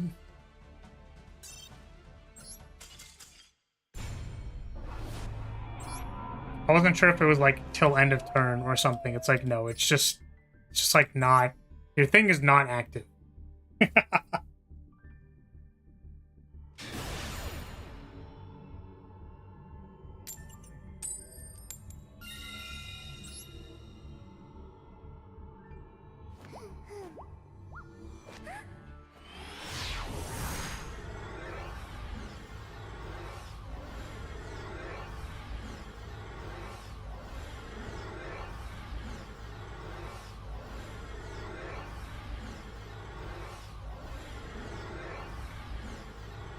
Oh, badge, dude. Holy.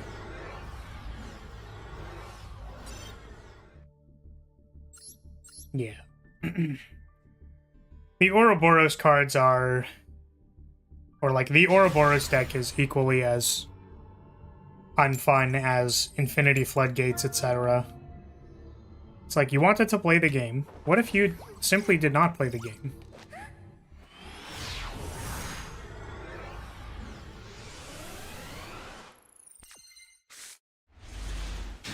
I really feel like this should just be a Dark Ruler no more.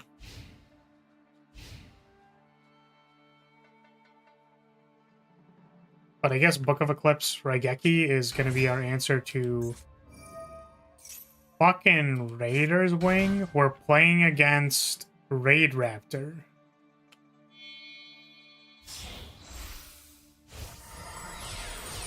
I don't think we can beat a Raid Raptor. Right? Like, we just can't beat the Super Eagle or whatever the fuck.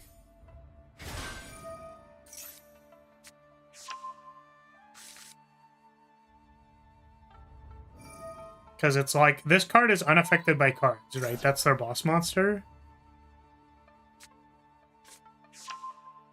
So there's like, I feel like there just isn't a point in playing this game. Yeah, that's fine. Our opponent is playing Raid Raptor. There's just like no possibility for us to beat that deck. Very funny.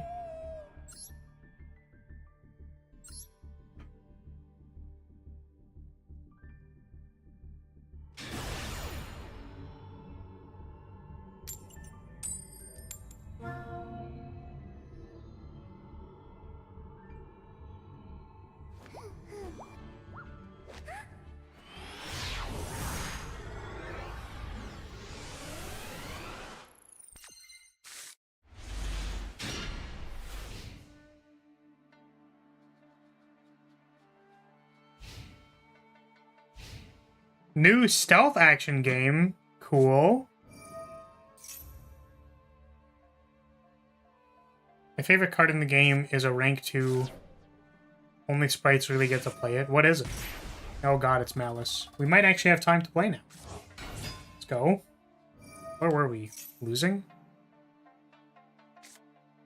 Turbo, genetic algorithm. Mannequin Cat. What does Mannequin Cat do?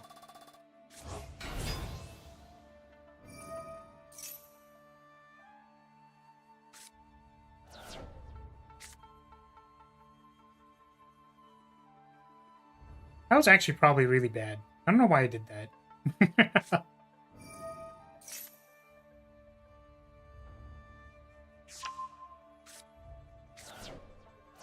28.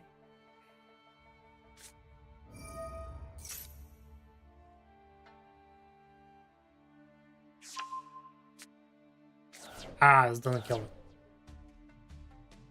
That's 46. 51. Yeah, this just goes up the same, right? Oh, now we're at 56.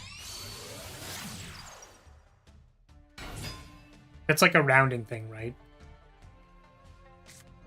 Once per turn, you can detach one material from this card, then target one monster in your opponent's graveyard, special summon to your opponent's field. If a monster is special summoned to your opponent's field, while you control this monster, you can target one face-up monster your opponent controls, special summon one monster with the same type or attribute from your hand, deck or graveyard, and only use this effect once per turn.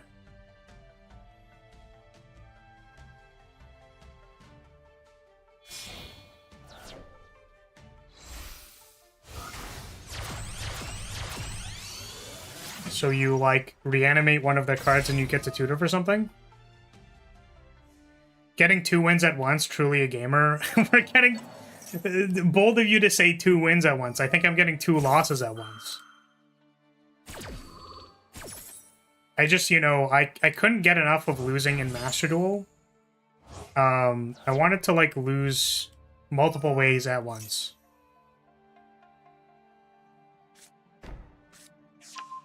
Take 18.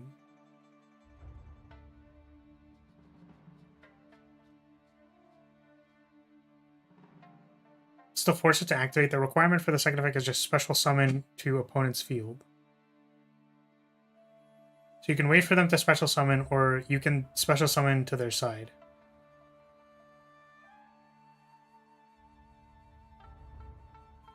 Here's Chaos Hunter from deck. That's pretty funny. Am I getting prompted for something right now? I'm not. My opponent is just on White Binder with random ass material. Okay. Oh, we are dead though. We do in fact die here. We don't. We can't proceed. Do not pass go. They're looking at the spreadsheet. Shaking my head, dude.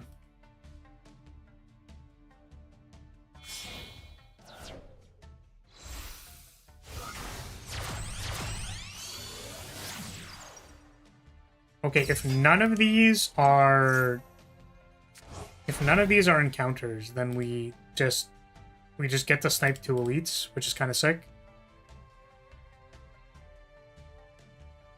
Take a rip and tear. We'll buy loop, cool-headed. Maybe cool-headed. Elite sniping. We're certainly trying to snipe some elites. Oh my god. Oh my god? Hello? Snipe a knob? Heat sinks, leap, recursion. Oh, the double elite snipe! We're crazy! It's crazy! Wait, could I have... Oh, shit, I could have hit the flaming elite. No! I was too blinded by that the elite was here. I was like, dude, we have to take it. Oh my god. The double elite snipe. We're crazy. Funnily enough, we haven't picked, like, any good cards, so... Mummified Hand! Well, this run is so gas.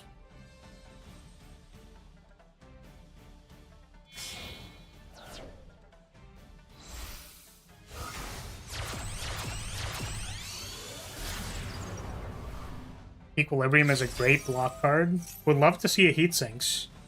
Would love to see any powers, you know, honestly.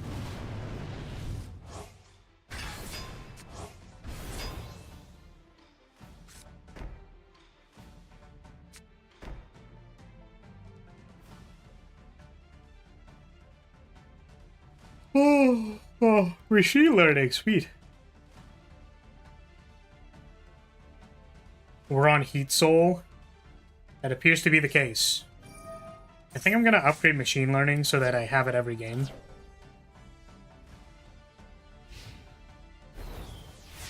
Malice on Heat Soul, like you don't draw enough or don't need the LP. Okay.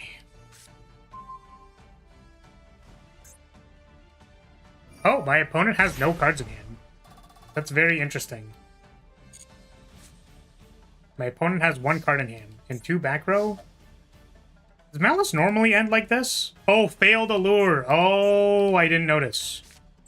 Damn.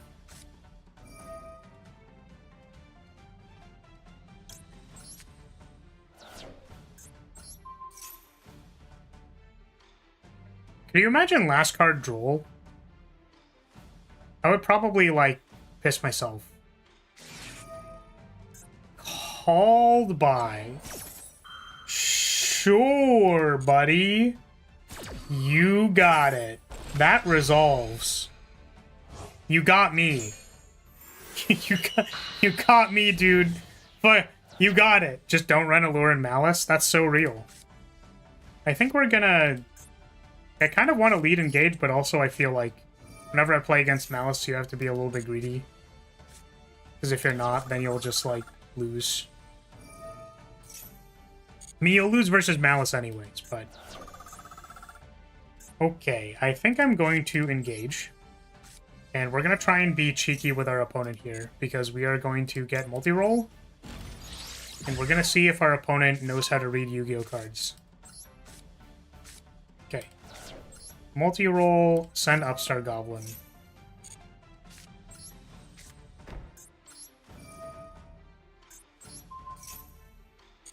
Nope. My opponent F6. See you later.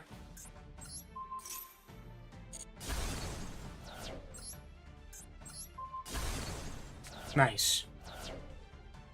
Now what?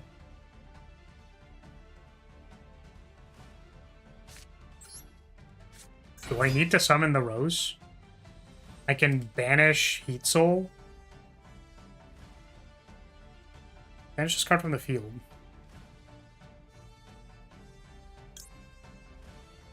God, this is a Masters player. That end board was ass. Yeah, Listen, I know it sounds like cope because I'm in Master 5, but, like, I do legitimately, like, look forward to when the Sky Striker support comes out because, like, I just feel like this deck shits on itself more often than not, and it's like, that game was just unplayable. Like, if it draws really well, it's the best deck ever. If it doesn't, then it's really bad. And I think that helping with the consistency issues, more removal is going to help a lot. But I'm going to blame the state of the meta and the deck for the reason why I'm in Master 5. In addition to the deck being bricky as shit.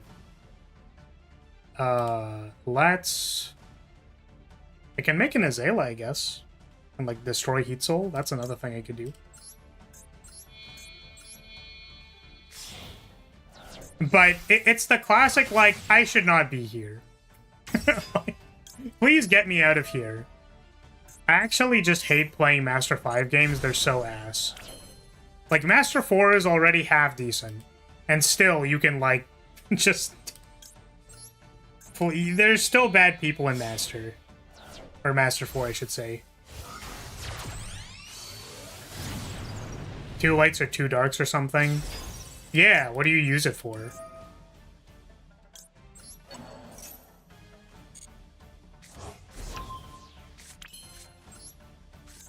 Okay, I think we can find linkage here. And then just, like, go for beats. You used it in early. I see. I see. Okay, so now we have both things in the yard. We can do a bunch of damage here. It makes it difficult for them to activate their effects.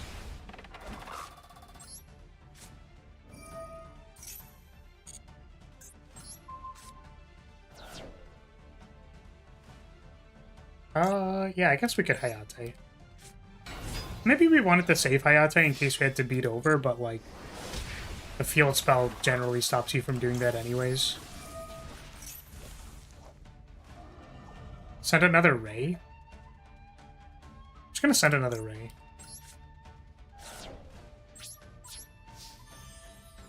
Spot removal and you could stack enough spells to let her stick. Cool. Yeah, I'm wondering if I'm thinking of another deck. But...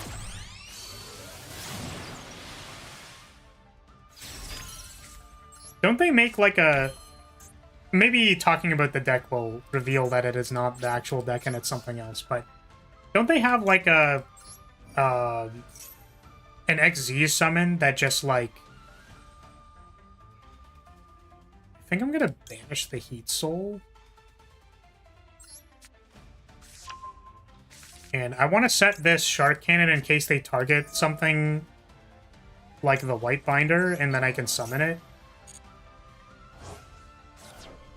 Yeah, don't they make a big Xyz monster with, like, 5 material? And if it has, like, 5 material, you can't target it or something like that? Or you, like, can't interact with it if it has 5 material? Are we thinking about the same deck? Ideally more than 5. Yeah, and they can spend 2 to, like, shuffle a card. So it's like spend 2 shuffle, spend 2 shuffle. But like as soon as it goes below 5, you can like start interacting with it. Yeah, I've been getting recommended Joshua Schmidt. Is that his name? Because he's like a control player, striker player, etc. Whatever. I'm just gonna... I think I can negate this and not take it.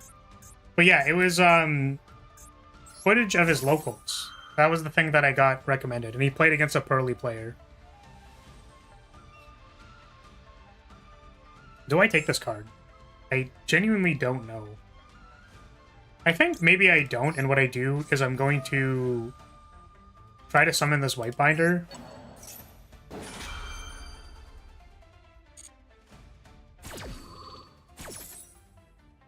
I'm not going to activate this effect, I don't think. Maybe I hit their traps. Or, like, their hand traps. Because they can, like, firewall into... pick them back up. I don't know if banishing the trap card matters or not. They make a big guy with lots of defense. It's unaffected by opponents. Effects with 5 or more. Quick effect attach 2 to send something back to deck. Yeah. That was a deck. So someone was playing it in... whatever the new format is. I don't know if it's good or bad or something like that. I don't know.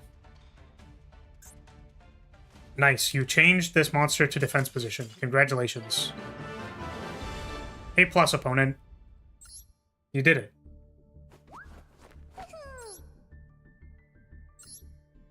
These are the kind of games you're looking for when you're in Master.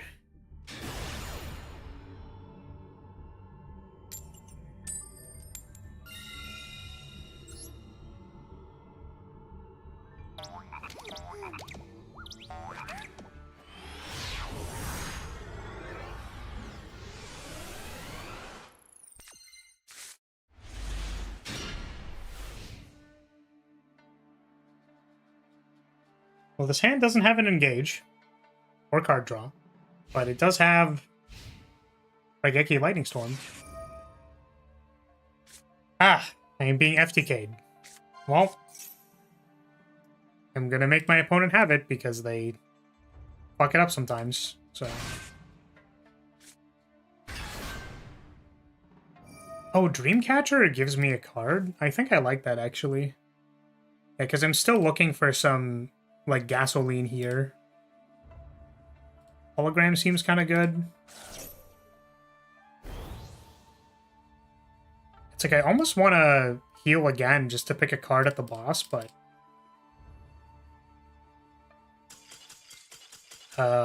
Yep, that's why you don't concede immediately to an FTK deck. They just, like, raw didn't have it. It's gonna queue up the next game.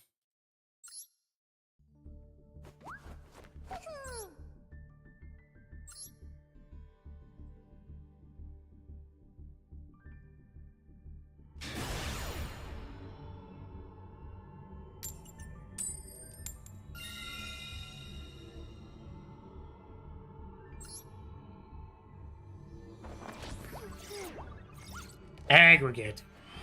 Do I need an aggregate? Like, don't think I need energy yet. It's really unfortunate that I just haven't gotten another power.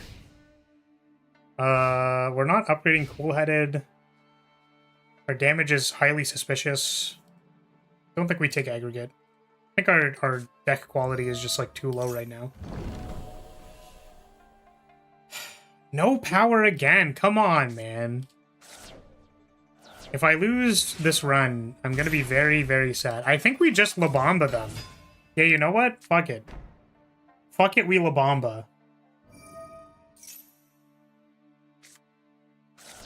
Dude, this La Bamba is gonna go so hard.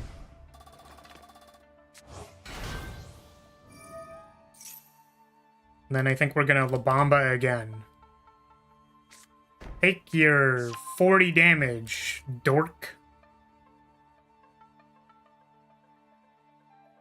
And I take 36 damage in return, of course.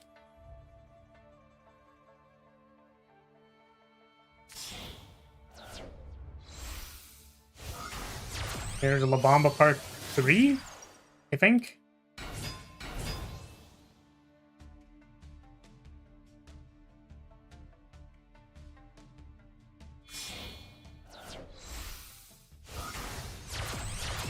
Take 7. Weep. Oh, it's after this turn. Weep. Oh, we stone calendared them before La Bamba went off. I think Meteor Strike being reduced to 0 is promising. Alternatively, Fission to draw a bunch of powers and then play them, but we also have a Runic Capacitor, so like making a bunch of orbs and then going from there seems kind of good. I kind of like Meteor Strike, so I'm going to take it. I think this Pandora's Box could be really good for us, so I'm going to do it. Please give me powers. We got 1 Static Discharge. We have dropped 4 defense for basically no defense. That is concerning.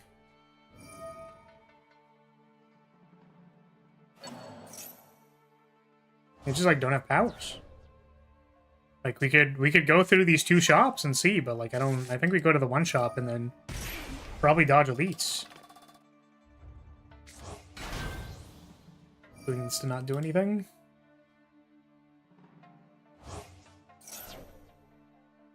Go for the eyes. 2, 3. We can 50-50 the Meteor Strike. We do it like this. No, we missed! So tragic.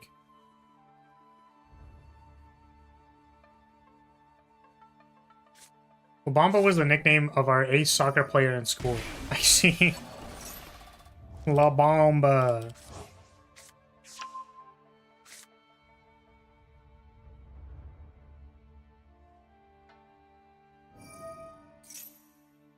It's like, how do I push 2? I think if I go Full-Headed Darkness Dual Cast. Boot Sequence. We don't have a whole lot of blocks, so we kind of gotta, like... We kind of just gotta, you know? This rebound does nothing. That's hilarious. Let's hologram first. We're gonna rebound, go for the eyes. Like, what's my opponent doing over there? Malice? Just Malice stuff?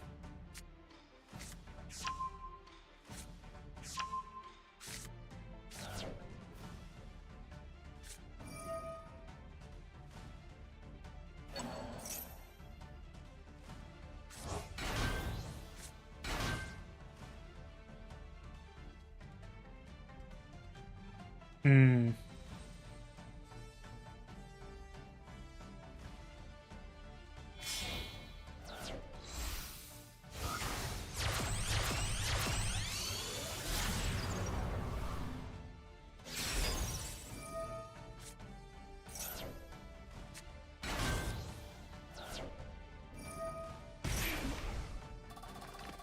It's just so awkward, man. There we go.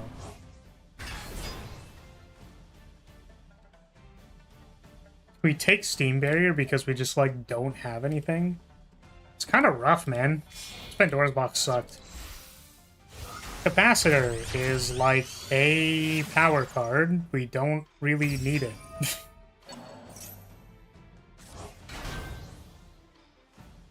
think we have to take the leap. Let's sell something. What do I not care about? Probably Rip and Tear.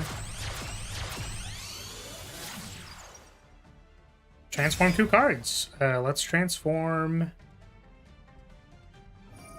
Don't feel strongly about this multicast, and I don't feel strongly about this Go for the Eyes. Compile Driver and Biased Cognition are both pretty good. I'm just going to lose all my gold. I don't think I want to take that fight. Dreamcatcher for more powers? I am literally just, like, looking for powers. We're trying so hard. I will not take any of this. Please! Oh my god. Where are our powers, dude? Bag of Prep is good.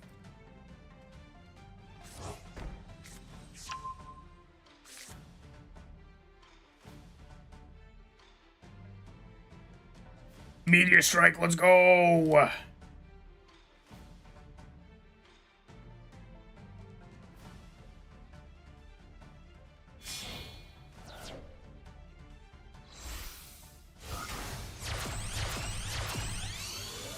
I can hologram this Meteor Strike for big giga value, except it didn't push any of the orbs, so I just take a bunch of damage. I thought it was gonna pop at least one, and it like super didn't do that at all. It's very funny. Oh, is it my turn?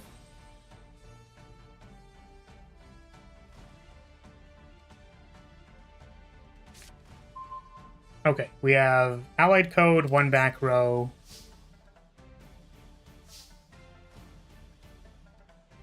I think I just target it, right? With Afterburners.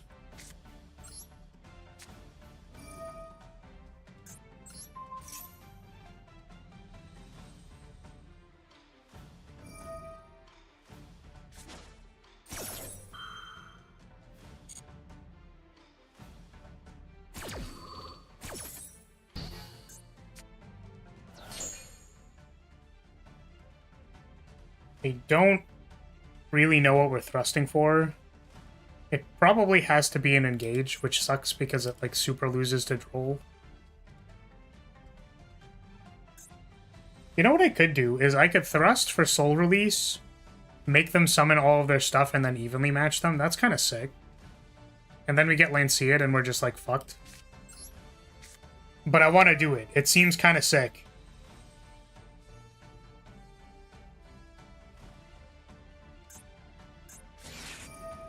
Alright. That is reasonable.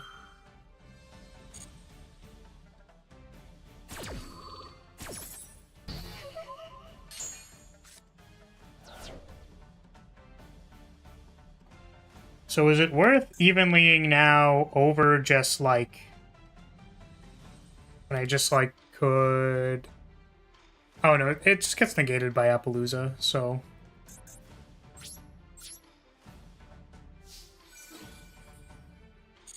Yeah, unfortunately, Droplet, Raigeki evenly matched is...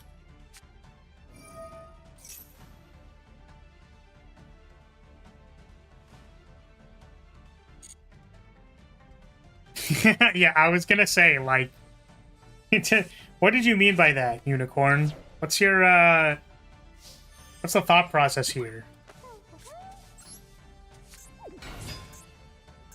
Yeah, so unfortunately we don't have anything here. I guess there was an argument for not leading Afterburners so that we could at least buy it back, but...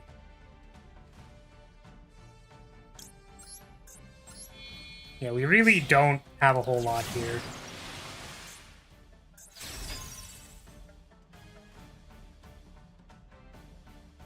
I think we set Droplet, try to go to end phase. Oh, they're just gonna do everything anyways? Okay. So it's like they can summon their stuff. They can get their things. And then I think we can, like, Raigeki. If they don't hard script it right away, which I severely doubt that they wouldn't. Seems very likely that they would. Hey, Salvation. What's up? They hit Rose. Interesting. They hit hard scripter, White Rabbit. So if for some reason they do not immediately Heart Scripter. We can Raigeki and then Droplet the thing. Just eating lunch. What you eating for lunch? I was like, what the heck is that picture? It's Belle Delphine Ahegel face. Understandable. Okay, 07 is pretty bad. Sausage roll and a coffee? That sounds so dope. Well, I think the plan doesn't change here, but I think our opponent can just do literally whatever the hell they want. Yep, resummon Whitebinder.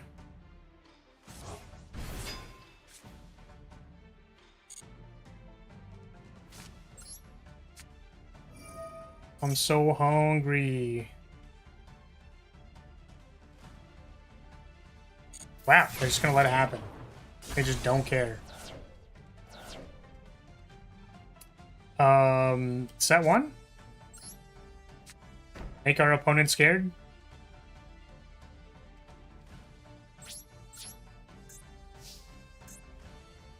Damn, I'm really sad I couldn't do the soul release plan. That would have been sick.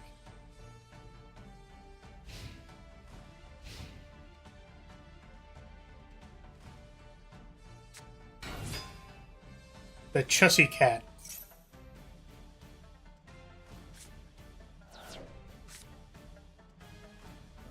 Okay, so this can send March Hare to... Oh, they just had the March Hare. So this is March Hare. So yeah, Whitebinder, send the other one. Okay, you got it, you got it, you got it. I suppose we needed one more starter for that one. Kind of the problem with Evenly is that it's like, I can't go Hayate to search, which is like kind of a huge problem, but it is really good at just like obliterating everything. Send all Malice players to the show. Yes. I wish that's what I could be doing, but unfortunately we are we're getting shit on a little bit. Just a wee bit.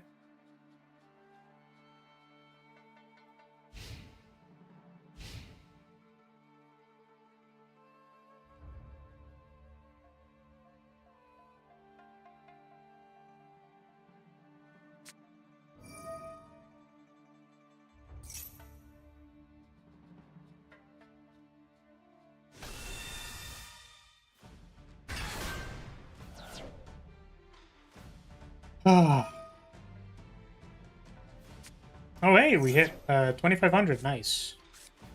Nice, nice, nice, nice, nice. Oh, my opponent conceded? Why did my opponent concede? I wasn't paying attention. Wait, was their name Ayaya Ray? Wait a second. What was my opponent playing? What is this? Oh, they were playing Sprite. Why aren't they playing Sky Striker Ray if their name is Ayaya Ray? What the hell is this, man? Oh, Runic Sprite? Oh, I see. Got it. I've played against this deck before. And, what was something I did? I think I remember, it's something like this card is supposed to be really annoying or something because it never goes away. I think I remember banishing it somehow. Don't remember how. But the last time I played against it, I think it's like they were only playing one, so they conceded. Yeah, Fairy Girl is a level 2, indeed. I think the other, like... It's something like the... Like, I can just Afterburners the field spell, I think. Or it's like removing the field spell is like makes me feel very powerful. Oh, actually, a couple of the other Runic players that I played against, I was still playing Iron Wall, and that was very, very funny. So this is another hand that, like, basically can never win unless I draw a starter. Because my opponent simply does not need to have, like... My opponent just doesn't activate anything, and then we can't activate talents. And if they have monster effects, we're evenly matched, we can't talents. It's so bad. I'm somewhat new to Master Duel, and thought about playing Sky Striker, but ended up playing Exosister. True. I think Exosister was an archetype that I was considering playing when it was, like, first released. I like the girl with the, like, light bow, because that's just cool as hell. I don't know what any of them do. I think they have some kind of, like, OTK something. The last time I played against it, I just, like, didn't know what their effects did, and they were like, what if I just make a bunch of power and kill you? And then I died. And I was like, ah, shit.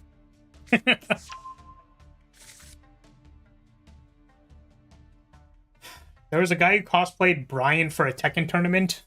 Near the end, he switched to playing Bob.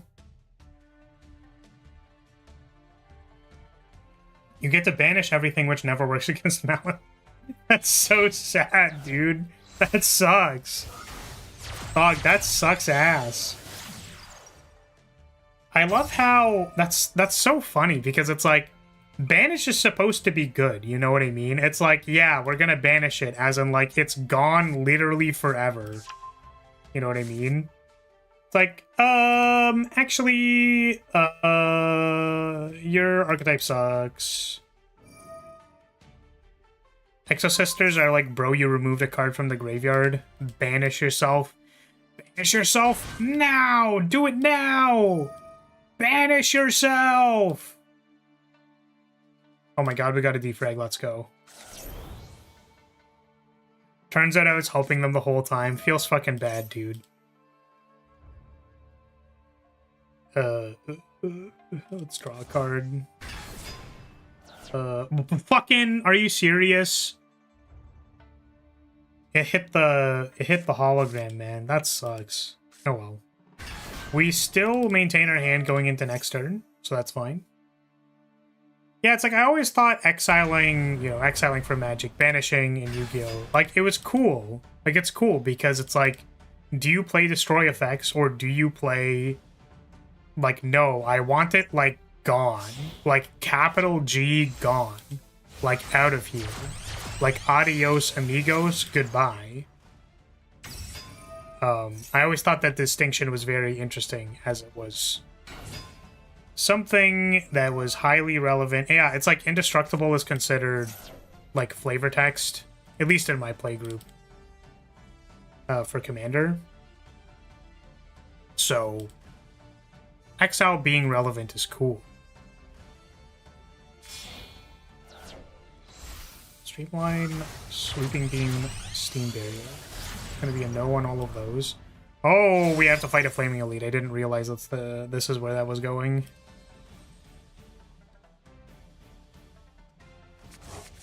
Zap twice, I think.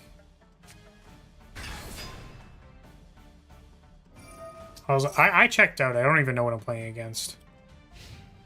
Oh, they're passing. Are they passing? No, they're in end phase.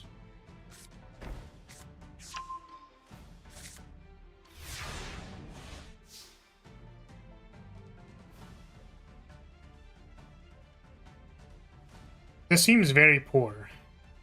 I think I actually could have died there. Sorry, opponent. I'm just thinking really hard about my Slay the Spire turn. Okay, what was happening? I'm too poor for MTG. It's very expensive to get into here. Damn, that sucks, man. Yeah, it's like if you have a play group, that's fine with just proxying EDH.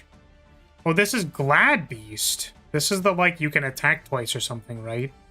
This is a monster negate, a monster effect. This is also a monster negate, and they have an SP Little Knight. You declare an attack, special summon a thing during the end phase of a Glad Beast monster. Okay. So, I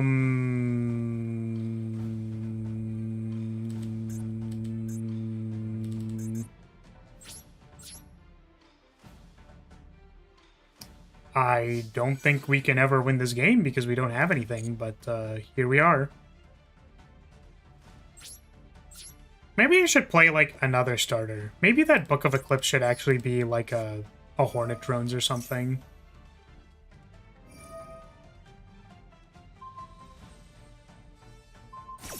Yeah, the thing that sucks about this is that, like, we can't even... Oh, I guess we could droplet it. That would work. Because then we still only have one card on the field. But we can't talents, unfortunately.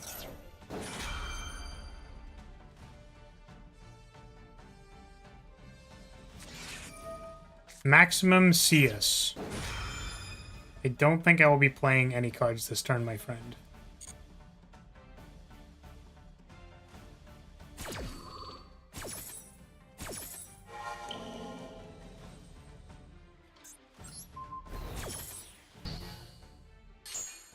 Please banish yourself now. Okay. Opponent activates a monster effect. And choose the attack targets for your opponent's monsters at the end of the battle phase. This card's battled. Turn this deck to the extra deck special summon one Glad Beast. Okay. So let's go ahead and set 3, because we do actually need to activate both of these called bys in order to have Widow Anchor available.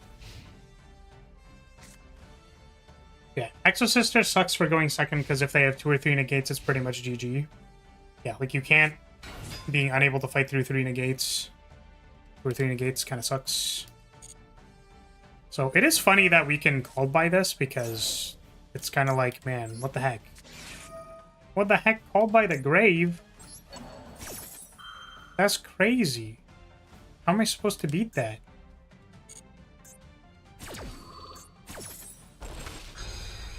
Do anything in the graveyard? This doesn't do anything in the graveyard.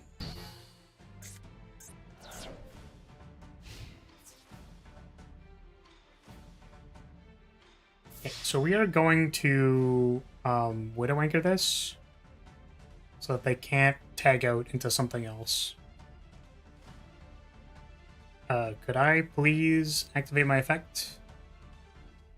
Could I please do it? Could I activate it, please? I would like to activate my Widow Anchor, please. Could you please pass priority instead of holding it like a dumbass? Please! Please pass priority. Please do it, please. I just want to activate my negate, please.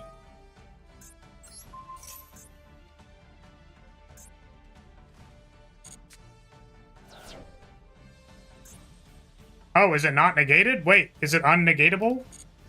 Hold on a second. What? Oh, it's negated. Okay, I was confused for a second. I think just because it was held up, it didn't have, like, the icon updated or whatever. Oh, they're attacking twice. They're just allowed to do that. They had the Claudius. Wait, why'd they get the Claudius? It's just like if they... It's just if it was on the field at some point in time, they get to do it? Like, it's just... What? Huh? Okay, deck. Any starter. Any starter, please. Thank you! Oh my god. To be fair, if this gets impermed, we're kind of cooked. We're looking to... Oh, but it can choose the targets, right? So we have to Kagari. And then we have to use this thing. And then we have to pick up the Widow Anchor. Because nothing else works. Imperm also kills us, I think. That is a negate that is just on the field. They were real for that. They were true. They were true and real for that. I think this is okay. Because we can summon Ray and then kind of this card. Oh wait, they also talented us. So wait a second. If I summon Ray and then I talents take their card, does that mean I get to, like, kill them? I don't know how the double attack thing works. I'm just gonna assume that it doesn't work and I'm gonna draw 2 cards, I think.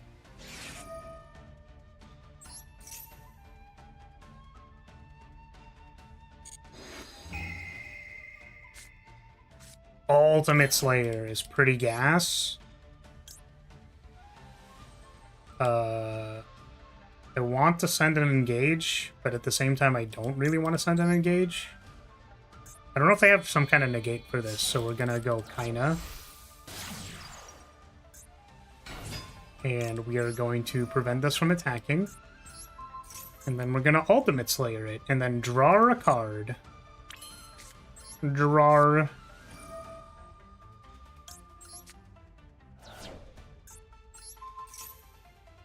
Send it! Get it out of here!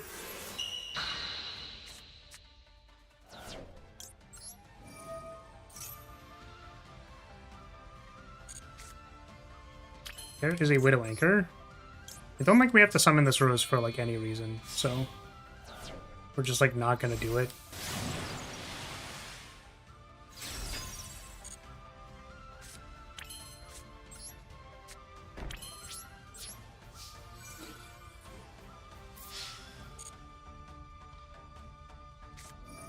Oh no.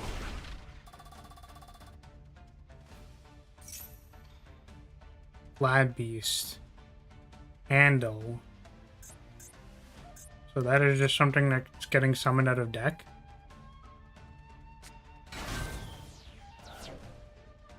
I can attack this now, I think.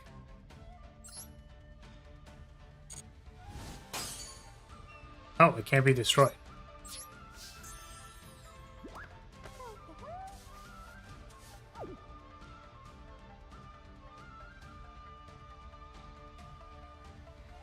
Okay, well, there goes our plan of doing this. I think we just have to banish that. Because I don't know, listen, I don't know what the heck they do with that card. They summoned the normal monster, and I'm concerned now.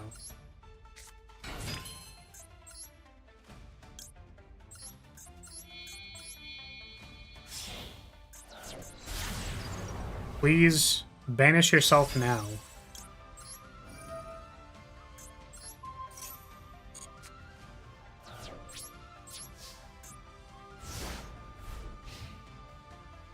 No whammies, please.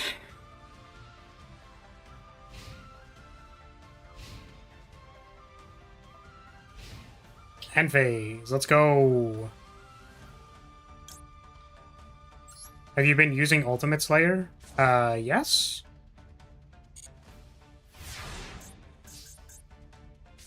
Is that confusing?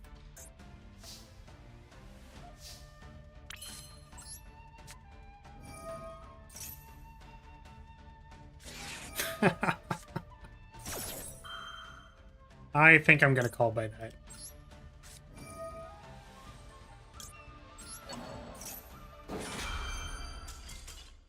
Cool.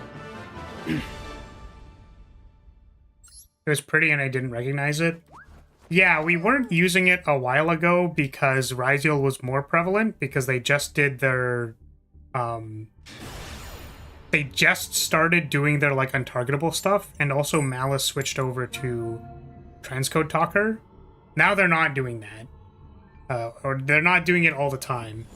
Or you might have a different answer for it, but yes. The idea behind Ultimate Slayer is that, like, you can just remove whatever link or fusion or whatever, and then they can't respond to it. It's quite good.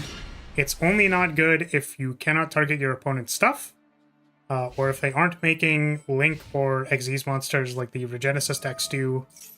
Alistair the Invoker. Normal summon Alistair. Master 5, ladies and gentlemen. Normal summon Alistair. I think we're in it. So, yeah, Ultimate Slayer is really good. This is Appaloosa. Big fan. Big fan of Appaloosa. I think there's Wacky in this picture. God bless.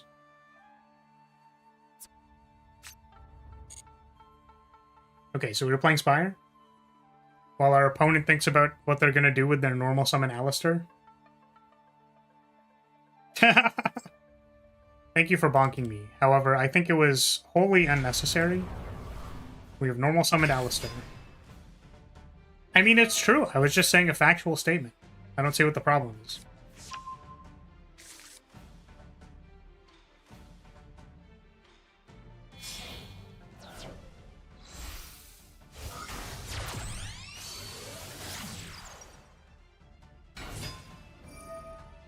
We are almost certainly dead here, unfortunately.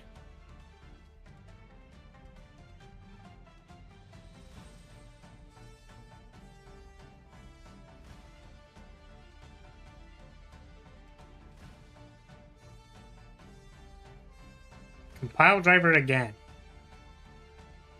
Truly, this is tragic.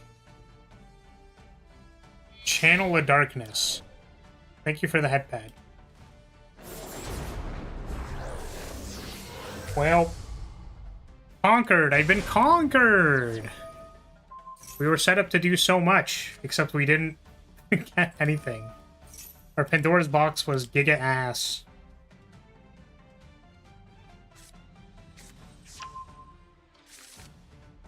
Yeah, that was the run where we sniped 2 elites. I think we could take 14 max HP. Seems good.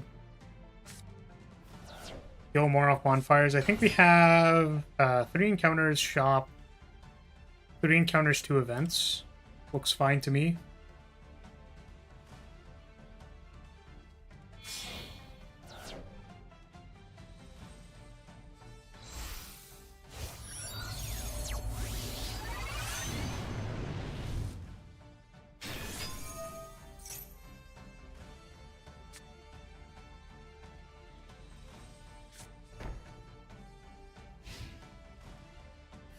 Our opponent has passed. What are we playing against?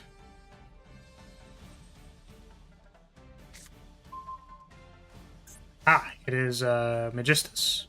And it's actual factual Magistus.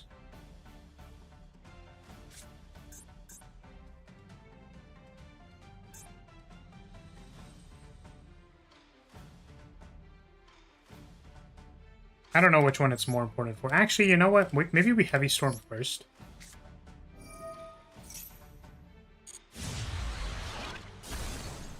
It was a call by.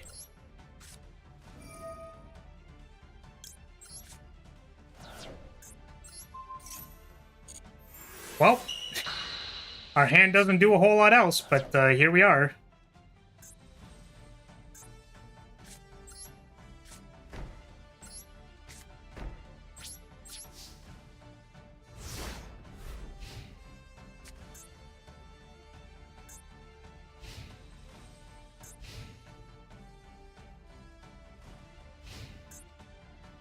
End phase. Top Deck Wars. Linkage is a card that we can play.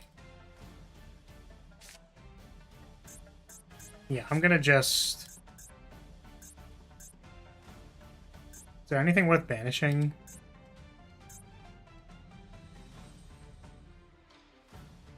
I think they, like, recur to these stuff somehow.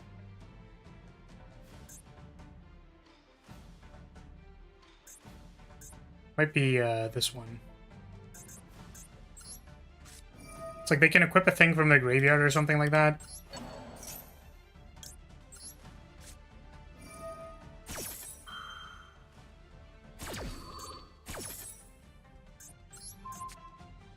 And here we Hayate to search engage. Will not summon it.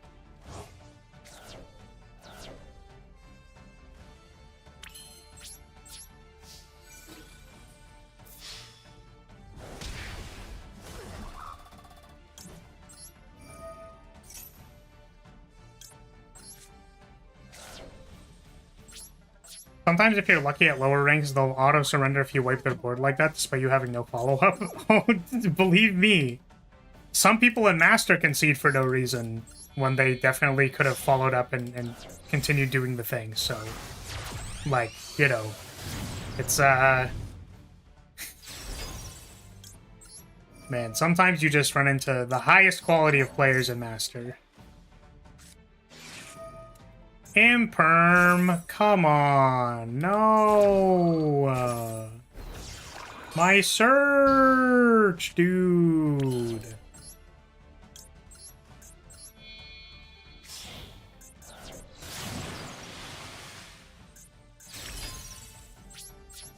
The Waki and Wakizashi is the same for armpit. It means side-inserted sword since it's like it was usually inserted into a sash people would wear, like sticking something into an armpit. That's... You're fucking with me. Like, please, come on. That's not real. That can't be real. Like, come on now. That can't be for real.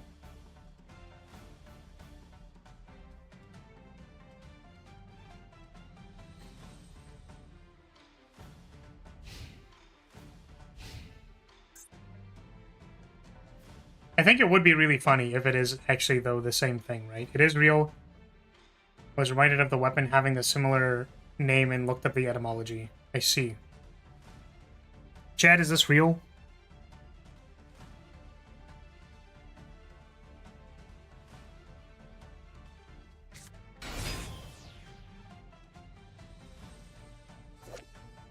Oh, they conceded. Why'd they concede? All I wanted to do was read their card.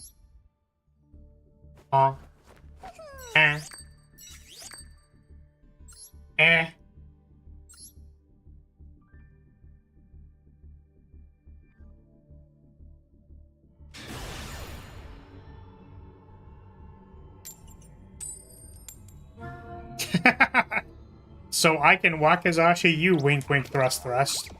Damn! Hilts usually have texture, right? Don't they? Oh, we're going first! We are so dead. We are so unbelievably dead, it's crazy.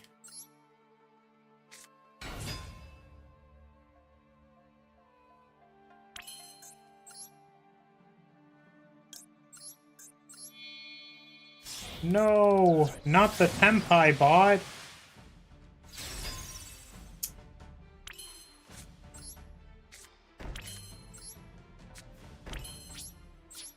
Okay, so the things that I know about Tempai are if they have the field spell, I can't negate their stuff in main phase, but also they have a line if they have the field spell that they can set everything up beforehand. And then what the fuck is this? Ghost Ogre. Bestial? Oh, shit. Is it not? It's not Tempai. It's Bestial Control, question mark? I mean, I still get to search, but... Well, hopefully we're not dead. Because my understanding is Bestial Control is really slow. Also, I thought they want to go first.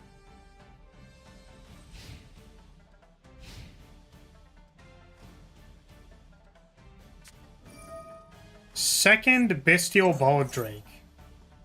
So true, bestie. Do I, like, called by this so they can't summon this? That feels wrong.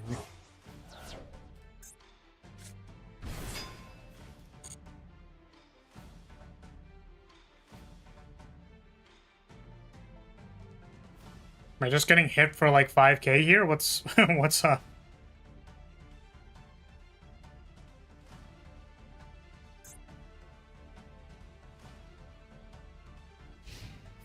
Battle phase, attack you for 5k. What is going on?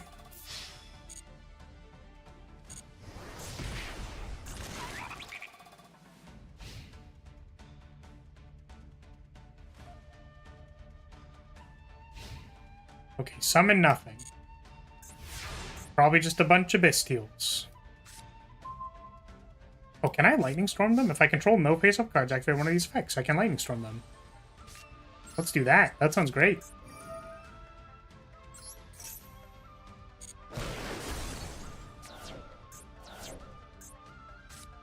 Find a ray.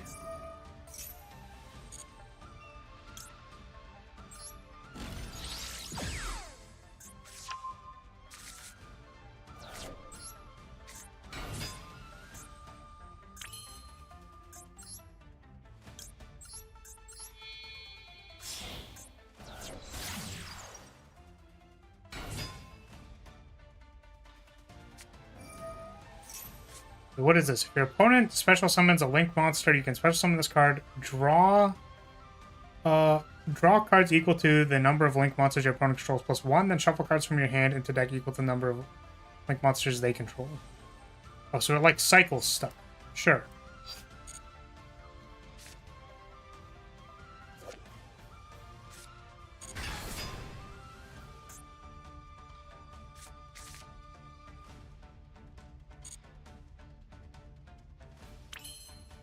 I'm going to draw 2.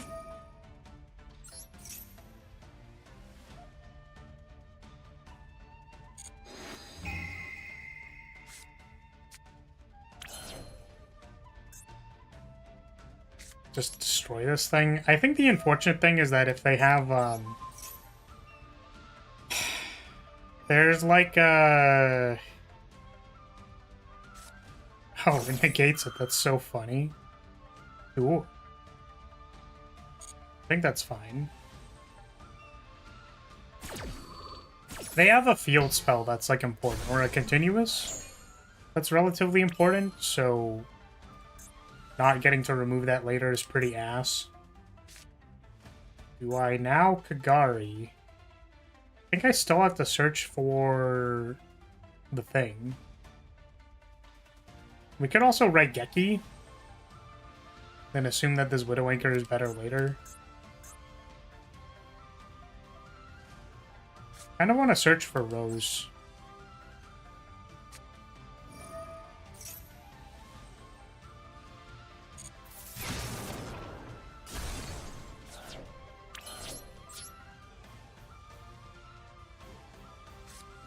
Effect Veiler.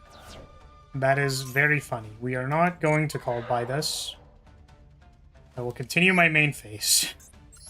I will find a Kagari and pick up Engage.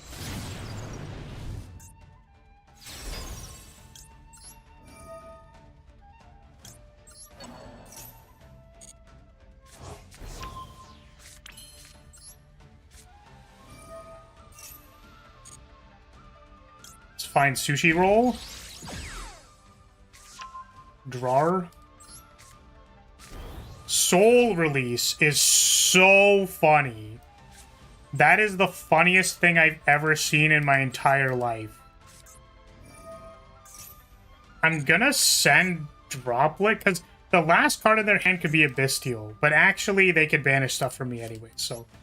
Soul Release your entire graveyard.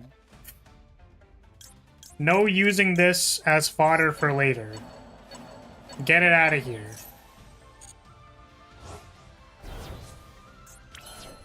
Okay, let's battle.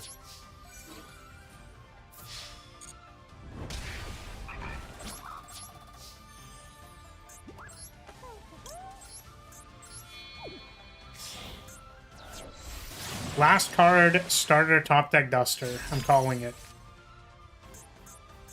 Actually, if that's the case, like, we kind of have, we can just go with, like, one Widow Anchor from deck. I think that's fine.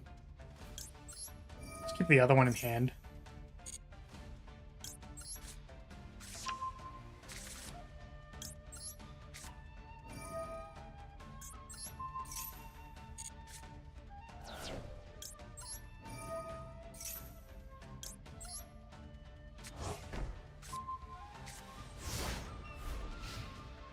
What you got, opponent? What you got?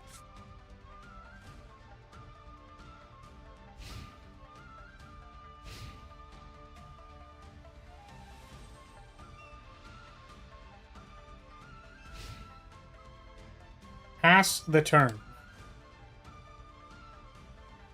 I'm going to Widow Anchor so that I can set Engage, and then Engage for linkage to hopefully lethal.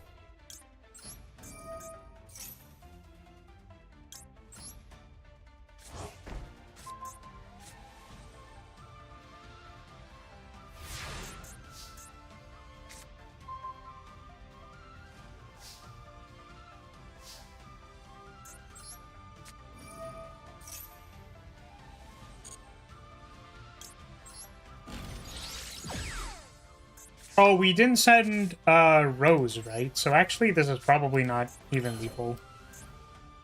Ah, you know what? You're right. You're so right. Because it's just 15 plus X, whatever the amount of magic cards is. So we probably don't pick up linkage with Kagari.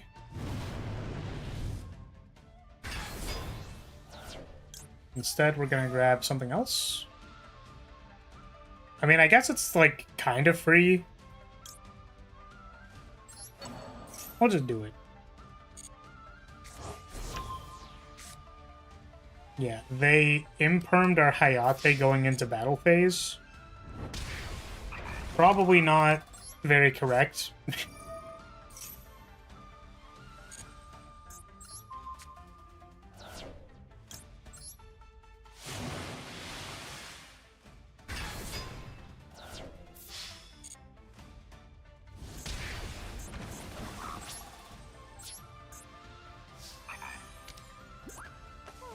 There's still... I was about to check my deck. I think there's still one Widow Anchor in the deck, so... Gonna do what we did last turn, which is just,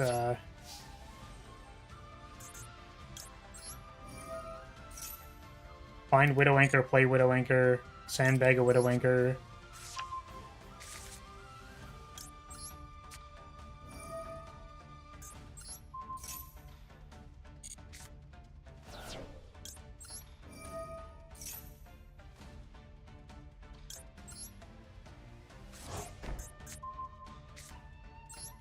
Oh, I get another one.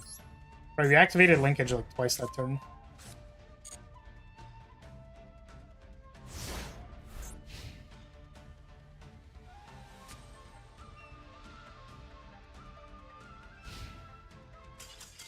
We...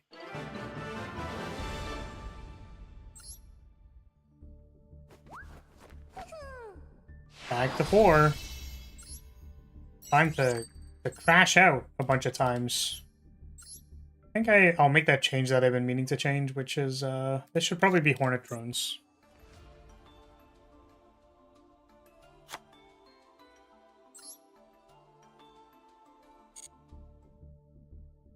Strong start, but no stamina, so sad. Well, my opponent? Like, they went Bestial, attack for 5k, and then had, like, literally nothing else?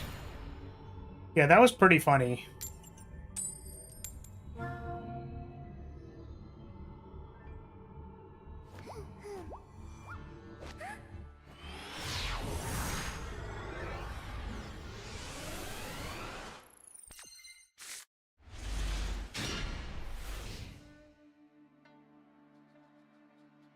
Yeah, this is 2 draws with Upstart Plus. Malice me! Oh, fuck!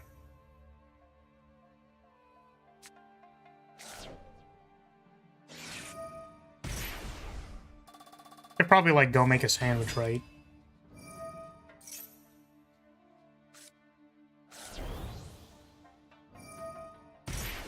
I guess what I could think about is, how would I want this hand to be better? Like, if Upstart was actually just an engage? If multi-roll was not in my hand and instead it was like a breaker, like evenly or something? Probably would be better.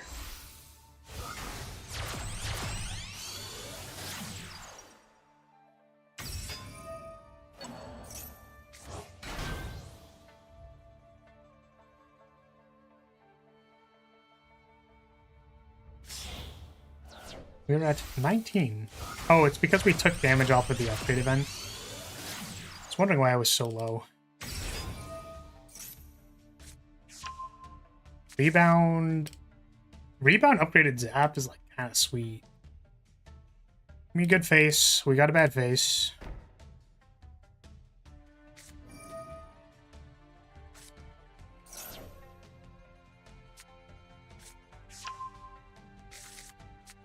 Yeah, I think we're looking to, like, Zap, Rebound, Zap, something like that.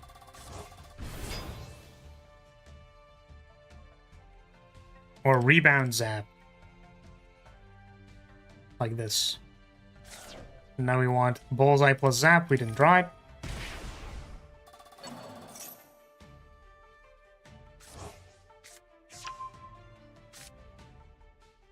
Could, like, do another Bullseye. Keep our uptime.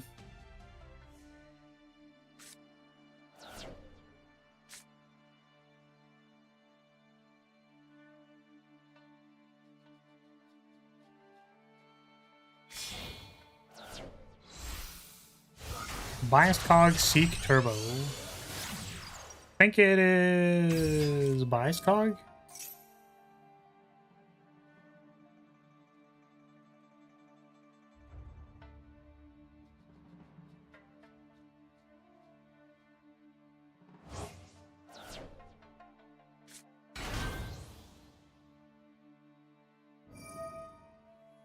Bullheaded sounds good. You need to rest. Now, am I feeling dangerous? I don't think I am.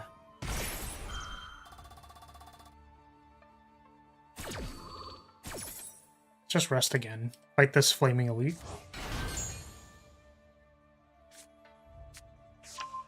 Biased Cog off the bat's pretty good.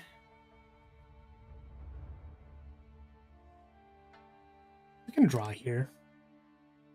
You basically can't play anything. Drawing the dual cast and not being able to play it is pretty bad.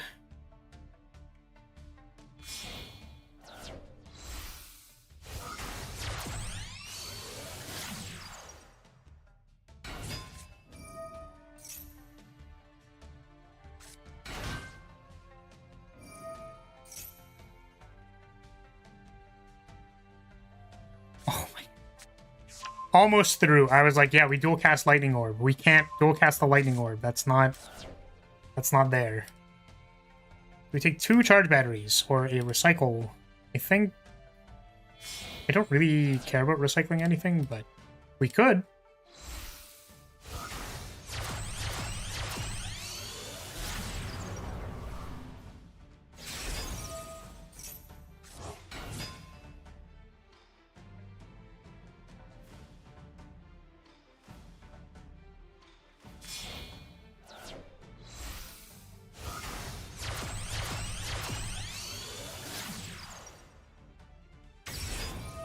I feel like I take the hologram because we want to use our zap a bunch of times with Biased Cog in order to do a bunch of damage. We're also going to turn 1 Cultist Potion before I forget.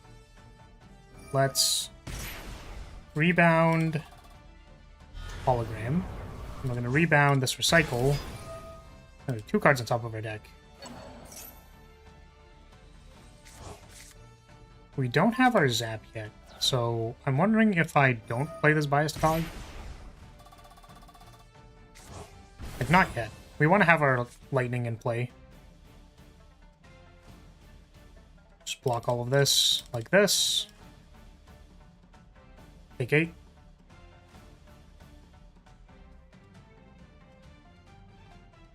Bullseye. Dual cast? Let's draw first. Sure.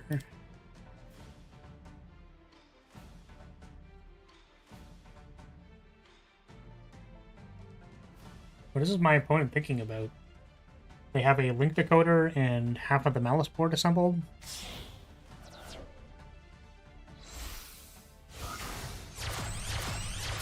Up for 6 hours and just woke up. Good morning? Question mark? Good evening, good afternoon. Oh, am I dead? Wait. I literally just wasn't paying attention, dude. I read chat for like 2.5 seconds. Yeah, welcome, welcome. We're still playing the game. My opponent has an activated Card Scripter and a Firewall that is going to be co-linked to like 1 card. We're really playing against the cream of the crop here. Did you rest well? Was it a good eep? I usually need a bit more than 6 hours.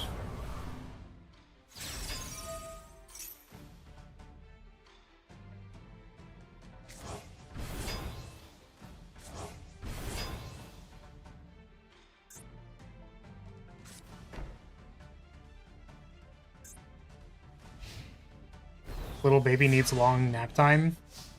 I do need a lot of sleep, yes.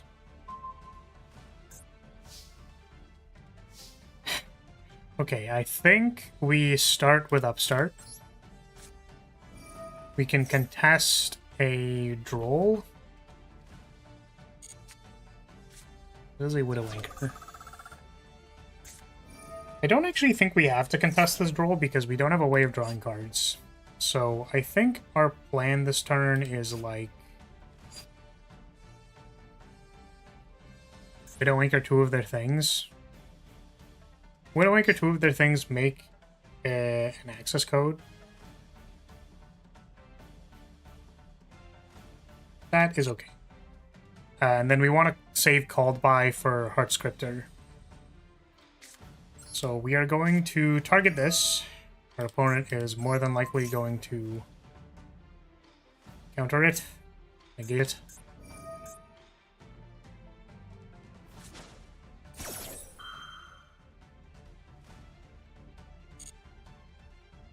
Yeah, the only unfortunate thing about this is that multi-roll doesn't go to my graveyard. So it's like we need to resolve Lightning Storm your back row. We're hoping they activate 06 if they have it. And then we want to banish Heart Scripter in response. Because I'm stretching before starting my PC, that's good. I'm supposed to like do some stuff in the morning, and I don't do it. But I really should.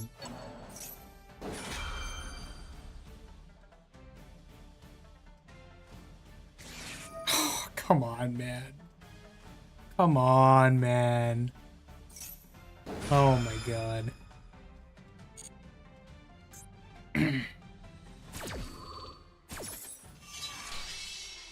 Okay, so if I summon Heart Scripter, we're gonna target Heart Scripter with Widow Anchor, I think. No, we can't do that. Oh, they also gain life, which is, like, pretty bad for us. Because we do need 2 of their cards, which is the unfortunate thing. So I guess we can activate multi-roll and see if they do anything.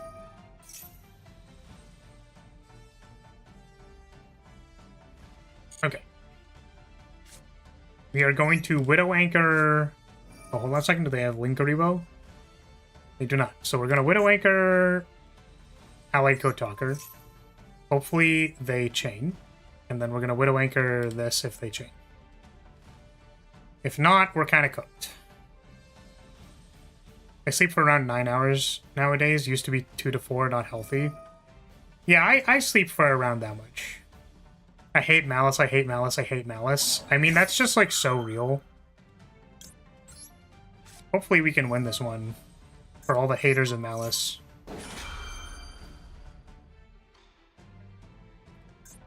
But we don't really have the links.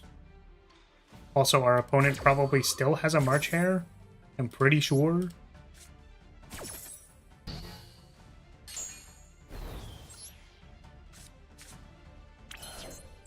Okay, what can we do with this? Oh my god, we can make a Camellia. That seems like gas.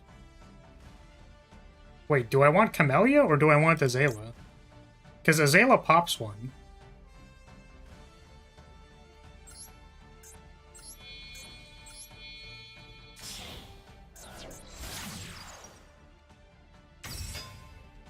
Okay, let's pop Chussie Cat.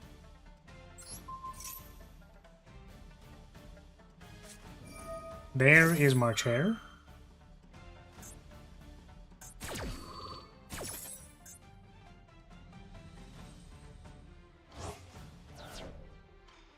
Yeah, my sleeping is really bad for me, and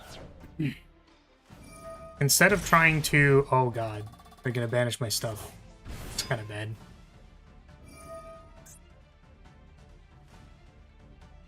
Yeah, instead of trying to fix my habits, I instead tried really hard to make a life where I got to sleep for 9 hours.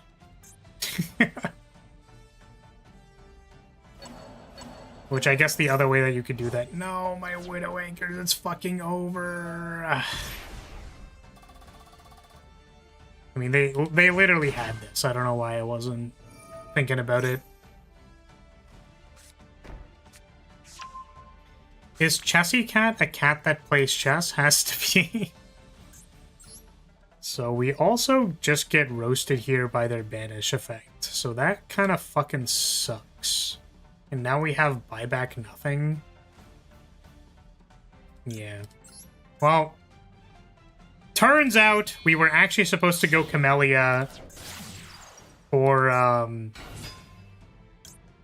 you're supposed to go Camellia for the world where they, banish my graveyard and then... Wait, why didn't they even take priority? Are they gonna let me hit with Hayate? No, it's Cheshire Cat. No, it's not Cheshire Cat. It's the Chussy Cat. Oh, maybe they're in time trouble right now? It's kind of funny.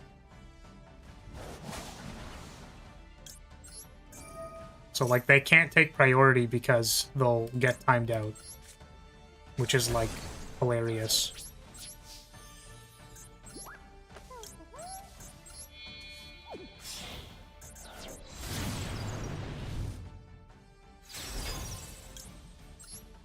Wait, engage doesn't do anything. We're under draw. What am I doing, man? It just happened so early in the turn, I fucking forgot. That's awesome. I probably should have sent Ray. I'm getting hungry. So, they have 07 or whatever, right?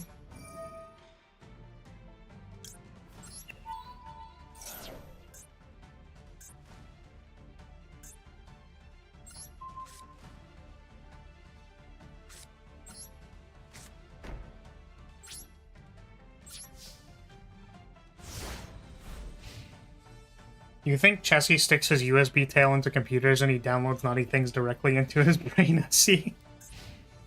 I believe it.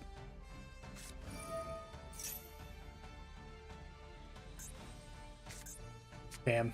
Well, unfortunately, we need to watch our opponent play the Malice combo again and hope that they time out. Or they can just banish Typhon.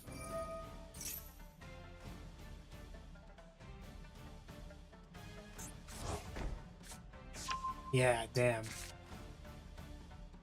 Damn, we should have thought of...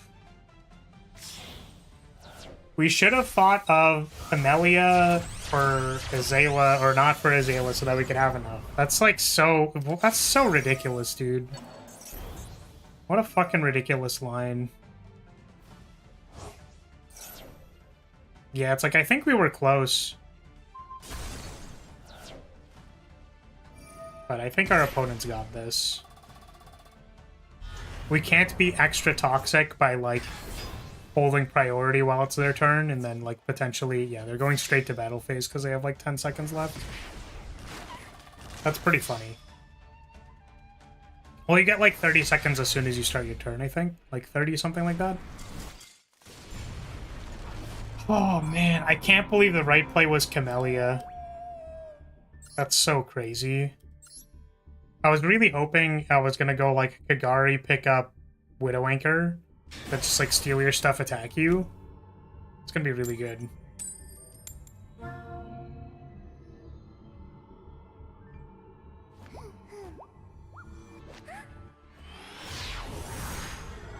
Oh, I should probably... Right. Just look at our hand. Do I just need to, like, remove multi-roll from this deck? It is so fucking bad in the opener. It is, like, so bad.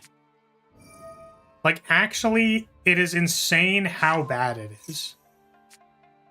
Like... Oh my god, dude. Alright. So it's, Agnister... One of these, I think it could also be Malice. But if it's just Cyber Swap, then, They end on, like, a lot of firewall dragons.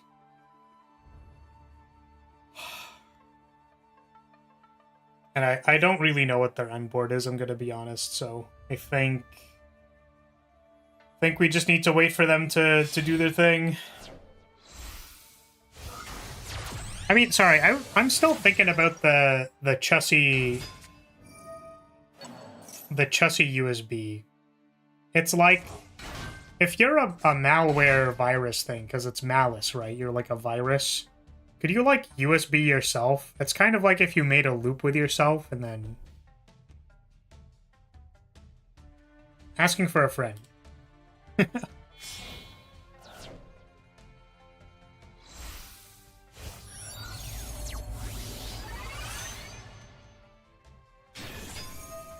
Cyber's 25-minute cutscene. You bet it is.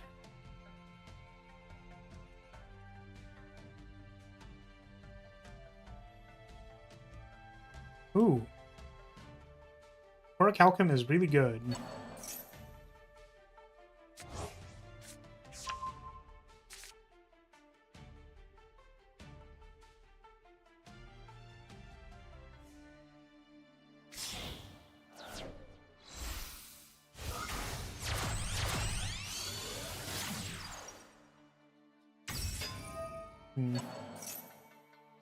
This path on the right has too many encounters. It has 4. So I'm wondering if I want to not do that.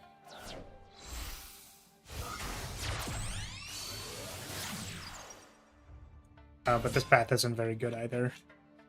Not enough bonfires. I guess this elite into some bonfires also works. I'll try doing that. They end on 7 disruptions and U-Link with protection? I don't think so. They end with, like, terahertz and some other stuff, right? It's like they terahertz with the Gachi Ignister that gives it, like, super protection. So...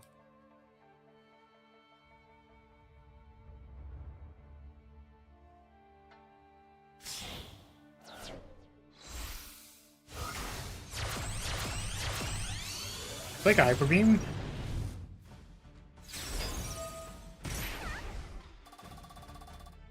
They call me Ouroboros because I devour myself. So fucking real, dude.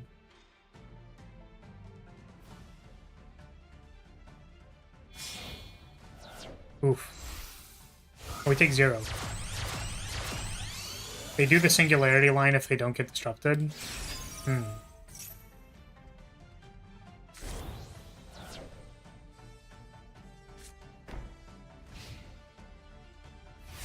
Oh.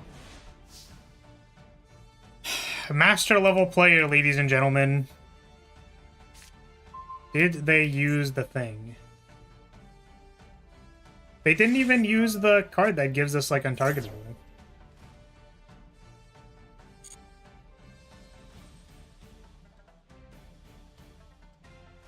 Like, this is not immune to effects.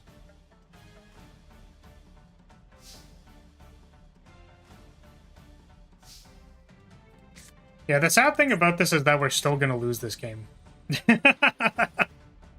That's the actual sad part, is that, like, we really don't have a lot of play here. Let's go Duster for their back row. Actually, do we send Droplet so we can Duster their back row uncontested? Maybe they disave worm the multi-roll activation.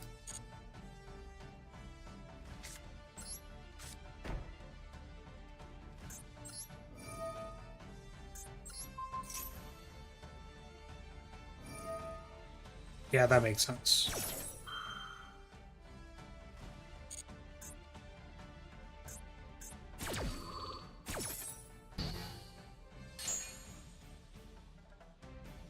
Oh, we still get it. It just negates the activation.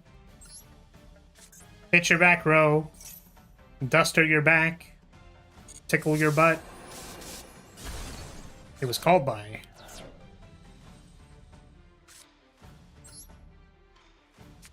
Master Duel players can always surprise you with their idiocy.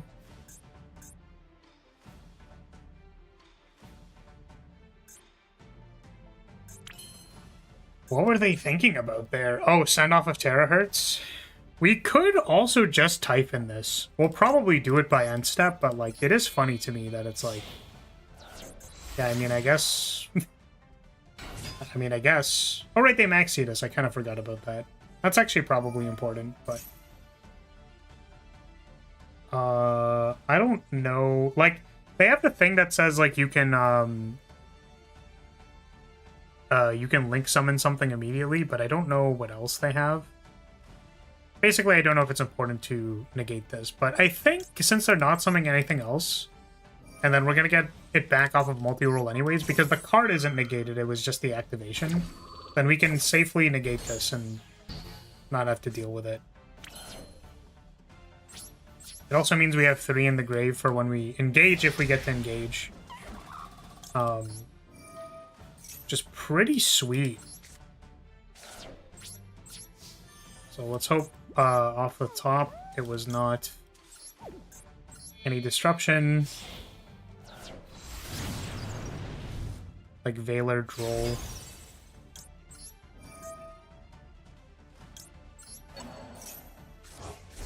It's not Valor. I think we maybe destroy this thing, because I don't want to summon Typhon into, like, my opponent gets to draw a card. I think I'd rather just, like, destroy this. Were you going to attack directly without negating terahertz? Yes.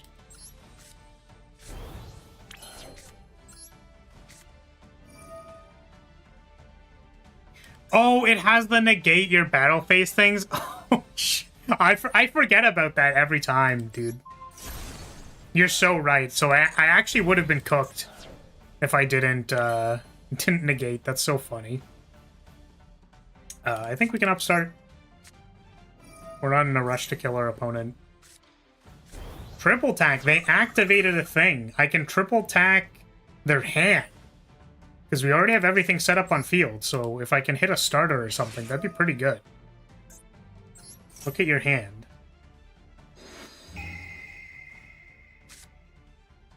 Sweet. Sweet, dude.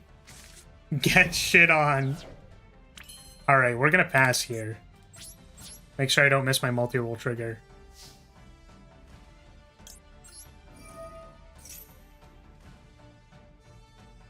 Yu-Gi-Oh! Versus reading? Yeah, I mean, I think it's the thing, like, complexity or whatever. It's just, like, hard to remember that all those things are there. Too difficult for my tiny brain.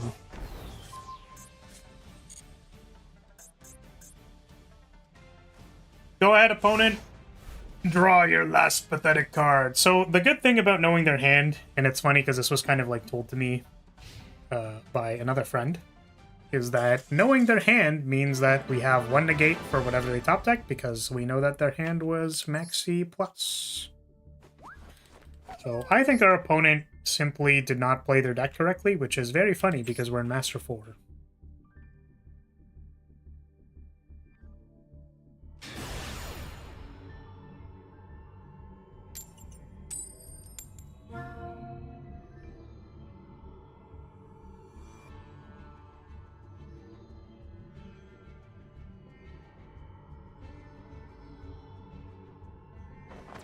I'm going second.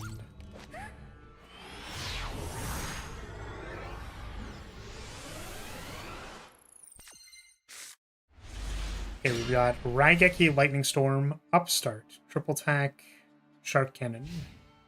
I suppose Lightning Storm and Raigeki are good ways to get people to use their monster effects. It is Malice. So...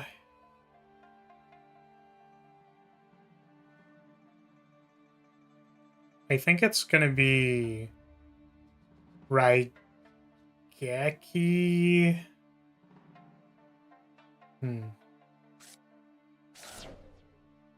I do actually kind of want to destroy their creatures. Usually I do. Particularly if it's Transcode Talker, that means I can't target any of their stuff. They get to resummon, but we can draw 3 cards plus whatever the top deck is. If there is Lightning Storm Raigeki in the bin, one of them is actually going to be banished, so I'm missing one.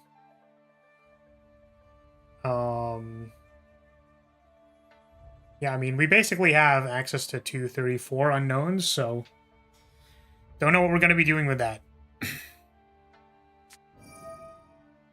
But I'm always kind of 50-50 on whether or not I want to Wrath Malice's creatures or their back row, because, like, I genuinely feel like if they have non-engine back row, then I usually don't care, because I try to play around Impulse and... like, I try to play around Impulse and what is the other one? Called By? Like, I don't try to be too aggressive with my raise, because, like... You know, why take the match loss if you don't need to activate the effect? I think rebooting to redraw or Hyper Beam sooner is pretty good. So I don't care about their back row, because they're going to get to activate their back row anyways. I think instead preparing for after they activate their back row, because either they do it before you wrap their creatures, or... and, like, they just get a Heart Scriptor or something, or you do it after. So, my point is, I usually feel like I want to destroy their creatures, because I get to do, like, their entire back row shtick anyways. And they always get to get, like, 07 afterwards, so, like, it's just... like, why wrath their back row?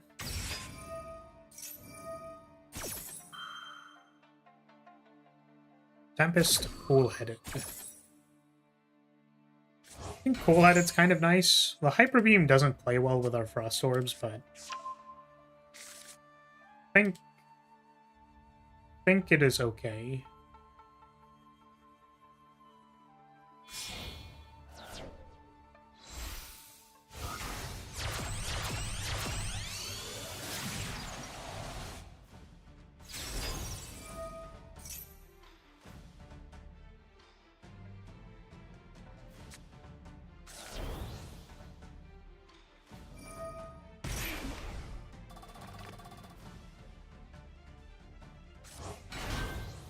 We block 8 regardless.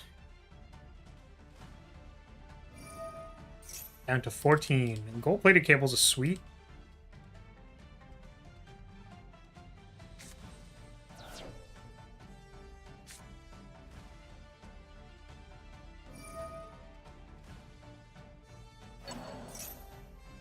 Oh my god. So much damage.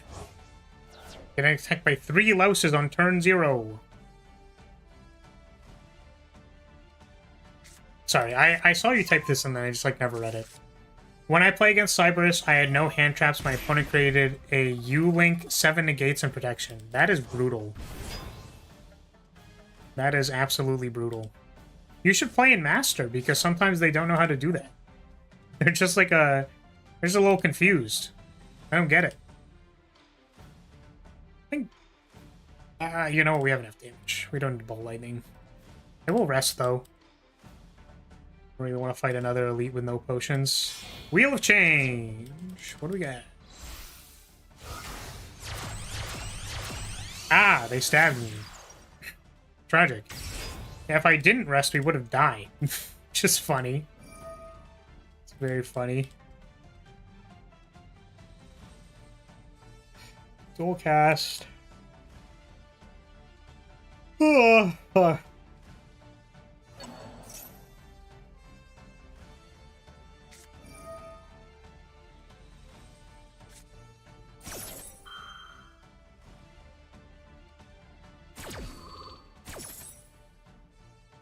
I'm also in Master. I climb with Ryziel. Ah, really? Are you in Master 3? Is that why the opponents are slightly better than what I'm playing against? What Ryziel variant are you playing? I feel like I asked this question, but I don't remember the answer. Weren't you playing like a slightly different version? I swear you were. Or is it like standard untargetable Baguska kind of thing?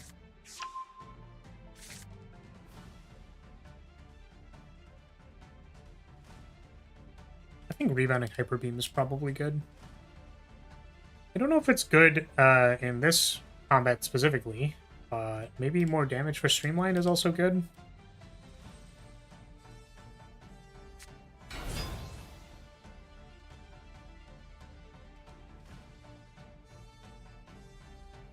No, I told you I wanted to play my Paleo, but the meta is tough. Right. You were the Paleo player. Right. I apologize for not recalling the details. It takes a little while. I do genuinely wish I remembered more. Thank you for reminding me. Like Paleos. Yeah, for sure. I like the idea that Paleos are not... They take a while. They get to play a lot of the game. They make their opponents play a lot of the game. However, when I'm getting Paleo'd, I do, in fact, turn into a fossil a little bit. Actually, I think I have a lot of people who like Paleo in my chat. I think there's a couple people. Hold on a second. What is this end board? What am I looking at?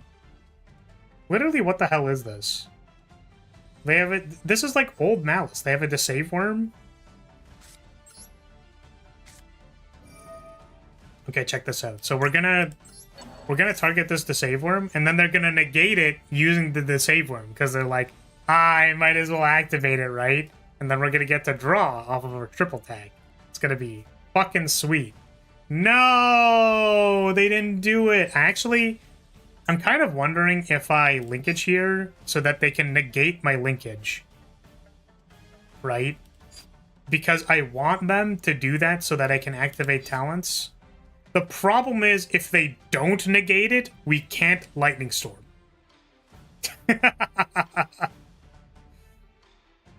Okay, we're not gonna bother with that.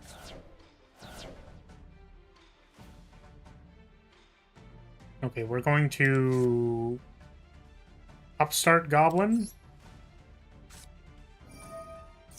Based on what? Shut the fuck up, Unicorn! Shut up! Shut your face! Based on what? Shut! Okay, so my opponent is probably going to summon some stuff. Then we are going to Raigeki them, and it's going to be fucking sweet.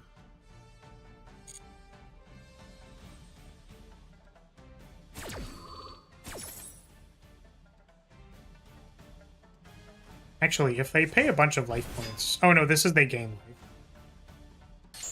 life. Okay, we hit 07, 06, and there's the other thing. Banish Tree. Do we Raigeki them? I'm pretty sure. And then maybe we... Do we draw two? That... You know what? That is true. That is literally actually true. That is correct. Film I watched was about fossils as a metaphor for rebirth in life. Is that what hags tell themselves nowadays? We love hags in this house.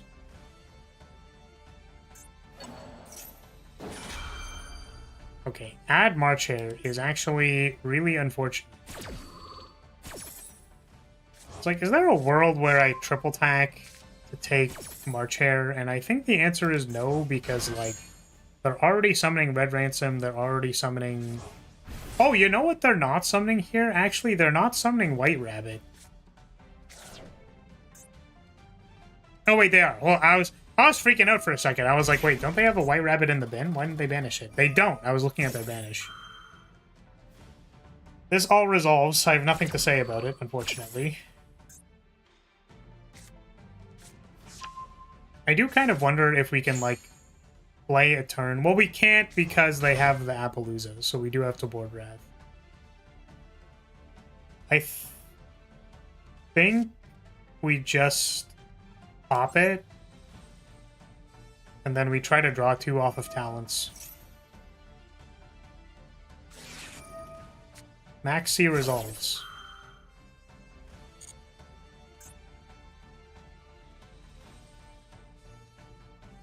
The hope here is that we can, like, draw some Widow Anchors, because they're going to remake their board again. So if they remake their board again, we would like to steal their creatures and attack them. I guess it's not that important. Like, we're in a decent position to grind here. Definitely not playing this linkage. That is very unfortunate. So we just have to Hayate to fetch engage.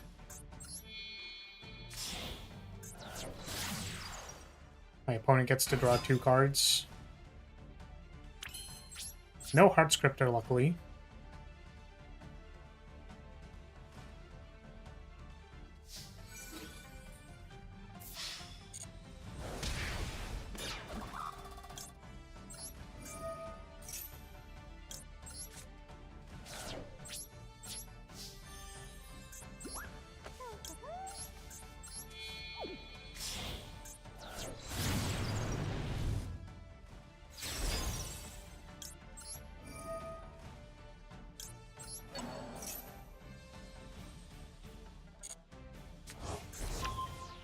Okay, well, we haven't been ashed, so this engage is looking mighty ashable.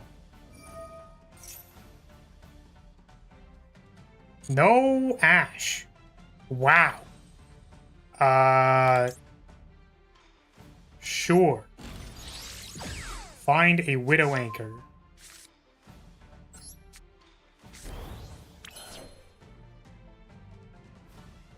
I think I'm gonna set Widow Anchor. We don't need to sales ban. I wanted to sales ban naming naming the thing. What's called? The guy. I mean, do they really want to resummon Whitebinder? Does that even matter to them? I was gonna say March Hare, but yep, okay, they did. Yeah, they didn't want to activate. I was like, sales ban March Hare to force them to use it, but they just didn't even want to use it because they already like summoned everything. Yeah, naming Whitebinder doesn't do anything. Fucking Duster, dude, why?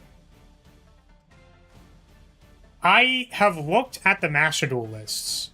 Duster is literally like actually like 3% of the decks or something like that. So frustrating, dude. Let's linkage.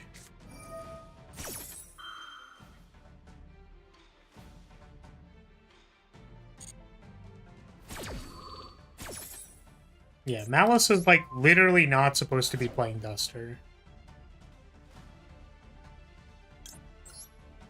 But every once in a while, you run into that one fucking Malice player who's playing it.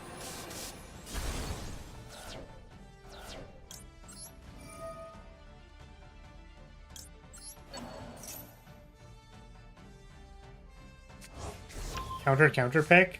Yeah, it's like forcing your Malice opponent to use their back row is like maybe good. I guess.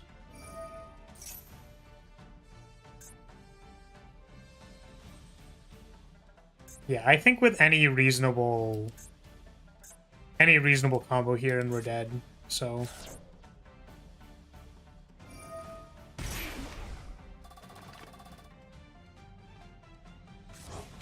Because we don't have Ray to resummon for stuff. However, if they somehow don't kill us, we have, like, evenly matched after our battle phase, which is kind of sick.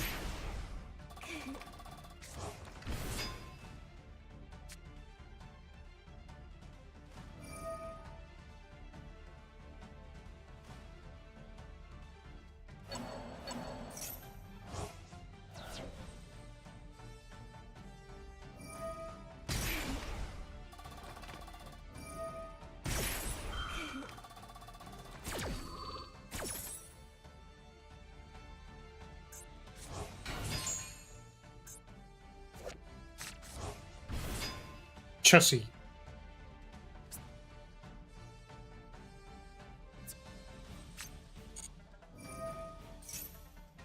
What are we setting? What the god? What? What? What did I do? I didn't do anything. I swear it's not my fault.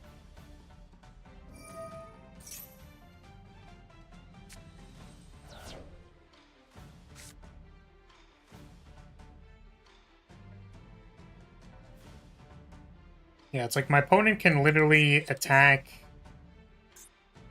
with Red Ransom. Oh no, they already summoned it. What is something they haven't summoned yet? Oh, Heart Scripter? They can banish my thing and bring back the thing for Heart Scripter? Man.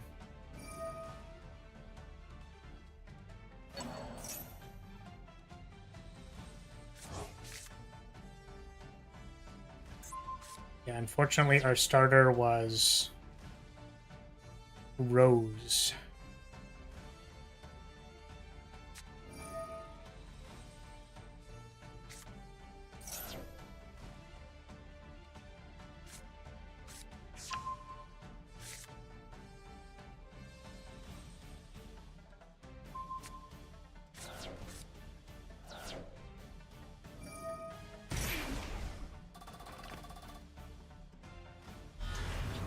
Get yourselves a combat, buddy. TikTok.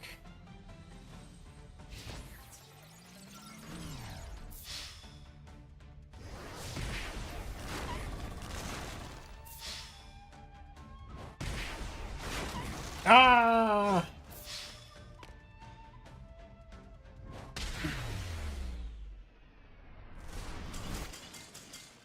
Can't believe our opponent was playing Duster. Tilted. Big tilt.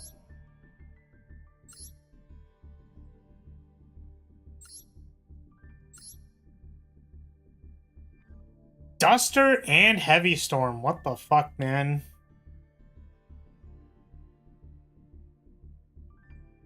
Jeez.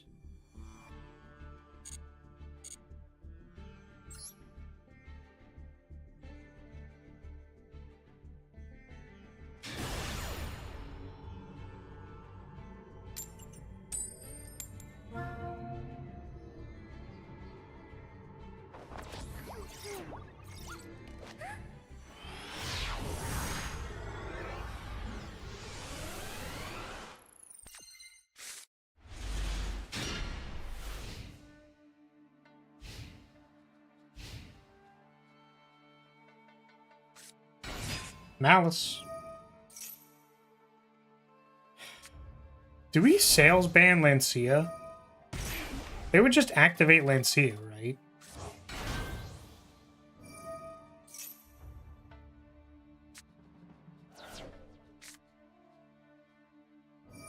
This is the classic 3 Wraths, no starters. Man.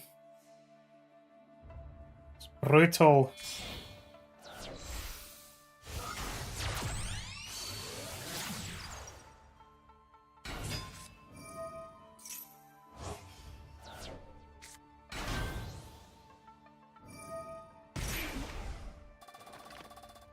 Yeah, it kind of sucks we have nothing for them. We have, like, the top deck and Prey.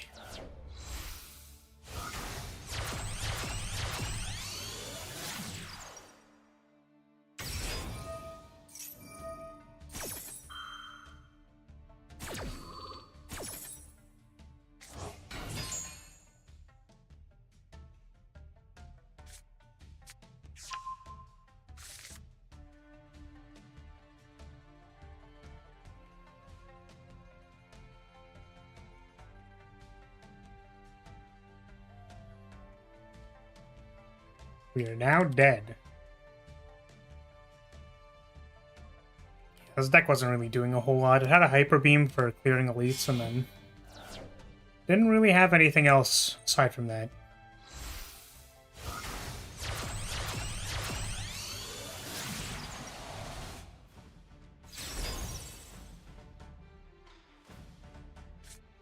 Stone Calendar is definitely not a rare relic. That one is not a rare relic, man.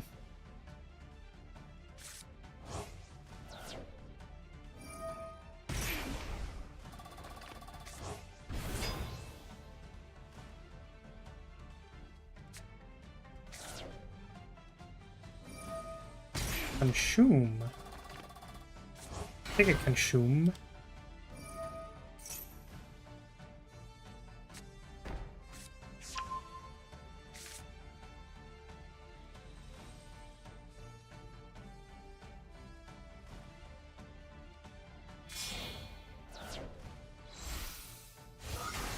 Sweet. We're alive! Do I take Sweeping Beam? Seems rough. Don't think we can fight this elite because our deck has, like, not done anything yet. Unless this is an encounter. Bullseye plus Consume, like, there's no way that's good enough, right? Well, we can definitely draw our Consume.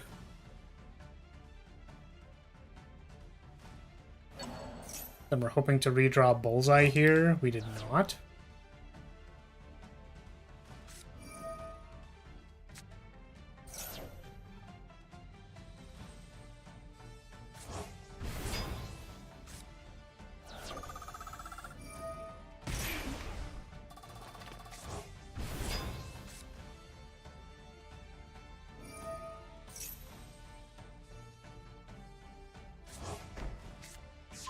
$52. 52 is enough. Okay, maybe Stone Calendar is pretty good. Also, Mummified Hand could be huge. Could be absolutely nothing.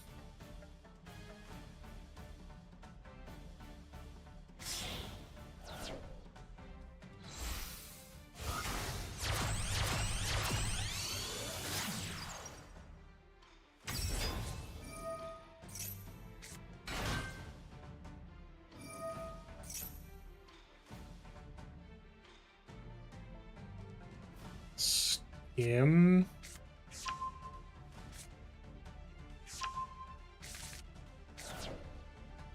I'm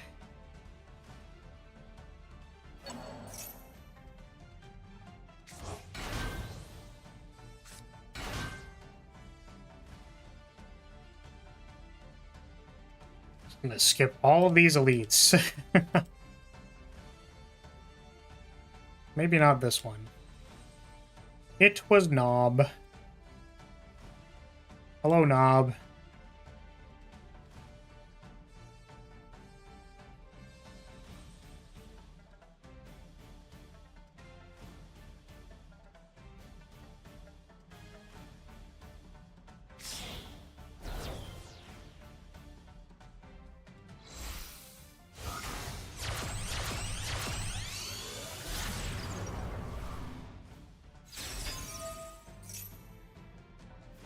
Down to 3. Cool-headed. Pick a cool-headed. I was really hoping this was not going to be an encounter.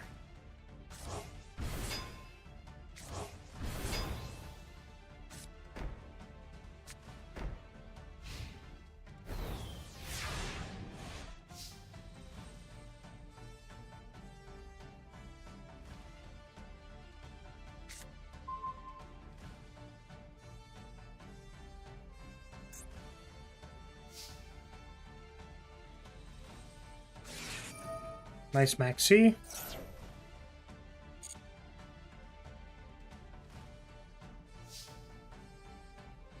I suppose our top deck means that we don't have anything. This kind of sucks. Let's, Heavy Storm. They don't have Linkaribo, so I think it's Heavy Storm, drop with the guy.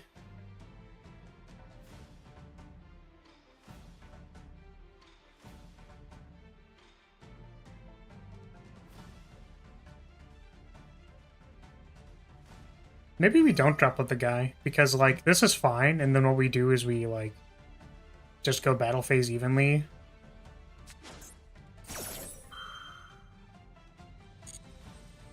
Lightning Storm the leftovers.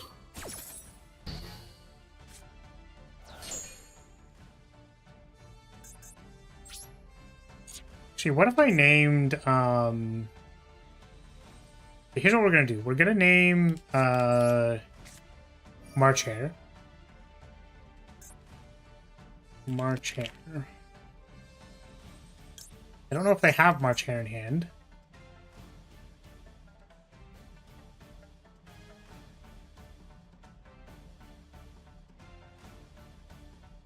But yeah, it's basically going to be like evenly matched Lightning Storm the leftovers, and then our interaction is like droplets and multi-roll, basically.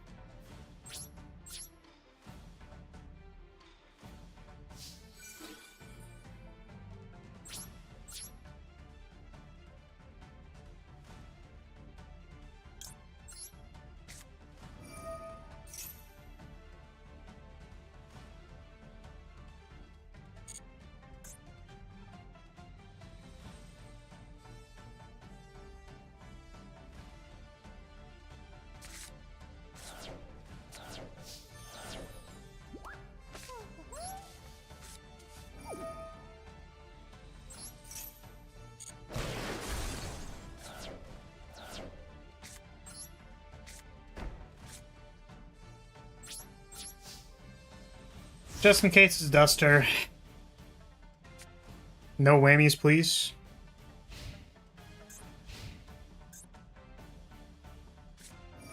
There's the March Hare. So I think we droplet this White Binder. Now they still get to do... They still get to do a lot, I think.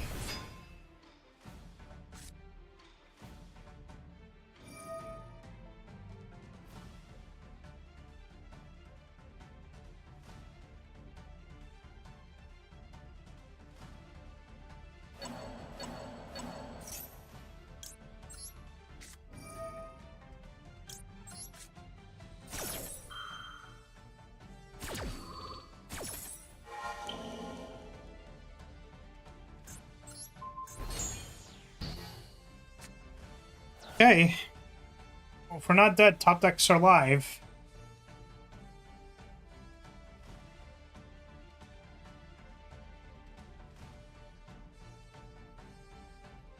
They can't, like, access code banish anything because I have nothing on board. They can't make a Heart Scriptor with this.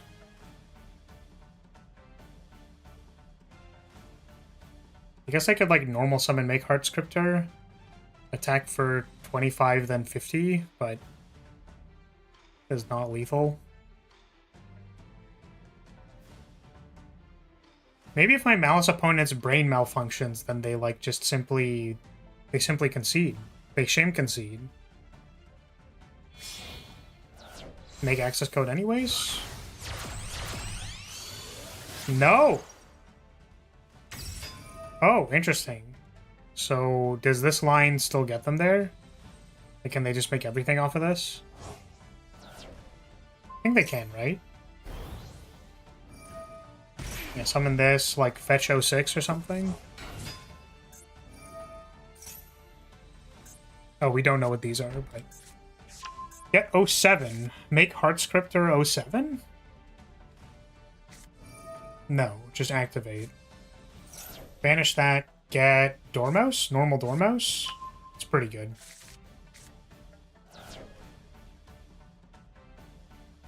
Okay, then what are we banishing?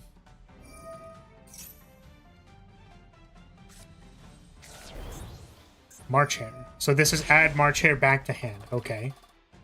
But I think 3 for Heart Scriptor and then like shuffle something from here back to hand, I guess.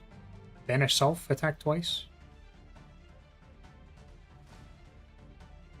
Because they normal summon the Dormouse, so... If they have another attack, I'm not seeing it. Nope, we're going Little Knight. Okay. Sure. Oh, right, they can ban... I keep forgetting about the Little Knight line. We're not dead, because they activated Little Knight, but I keep forgetting that this is available to them. They're just, like, allowed to link to and then banish their own graveyard, which is like, okay, yep. Like, yep. What have they not activated yet? Chesosi? Isn't that, like, in their graveyard? What are we sending here? Send nothing! Wow. Incredible. Top decks are live. That is probably not good enough. Because they fetched... No, they used 07. So maybe we can attack here with Hayate.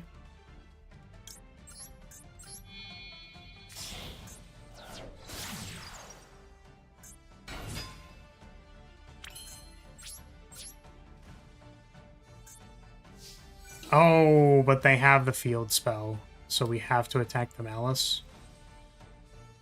If it's send Rose, or not send Rose, send Ray, summon Ray into like nothing. We just don't have anything. This sucks, man. So maybe it's attack, send Ray, so that we can like search off Shizuku and then hope they don't have anything.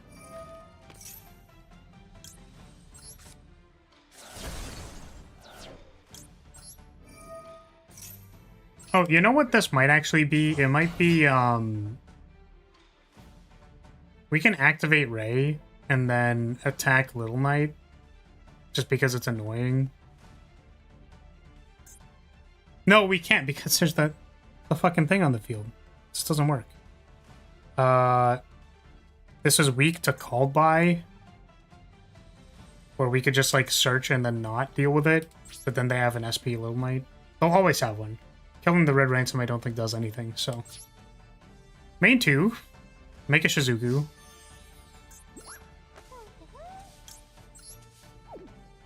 Yeah, we're not making, Don't think we're making Typhon. Can I summon their Whitebinder so that they don't have it? We haven't Shark Cannoned yet. We haven't done, like, anything yet, so... I think it's end phase summon their Whitebinder and then hope that they don't... Oh, no, they're just gonna... Never mind. Forgot they had the March Hare. My bad. My bad.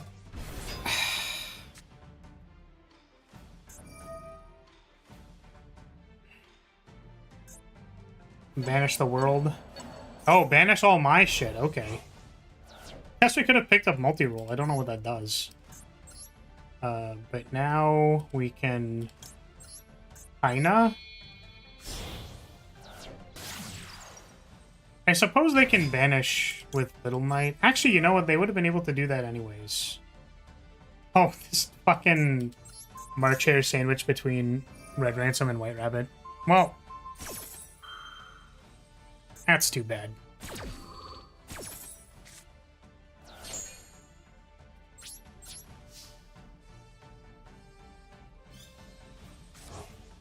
It's still possible they don't have it. Well, here for sure, right? They can just, like, 3 for Heart Scripter. Or no, they can now do access code, destroy this, banish Whitebinder, and then summon everything and kill me.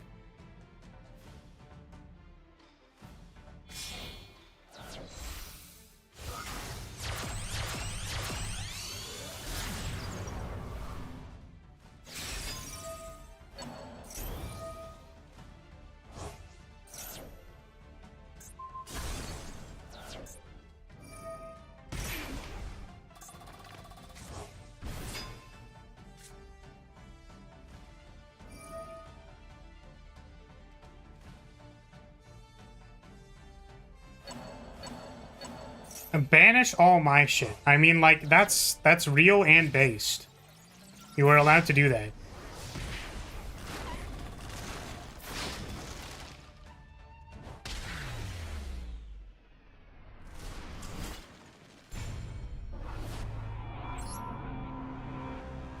How tragic. The board clear was really good. We, just didn't have, like, a single engage or Ray. Not my demotion match, surprisingly. I really would have assumed that this was a demotion.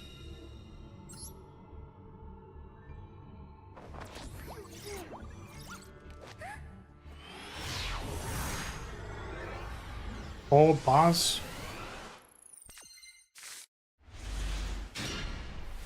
Ultimate Slayer, Widow Anchor, Upstart. Okay. So I think our concerns with this hand are... Oh, we're playing against Tearlaments. So luckily, Ultimate Slayer is pretty good at removing their like one fusion that they have on board. But these matches are usually pretty tough, so strap yourself in, boys. Normal Summon Herald. What are we doing with this? Ah, I see. That makes sense. Proceed. Oh, are we dead? I did not realize that we were dead. That's pretty funny. Well, this is almost sick. We just ran into an encounter when I wanted an event. Feels bad, man.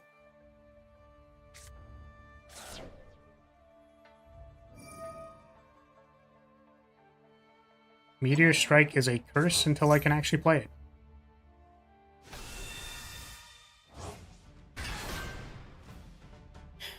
So we're looking for like turbo, and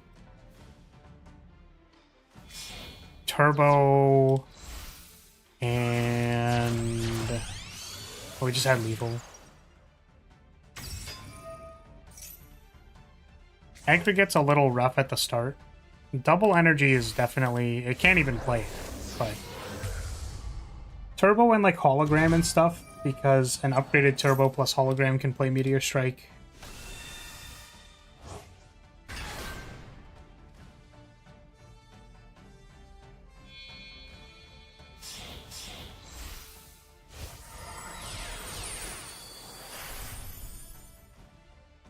Equilibrium is good. Defrag is good. Charge battery, maybe? I think we want an orb producer for our defrag capacitor. Now we're looking for recursion. We're still looking for energy. That did not change.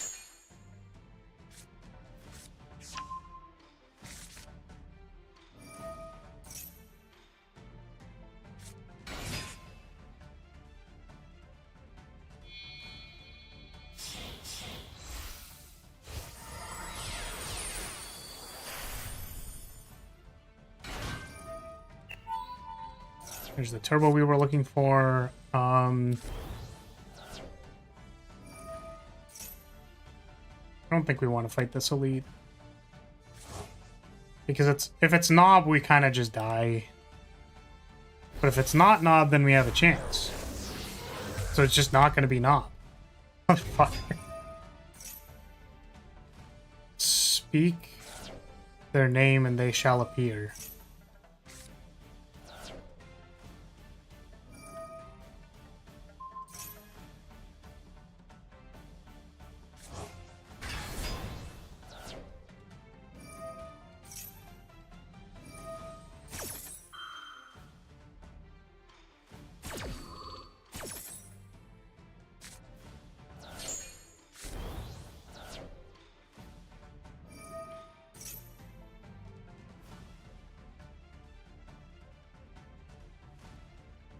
That's too bad.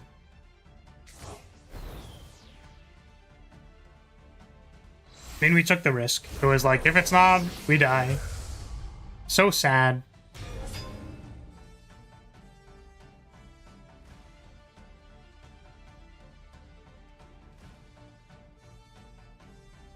Double Strike Transform? Tempest Hello World? Not particularly good.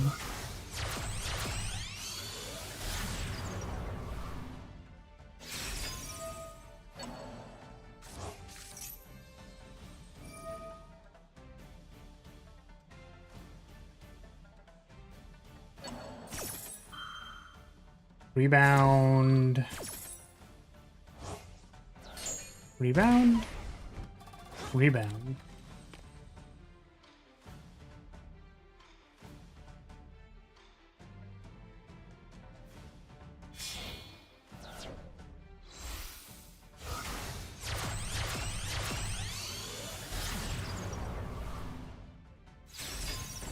Cool-headed... Oh, is it our turn? Okay, what do we got? A barbecue is also pretty rough.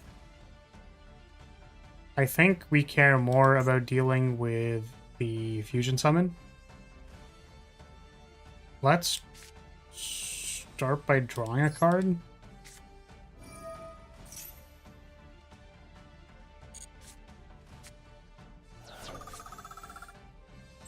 Okay, that gives us options. Send the fusion monster. Return this so that I don't have to look at it. Draw another card.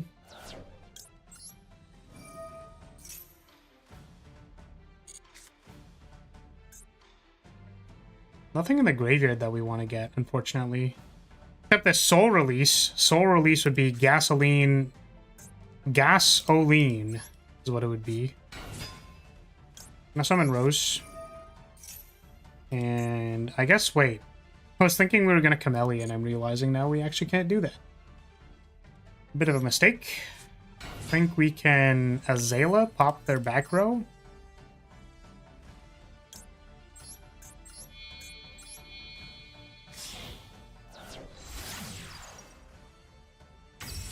Hit it from the back. Pop, pop.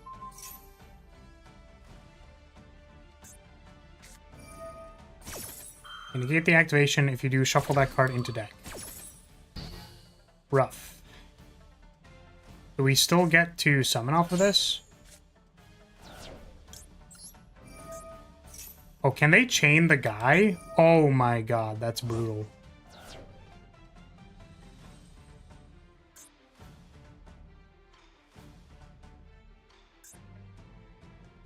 That is very brutal.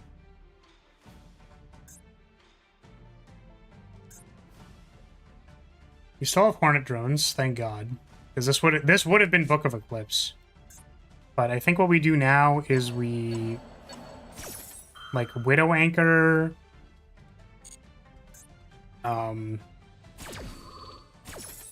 plus Hornet drones.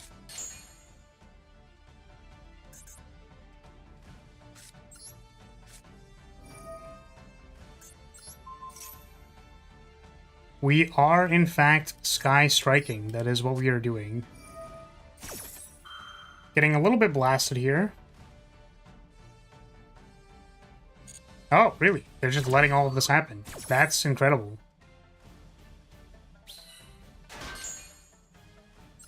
Take control of a barbecue. We're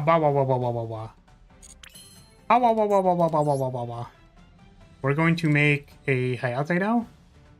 Oh, we can Zeke banish this thing. That is a good idea. And then now we can still Hayate send engage. Thank God. Thank God for the extra starter, to be honest. Like, oh my god. Book of Eclipse was not it. Okay. Please allow us to do what we were going to do. You silly tears player. They don't have any random garbage that I'm concerned about, do we? They have the Fiendsmith in the yard, but they don't have Lacrima, I don't think. They have Sequence in the yard, okay. I think by end step I want to banish the Sequence. So here we'll send Engage. We have Widow Anchor, which means we can set Shark Cannon. Very useful. Hopefully we draw some gas. Unfortunately, you want to know what would have been really sweet in this matchup that we didn't draw? Because our opponent milled it? Soul Release. Yo, if we could Soul Release, oh my god. We would be losing our mind. We would be nutting everywhere. Oh, Ash makes sense. That's fair. We did not get Ashed all turn. So I suppose it is Widow Anchor, Droplet, And then we still want to... we still want to Shark Cannon their sequence so that they can't Fiendsmith us.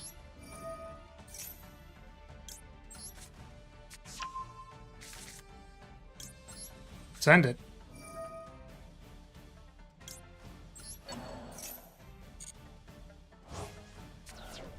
And I think we can probably, like, negate one ability, right? You got it. We might actually just Widow Anchor this anyways. Like, we're probably actually just going to take this, I think. Because we can always droplet send this in case they do anything else, but I don't know. I'm pretty sure they can, like, do some random garbage with this card. Or, like, even setting up Lacrima is, like, kind of annoying, so, like, I don't want to deal with that. Normal summon Lyrilyte.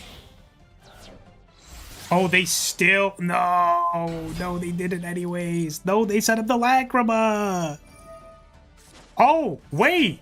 I had priority there, and if I dropleted Send Engraver, then it wouldn't... Oh, man, that would have been sick.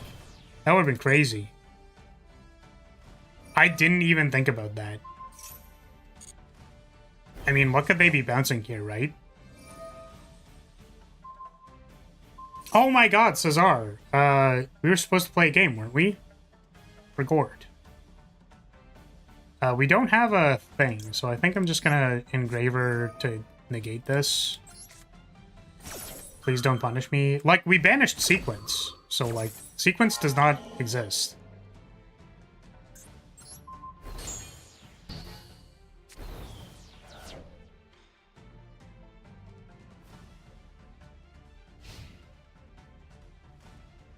Zeke, this thing comes back.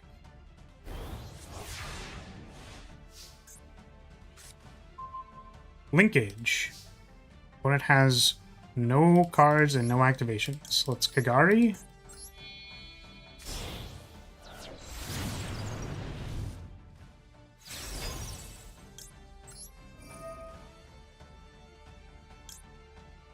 I think there's still a Widow Anchor in the deck. Probably find lethal somewhere here.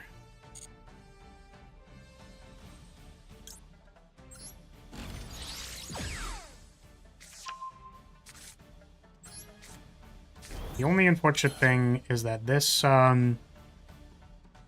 this sends cards. And this is if this card is sent to the graveyard by card effect. So it has to be sent by card effect. So sending it off of our thing is not by card effect.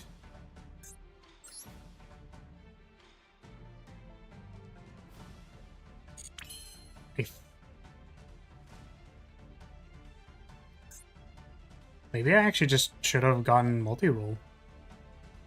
Huh. Take your Fiendsmith.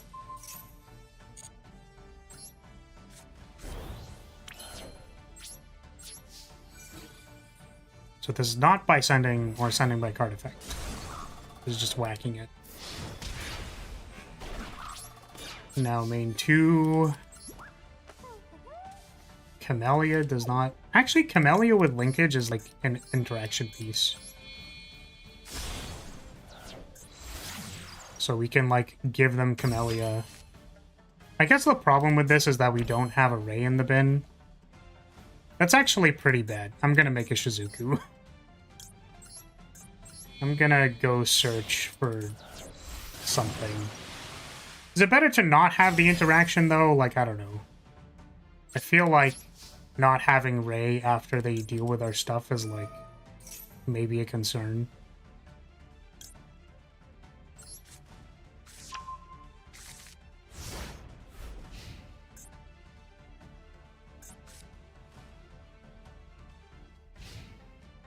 But yes, that is correct, Cesar. If someone kaijus our thing, we would be very sad. We would be exceptionally sad. Because then we can't activate any of our stuff.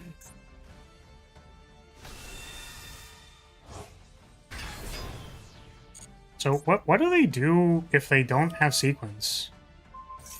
Do they have something that, like, shuffles their banished thing. Oh, that's really good.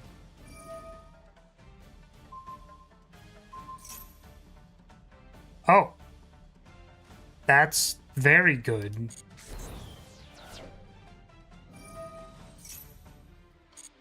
Concerned face. Very concerned. I'm currently very concerned.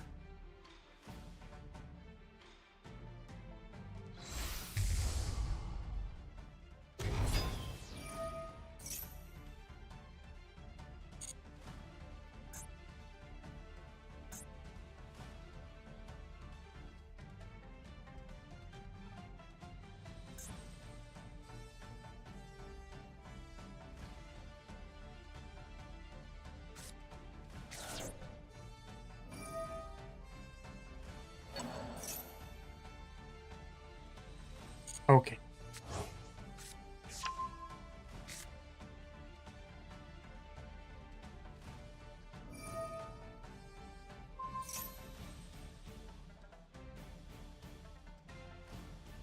Yep.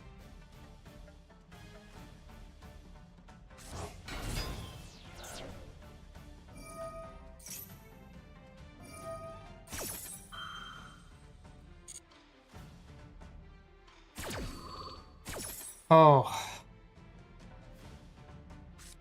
Yeah, so what was the top deck? They're 4-star. Brutal. Mill Lacrima. Also Mill Nephrim.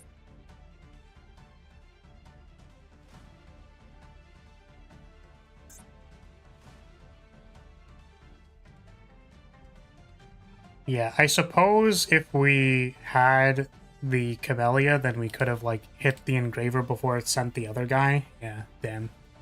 That's pretty rough.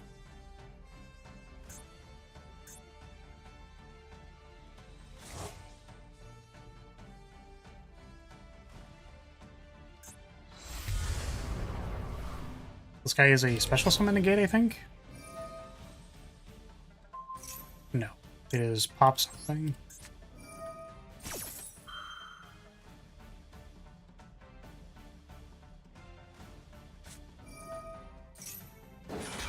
Okay.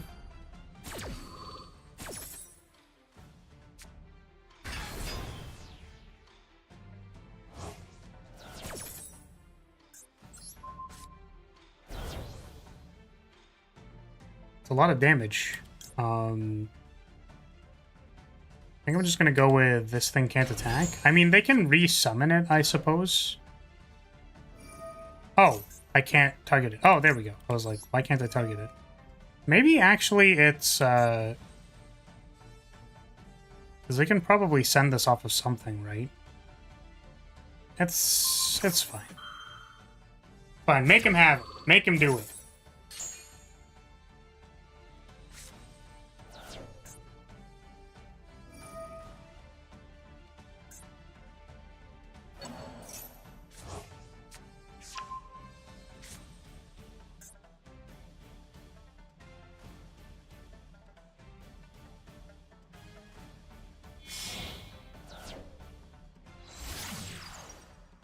Ah, they can just go to 3. You know what? That's fair. Reasonable. So now make the guy hit kinda.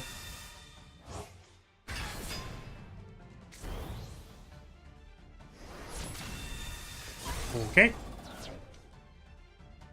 The other one cannot attack. Activate evenly matched.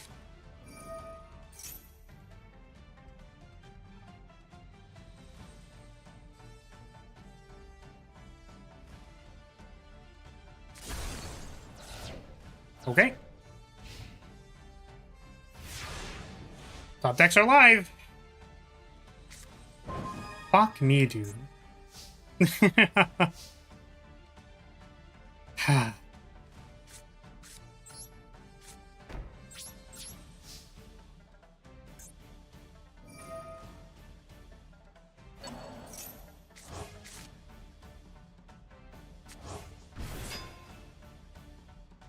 So they can make the Fiendsmith. And then, can they do anything else? You got it. The plan is attack me for 36. That is not enough.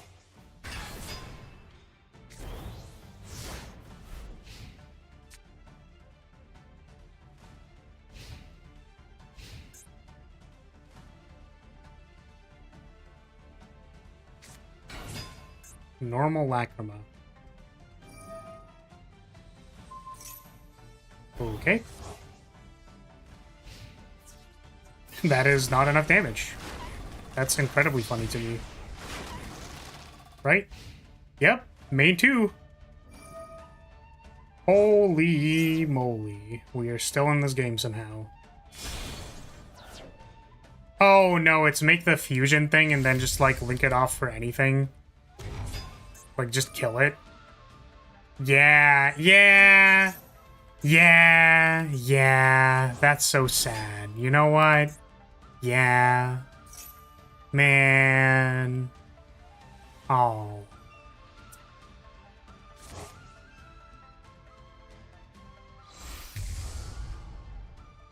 Okay, Desiree. They can sack these 3 for... Oh, I guess they sacked the 1 for Requiem, but... Yeah, damn. So actually pretty huge misplay to not leave Camellia up. Darn.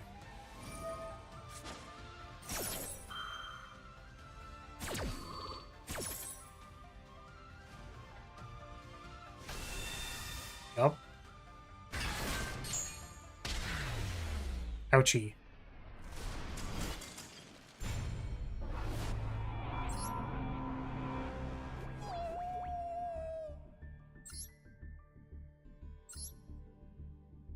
Turns out having interaction for your opponent better than better than searching for spot removal.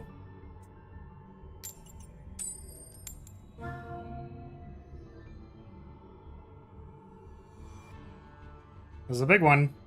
We come full circle. Is this going to be demoted back to Master 5, Dream Crusher, or are we still going to be in Master 4?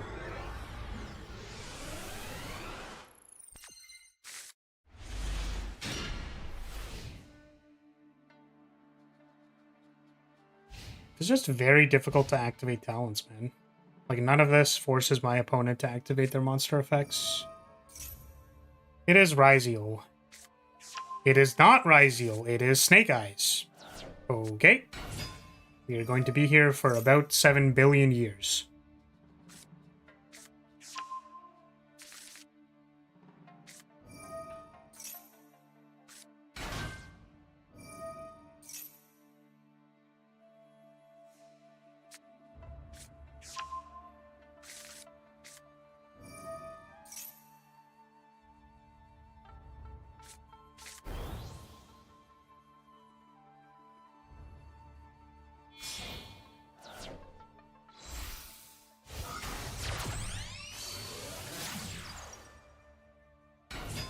I don't know why I'm watching this. I'm like, that we're not doing anything here. What are we doing?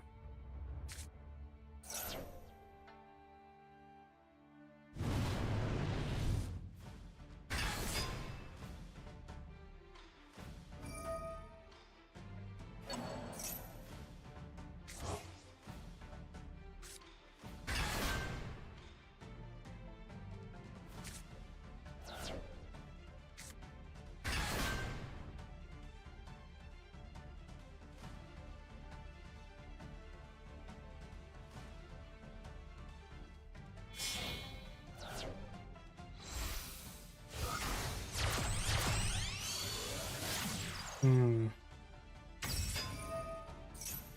14 damage.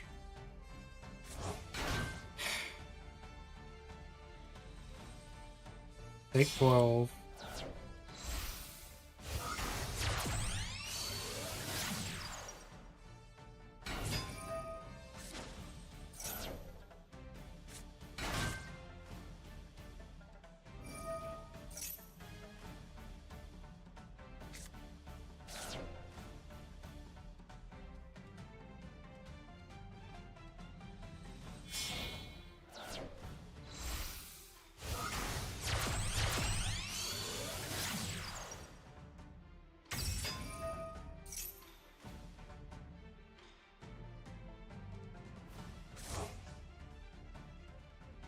Down to 8.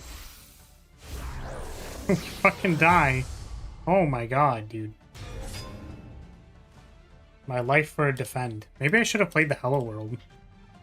I did not play it.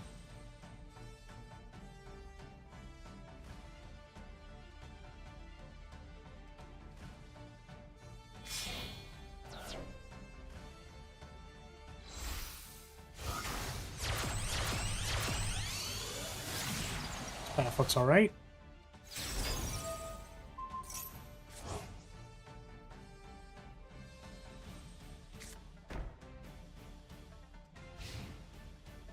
Ah, our opponent is finished. That was fairly short for Snake Eyes, so I'm concerned. 2 triple attacks, and I want to end it all.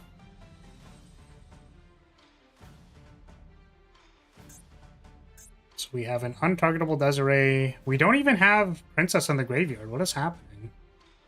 I'm so confused. I mean, we can't beat this Desiree, which sucks. That actually sucks so much.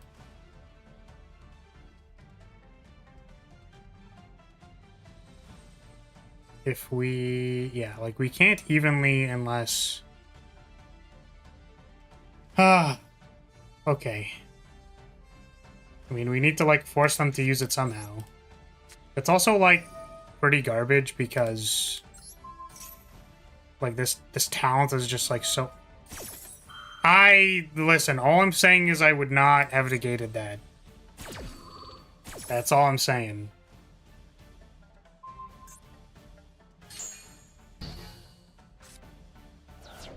Okay, let's draw 2.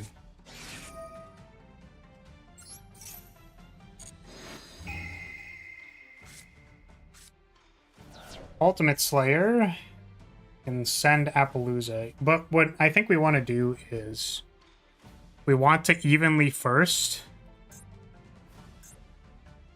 Because they might want to keep the Appaloosa.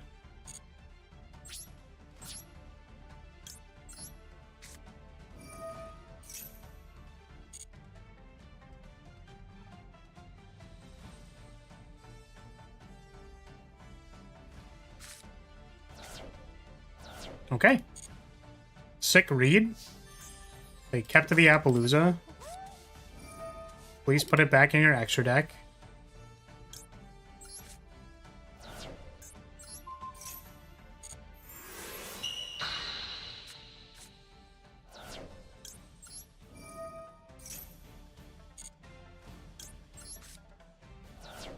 Yo, if we drew Rose... draw Rose Camellia... We did not. We will Kigari pick up this thing.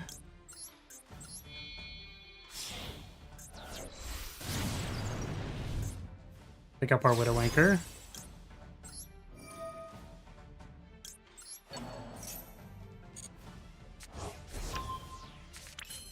We want to Shizuku.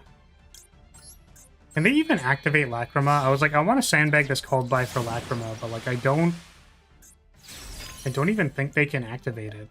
They like have no Fiendsmith in the yard. So it's like I just banish like Ash and Poplar. I think.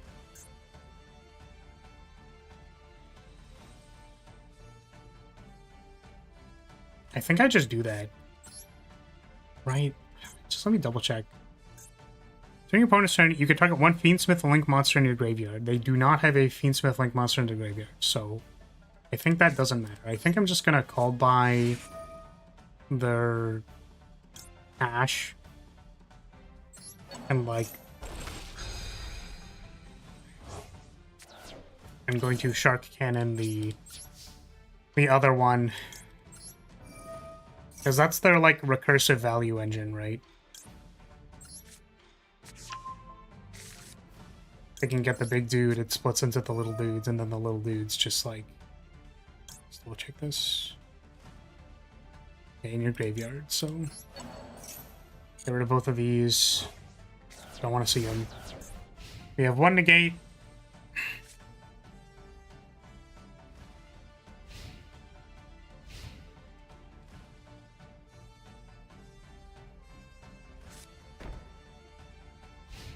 set 1 pass is good omen for us.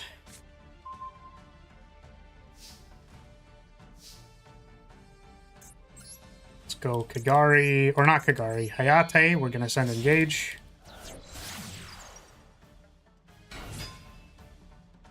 Provided it doesn't get impermed. Oh, it's Regenesis. Oh. Oh. Okay, that changes a lot.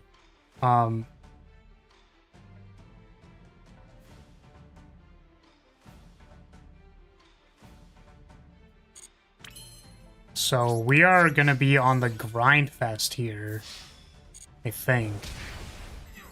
We basically want to prevent them from arc fiending, but like, we also can't really afford to not be drawing cards. So I think what we maybe want to do is we'll fetch up multi-roll.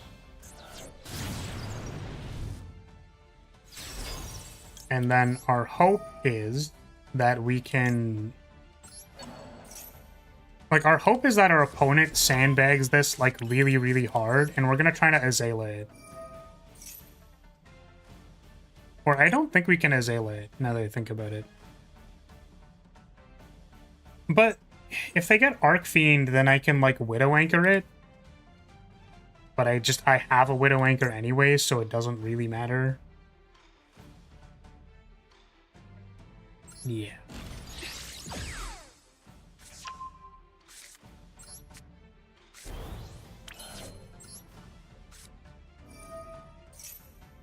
So we're gonna Hornet Drones.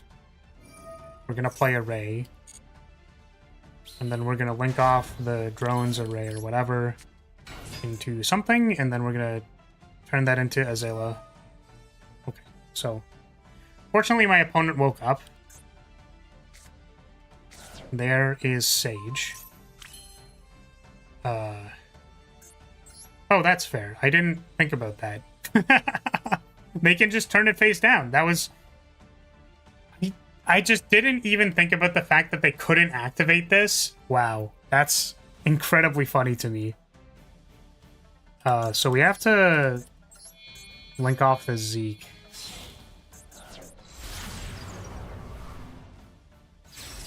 And unfortunately, we do not get to destroy the Rebirth.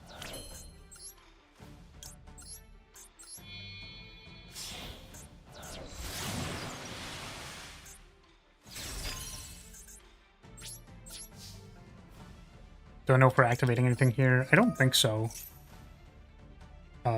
Because they're going to get their guy back already. We could actually switch out this Widow Anchor for the other one. I'm surprised they got Sage, honestly. Maybe they... Oh, they could have the other one in hand. That makes sense. So we'll get... Widow Anchor, actually, yeah, we'll just get 2 Widow Anchors. The reason for this is because... Oh. We can get all of it. The reason that I was thinking was that they probably have Sage plus something in hand. So if we want to negate the thing, we want to negate Sage first. But I think they have to summon the Arc Fiend first.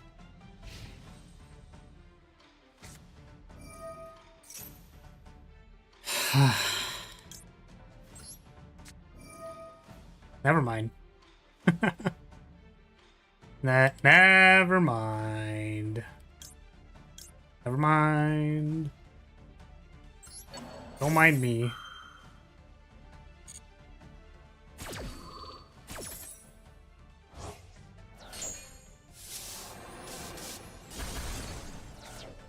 Pretty reasonable Duster, but also, like, god damn it. Fire King Island.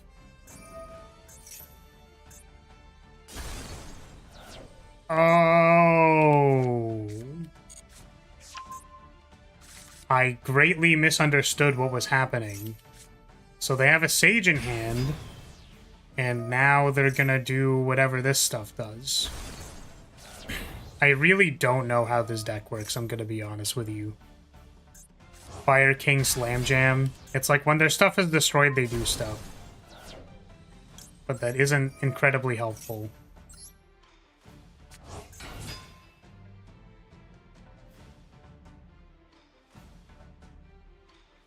Now they just have a Sage in hand. That doesn't do anything.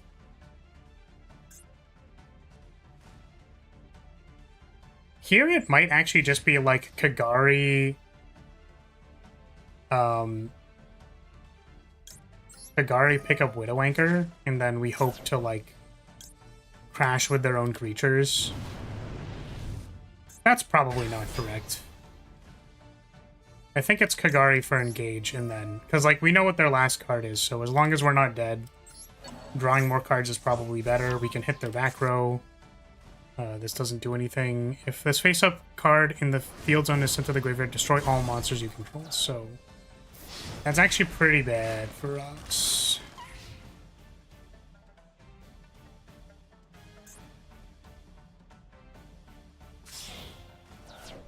Oh, they're making something. Okay. Oh, they're going into Fiendsmith. Okay. Okay. Got it. The funny thing about this is that they're going to make a Fiendsmith, and then I'm going to Lightning Storm their Fire King Island, and then they're going to get roasted. Right? So turn, if a card in your field zone would be destroyed by card effect, you can destroy one fire monster in your hand or face-up field instead. We do not have that. I think Sage isn't a fire monster, right? Is Sage just randomly a fire monster? It is a water monster. Make Typhon! Okay.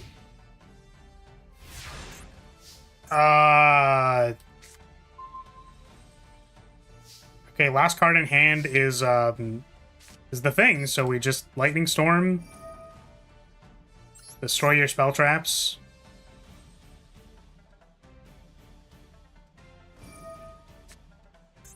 Sure. Oh, from your hand. Okay. Wait, that's fine. If they summon the Regenesis Sage, then doesn't it just die with the... Like when Fire Island King goes? Fire King Island?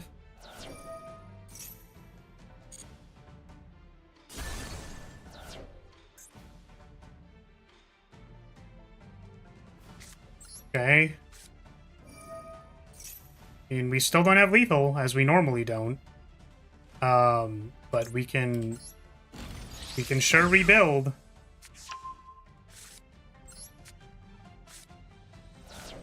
It's like Kagari for... Actually, do we even have any links? We don't. We have, like, Shizuku. That's so funny.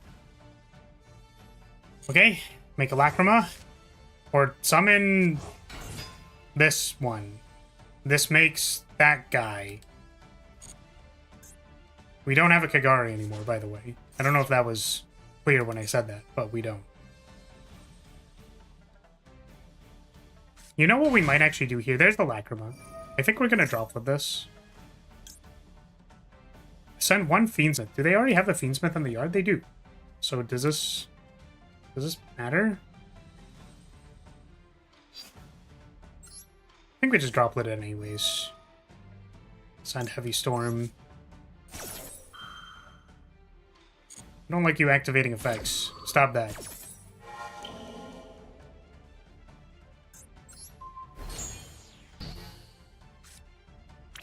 Draw 2. I don't know what's left in this deck. Soul Release. Soul Release. Soul Release. Soul Release. Draw Soul Release. Okay. We're gonna Raigeki. Go to battle phase. Do as much damage as we can.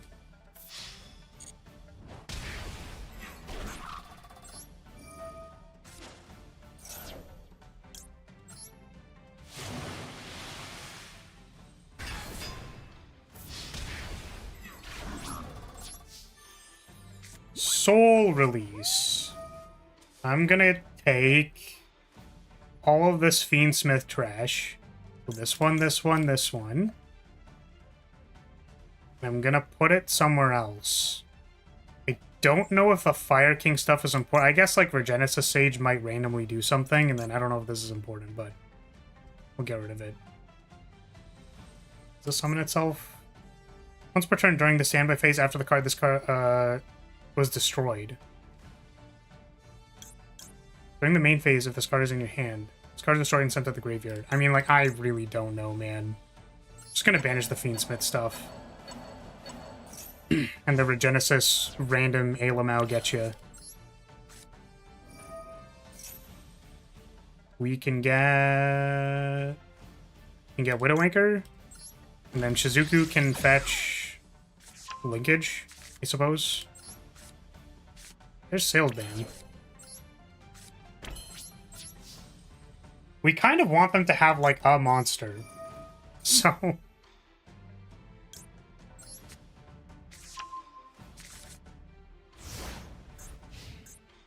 so that we can do enough damage. One card Sharder off the top.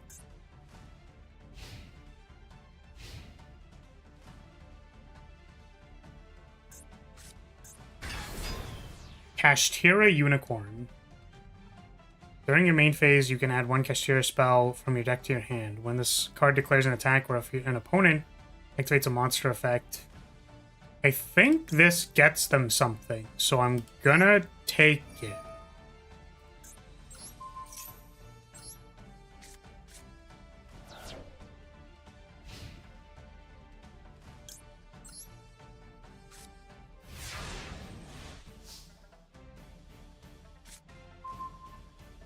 My god.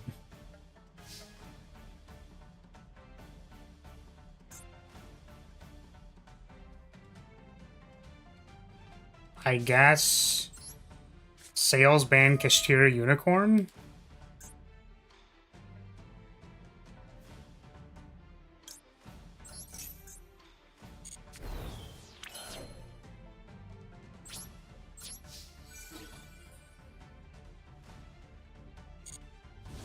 Yeah, we're gaming.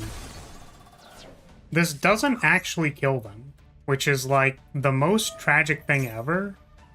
Because Ray is just not... or not Ray. Rose just isn't in our bin.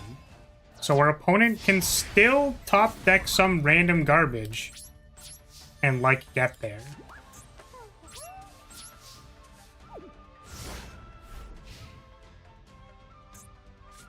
Brick one time, please. Please, God, brick one time. Please, God, brick.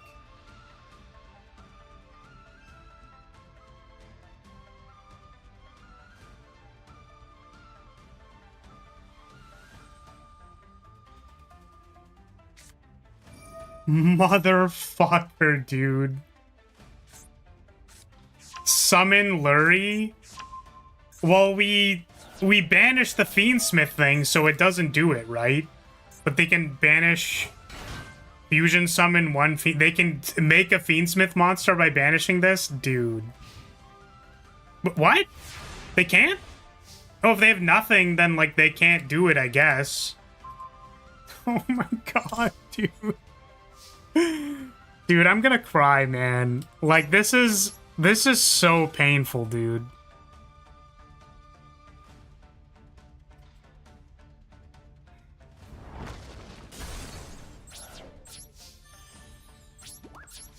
Okay. Brick one time, please. Please brick one time. Brick one time, please.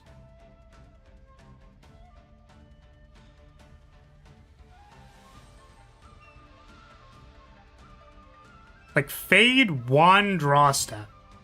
Oh my god. Please. Please, get me out of this game, dude.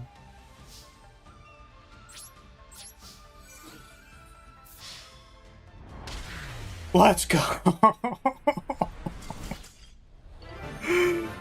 Oh my god. That was our demotion match, dude. What the hell? Oh my god, dude. Yeah, I don't want to know what was going to happen if I let them have that Kashtira activation. It's a shame because, like, we couldn't even, we couldn't save it because then we would have had lethal, but there we go. Alright, get me out of here, man. I've been live for like 11 hours. That's going to be it today. I'm going to say, hey, thank you so much for watching. Thank you for being here. Appreciate your support as always. I made a post on community tab, and I'll just reiterate it again. I think most people saw it, but I'm producing a lot of content. YouTube has literally made basically a feature that is supposed to help with exposure for small creators in hyping. So hyping is literally like better if your channel is smaller. Like it gives you more hype points in air quotes. So if that is a thing you can do, please hype on mobile. The new content, if it is good and you are enjoying it, would really appreciate that. But otherwise, that's going to be it for today. Thank you so much, everybody, and I will see you all next time. So, bye, everybody. Bye-bye.